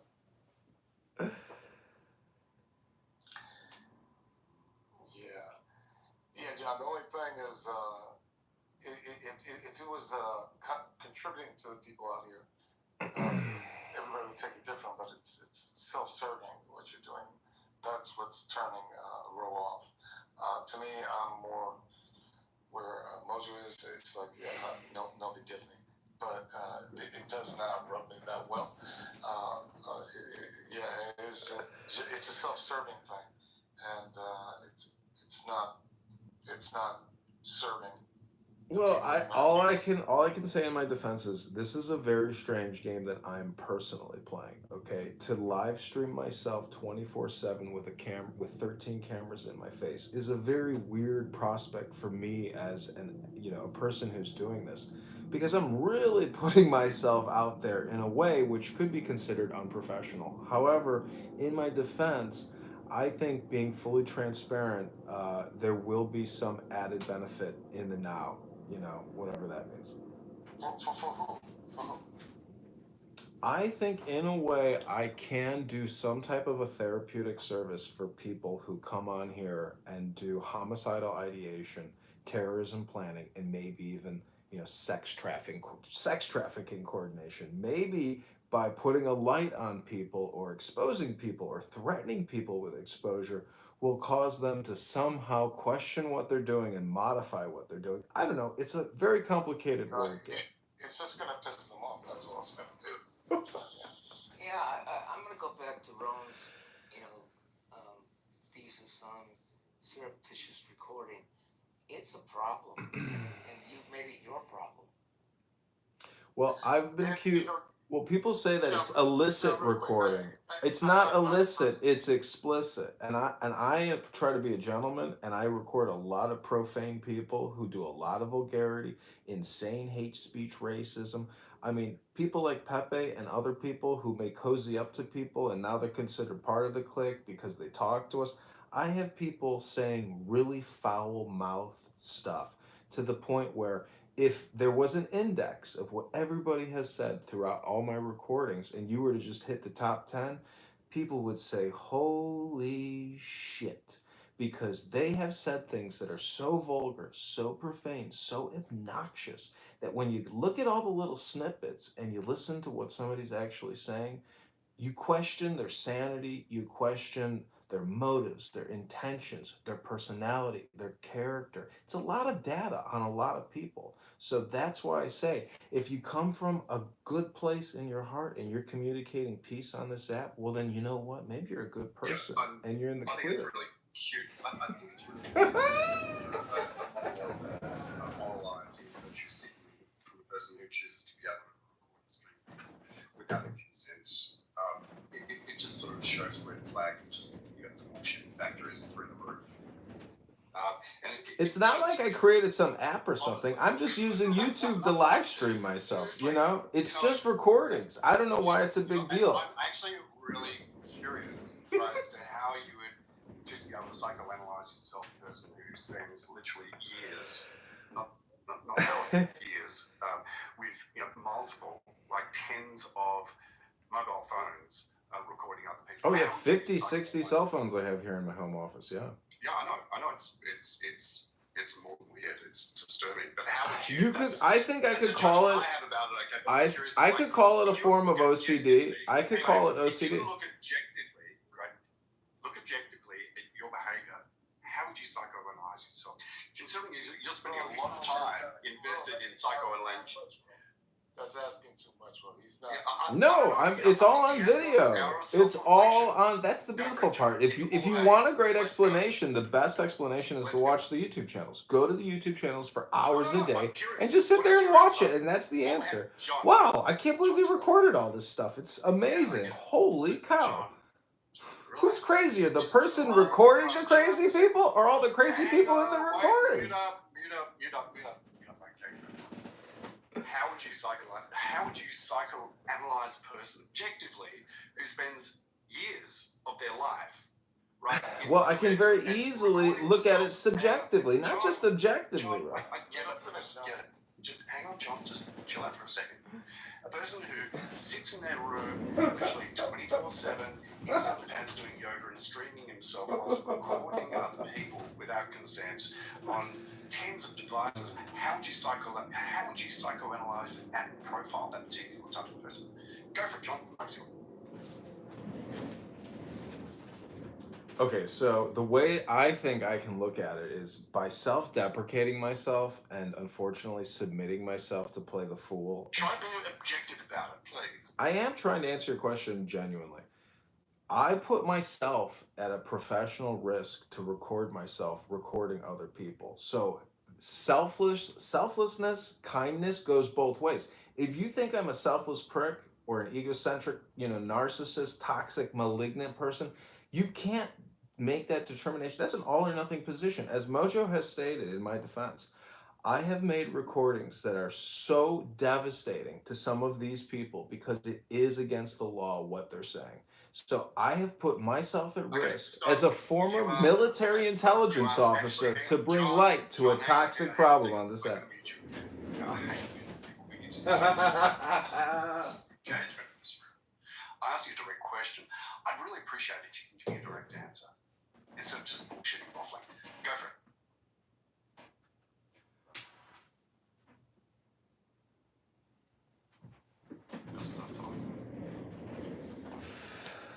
Okay, why don't you just repeat the question again? Because if you're just going to mute me in the middle of a thought stream, you're not going to get the full thought. I don't know what to tell you.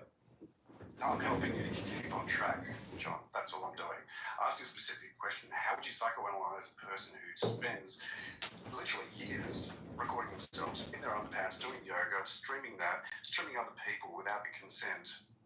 How would you psychoanalyze a person? Okay, so I can respond. That's the question. Okay.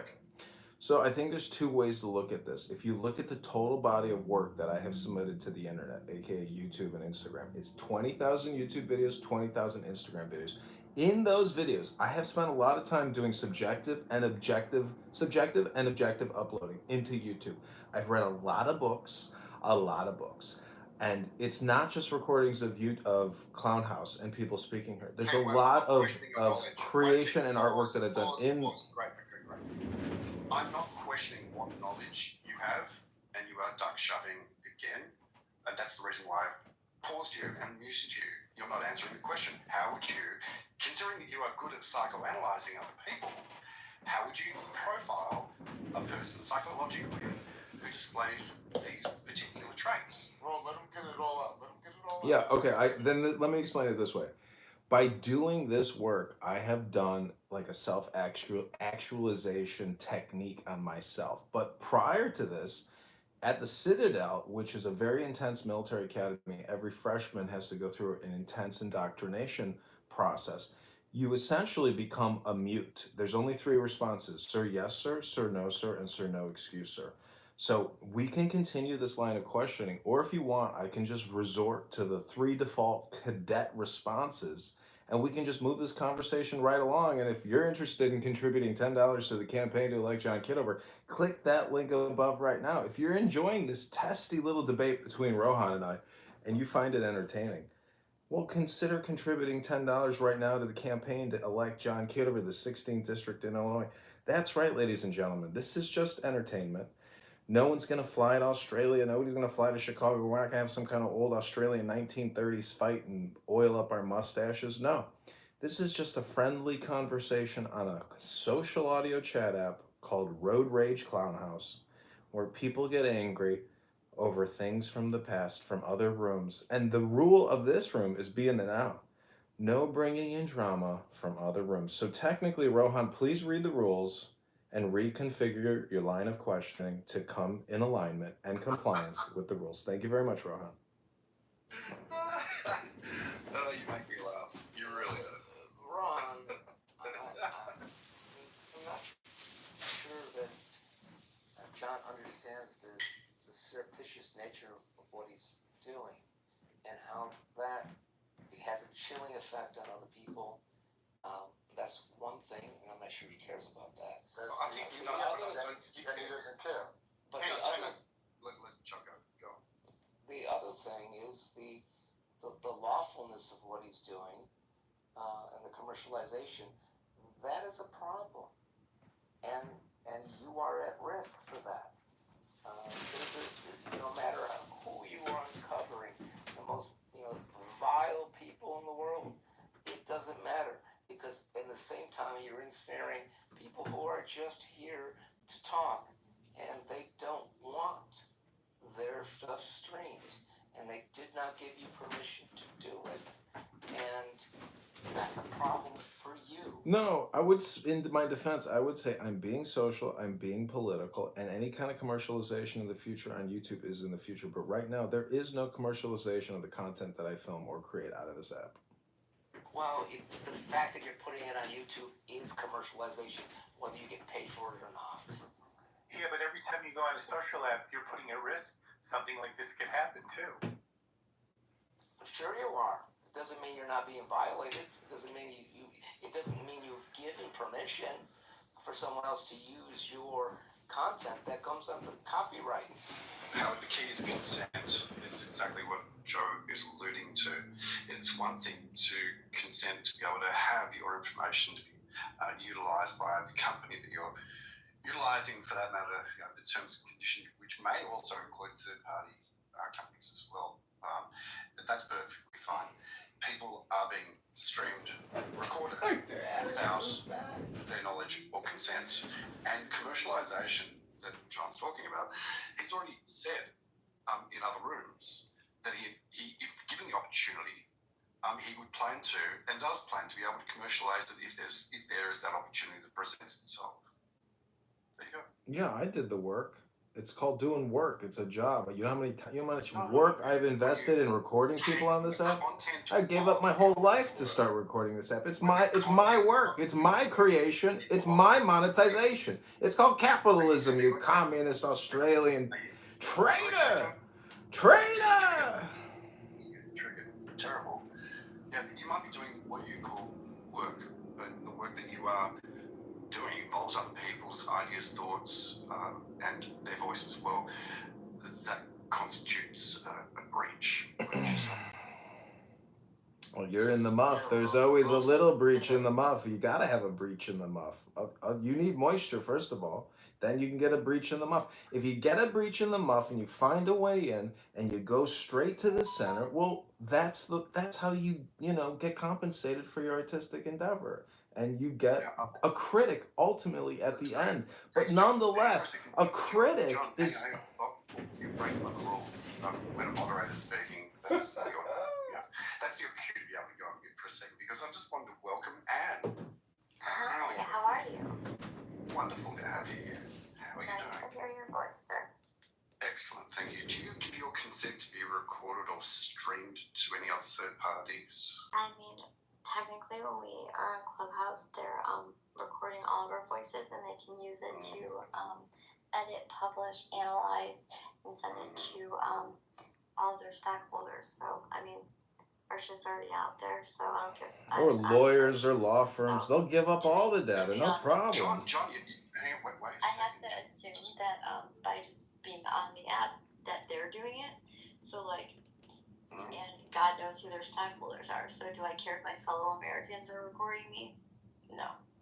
It's fine. Okay, I just wanted to let you know. So, John, over here is streaming this conversation, your voice, ideas and thoughts and feelings, for that matter, over to another service, which is YouTube and possibly another platforms as well. Yeah, X and Clubhouse as well. Ideas. Wow, geez, John, I don't know. X and Clubhouse, everybody. Follow me on X and follow my other Clubhouse accounts. Right.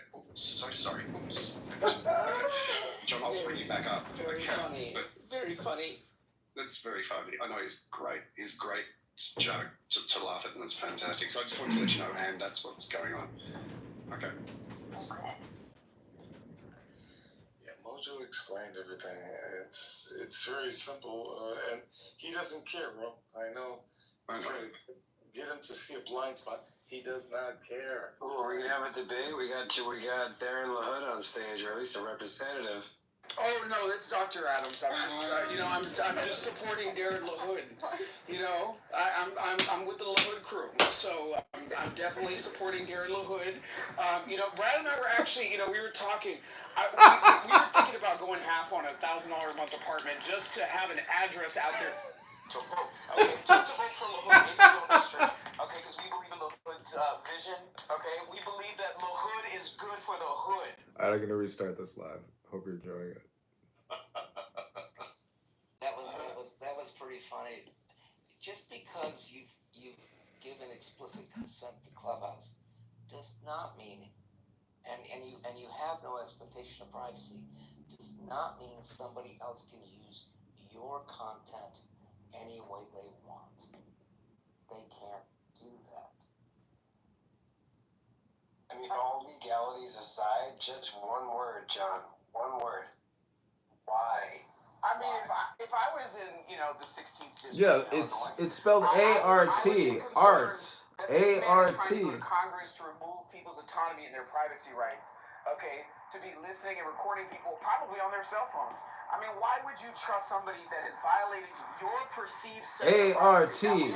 Art. A-R-T. Art. Art. A-R-T.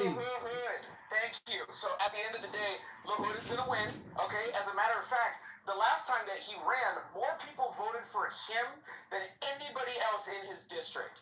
So at the end of the day, LaHood is going to win. You need to give these people their money back. Okay, you need to give these people their money back, John Kitover. Okay, LaHood is good for the hood.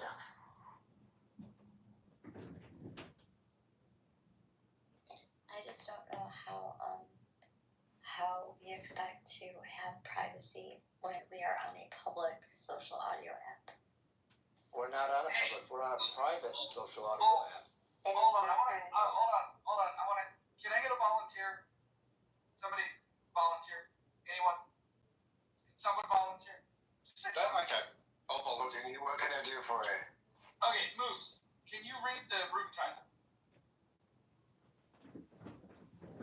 We are Out loud, please. we are being live streamed to YouTube. Do you consent? Now, wouldn't presence in this room after that disclosure suggest that you do consent? Okay, just to let everybody know, I've restarted the YouTube live streams starting now.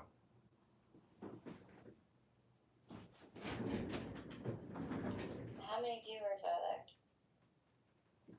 He ain't got no fucking business. Mojo, the answer And is that's no, another that thing. it's not So, like, explicit consent.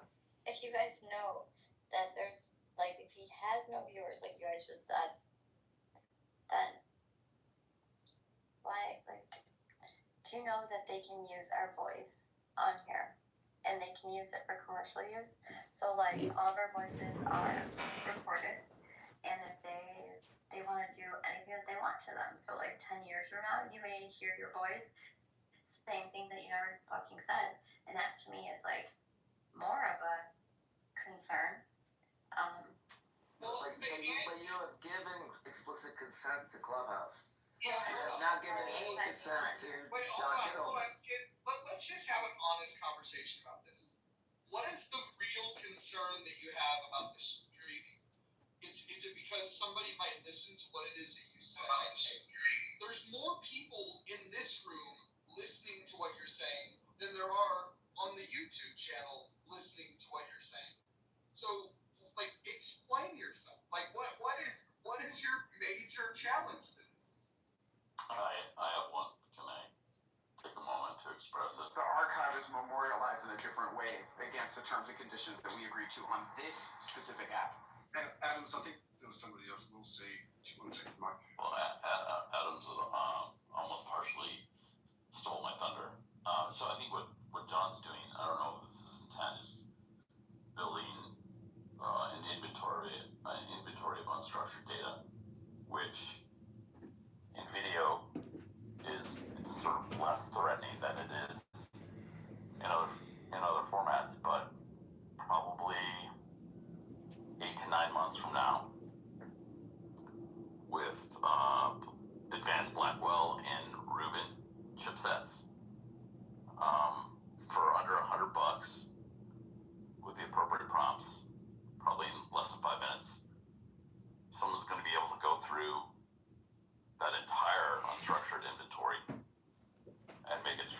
This is so So much funny. so tailored to This is so funny. who you are and everything you've said, building a profile, recollecting anything that you've ever revealed about yourself. And that includes even John, when John's having passive conversations. So as John's recording all these rooms, he's living his life. He's chatting with friends on the phone about his own life, the dates he's going on, things that are going on in his family. All of those things are captured as well. So I wonder to what extent John has considered the law of unintended consequences. Or is this the intent? Well, did anyone ask John?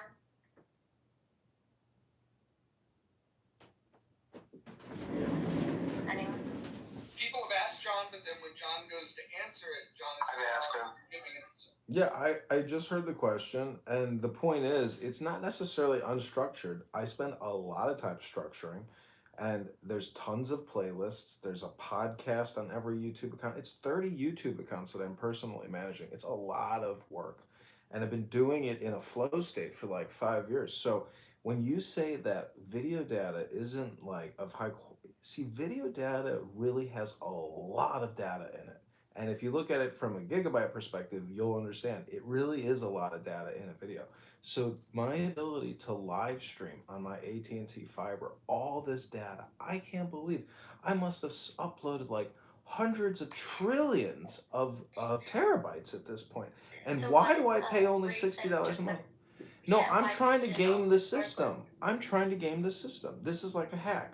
And all of you, if you are in my videos, you're in my network, you're connected to me somehow now.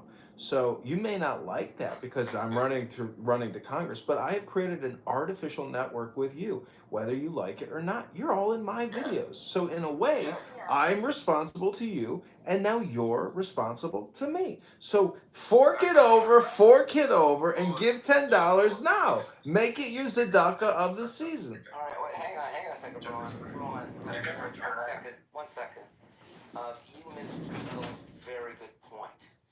I'm not sure you understood what he meant by unstructured data. You can take all of those recordings, get those transcripts, and then you can organize them by serial prompting them, and you can make additional content out of them. That's what I believe he was talking about, and you missed that point entirely. Well, I was actually saying he doesn't even need the transcripts. The technology is going to be able to write transcripts, make associations, sort of create metadata about the relationships. Yeah, that's a distinction, but yes, you're right. You're absolutely right. But You guys are talking over what's already there. 30 YouTube accounts with 20,000 videos. There are other people talking as well. Okay. I know, but it's 20,000 YouTube videos, 20,000 Instagram videos. Add my 2 cents in. You do it again, you're going to go down again, John. Thanks. Appreciate it. I don't know who else is going to bring you up if that's going to be the case. See, when you choose to be able to sign up to a service, that service is, it's incumbent upon that particular service as a commercial entity to be able to follow certain laws. Okay, and there's an obligation to those rules. Those companies are held accountable for what happens to that particular data. What people do, right, as far as what John is doing, is putting information out there which is in the public domain that can be scraped and utilized with AI, very, very simple scripts that can be recorded. And exactly what you're saying, there is profiling that can be done. The technology is there right now if people want to be able to do that.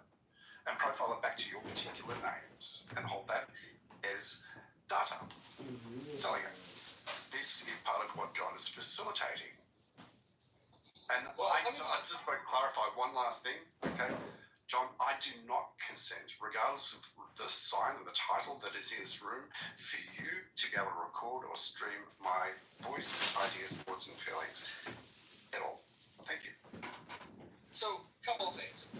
If anybody's ever gone to a live wrestling event that broadcasts on Netflix now, like WWE Raw, when you're in attendance before the show starts, they make an announcement that that you being there, that they're going to be recording. There's going to be cameras everywhere, and that they may use your likenesses. They may use for any purpose, marketing or otherwise, right? And so, and you're not, consenting verbally. You're not giving express consent. You're simply implicitly giving them the consent by continuing to sit there. I would imagine courts would look at this room the same way, especially when you make the disclosure that hey, it's being streamed. So if you have protest, if somebody's really worried about their information being streamed in this conversation, I think the best way to protect yourself is to not be on social audio. Because if you're on social audio, let's say John gets hit by a bus tomorrow. Heaven forbid, because we need him for this political race. But let's just say he gets hit by a bus tomorrow. Everybody still has the ability to record and to stream. And by the way, you don't have any control over it. You have no control over it. The idea that you don't want somebody to do it, your grievance is not with John. Your grievance really and truly should be with the creators of this app that for their own purposes of monetization have said that if you give them $5, you can remain anonymous, allowing you to record without anybody stopping you, allowing you to stream without anybody stopping you. And I think that what we're doing is we're aiming the gun at the wrong person. Yeah, I'm going to disagree with you with your wrestling analogy. When you buy your ticket, there's a disclaimer. If you have heard the explicit announcement that this is going to be recorded, you have at that very moment the choice to leave. That is not occurring here. And this is not just... We have a quietly button here. Yeah, but Mojo, that's not the point. It's the point. So Roger, are you suggesting that, the solution is for people to not attend your space that has a problem with him and his presence in here and being recorded? So here's what I would suggest. If you feel that you want to protect yourself from being streamed or recorded, you can make whatever decision you want. It can be limited to not coming to this room. It can be as extreme as, removing the app from your phone. The one thing I would caution you, though, is whatever other room that you might go in that you think is not being recorded, I just want to give you a little warning, a little whisper. Not only is somebody likely to record it and stream it, the app itself has incentivized it. They have actually incentivized people to do it. Your grievance is not with me in this space. Your grievance is not with John and what he does. Your grievance is that the app is not working in the way that you want it to. And I would just say attend the town hall. Tell Paul how you feel. I don't know if you're going to fix this problem by bringing this to the attention of John, who for 5 years has told people this is what he's going to do. But all the app has done is said, yeah, we agree with John.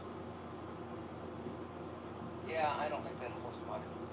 Yeah, I don't. And he's harassing people, and everybody in this damn room knows it. Who is he harassing? He continues to antagonize people with the fact that he's archiving people's sentiments and the things that he's saying on another app.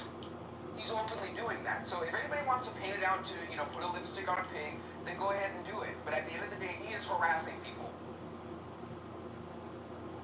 Adams, hold on. Adams, you have the plus mark, right? You're the only person on this stage. No, there's 2 people. 3 people. Sorry.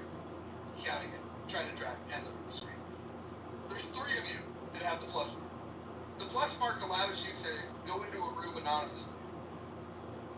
John has the ability to go into a room anonymously. What's the difference between John going into a room anonymously and you going into a room anonymously? Can you explain? Because it's the unwanted actions behind the antagonization, which gives insight into the intent. The intent is to harass. Okay, what do you mean by harass? Who is he harassing?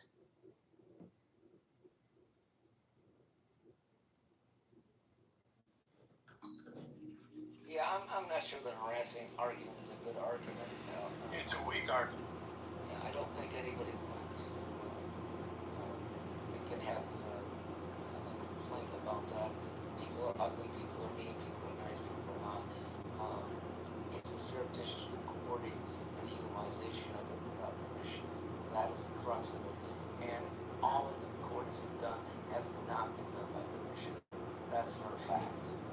Well, Joe, I would just encourage you to go to my YouTube channel, look at some of my videos, and you tell me. Be a judge of the videos. Don't be a judge of me as a person or my total operations. Look at an individual piece of work and give me some feedback on a specific example, not these overgeneralized John Kitover sucks statements. You know what?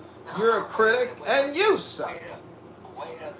I have not criticized you one bit, and I don't need to go to your YouTube to hear people talk that have been recorded without their permission. The fact of the matter is the surreptitious recording. That is the crux of it. Joe, you have to Okay, go. hold on. Just so everybody knows in this room, especially those that are complaining about it, this room, right now, is being streamed.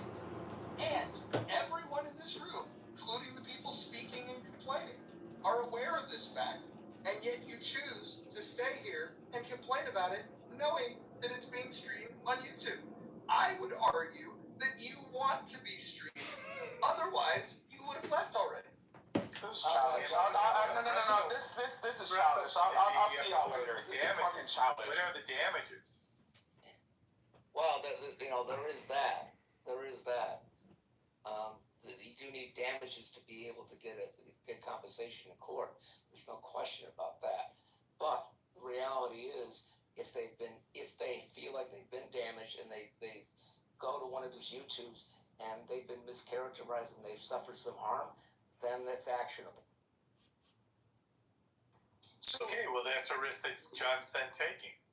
Yeah, can I just point out that one person Hold on. One person has decided to exercise their right to leave the room when it was pointed out that continuing to talk about it and complain about it, knowing you're being streamed, pretty much invalidates the argument that you have a problem with it. Because if you had a real problem, if I had a real problem with it, I wouldn't be here. That's how I exercise my freedom when I have a problem with it.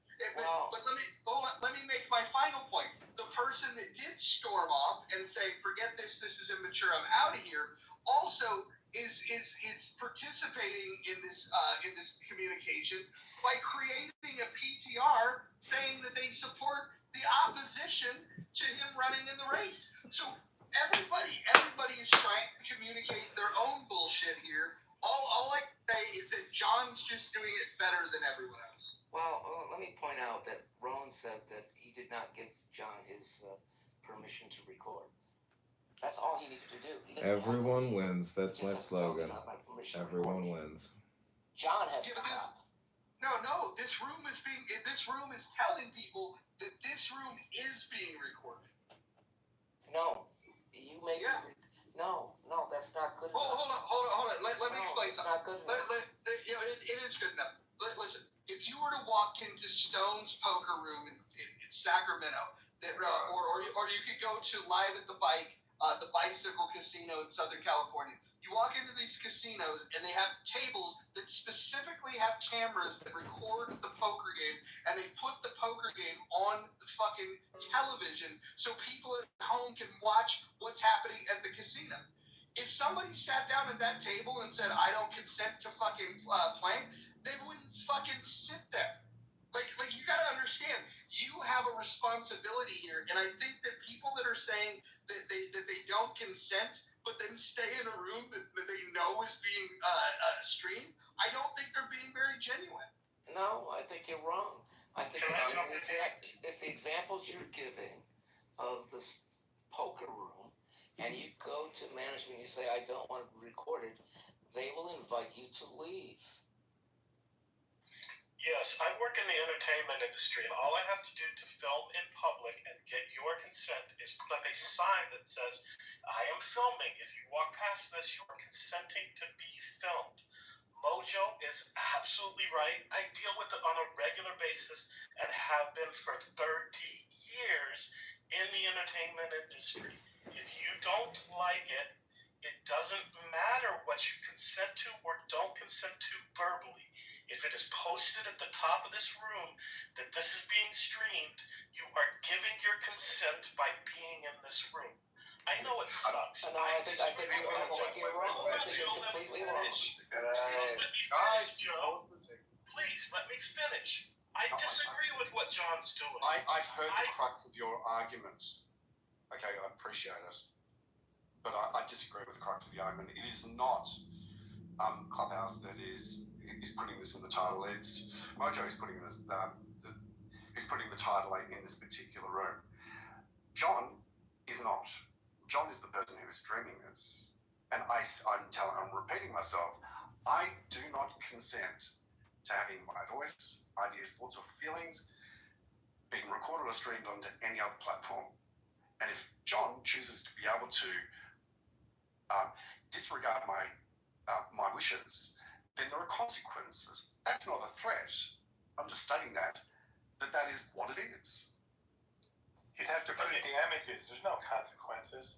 Okay, that is absolutely a distinction if John is recording and Mojo is the one putting up the consent. I can see your argument there, but you still have the ability to leave, and that is actually exactly it. You could sue him, and you could prove your damages and sue him for that.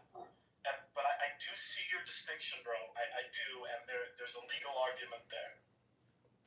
Well, I don't support or understand John's recordings. It is like Mojo said, it is the app. You're shooting a messenger.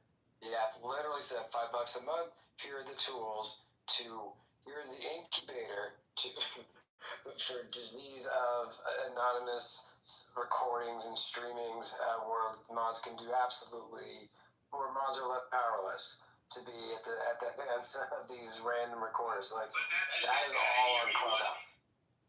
I don't know where Clubhouse has given explicit consent for people who have a plus sign to record. I don't think that's part of their TOS. Joe, you're 100% correct. They've taken my ability. Hold up. They've taken my ability away. I used to have the ability, and you can ask John about this. If he was in the room under one of his many aliases, if I recognize, okay, that's the person that's streaming the room, I was able to remove him from the room. I no longer have the ability to do that. I had it, and it was taken away from me. The app itself has taken away the tool that I had at my disposal to deliver to what you guys are asking for, is to take his ability to stream the room. That tool has been taken away by the app creator. So I'm going to put this challenge out to you guys. You go ahead and put together a fucking petition saying that you think that the $5 a month anonymous feature should go away, and I will fucking sign it. Matter of fact, I will actually advertise that people sign the petition.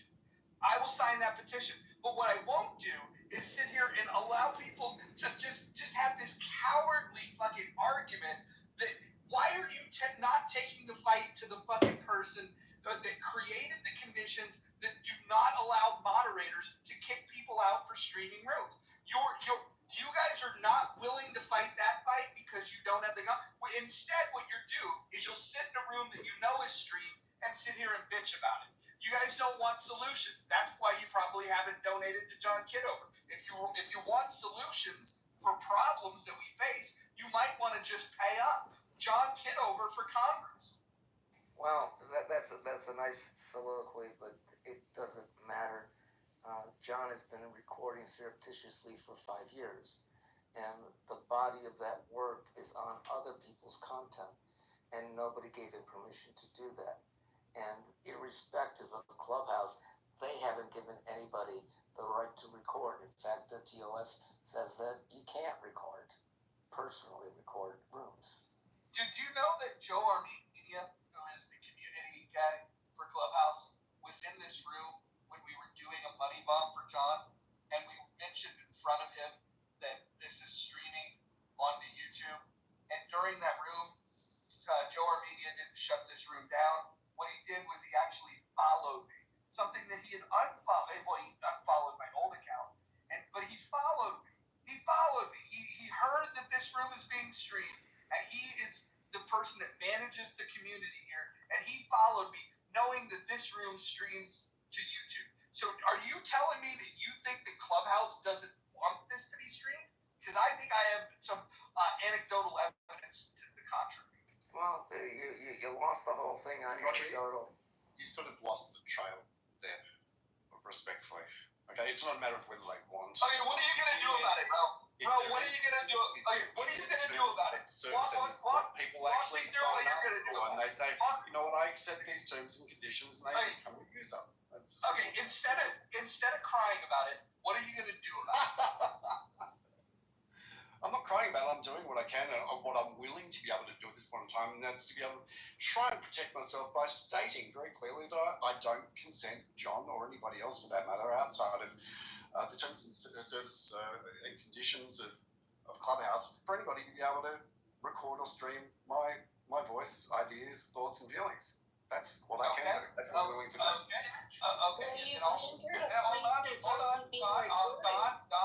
Hold on. So I want to make a statement. This room is being recorded. This being recorded by Clubhouse. It's also being recorded and live streamed onto YouTube. And if you're in this room, you need to understand that your voice will be streamed to YouTube.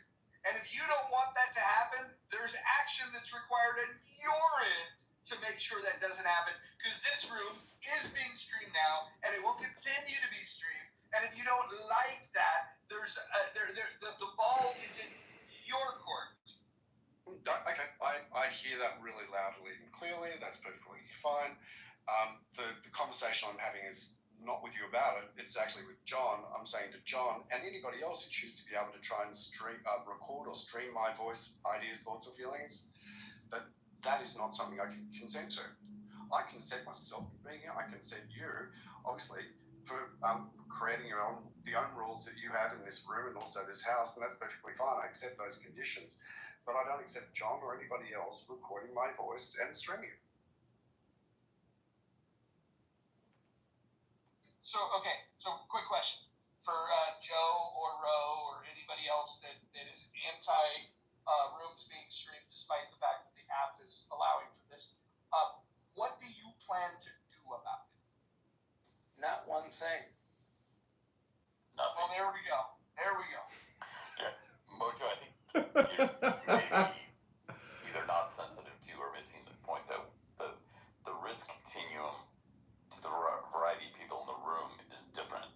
So you're a guy who's probably at the end of his career, probably well-resourced, doesn't have a lot to lose.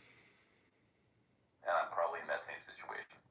Otherwise, I wouldn't be so comfortable with John recording these rooms. I'm not uncomfortable with it. I can see things in the future that make this a really bad idea for a lot of people, including myself, but it's not going to be the thing that gets me. But if you're not like between me and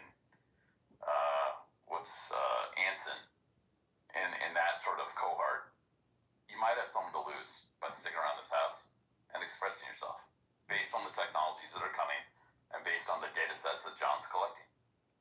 Wait, hold on. Are you under the impression that John's the only person that records or streams these rooms? No, and I'm not concerned about it either. Because, like I said, for me, I know it's not going to be the thing that gets me. Okay, how about this? Name a public-facing house on this app that you believe doesn't get streamed. No, I think it all gets streamed. I know it all gets streamed. Like, I'm not new on this topic. So then what the hell is the critique about? I don't see anybody going into biblical smoke and saying, hey, I don't consent to the stream. I mean, like, figure out whatever house it is, whether it's chillism or political correct or Lisa 420, whatever house it is that you go into, or even just a room when you're amongst friends. I want you to explain to me, are you under the impression that what's happening with John is not happening there? Like, because I can't think of a single place, with the exception of a private room, which, by the way, the person that you're having a private conversation with, they might be screen capturing it too. Who fucking knows? People on here are weird. For sure. No. Yeah, I'm not saying like what John's doing is exclusive. He is probably doing something at a level of scale, using the resources of a Meg 7 company to act as the repository for what will be a glorious data set a year from now where you can pay $100 using a technology that comes out to consume, to eat that entire elephant of YouTube recordings and prompt and mine probably really valuable shit out of it. So like it's not a threat to me, but and I don't know that John's doing this with a threatening intent, but I can see the law of unintended consequences, that what he does ends up creating quite a threatening atmosphere. Well, to some other people, not me. I'll add something to that. We'll see as well.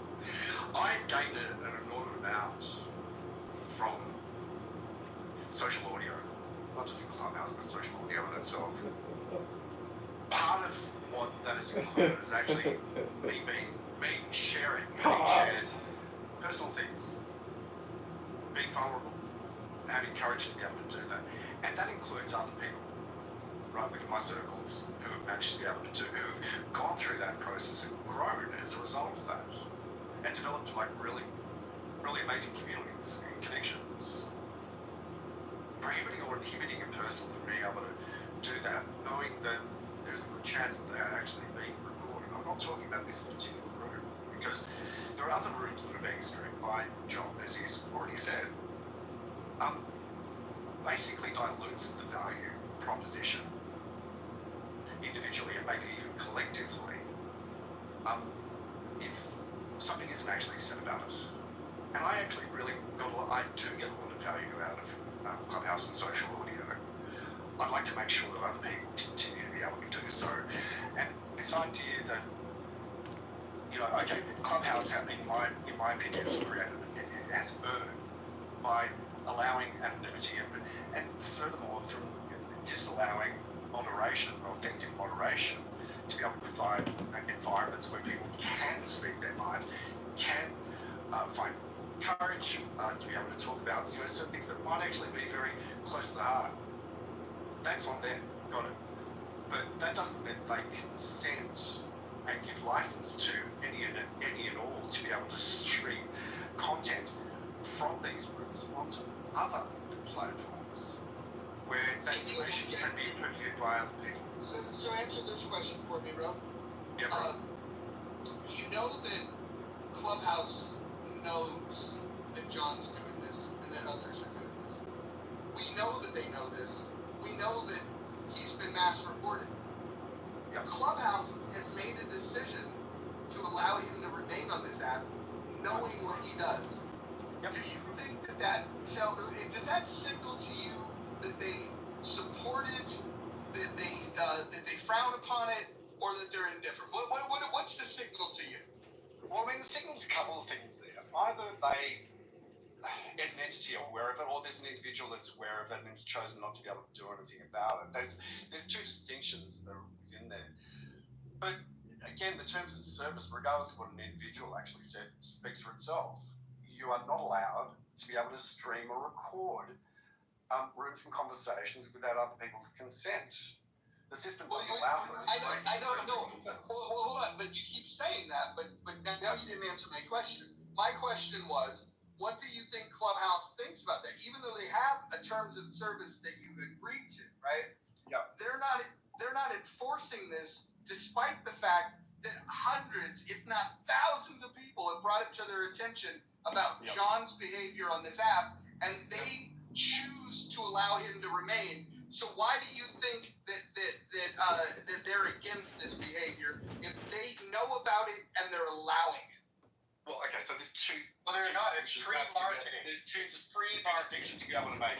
Okay, it is actually doing free marketing. So for them, it's a double-edged sword because, look, if they were audited, or they were taken to court, and it was found that they were knowingly enabling this, that would be one thing. Okay, then they would be held accountable. However, on the marketing side, and for an organisation that's probably trying to maximise as much as they can in terms of getting exposure, this is a great marketing opportunity for them too. So there's no one answer to it. I don't know that I'm right. It's just an opinion that I might be able to share. Yeah, I would say this: if you had turned on replays for this room, which you have not, and if John had just been collecting replays on Clubhouse and utilizing those, I would have no problem with that, because you can do that. Hey, Let me ask you this. Hold on, let me ask you this.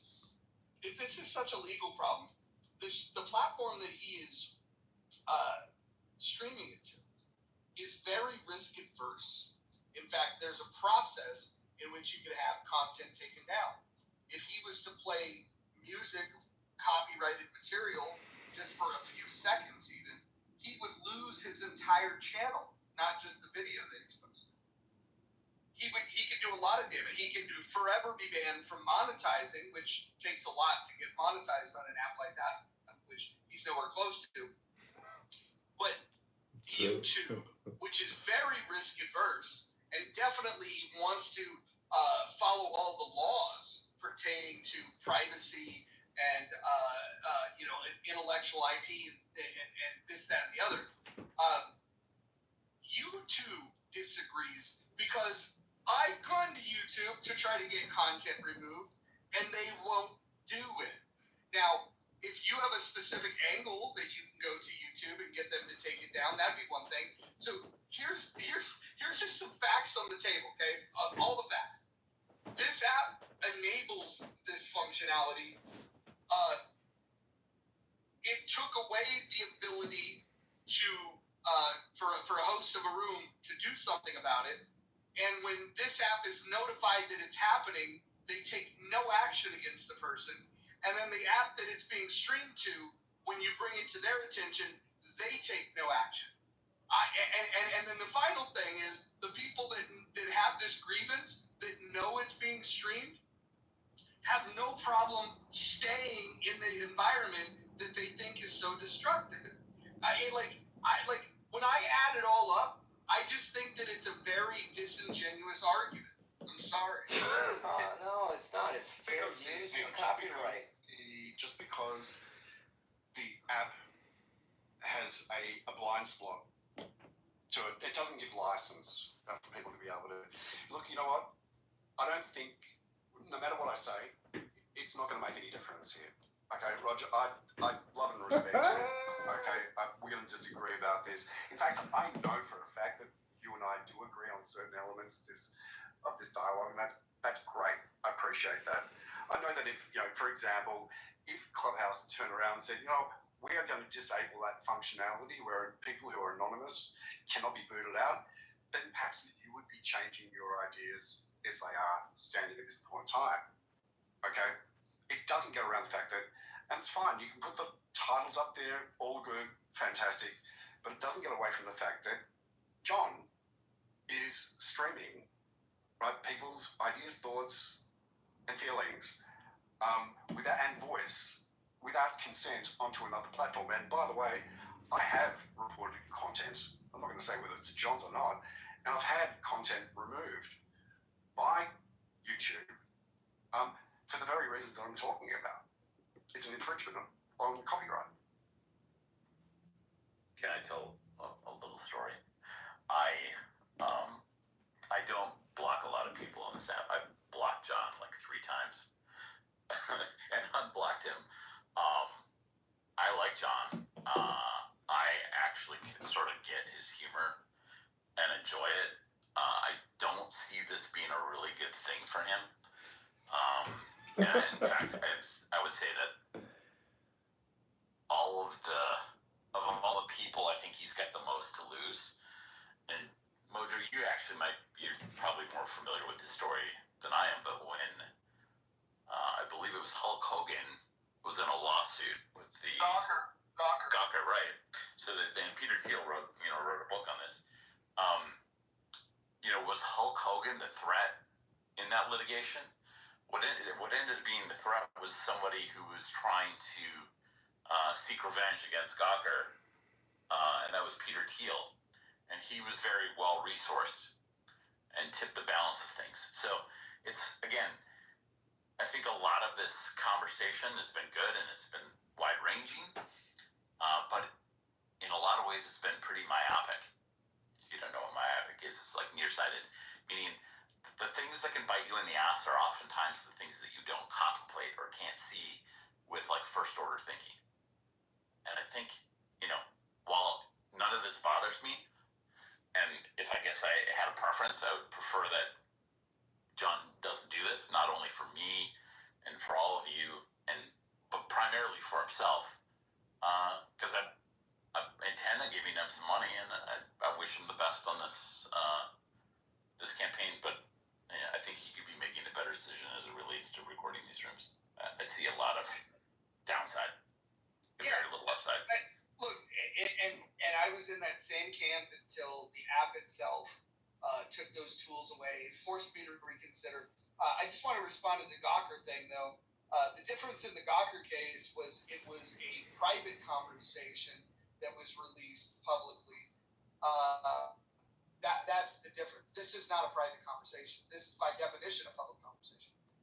Well, that will be hopefully not, but that will be for the courts to decide. And legalities aside, it's in the name. It's Gentlemen, please. On a social audio app, it's a public room. Gentlemen, please For the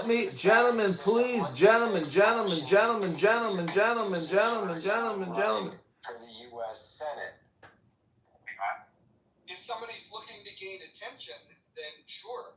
Like, if you think, here's the thing. If you think that his opponents could weaponize this, I would say you should send all of the videos to his opponents. And let's see if they weaponize it. Let's say if they find the worst thing that he's ever said on this app and use it against him so he doesn't win the election.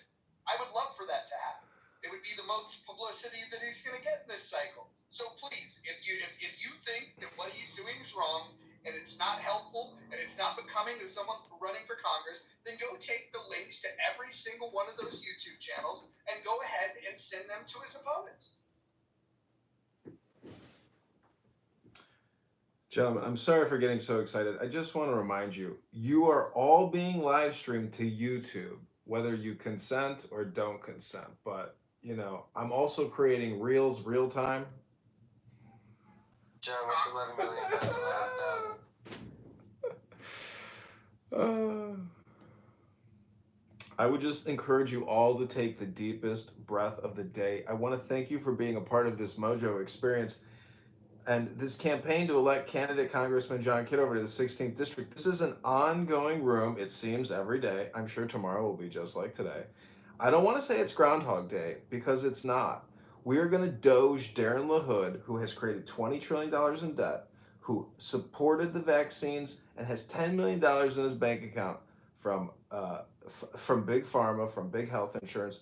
And he's just a skimmer and a can kicker. And he's created $20 trillion. And if you want to be a part of this campaign, follow me on X, John Kitover IL. Retweet something. Comment. Nobody even watches any of the content. And everybody is sitting here complaining for 2 hours about me. Meanwhile, nobody even looks at it. So, that's life. People like to be art critics, but nobody ever picks up a canvas and a brush and paints anything and hangs it on their wall anymore, nor do people read books. They just come on a social audio complaint app called Clown House and deposit their complaints in a fucking vacuum. Welcome to the abyss that you create. I'm merely just recording you, and you're live on YouTube right now. John, can you put the links to the shorts in the chat? Because I want to send them to my mom so she knows that I'm on the internet. Yeah, you're definitely in there. I don't know. You'll have to scour through the 20,000 YouTube videos to maybe try to find yourself. Good luck. Yeah, just FYI, I again do not give consent to you, John, or anybody else to be recording or streaming my voice, my ideas and thoughts. They are mine. Do not do it, John. What is this, dinner for schmucks, and you're running like a hypnosis seminar or something? I mean, Ro, let it go. You're in an online social audio chat app where I'm not the only one who records. It could be 100 people recording you. What are you going to do then? I don't know, Ro. You're going to say the same thing to everybody else? Get over yourself. I can't be the only one who's recording this. Clown House records this. The government records this. No one controls your thought, bro. You're free. You're a free man. I'm just live streaming myself in my office because I think it's the best idea to do. You sounded very triggered at the moment, John. I can take some information. I'm just making it clear to you I don't give consent in a man to find my voice or any part of my thoughts and ideas on one of your channels. What is I'll be this dinner for reporting it. schmucks? And if that means that your channel goes down, I'm not going to cry at all. Oh, you think I'm gonna cry? You know how many accounts I've had nuked, deleted, Clownhouse, YouTube, etc. You think I'm crying right now? No, I'm still having fun. I'll still have fun. Whatever they knock off, it won't stop me. I'm gonna go all the way, baby. And we're in March. We're gonna win that primary. Darren LaHood is gonna shit his pants when he realizes his 10-year reign of $20 trillion in debt and skimming is over. The people of Peoria, the people of Rockford will be liberated from a fake Republican rhino, a vaccinologist who said if you don't get vaccinated, you can't go back to work. You gotta get vaccinated or this pandemic will never end. Send me more money, Pfizer. Send me more money, Blue Cross Blue Shield. This pandemic will not end until all of you get vaccinated. That's what he said. Look at his social media. You know, just go on his X account and type in vaccines and pull up all the vaccine posts he made. He didn't delete them. They're still there. Read what he wrote. Read what the man wrote. His name is Darren LaHood.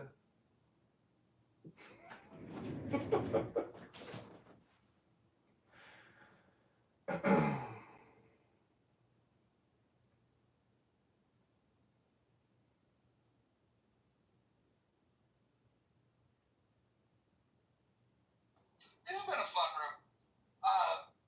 I wish I could get on the stage of the town hall and ask Paul that question. I would just love to ask Paul, hey, why did you take the tools away from the room creators to kick people out of the room? Because there's a lot of things they can do. First of all, I should be able to kick anybody out of the room, right?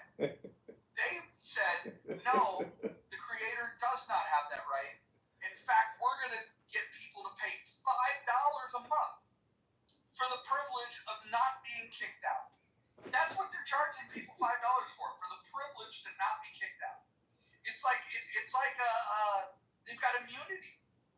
It's amazing. I think that everyone that's spoken tonight against John is just guilty of not understanding who their true enemy is.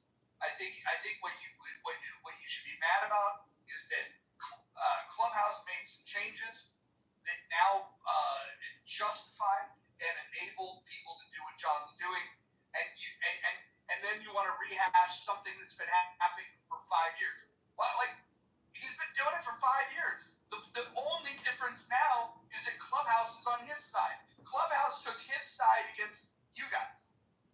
Yeah, I don't think that's so, it. Mojo. I don't think that's so at all. The fact of the Oh, matter, really? Clubhouse changed the Do I have the ability to kick? Do I have the ability to kick out people that are anonymous? Yes or no?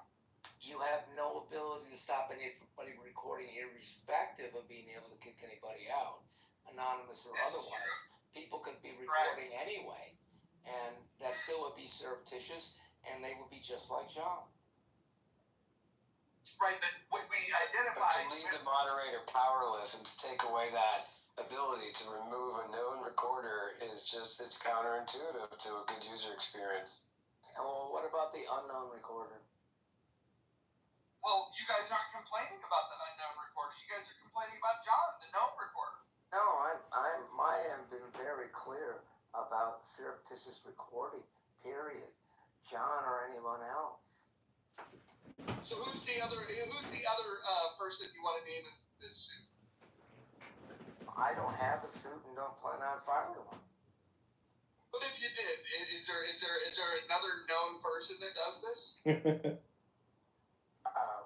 I'd have to have damages, and then I would know that I've been somehow compromised by recording being broadcast someplace else, or somehow I have suffered a loss. I don't know that, so there's nothing I can do, and I don't know who that person is yet. I don't think a judge would be very sympathetic to these arguments that I'm hearing. This is. Joe, how many times have you been in court or prepared for a lawsuit? I've been sued a couple times. This week?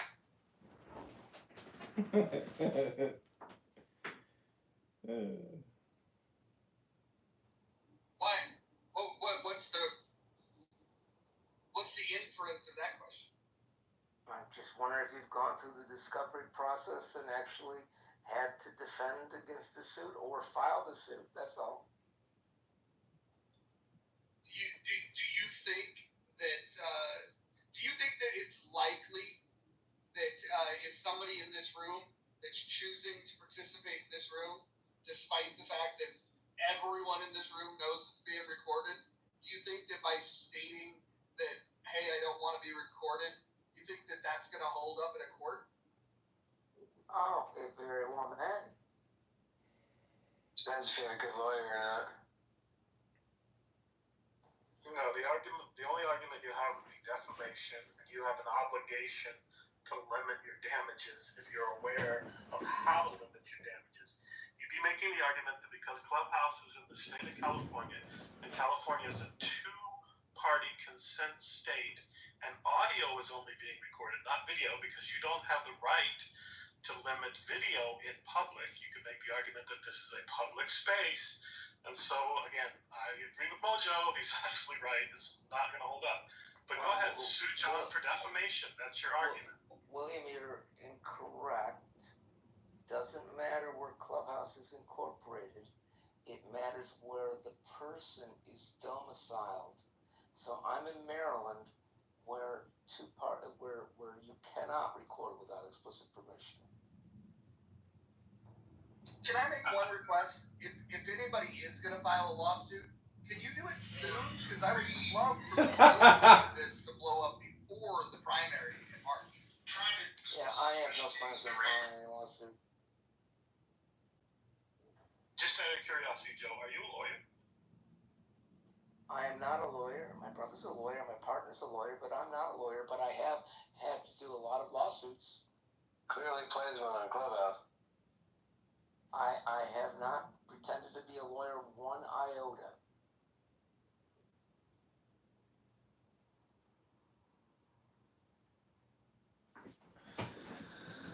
See, I mean, part of the campaign strategy is to be that candle or that star, to attract attention. And I want to thank you all for centering me for over 2 hours as I create clips about you complaining about me, because this is one of the most essential strategic components of my campaign to win the 16th district and defeat and remove Darren LaHood, the toxic vaccinologist and $20 trillion debt creator who doesn't care about his constituents' property taxes, their income taxes. All he cares about is a big, beautiful bill and trillions of dollars in debt. So Pfizer, Moderna, J&J, AstraZeneca. So your solution is to be an asshole to everyone on Clubhouse, and that's how you get elected? That's a great platform, bro. Reverse psychology. Yeah, I want to be clear, John. I just wanted to ruin this little clip there that he was trying to do a speech. Yes, sorry, That's how William. you combat him. Every time he goes off on a tangent, interrupt him. Yeah, sorry, William. I have not made any ad hominem towards you, John. I have focused entirely on the practice of surreptitiously recording. That's all my commentary has been about, not about you. Okay, so I want to officially hedge my bet here. John, I do not consent to you recording my voice, my likeness, my thoughts, my expressions, my deepest and darkest desires. If you do that, you son of a bitch, and there's a class action lawsuit or some other type of way to get some money out of this, I'm signing up. Forgot to state your name. John, I demand to be paid. I am Mojo X. Rowan forgot his name too. What he guys do a legal disclaimer all over again. Name wasn't on it. Someone once remarked that the only people that watch my videos are the people who are actually in the videos. Therefore, it's a very, very small community of people, because it's really not that many. I mean, it's a couple hundred people, and people know who I am, and they go to my YouTube channels for gossip, for source. I mean, I am the modern day gossip magazine, redistributor. Like, I'm the laziest, what are those people called in the streets that film celebrities? paparazzi? I am the laziest paparazzi of all fucking time. I literally sit here and just click, click, click, click. No work, no editing, nothing. It's the laziest clipping job in the world. I am the paparazzi spammer of When you Clownhouse. say I hate that's to what tell your you. constituents of the good people of your district are looking for in their congressman, Well, it's those are the important. qualities. It's important that they know that I'm a former U.S. Army intelligence officer, and that I have provided a service to them. And inside, ask, why hold is he on, doing Moose, this? Moose, Running for hold on, Congress? Moose, hold on. What would I your answer haven't be? gotten the thought out. You're interrupting me. Do I interrupt you? Go ahead, Moose. You can finish up. Now that was it. I was curious what your answer would be if they ask why you're doing this. Well, as Mojo stated earlier, if it does get out and you do help the campaign and you send videos of the most toxic conversations on Clownhouse, for example, just in the past 72 hours, or maybe the past week or the past 30 days, find the most toxic, vile, repugnant vulgarity that you've heard on this app that I've recorded that YouTube amazingly doesn't take down, and send it to Darren the Hood. As Mojo X said, if Darren LaHood attacks me as a candidate, it gives me credibility. When Dr. Adams comes in here with the Darren LaHood PTR and I'm recording it and posting it saying the Darren LaHood campaign associate or aide is attacking the campaign for candidate Congressman John Kitover, you have to realize it's all part of the plan. And even if you don't give $1 now, I'm still going to use your voice, your PTR, and this conversation in the campaign. So you've got nothing to lose, and I've got everything to gain. So give $10 right now to elect candidate Kitover to the 16th District of Illinois. Hooah!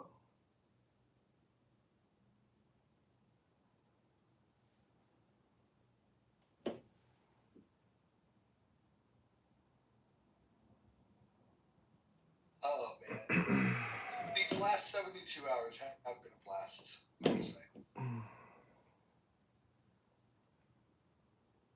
I think we're all going to be looking back on this and having a good laugh, Roger. Let me ask you this: have you been listening during earlier in the day? Like, well, I guess that's a weird concept for you because you're on the other side of the world. But earlier today, we had some accusations thrown at John of stolen valor. I think we should send that to the opposition. I think we should send that to Darren LaHood and the Democratic opposition and see if they run with that. Tell me, do you trust a person on face value who would spend 4 years of their life almost 24/7 recording other people on the internet? Well, when he was accused of stolen valor, I did like a Google search and I found plenty of evidence that supported that his claims were legit. I could find the evidence that he went to the Citadel, for example. Claims that were, I mean, the things that were said today were crazy, and in fact, if there was a crime committed at all today, it would have been the crime of slander. You know, Rohan, I also posted my military ID and my Service Connect disabled veteran healthcare card. So I don't know why you feel the need at this point in time to be able to try and defend yourself. you sound triggered. You sound triggered. Who hurt you, Rohan? Who hurt you? You sound Your mommy triggered. hurt me. My mommy. Your mama hurt Me mommy? Yeah. Your mama. Yeah. It was a straightforward question, but yeah, look, I was actually about to say, look, I'm not suggesting that John Kitover is anything but the person he says or indicates that he is. That's perfectly fine. And look, John, for what it's worth, I actually find you amusing. I think your comedy is actually really funny. If it didn't impinge upon me and other people around me, That's what makes it funny. it maybe I'd see it as different. It's not just at my expense. See, that's why I think it actually is kind of funny because, you know, the room title is We Are Being Live Streamed to YouTube. Do you consent? But yet, technically, this is a complaint room against me individually as someone who records himself in his office, and you are consenting to being here because you're in a room titled We're Being Live Streamed to YouTube. Do you consent? If you're here, you are consenting to being recorded, legally speaking. It's in the subject title of the room, in the muff.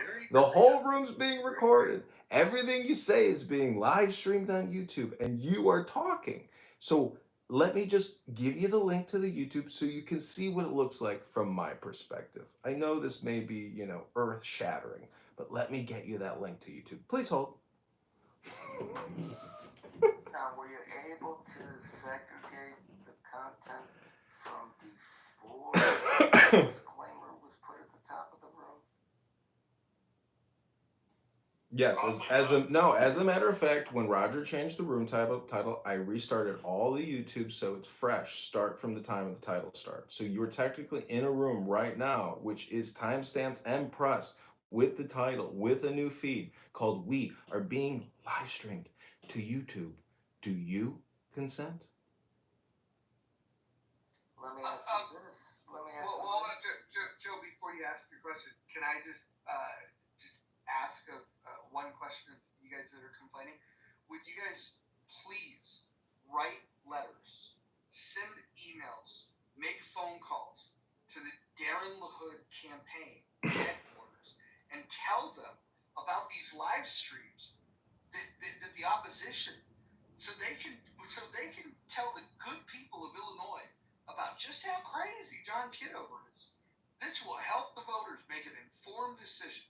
If you guys can go ahead and do that, you would be doing your civic duty. I encourage you to do it. In fact, I will buy the stamps if you want to mail the letter. I say you invite the guy into this room. Darren LaHood? Yeah, bring him in here. Darren LaHood's too busy stealing your money. Like, he's not coming into this room. Have you asked? Wait, what is... I'll make that request. Wait, Mojo, let me ask this diagnostic question. What is Darren LaHood times 1,000?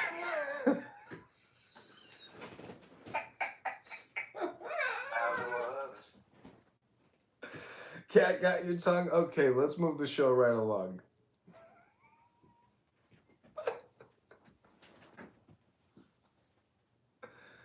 So again, you are in a room here on Clown House, and you know I'm a serial recorder on the interwebs, and you are currently being live streamed to YouTube. Everything you say is being listened to by YouTube, me, and future people.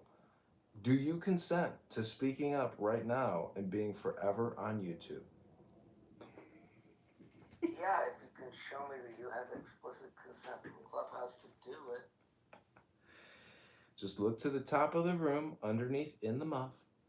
We are being live streamed to YouTube. Dodging my Do question. you consent?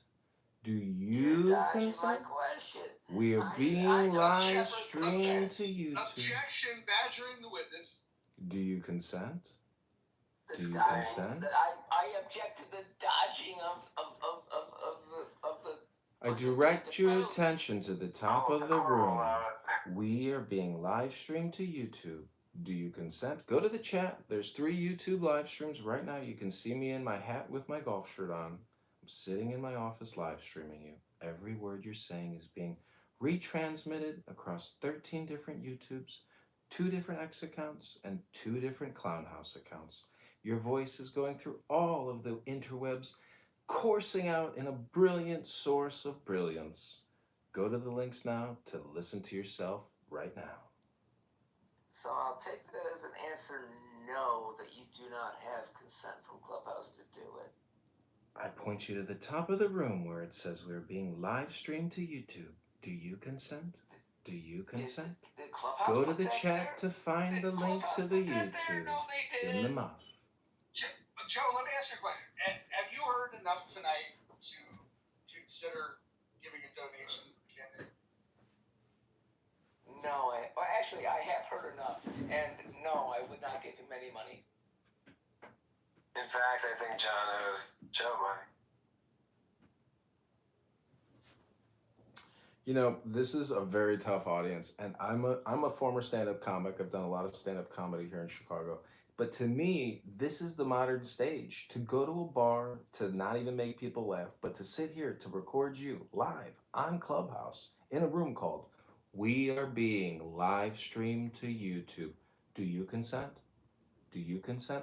And so the point is, you are still here talking, even though you're complaining about being live streamed on my YouTube, but you're still here talking about it because of dopamine, because of what I'm saying and what you're thinking about saying next, creating dopamine, dopamine, dopamine, and then more dopamine. But the question is, you are still in a room called We Are Being Live Streamed to YouTube. Do you consent? But here you are, mesmerized and hypnotized, listening to candidate Congressman John Kitover running for the 16th district in Illinois. Are you prepared to go into your center, hold on to the center, and find that dollar, to find that $10 bill, to find that $100 bill, and donate it to the campaign to elect candidate Congressman John Kitover right now? Just remember, all communication is political, and all communication is hypnosis, and all communication is So, spam. John, are you? So stop eating spam for lunch. Are you condescending to us, or are you insulting us? I'm not sure which it is. I am live streaming you to YouTube right now, recording His mushrooms are every word kicking you say. in. I'm not being condescending. I'm merely trying to make the point that people come to Clown House and at a subconscious level, it's mostly just dopamine because nothing is created here. Nothing intelligent is hardly ever discussed. There's no organizing effort to create any kind of intelligence. Then again, It's it just begs the question heated for your conversation. constituents. Why? What is the motivation? Why? Well, because I think that as a leader and as a congressman, I'm also the primary educator. And that means I think that in society today, we have an anger management problem, which is from the top to the bottom. And I've observed it. I'm sure you've observed it. In this app, we've observed it. I've recorded it. I've distributed it. And you are all witnesses to the fact that people are not in control of their emotions. Their emotions are in control of them. And many people do homicidal ideation projection, which is screaming out death threats all day long. Some people are engaged in nefarious activities on this app. I've also live streamed that onto YouTube. So if you think your pathetic little gossip about God knows what is a problem for you, well, put yourself in my shoes. I'm running for Congress recording you. I got it. Condescending. It's produced by FOMO Productions.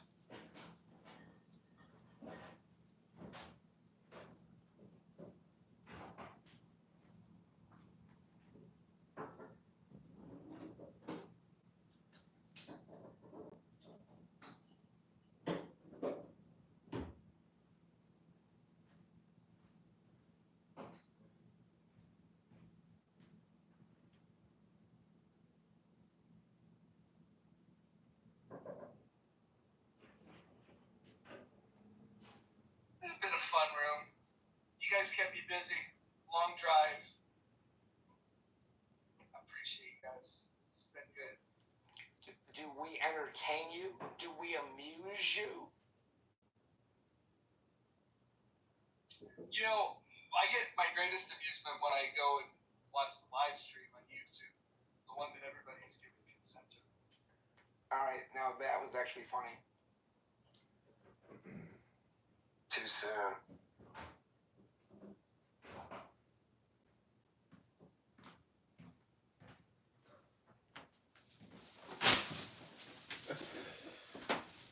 Alright, I almost never get up and talk in this room, but I do have to go to bed. Thank you guys. Okay, good night, Joe. So I do get text message from a lot of people, sending me their best stuff clips as well, because I am not the only one that records. I have inspired other recorders who send me their recordings of either my rooms or other people's rooms. So everything today was live streamed onto YouTube using a screen recorder. Everything yesterday was, live streamed using a screen recorder. His name is Chris. Is he in the audience? Oh my God, he's in the audience. Why don't you come up and tell everybody about the work that you are also doing recording Clubhouse?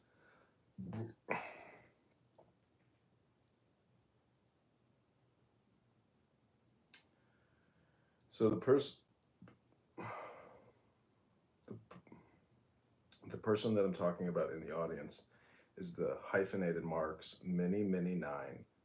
His name is Chris, and he also records Clubhouse, and you can look at his chat history. In one of the rooms, it's called Come Waste Your Time. One of my special rooms where I live stream other Clown House rooms into another Clubhouse room called Super Stupid Hypnosis, how to waste your time and listen to people talking about nothing. So that's the kind of work and service we do, not just for Clown House, but for everyone, to help everybody optimize their time and figure out why people are here, road raging and talking about the same thing every day over and over again, nonstop.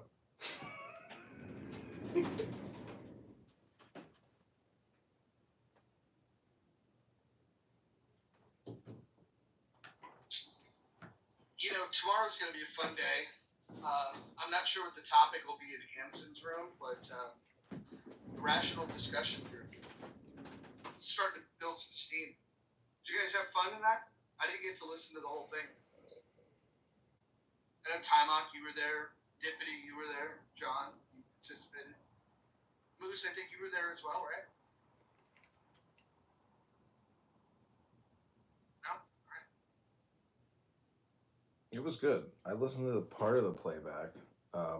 I read those stats. It's $88 billion a month to fund education in this country. 1.1 trillion a year we spend on education in this country. That's a big business. 1.1 trillion a year is spent on in this country on education. 88 billion a month. 88 billion a month. Divide that by 30 days. What do you get? 2.8, 2.7 billion every single month after month. To another 2.9 billion, another 2.7 billion, another 2.8 billion. Every month, $3 billion, $3 billion. It's a lot of money.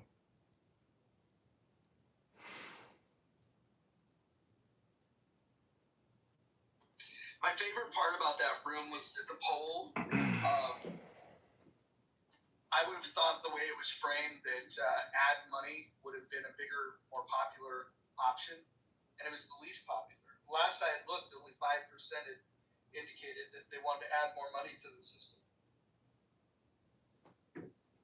Isn't it interesting how when you say if we were to cut $20 billion from the budget, that would start to solve the problem, and then that immediate response, which basically negates the frame, and the frame being that the budget and the debt are connected, and to not make adjustments is never gonna reduce the debt. So you pointed it out pretty quickly what immediate speakers had to say about funding cuts. But would you want funding cuts if you were connected to that beautiful spice flow?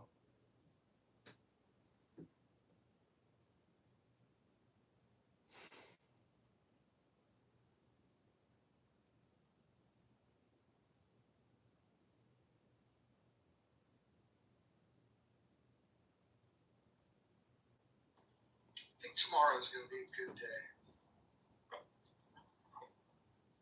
It's going to be a banger day on the Clubhouse streets. Hey John, I'll promise to contribute to the campaign if you burn that shirt. Yeah, I know, it's brutal, right? It's fucking awful, bro. I'm not trying to be too critical. So I think I bought this thing on eBay, and it's clean and it's dry cleaned. So that's the only reason why why I'm wearing it now. But it is such an uncomfortable shirt. It's unbelievable. Did it come with that orange soda or that Yoo-hoo or whatever the hell you're drinking? No, that's a Miller High Life with some grapefruit juice in it. Oh, nice. That's like a spaghetti, right? Almost. I call it a beer most. Yeah, I guess a spaghetti. Who ate on my spaghetti?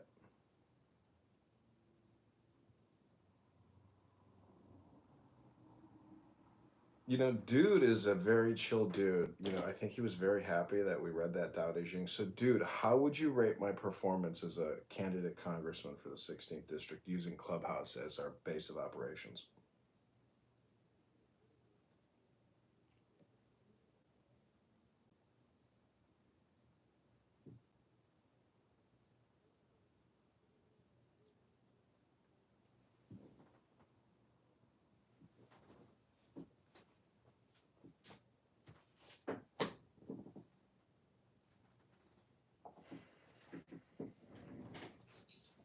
audience did you get on the reading the Constitution?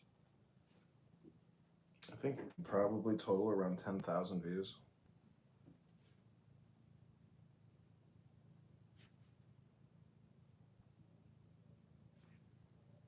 But you know, I filmed the Serb Fest here, where all these beautiful Serbian women were dancing like medieval style dances, and that also got 10,000 plus views. So it's pretty much the algorithm clocks it. If you upload good content, you're gonna get 500 to 1.5 thousand views. And the better it is, the more views you're gonna get. If your video sucks, the algorithm knows, but it clocks you and gives you so many views every day. And the most you can upload is 14 shorts a day.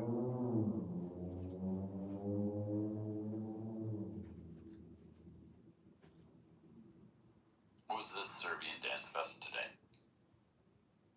that you got 10,000 views on? You'd have to go to John_Kitover_Congressman on YouTube to see the videos.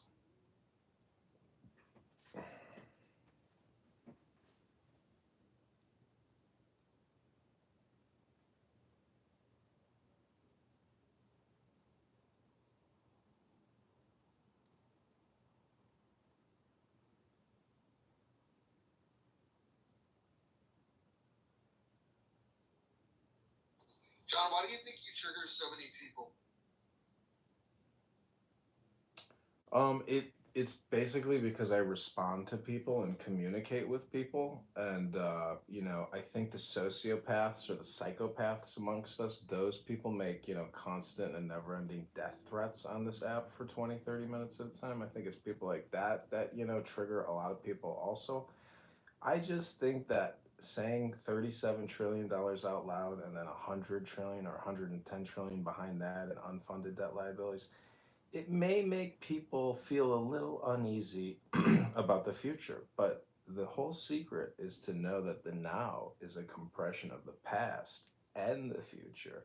I'm playing a very complicated political game, aka a word game, which requires influence or persuasion or intelligent transmission of truths to establish credibility and trust in your new leader. Candidate Congressman John Kitover in the 16th District.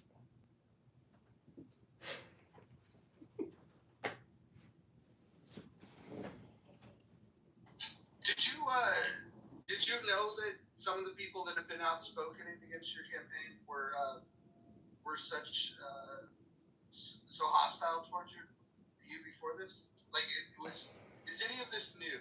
Because I know you were surprised when certain people supported you. Are there examples of people that you're surprised that didn't come out to support you?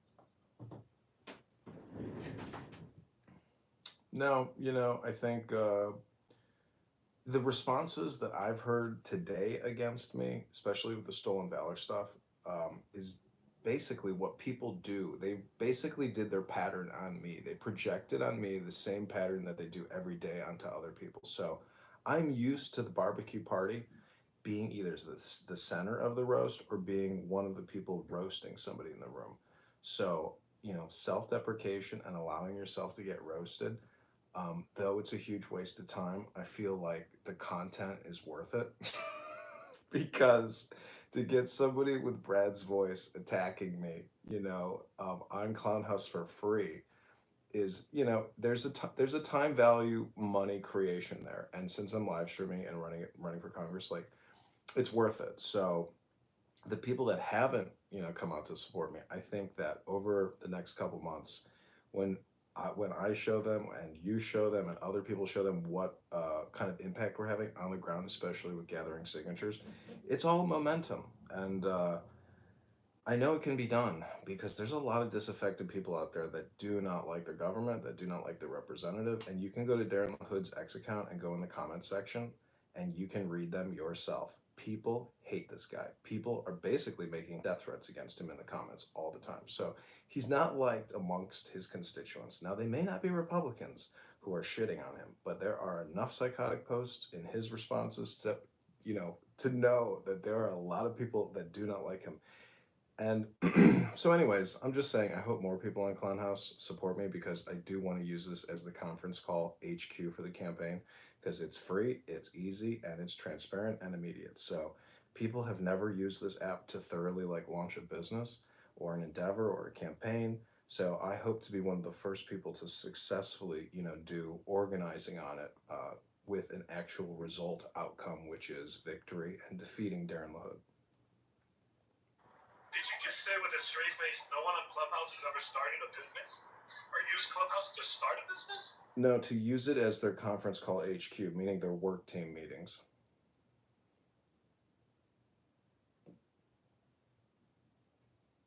That's actually not true, but okay. Okay, well, tell me why I'm wrong. You don't have to tell me I'm wrong. Just go ahead and give me the opposite. Stop wasting everybody's time over here.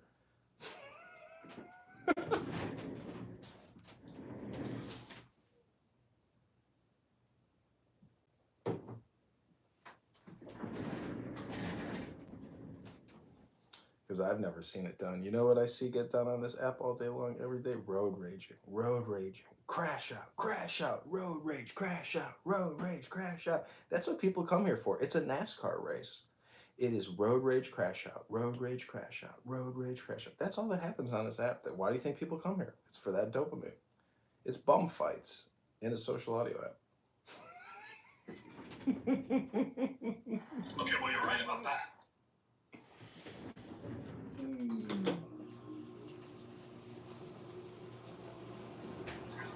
Which is why people either hate you or love you if you're keeping a record of that when they don't see the replays on button.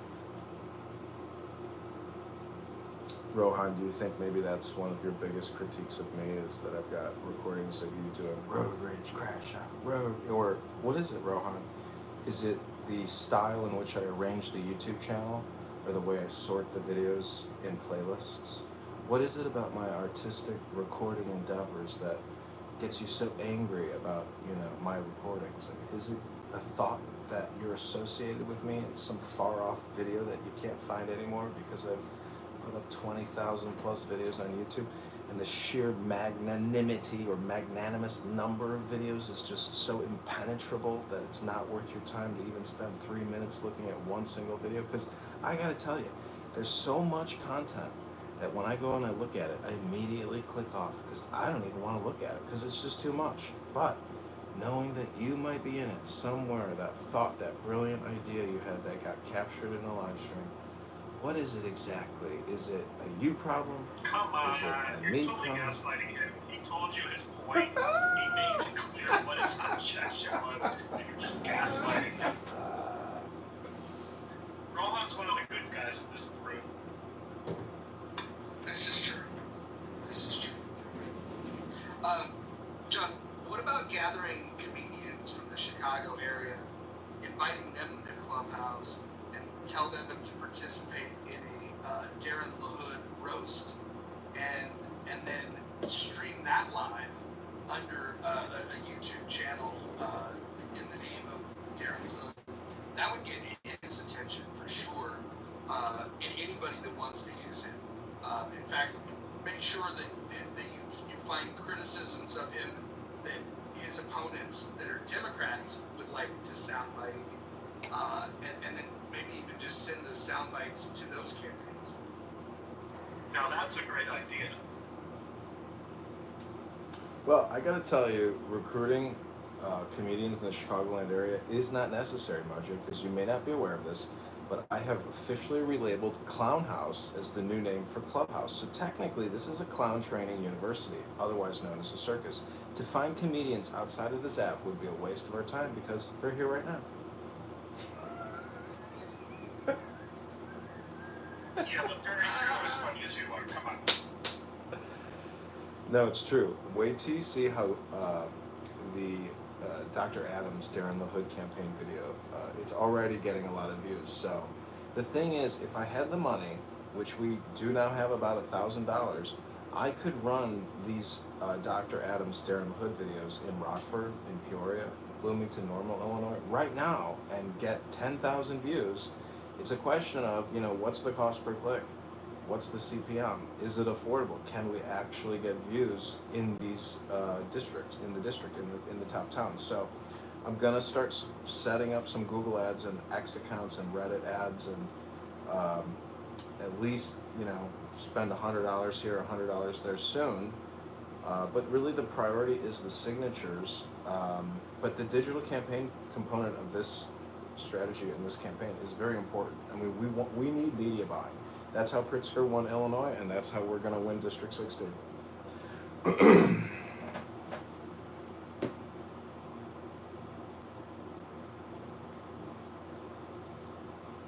So if you haven't contributed yet, look in the chat, posting it again, see if it goes through. No. But today's been another day of collections. I think we did $25 or $10, but maybe we got to do a refund. Yeah, we got to do a refund.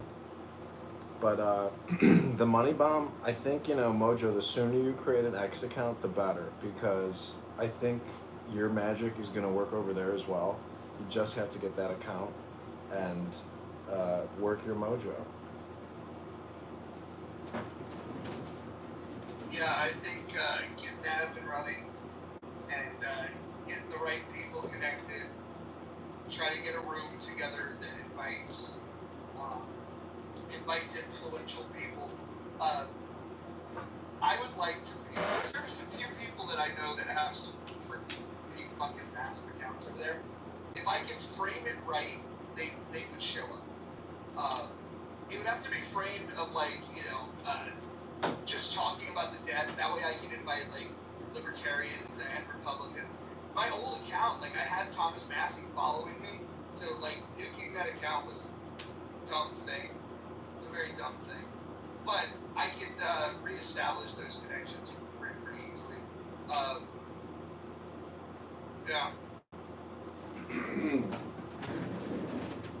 So we also have young Augustus Palante on the team, who has worked on the Kennedy campaign, and he holds pretty big rooms on X with hundreds of people.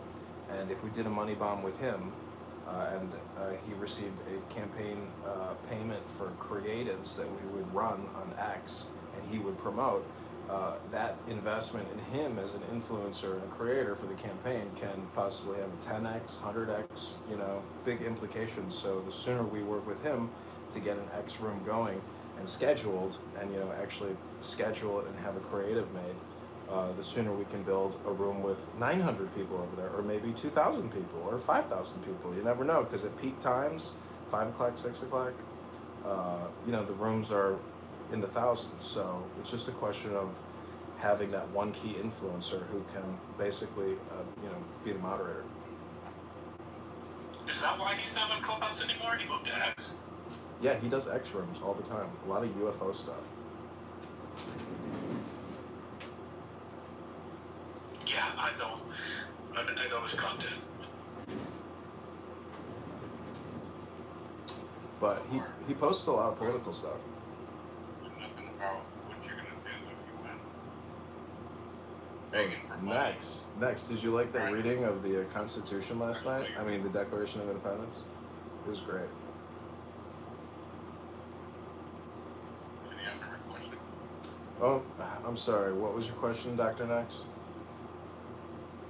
What are your actual policies and plans to do anything? Because the only thing is you have plans to win and to gather money for a campaign. I haven't heard you talk about anything that people should want to give you money for. Well, see, I believe that the now is all important, so I'll tell you right now why people in the 16th district should vote for me. The number one reason is property taxes.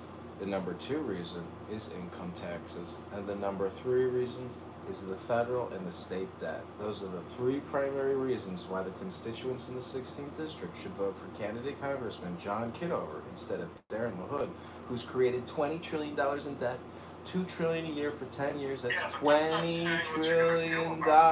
Oh, I'm complaining. Clownhouse is a complaint submission form. You guys proved it. This past 2 hours, all you guys did is complain about candidate Congressman John Kitover and his live streaming activities. Okay, this is a complaint receipt form, and I'm just filling out the form. Here are my receipts. You asked me for the complaints, I'm giving them to you. So if you don't like my response, well then that's not a me problem. You know what that is? That's called a you problem.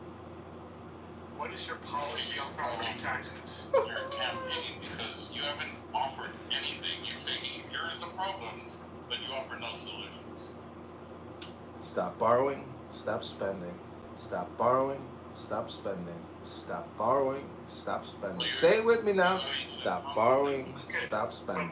Say it with me. I'm telling you right now. I'm telling you the answer you're looking for. Hold on, guys. He's going to introduce a balanced budget amendment. Okay, now that sounds like a policy. Why isn't that becoming a list? Is it already? Shouldn't that be something you're talking about? Balanced budget policy. Say it with me. Balanced budget policy. Balanced budget policy. Balanced budget policy. Balanced budget policy. Say it with me next. You're not saying it. Balanced budget policy. Balanced budget policy. Balanced budget policy. But in all seriousness, well, just behind you, I want to know why. Do you have your policies posted on your website? I've been slowly accumulating policy positions and position statements using Grok and X, so it's all on social media. The goal is to have everything published on the website by September the 1st. Got it. Yeah. And I could literally knock this out in a weekend. I could do this very quickly. I've created many websites in my life. You can talk about. Sorry, next. Hold on. I just want to look. We're talking to state policy creation networks that advocate for policy and submitting ideas to them, getting them to pressure test it, and when that feedback loop is back, we'll be able to to publish these ideas. The thing is that you don't want to just simply blurt out a policy idea. You want to work with professionals that write policy. You want to make sure that that you're doing it in a way that it's going to be likely to impact and have change. There's no point in hold on. Don't fucking interrupt me, you retard. Let me finish what I'm saying, you retard. The reality is this. If you're going to introduce a balanced budget amendment, you want to make sure that you're introducing a proposal that has a chance to gain support.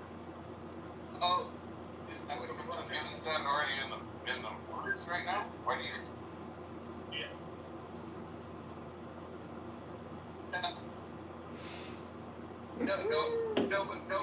Nobody's proposing these ideas because everyone's afraid to propose things. There's people to talk. I gotta say, I dealt with what's his name down there, the grizzly bear next last night while I was reading the Declaration of Independence, and eventually I just moved him down. But I tolerated him for quite a while, and every single time I read from the Declaration, he would shut up, and then he would go back on again, go back off again, go back on. It was impressive. He's new to this app, and he doesn't understand how social audio works.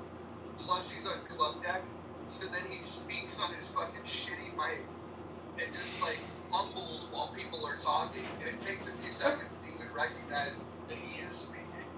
Once he figures this thing out, I don't think he's going to contribute anything positive, but at least he won't be the dumbest person on this app anymore. You left out the massive amounts of alcohol.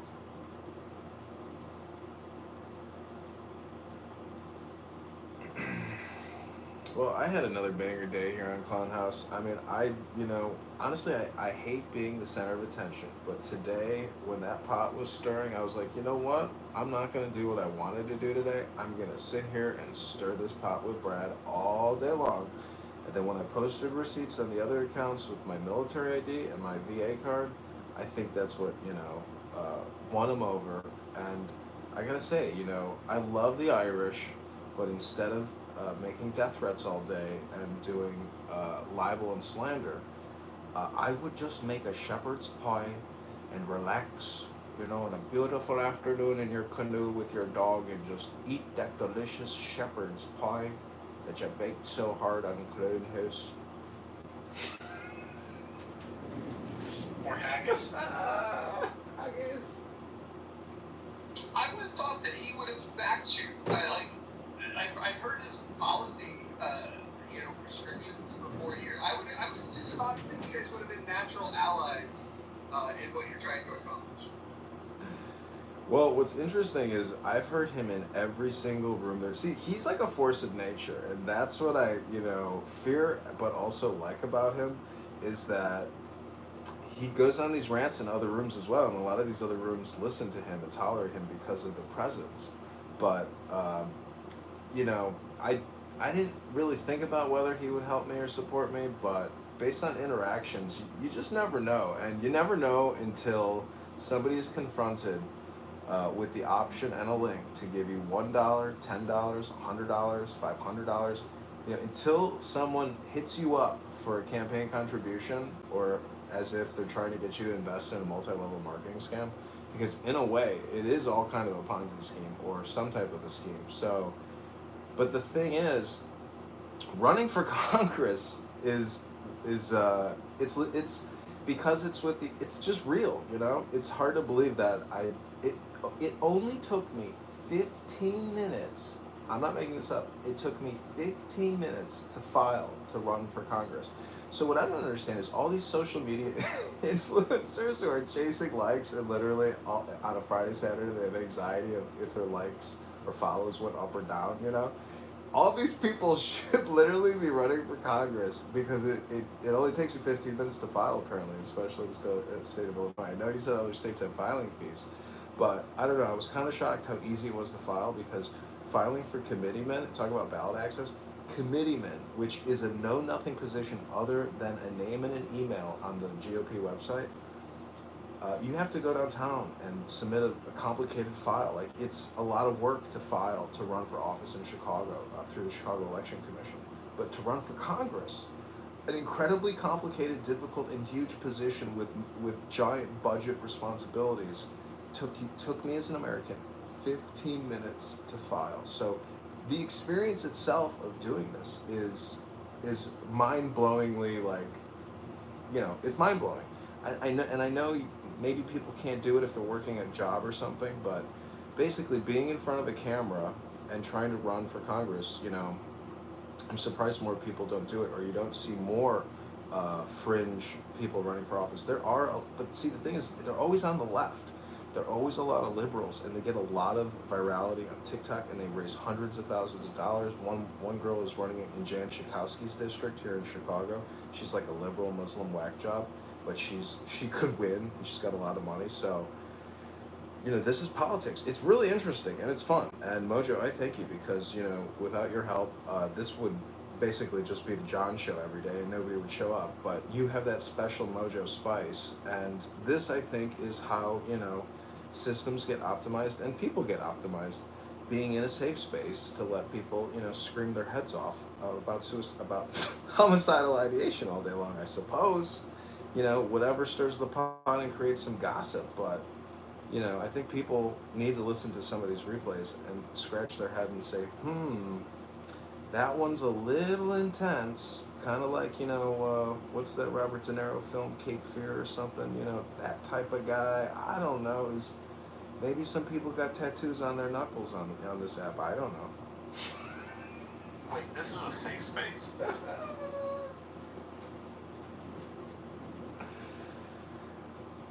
Well, we used to have a tagline in Healthy Debates that we were not a safe space, we were a brave space. Yeah, that sounds more realistic. I'm just saying, in a campaign video, if you see Clubhouse tattooed, with marker on my fingers, and I'm doing a pull-up at the park, and I'm going, Darren, the hood. That's just a joke. Yeah, but Club is too many letters. You're gonna have to go with Club. You know what would be great? We should get people to show up with the same Darren LaHood PTR that Adams has, and pretend that they are in opposition, asking questions, and then you give logical answers, and then have them change their mind, and have some of them hold their ground, but have a couple of them go, you know what? I think you're very reasonable. I'm actually going to make a donation. I think that would be fucking hilarious, and then send that to Democrats. I agree. See, this is why I think literally you can win a campaign just sitting in an office to a certain degree. I know you have to get signatures and make the filings to get on that ballot in the primary, but like you said, I mean, if everybody would consent and agree to play this game and help me create content, and we were to run it, it would get a lot of attention. Now, even if people see the live stream of us discussing this operation, in the name of politics, I don't think it violates any rules. And the fact that Adams came in here with a Darren LaHood PTR, which was genuine. He is that contrarian who's on this app who claims that my recordings, these illicit recordings, but I like to call them explicit recordings, for some reason it has ticked people off and they want to attack, as opposed to being the now. Some people come on this app to attack and to road rage, and you detect that pattern in those people all the time. So I just think, if I'm holding up a candle and moths want to fly into the candle while I'm holding it, well, let them fly into the candle. That's fine. They're just moths. I mean, poof. People in Texas don't fuck around with each other because everybody knows they have a gun. It kind of keeps you accountable, if you know what I mean.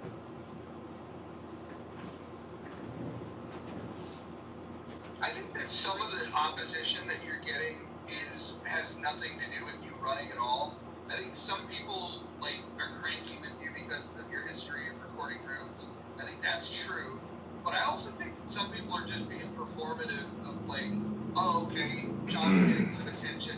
If I can throw myself into a conflict with him, then that'll give me some attention. And that's what I think is fueling it for some people. And then I think there's other people that legitimately just find you offensive, because of the recordings. Well, it could also be my personality. I'm not saying I'm the most intelligent, charming, or handsome, or sophisticated individual on the planet. I mean, for God's sakes, I'm recording Clown House. This wasn't necessarily my career choice, postgraduate college. It just seems to have been a calling and a tie-in to a political campaign that will hopefully enlighten people and wake people up to the fact that Kitover is awake and Illinois is awake, and we're not going to let Darren LaHood get away with voting on any more HR acts to the tune of $2 trillion a year over 10 years, which is $20 trillion, which is 5 Apple corporations. And just think about how many people here look at their Apple phone all day long. That's a primary consumer product. You can't just create 5 Apple corporations out of thin air, but the government has over the course of 20 years. So that's a huge redistribution of wealth, a huge taxation scheme through inflation, let alone unfair flow of those dollars to a lot of woke spending, which nobody knows is happening. I have recordings. It's published now, but I have a video of an internal IRS video of pronoun training by an LGBTQ coordinator at the IRS that I was forced to sit through for an hour and a half on pronoun training and how to communicate with the LGBTQ community. That type of insane waste of time for government employees, let alone there's somebody's job who does LGBTQ training at the Treasury Department professionally, is such a waste of time and money. It's that type of fraud, waste, and abuse that I want to expose that is going to enrage people who pay 40% of their hard labor to an organization that shakes you down at a taxpayer service center, which I used to help, floor plan and build. But nonetheless, it's time now for liberty to stir once again in the womb of time. But are you willing to send $1? We don't even have the link up. And I'm only at 14%. Ugh. I don't know. Can anybody give me some positive, constructive feedback to help propel this campaign to the next stage and next level?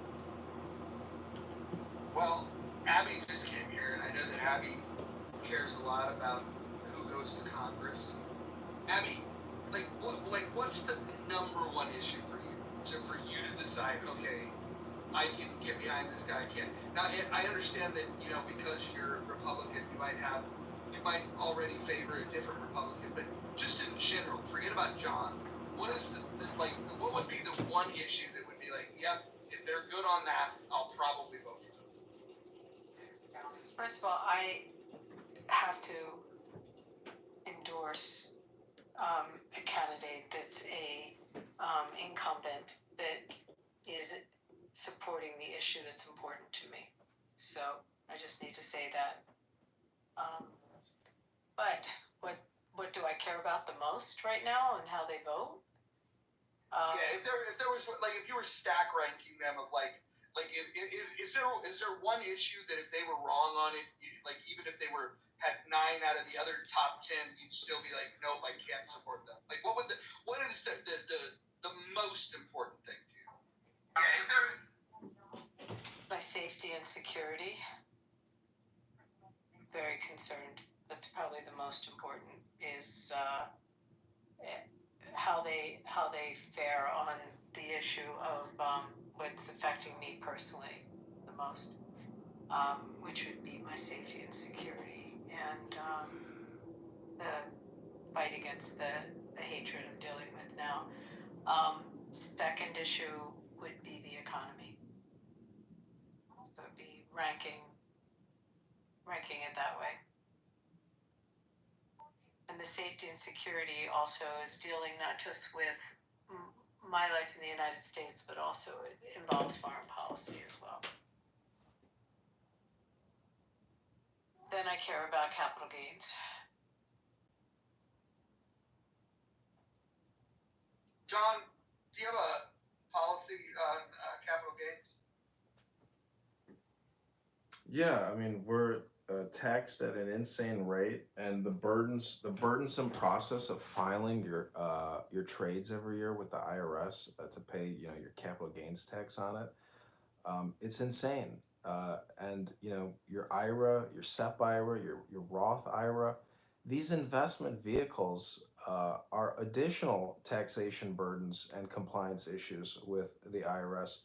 I say open the muff, go in with a new investment vehicle approach that eliminates taxation, whether you want to withdraw prematurely to retirement, but give people a tax haven to invest in the stock market.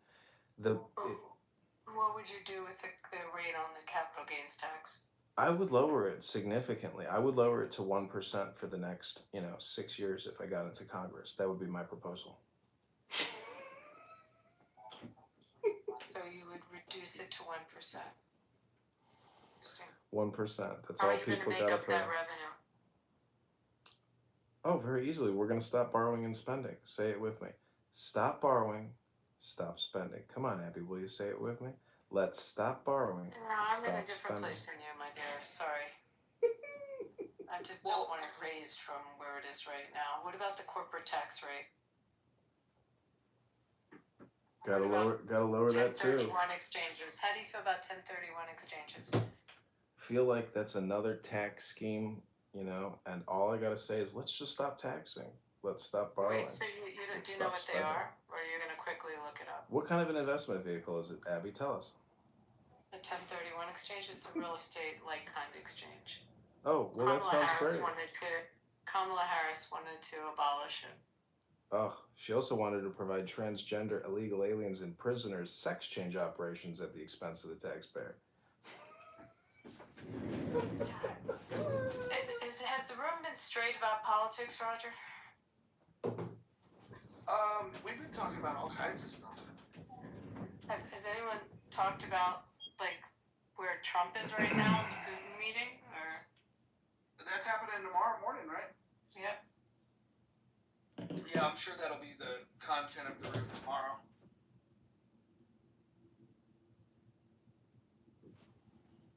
Abby, I'm a big believer in Israel, and I just think that, if we can send any weapons or money to Israel, we should give them basically carte blanche service for whatever they need. I mean, to me, there's no external country other than, America being number one. Israel's my number two. And so I'm just saying, if you're not willing to give $10 to the campaign to elect John Kitover, a Service Connect disabled veteran living in Chicago, fighting for America first and Israel second, I just can't understand. You're a successful attorney. You give me so much criticism. I'm just asking you for $10, 10 not 11, 10 not 9. I just told you, number one, I support an incumbent that supports our issues. So, and we endorse your Clip it. opponent. My PAC's already endorsed your Clip opponent, it. so no, I cannot give you money. And Clip I it. wish you luck in the process, but it's you're not going to win me on that one. We've already endorsed him. Can you tell us how? He's in our portal. It's in both my portals. So. Abby, can you tell what we should think about the 1031 you brought up? I think it's an important vehicle of investment, and I think that when I looked at Harris's plan to abolish it, as well as her tax on unrealized gains, which was just insane. I mean, it was just a litany of things in the Democratic platform on their tax platform that was just really problematic. But she also wanted to increase capital gains to originally. It was to ordinary income, and then it came down to I believe it was 28%. I can't remember, but she came down a little bit from the ordinary income rate. But I think kind exchanges are an important investment vehicle. There was just a number. I'd have to find it and read you what was in their proposal, but there was a lot of concerning stuff. The tax on unrealized gains made no sense. I mean, in light of the fact that you could be losing the money and still taxed on it. I mean, we talked ad nauseum about that in these rooms during the election. But Abby, I know you're not going to contribute to the campaign, but you have now contributed in another way. Thank you for the clip.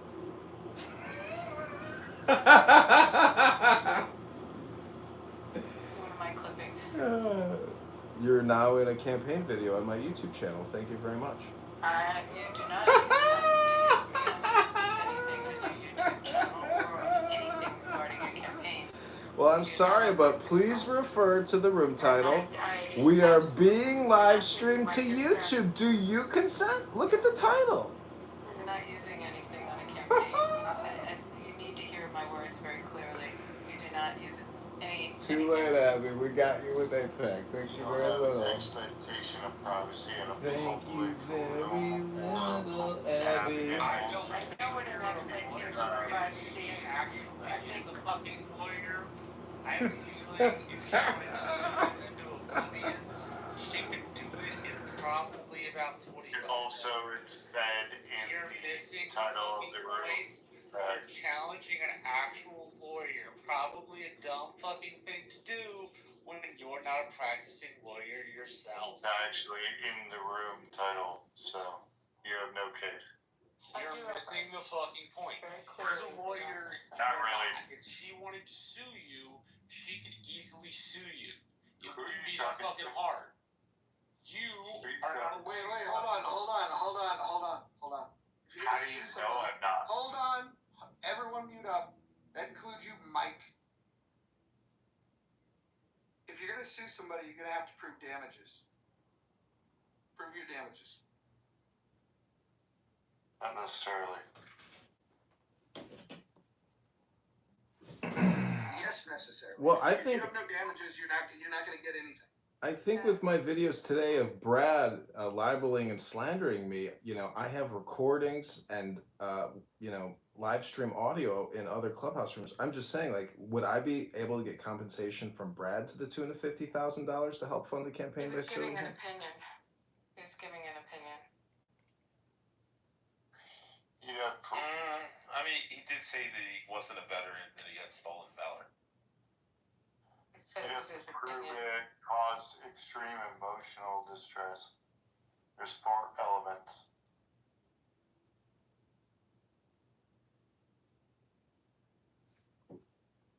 Okay, everybody, I just need to remind you that you are in a room called We Are Being Live Streamed to YouTube. Do you consent? So don't forget, this is all being streamed to YouTube Live, as well as X and Clubhouse. So every word you say will be recorded and put on other platforms. The question is, do you consent? We consented by coming into the room. It's such a weird, funny game, isn't it? No, Yeah. That doesn't give you the right to then edit it and use it for your campaign. That's a different beast. And I made it clear, you're not.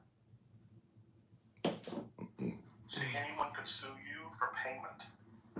Doesn't even have Well, to be the damaged. thing is, I They're laid, I you owe me money.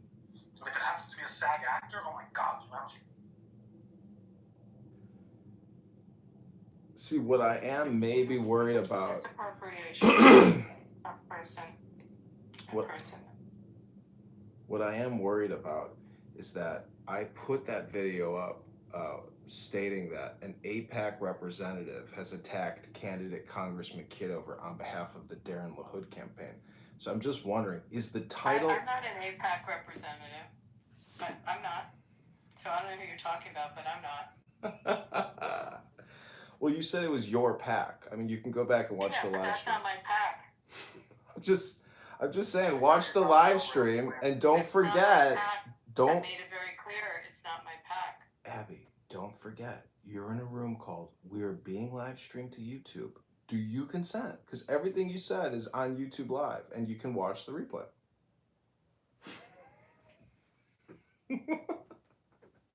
People are gonna hate me. Why are you gonna hate me? This is funny. YouTube Live? Really? Alright, I think there is a weird thing going on with different abled couples. How about that? There we go. Hot take. YouTube Live. Get it, lady. Do it, lady. What is a different abled couple exactly, specifically? Alright, so I got you. Shut up. I got you. Alright, so there's a husband that has a muscular dystrophy. He's has a muscular wasting disease, and he's confined to a chair.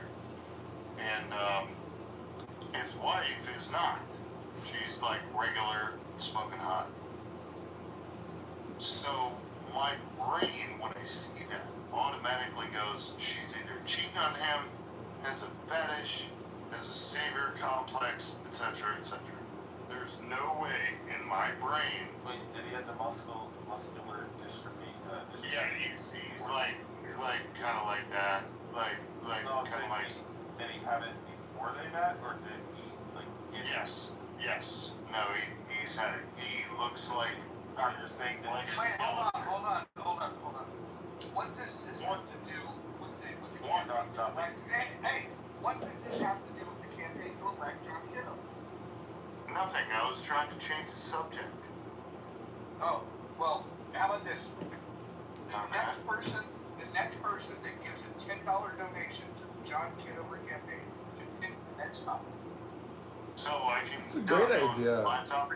You know what, Mojo? I can't put the link in the chat anymore, but if you want to turn it into a money bomb, a 1 a.m. super money bomb, I'd be willing to stay up for another 20 minutes to facilitate that super money bomb fundraiser. And I want to thank Abby for the clips, because even though you may not be a contributor... Hold on. Don't do that yet. Wait, go ahead and share the link on top. But I think that this might be the new strategy, is that we can if people give to the campaign, we will allow them to pick the topic. In fact, if they give to the campaign, I'll put people to the good. People gotta pay for it.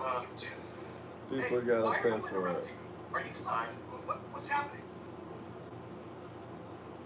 I think y'all were interested in my story, and maybe if you put me up to tell a story, people will Wait, if you want to talk about that, you have to give $10 to the campaign. That's garbage. Campaign shit, and you. I will comply as long as I can quote the topic that I choose in the donation. The donation has to be a minimum of $10. Yes.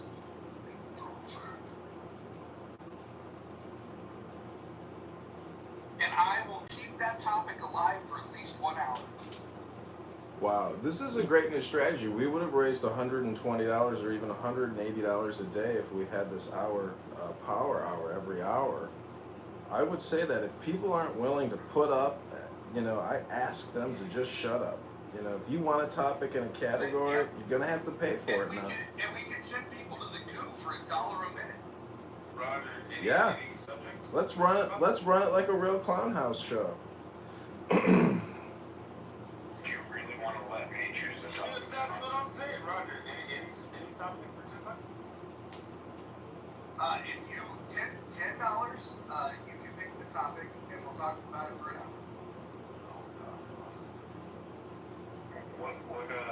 What type of, you know, what am I doing?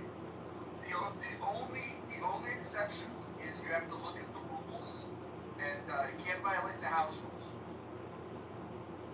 I'm gonna put on my attorney hat. Give me a moment. Okay, the title's been updated to $10 a topic. Campaign candidate Congressman John. Link is above. $10 now. Are we doing spirit of the house rules, or is it the actual wording? I'm the ultimate arbiter of what the rule enforcement will be. Can I suggest, or can we discuss before you like put me down when I come up with something bonkers? If you give the $10 to John Kitover's campaign, I will allow the topic to stand, provided it does not violate any of the rules in the house rules. But what I'm saying is the spirit of the house rules, or like the letter. Well, I gotta tell you, if you're gonna continue to be this pedantic, I'm gonna say $20, and then you get to pick the topic. I'm okay with that. Wait, and no rules for 20? $50, you can talk about literally anything. So hit that link above. I'll be monitoring the email. Please let us know after you've made your submission. $100 right now would put us over the top for the day, because technically we should be at $180 or $10 an hour minimum. I mean, I know Venezuelan women in the street with children making more than $10 an hour.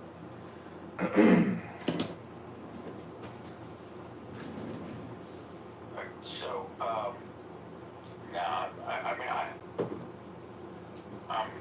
I can't. Austin, how about this? What's on your mind, and then I'll approve it or deny it based upon whether or not you will agree to give the to give the donation. Well, I'm happy to give the $20, but like I want to come up with something like absurd, uncomfortable, and inappropriate, because it feels like a challenge. Okay. And the one I came up with felt like, no, I can't do that because. How about this? I'll help you with something, sir. Is Mohammed a pedophile? That's not strong enough. Not strong enough? He wants it really, really bad.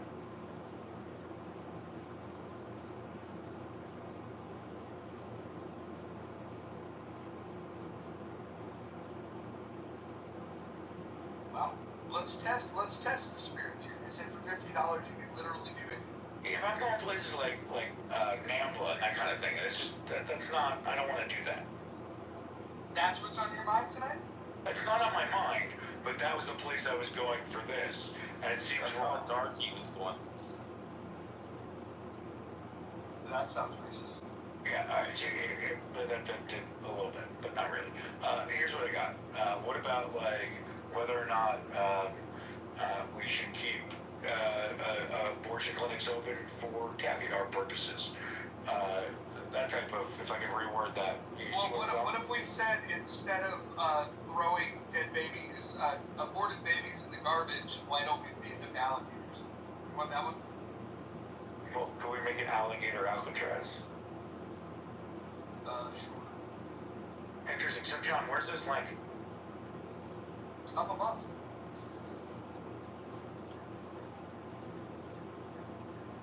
And what are my payment choices before I spin up a VM? You can do, I think it's Apple Pay, Google Pay. Or a credit card. There's no crypto? I gotta go steal a fucking credit card to do this? Oh my god. I want to know if John's going to keep streaming this on YouTube, or he's going to cut it and start again. Yeah, that's a good idea. We're at an hour and 21 minutes. I usually try to keep it to an hour, so let's do a cut. Thanks for the suggestion. Yeah, more like the subject matter scares you, I think. Yeah. Austin wants to talk about feeding black-border babies to alligators. I'm uncomfortable. I like that. No. Wasn't that your point, to make us all uncomfortable? Yes, but not in that. Like, it's funny to make a joke. It's not funny to make fat jokes. For lack of a better way to describe my feeling. What's wrong with the fat jokes? So you have a line in the sound of morality. It's just a very blurred, weird line. Let's call it a fat line. Big thick line like the 80s. Can we call this the Richter scale?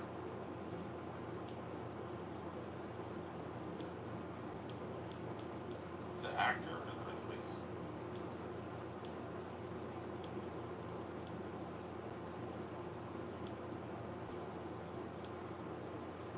See, you know what I think about is funny about reporting Clown House is if we could get national attention, like a story like candidate Congressman John Kitover has secretly been recording the Clubhouse app for 5 years and publishing it on YouTube and Instagram, something like that. What I'm trying to say is that people might think I'm weird or I'm crazy, but I'm recording rooms of weird, crazy people. I'm mirroring them, filming myself so a third party can listen to people on Clown House be crazy and weird. And I'm just saying that, I don't know how that helps the campaign, but it sure would be funny, if the world found out about Clown House through candidate Congressman John Kitover. Said every Catholic priest ever. Yeah, I think the world already knows about Clubhouse and forgot about it. And that's just me debarking any publicity is good publicity. Are you serious? A free telephone conference call app that only like 1 out of 1 million people know about? Please, dude, this app could get publicity. It doesn't get publicity. Why do you think they created Anonymous? Oh my god, dude. Wait, where were you season 1? I was here on Clown House screaming about the COVID-19 vaccines, recording myself talking to people on Clown House.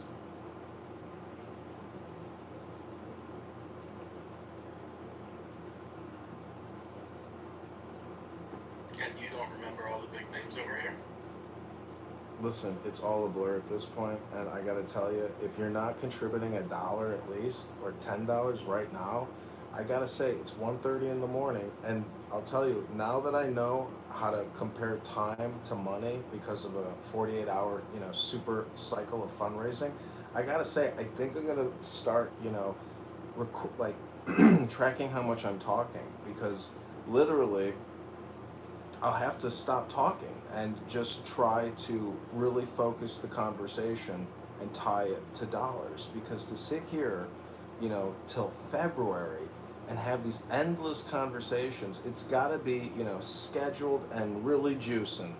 So multiple platforms, super money bombs, stir the pot for limited time cycles, and, basically try to limit how much time is required in running for Congress and optimizing donations and organizations. So without your dollar right now, this is just another waste of time. So consider that. Are you a part of the problem or are you part of the solution? Congratulations, you're now a politician and a whore. Yeah, isn't that true? Isn't that true? That's what an escort tries to say. No actor. Hey, I can't wait to hear your policy stuff. I might still give you a hard time, but just because it's an easy shot. But if Mojo's behind you, I'm going to be blind, that's for sure. When you get your policy on the website, I'll check it out. Okay, I'll let you know. It's going to be Grok AI assistant, policy. And like I was being very serious, you do have a pretty good sense of humor. This girl on Hinge a couple months ago, a month ago, 2 months ago, she was texting me saying she's basically a sugar baby. And I said, so you're telling me you're a sugar baby, but you're also telling me that you're not a sugar baby. And so I just, it was like a long exchange of, if anyways, I'm just saying that, You were unhinged. What did you expect? Well, I'm not willing to pay for the presence of a beautiful young woman when I can go to the beach and there's 100 of them in the immediate vicinity Okay, I automatically. take it back. You were no longer a politician. Well, you know what Pepe told me? He said, you should have fucked her and not given her any money. That's what Pepe told me. So I'm just wondering, William, what would you do if a beautiful woman, Wait, offered you're taking herself advice up to from you? Pepe? Oh, No, I'm just reiterating a story that I shared in a room that Pepe was in. I'm just asking you, what kind of man are you, William? I have never paid for sex. I got paid once by a chick $20 because I needed gas money when I was young. But I believe you have the right to prostitution. You have the right to sell your body if that's what you want to do. But personally, no, never done it, never will. It's not what I was asking you, but I understand now your position and the black hole PTR that you project. But that is a beautiful PTR of what is it? The black hole sun, what is it called when the sun goes in front? I mean, the moon goes in front? An eclipse. You are an eclipse, William. William the eclipse. What does an eclipse mean to you, William? Dude, it's the most magical spiritual experience you can have. But what was your question? You're asking whether I think you should have screwed the prostitute and not paid her? No. I'm past that now. I figured that part out. No, I'm just saying that if you're a politician and you're not screwing prostitutes, I'm not sure you're going to go too far. Well, thanks for eclipsing your previous statement once again. William the Eclipse, everybody.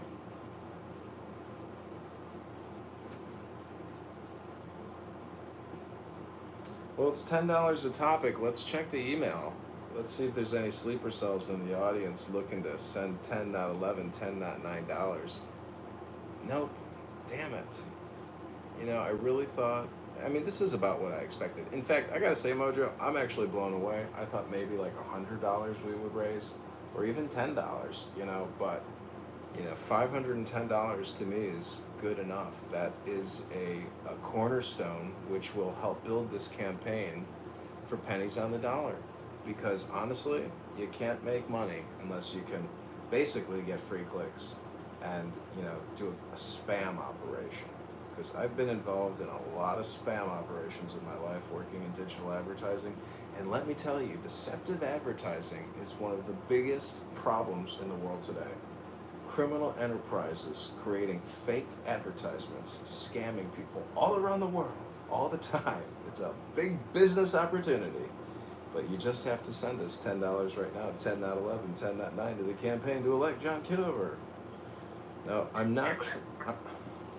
But have you heard about iOS 26, where you'll no longer be able to send me text or phone messages if you're not in my contact list? Those days are over. Yeah, I know. Spam is a limited, revenue opportunity with some potential legal ramifications. I know Scott Richter, who owns affiliate.com and Platinum 84 Strip Club in Denver, and he's one of the most successful spammers of all time. He was on The Daily Show, known as the King of Spam, and now he goes from casino to casino creating YouTube videos as Lucky Jackpot, the big jackpot winner, and he has a YouTube publishing business of him playing slot machines, and he's making millions of dollars recording himself playing slot machines. Think about that one. Because a lot of people love slot machines. There's a special place in hell for people like that, if you believe in hell. Well, one of his sons is trans, the other looks straight, but, I'm just saying, if your wife happens to commit suicide in her bed and your children walk in on that, that could scar people for life, and you could become trans because you got politically woke and your dad was a spammer. Tragedy strikes people, not everything is perfect in life, but I will say $37 trillion is not perfect. And if Thomas Massey and Rand Paul and Ron Paul and a couple other Congress people, literally less than 12, are talking about this, there's a bigger problem than you know about.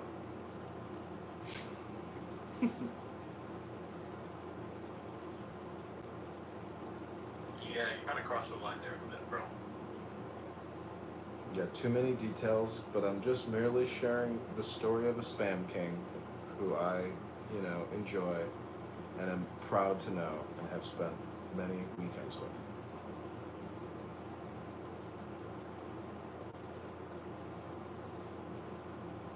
He might become a campaign contributor.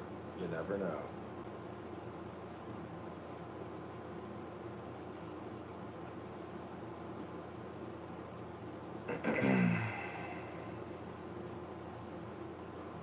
So the evening is rapidly winding down in the muff, and I gotta say the sheets are clean, and everybody's ready for bed. So we'll see. Are you ready to open up that wallet, take out that MasterCard, stick it into the Antidote website, and send $100 right now for this incredible Clubhouse experience? Just look at Dr. Adams down in the audience, waiting to come up on stage to shit talk the campaign to elect candidate Congressman John Kitover. He's a Darren LaHood lifer, doesn't even live in the district, lives in Southern California, but here he is, already politically activated for Darren LaHood without Darren having to lift a finger. God works in mysterious ways.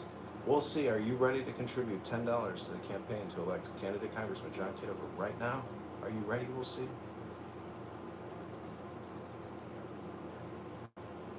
This is a limited time opportunity. We'll see. We're about to go to sleep. And we're waiting to find out if we'll see $10 from you.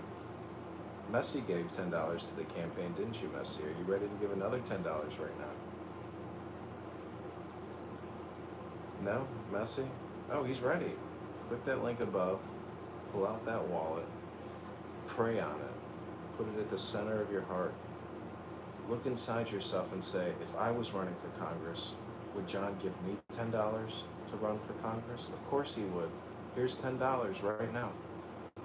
Give it to John and he'll give it back to you in seed blessings. And Dr. Adams down there with his rageaholic mentality, screaming all the time about big back women. Well, you too are needed in the campaign, Dr. Adams, and we hope that you change your PTR and come over to the campaign to elect John Kitover. The time is now. Where's Darren LaHood right now? He's not here consulting you, giving you great words of wisdom, peace, and comfort, ASMR joy. No. He's spending the time in his multi-million-dollar mansion with $10 million in his candidate campaign fund and another $20 million in his bank account from his law firms nationwide that his father runs. You know, this is a grassroots movement, and you're resisting grassroots. How dare you? What kind of patriotic American are you? But we need you, Dr. Adams, and you're already in the campaign materials as being a campaign aide to Darren LaHood. And possibly he'll give you a job because you're the first person to do anything about it. So you never know. This could be an opportunity for you too, Dr. Adams. Okay, Messi, take it away.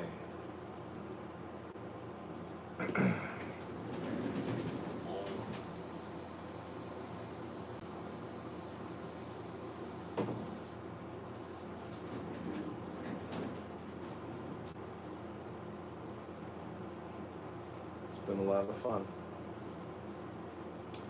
Too bad Dr. Adams is not on the John boat. He's on the Darren LaHood vaccine train. $20 trillion debt train. What a traitor. I hope everybody here remembers how Dr. Adams has endorsed Darren LaHood and gone against Clubhouse John Kitover. His own kind. What a hypocrite. What a traitor. If there was a Clubhouse Constitution and a declaration, I'd have you arrested on Clownhouse, Dr. Adams. I thought that was your boy, Roger. I love that. You like that he's supporting John's competition? He can support whoever he wants. He's a grown-ass man.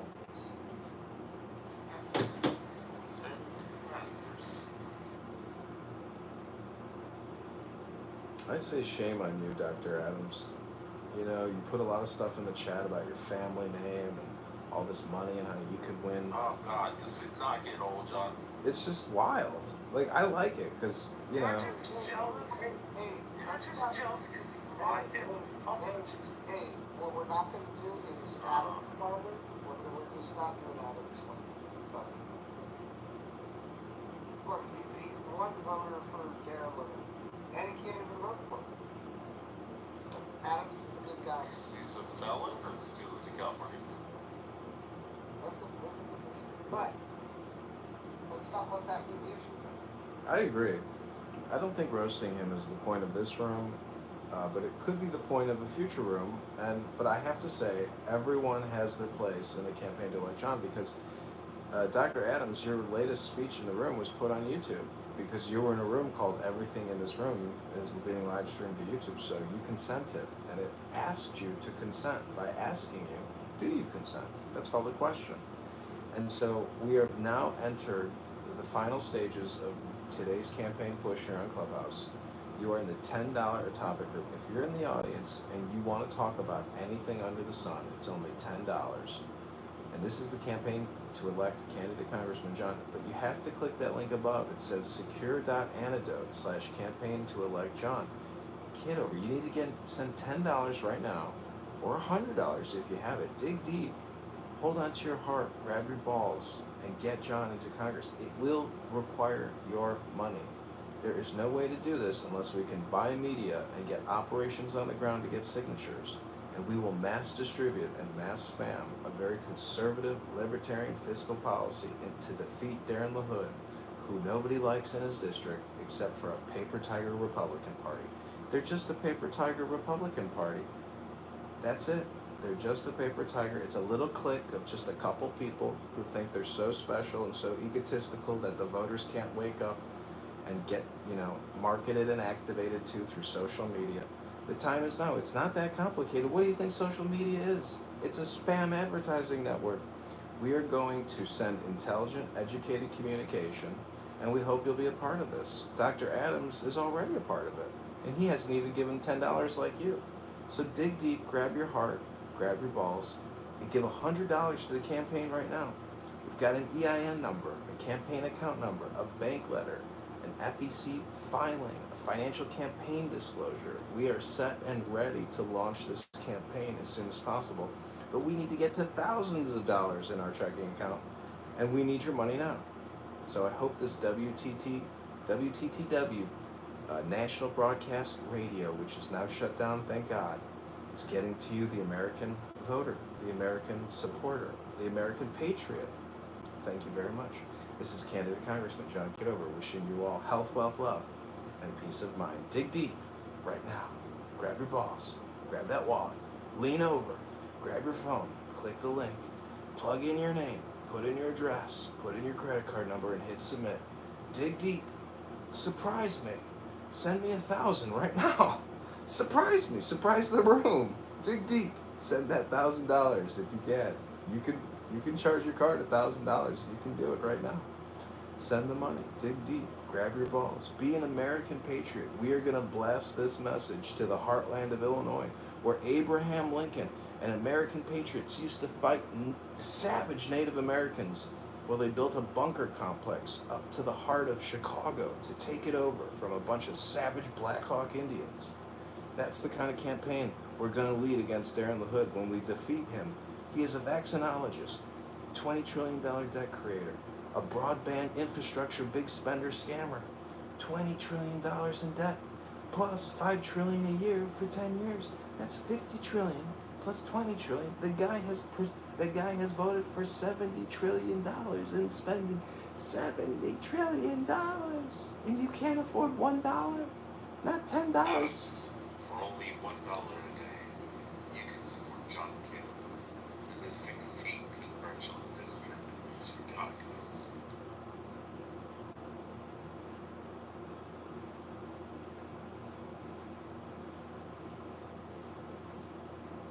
Wow.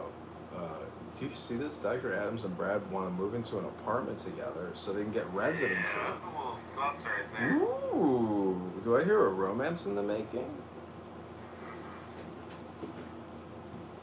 Strange bedfellows. Who do you think's the top? Who do you think's the bottom? I mean, we obviously know. I'm just wondering who will scream more homicidal ideation while they make love. Will it be Dr. Adams or will it be Brad?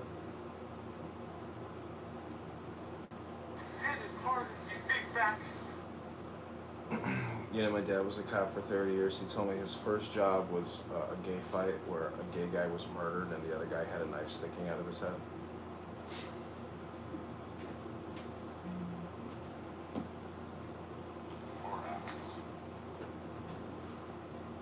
screaming. I am screaming for LaHood. I can already see, the funniest thing is I can hear Adam's voice just in the text. Is it as gay in your head as it is in real life?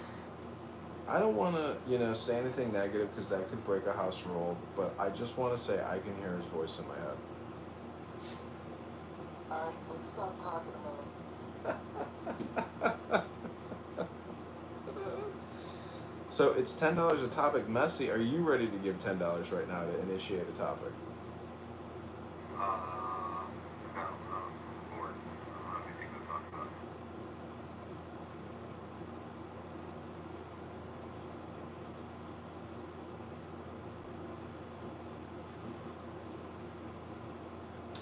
Okay, to the goo you shall go. I'm a capitalist, but unfortunately I'm communistically gooing you because this campaign needs dollars. That's $10, $100. We'll see. Are you ready? Or are you ready to get sent to the goo? $10 a topic. We'll see. What do you say?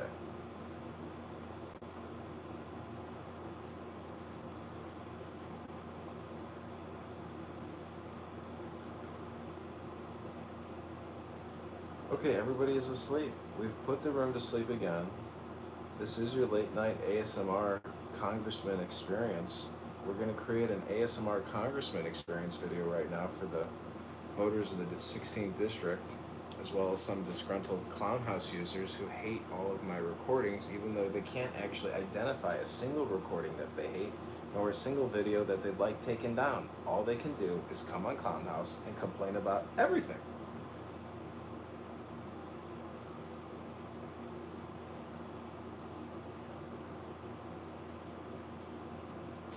It's as if I have single-handedly ruined some people's Clubhouse experience, or ruined the potential for a pure Clubhouse experience for future people. I don't know. Some people take it so seriously.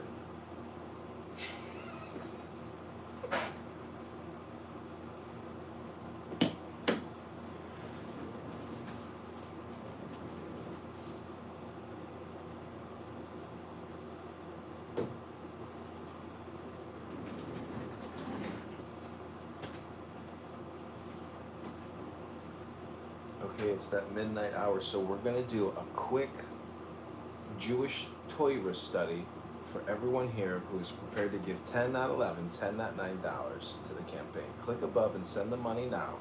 I'm going to give you that $10 you're looking for. This is called God's speech. God's speech is not like your speech. When you utter a word, the word seems outside of you.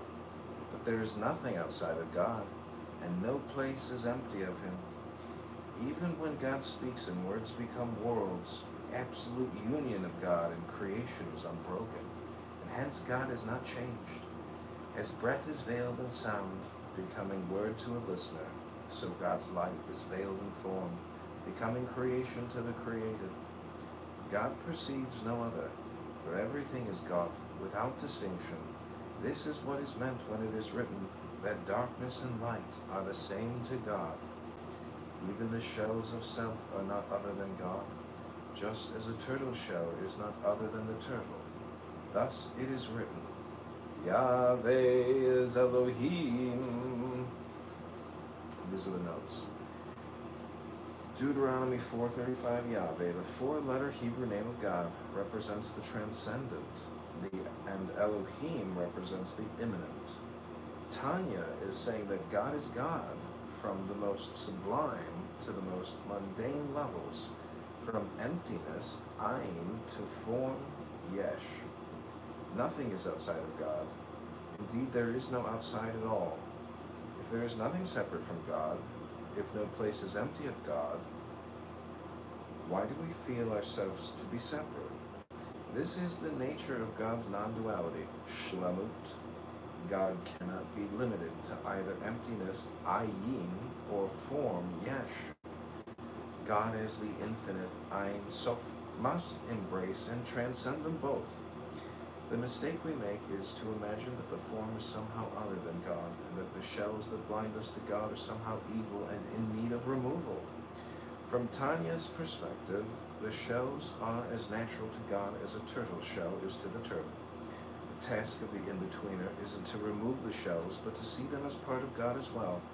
This is what wisdom knows, for it reveals the divine suchness, kok, in all that is ma. Realizing this is realizing that Yahweh is Elohim. Deuteronomy 4:35. Elohim is a plural noun meaning gods. The plurality designates God's presence in the plurality of the world of form, yesh. Elohim is the one manifest as the many. Yahweh is singular, referring to the transcendent one in and of itself. Yahweh refers to God's essential unity.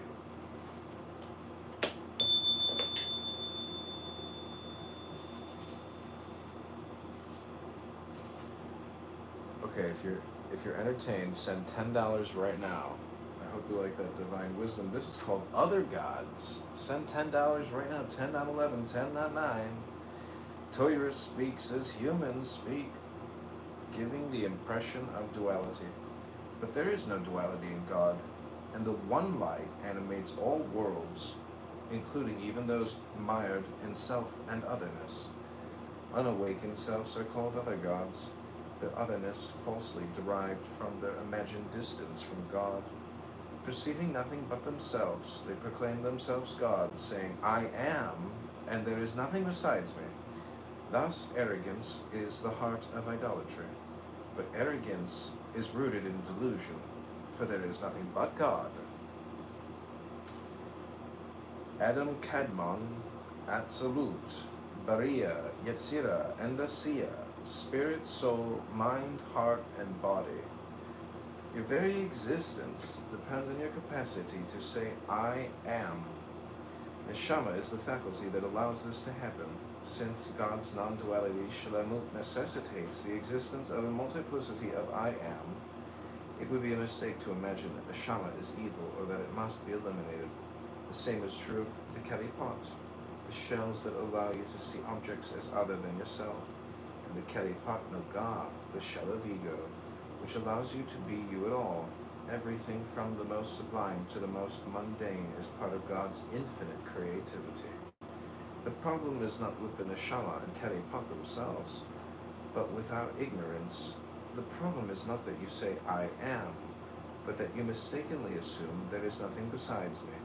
This ignorance is maintained by ignoring the fact that you cannot exist alone, that you are not separate from your environment, and that the whole environment, from Adam, Kadmon to Asiya, the first and fifth worlds of divine emanation, is the outpouring of God's creativity.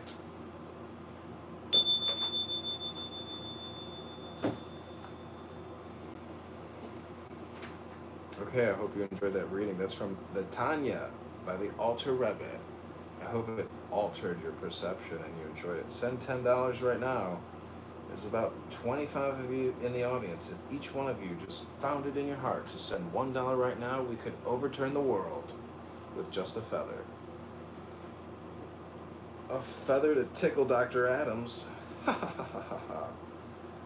Playing the bells ain't gonna hypnotize people. Oh, really, Adams? It's not gonna work? I bet you'll salivate like a dog. Ooh. Let's see here, Adams. Take a deep breath, Adams. Here we go. John, you have up until the 27th to collect signatures, the 27th of October. Ugh. That's soon. It's much sooner than I thought. I thought maybe we'd have till January or February. Now you gotta collect them by October 27th, and then between the 27th and November 3rd, that's when they're submitted, along with all the other paperwork. And if you submit it too early, it won't be accepted, and if you submit it too late, it won't be on the ballot. So the 27th to the 3rd is very important. And after the 3rd, they're going to review the filing, verify the signatures, and allow time for challenges. Your opponents can contest your petition if they think the signatures are invalid. Once verified, they're officially on the March ballot. So we have between now and October 27th We've got August, September, October. We've essentially got 2 months to do it. So let's say 60 days, 2,000 signatures. It's about 30 signatures a day, or more. So it's a lot of signatures.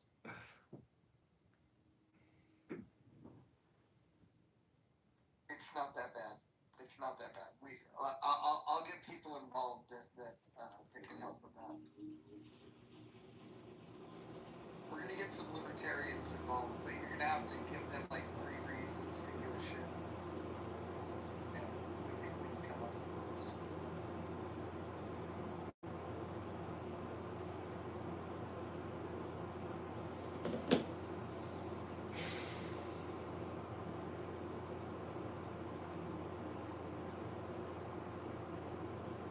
Well, I need to work on it more and stop with all the clubhouse antics. The clubhouse antics are fun, but it's not really getting to the people in 16. So it looks like you need. They're recommending getting 4 to 10 times the amount of signatures. So if it's like rounding up to 600, you're going to be looking at like anywhere from 24 to 6,000 signatures. Yeah, that's insane. I mean, you're talking like 5 minutes per signature, basically, let alone a large percentage of the signatures are just a scribble. So, I don't know. I'll send you a video. Leadership Institute and Young Americans for Liberty have videos on how to get this stuff. So, there's techniques that you can use, and there's training videos that show you exactly that. Well, why don't we run the training right here on Clubhouse and play the audio from the videos? That's a good idea, actually. Let me go make sure that my donations are up to date on Yao, and then I'll have access to their whole library of videos. You see, Dr. Adams, the coordination that is happening on the stage right now, you could be a part of that coordination. You could be an essential part of this communication and campaign. All you got to do is change your PTR, send $10 to the campaign right now, Dr. Adams. You could put this one in your back pocket, Dr. Adams, and say you were a campaign consultant on a congressional Republican campaign. It's a big resume boost. Anybody here can. Chris, Messi, Wallace, anybody here that knows me. Yoav, Yoav, maybe you can't work on the campaign, but you could still speak up in a clown house room. Anybody can, really. This is the internet. I think everybody's asleep. And maybe right now is a good Irish goodbye time, 2 a.m., nobody wants to stay up all night working on this campaign. LaHood has what he needs to run my side of the campaign, ain't worried. So when is he going to announce dropping out? To the Libertarians. Should we close this room, or should we keep it open, and since Anthony is asleep, give a funny title for people to come in and I think we'll do that. Yeah. All right, well, I'm going to just do an Irish goodbye in the name of Shepherd Pie. And I wish you all a pleasant good evening, and I bid you all farewell and adieu. Good night. Good night, everybody. Bye.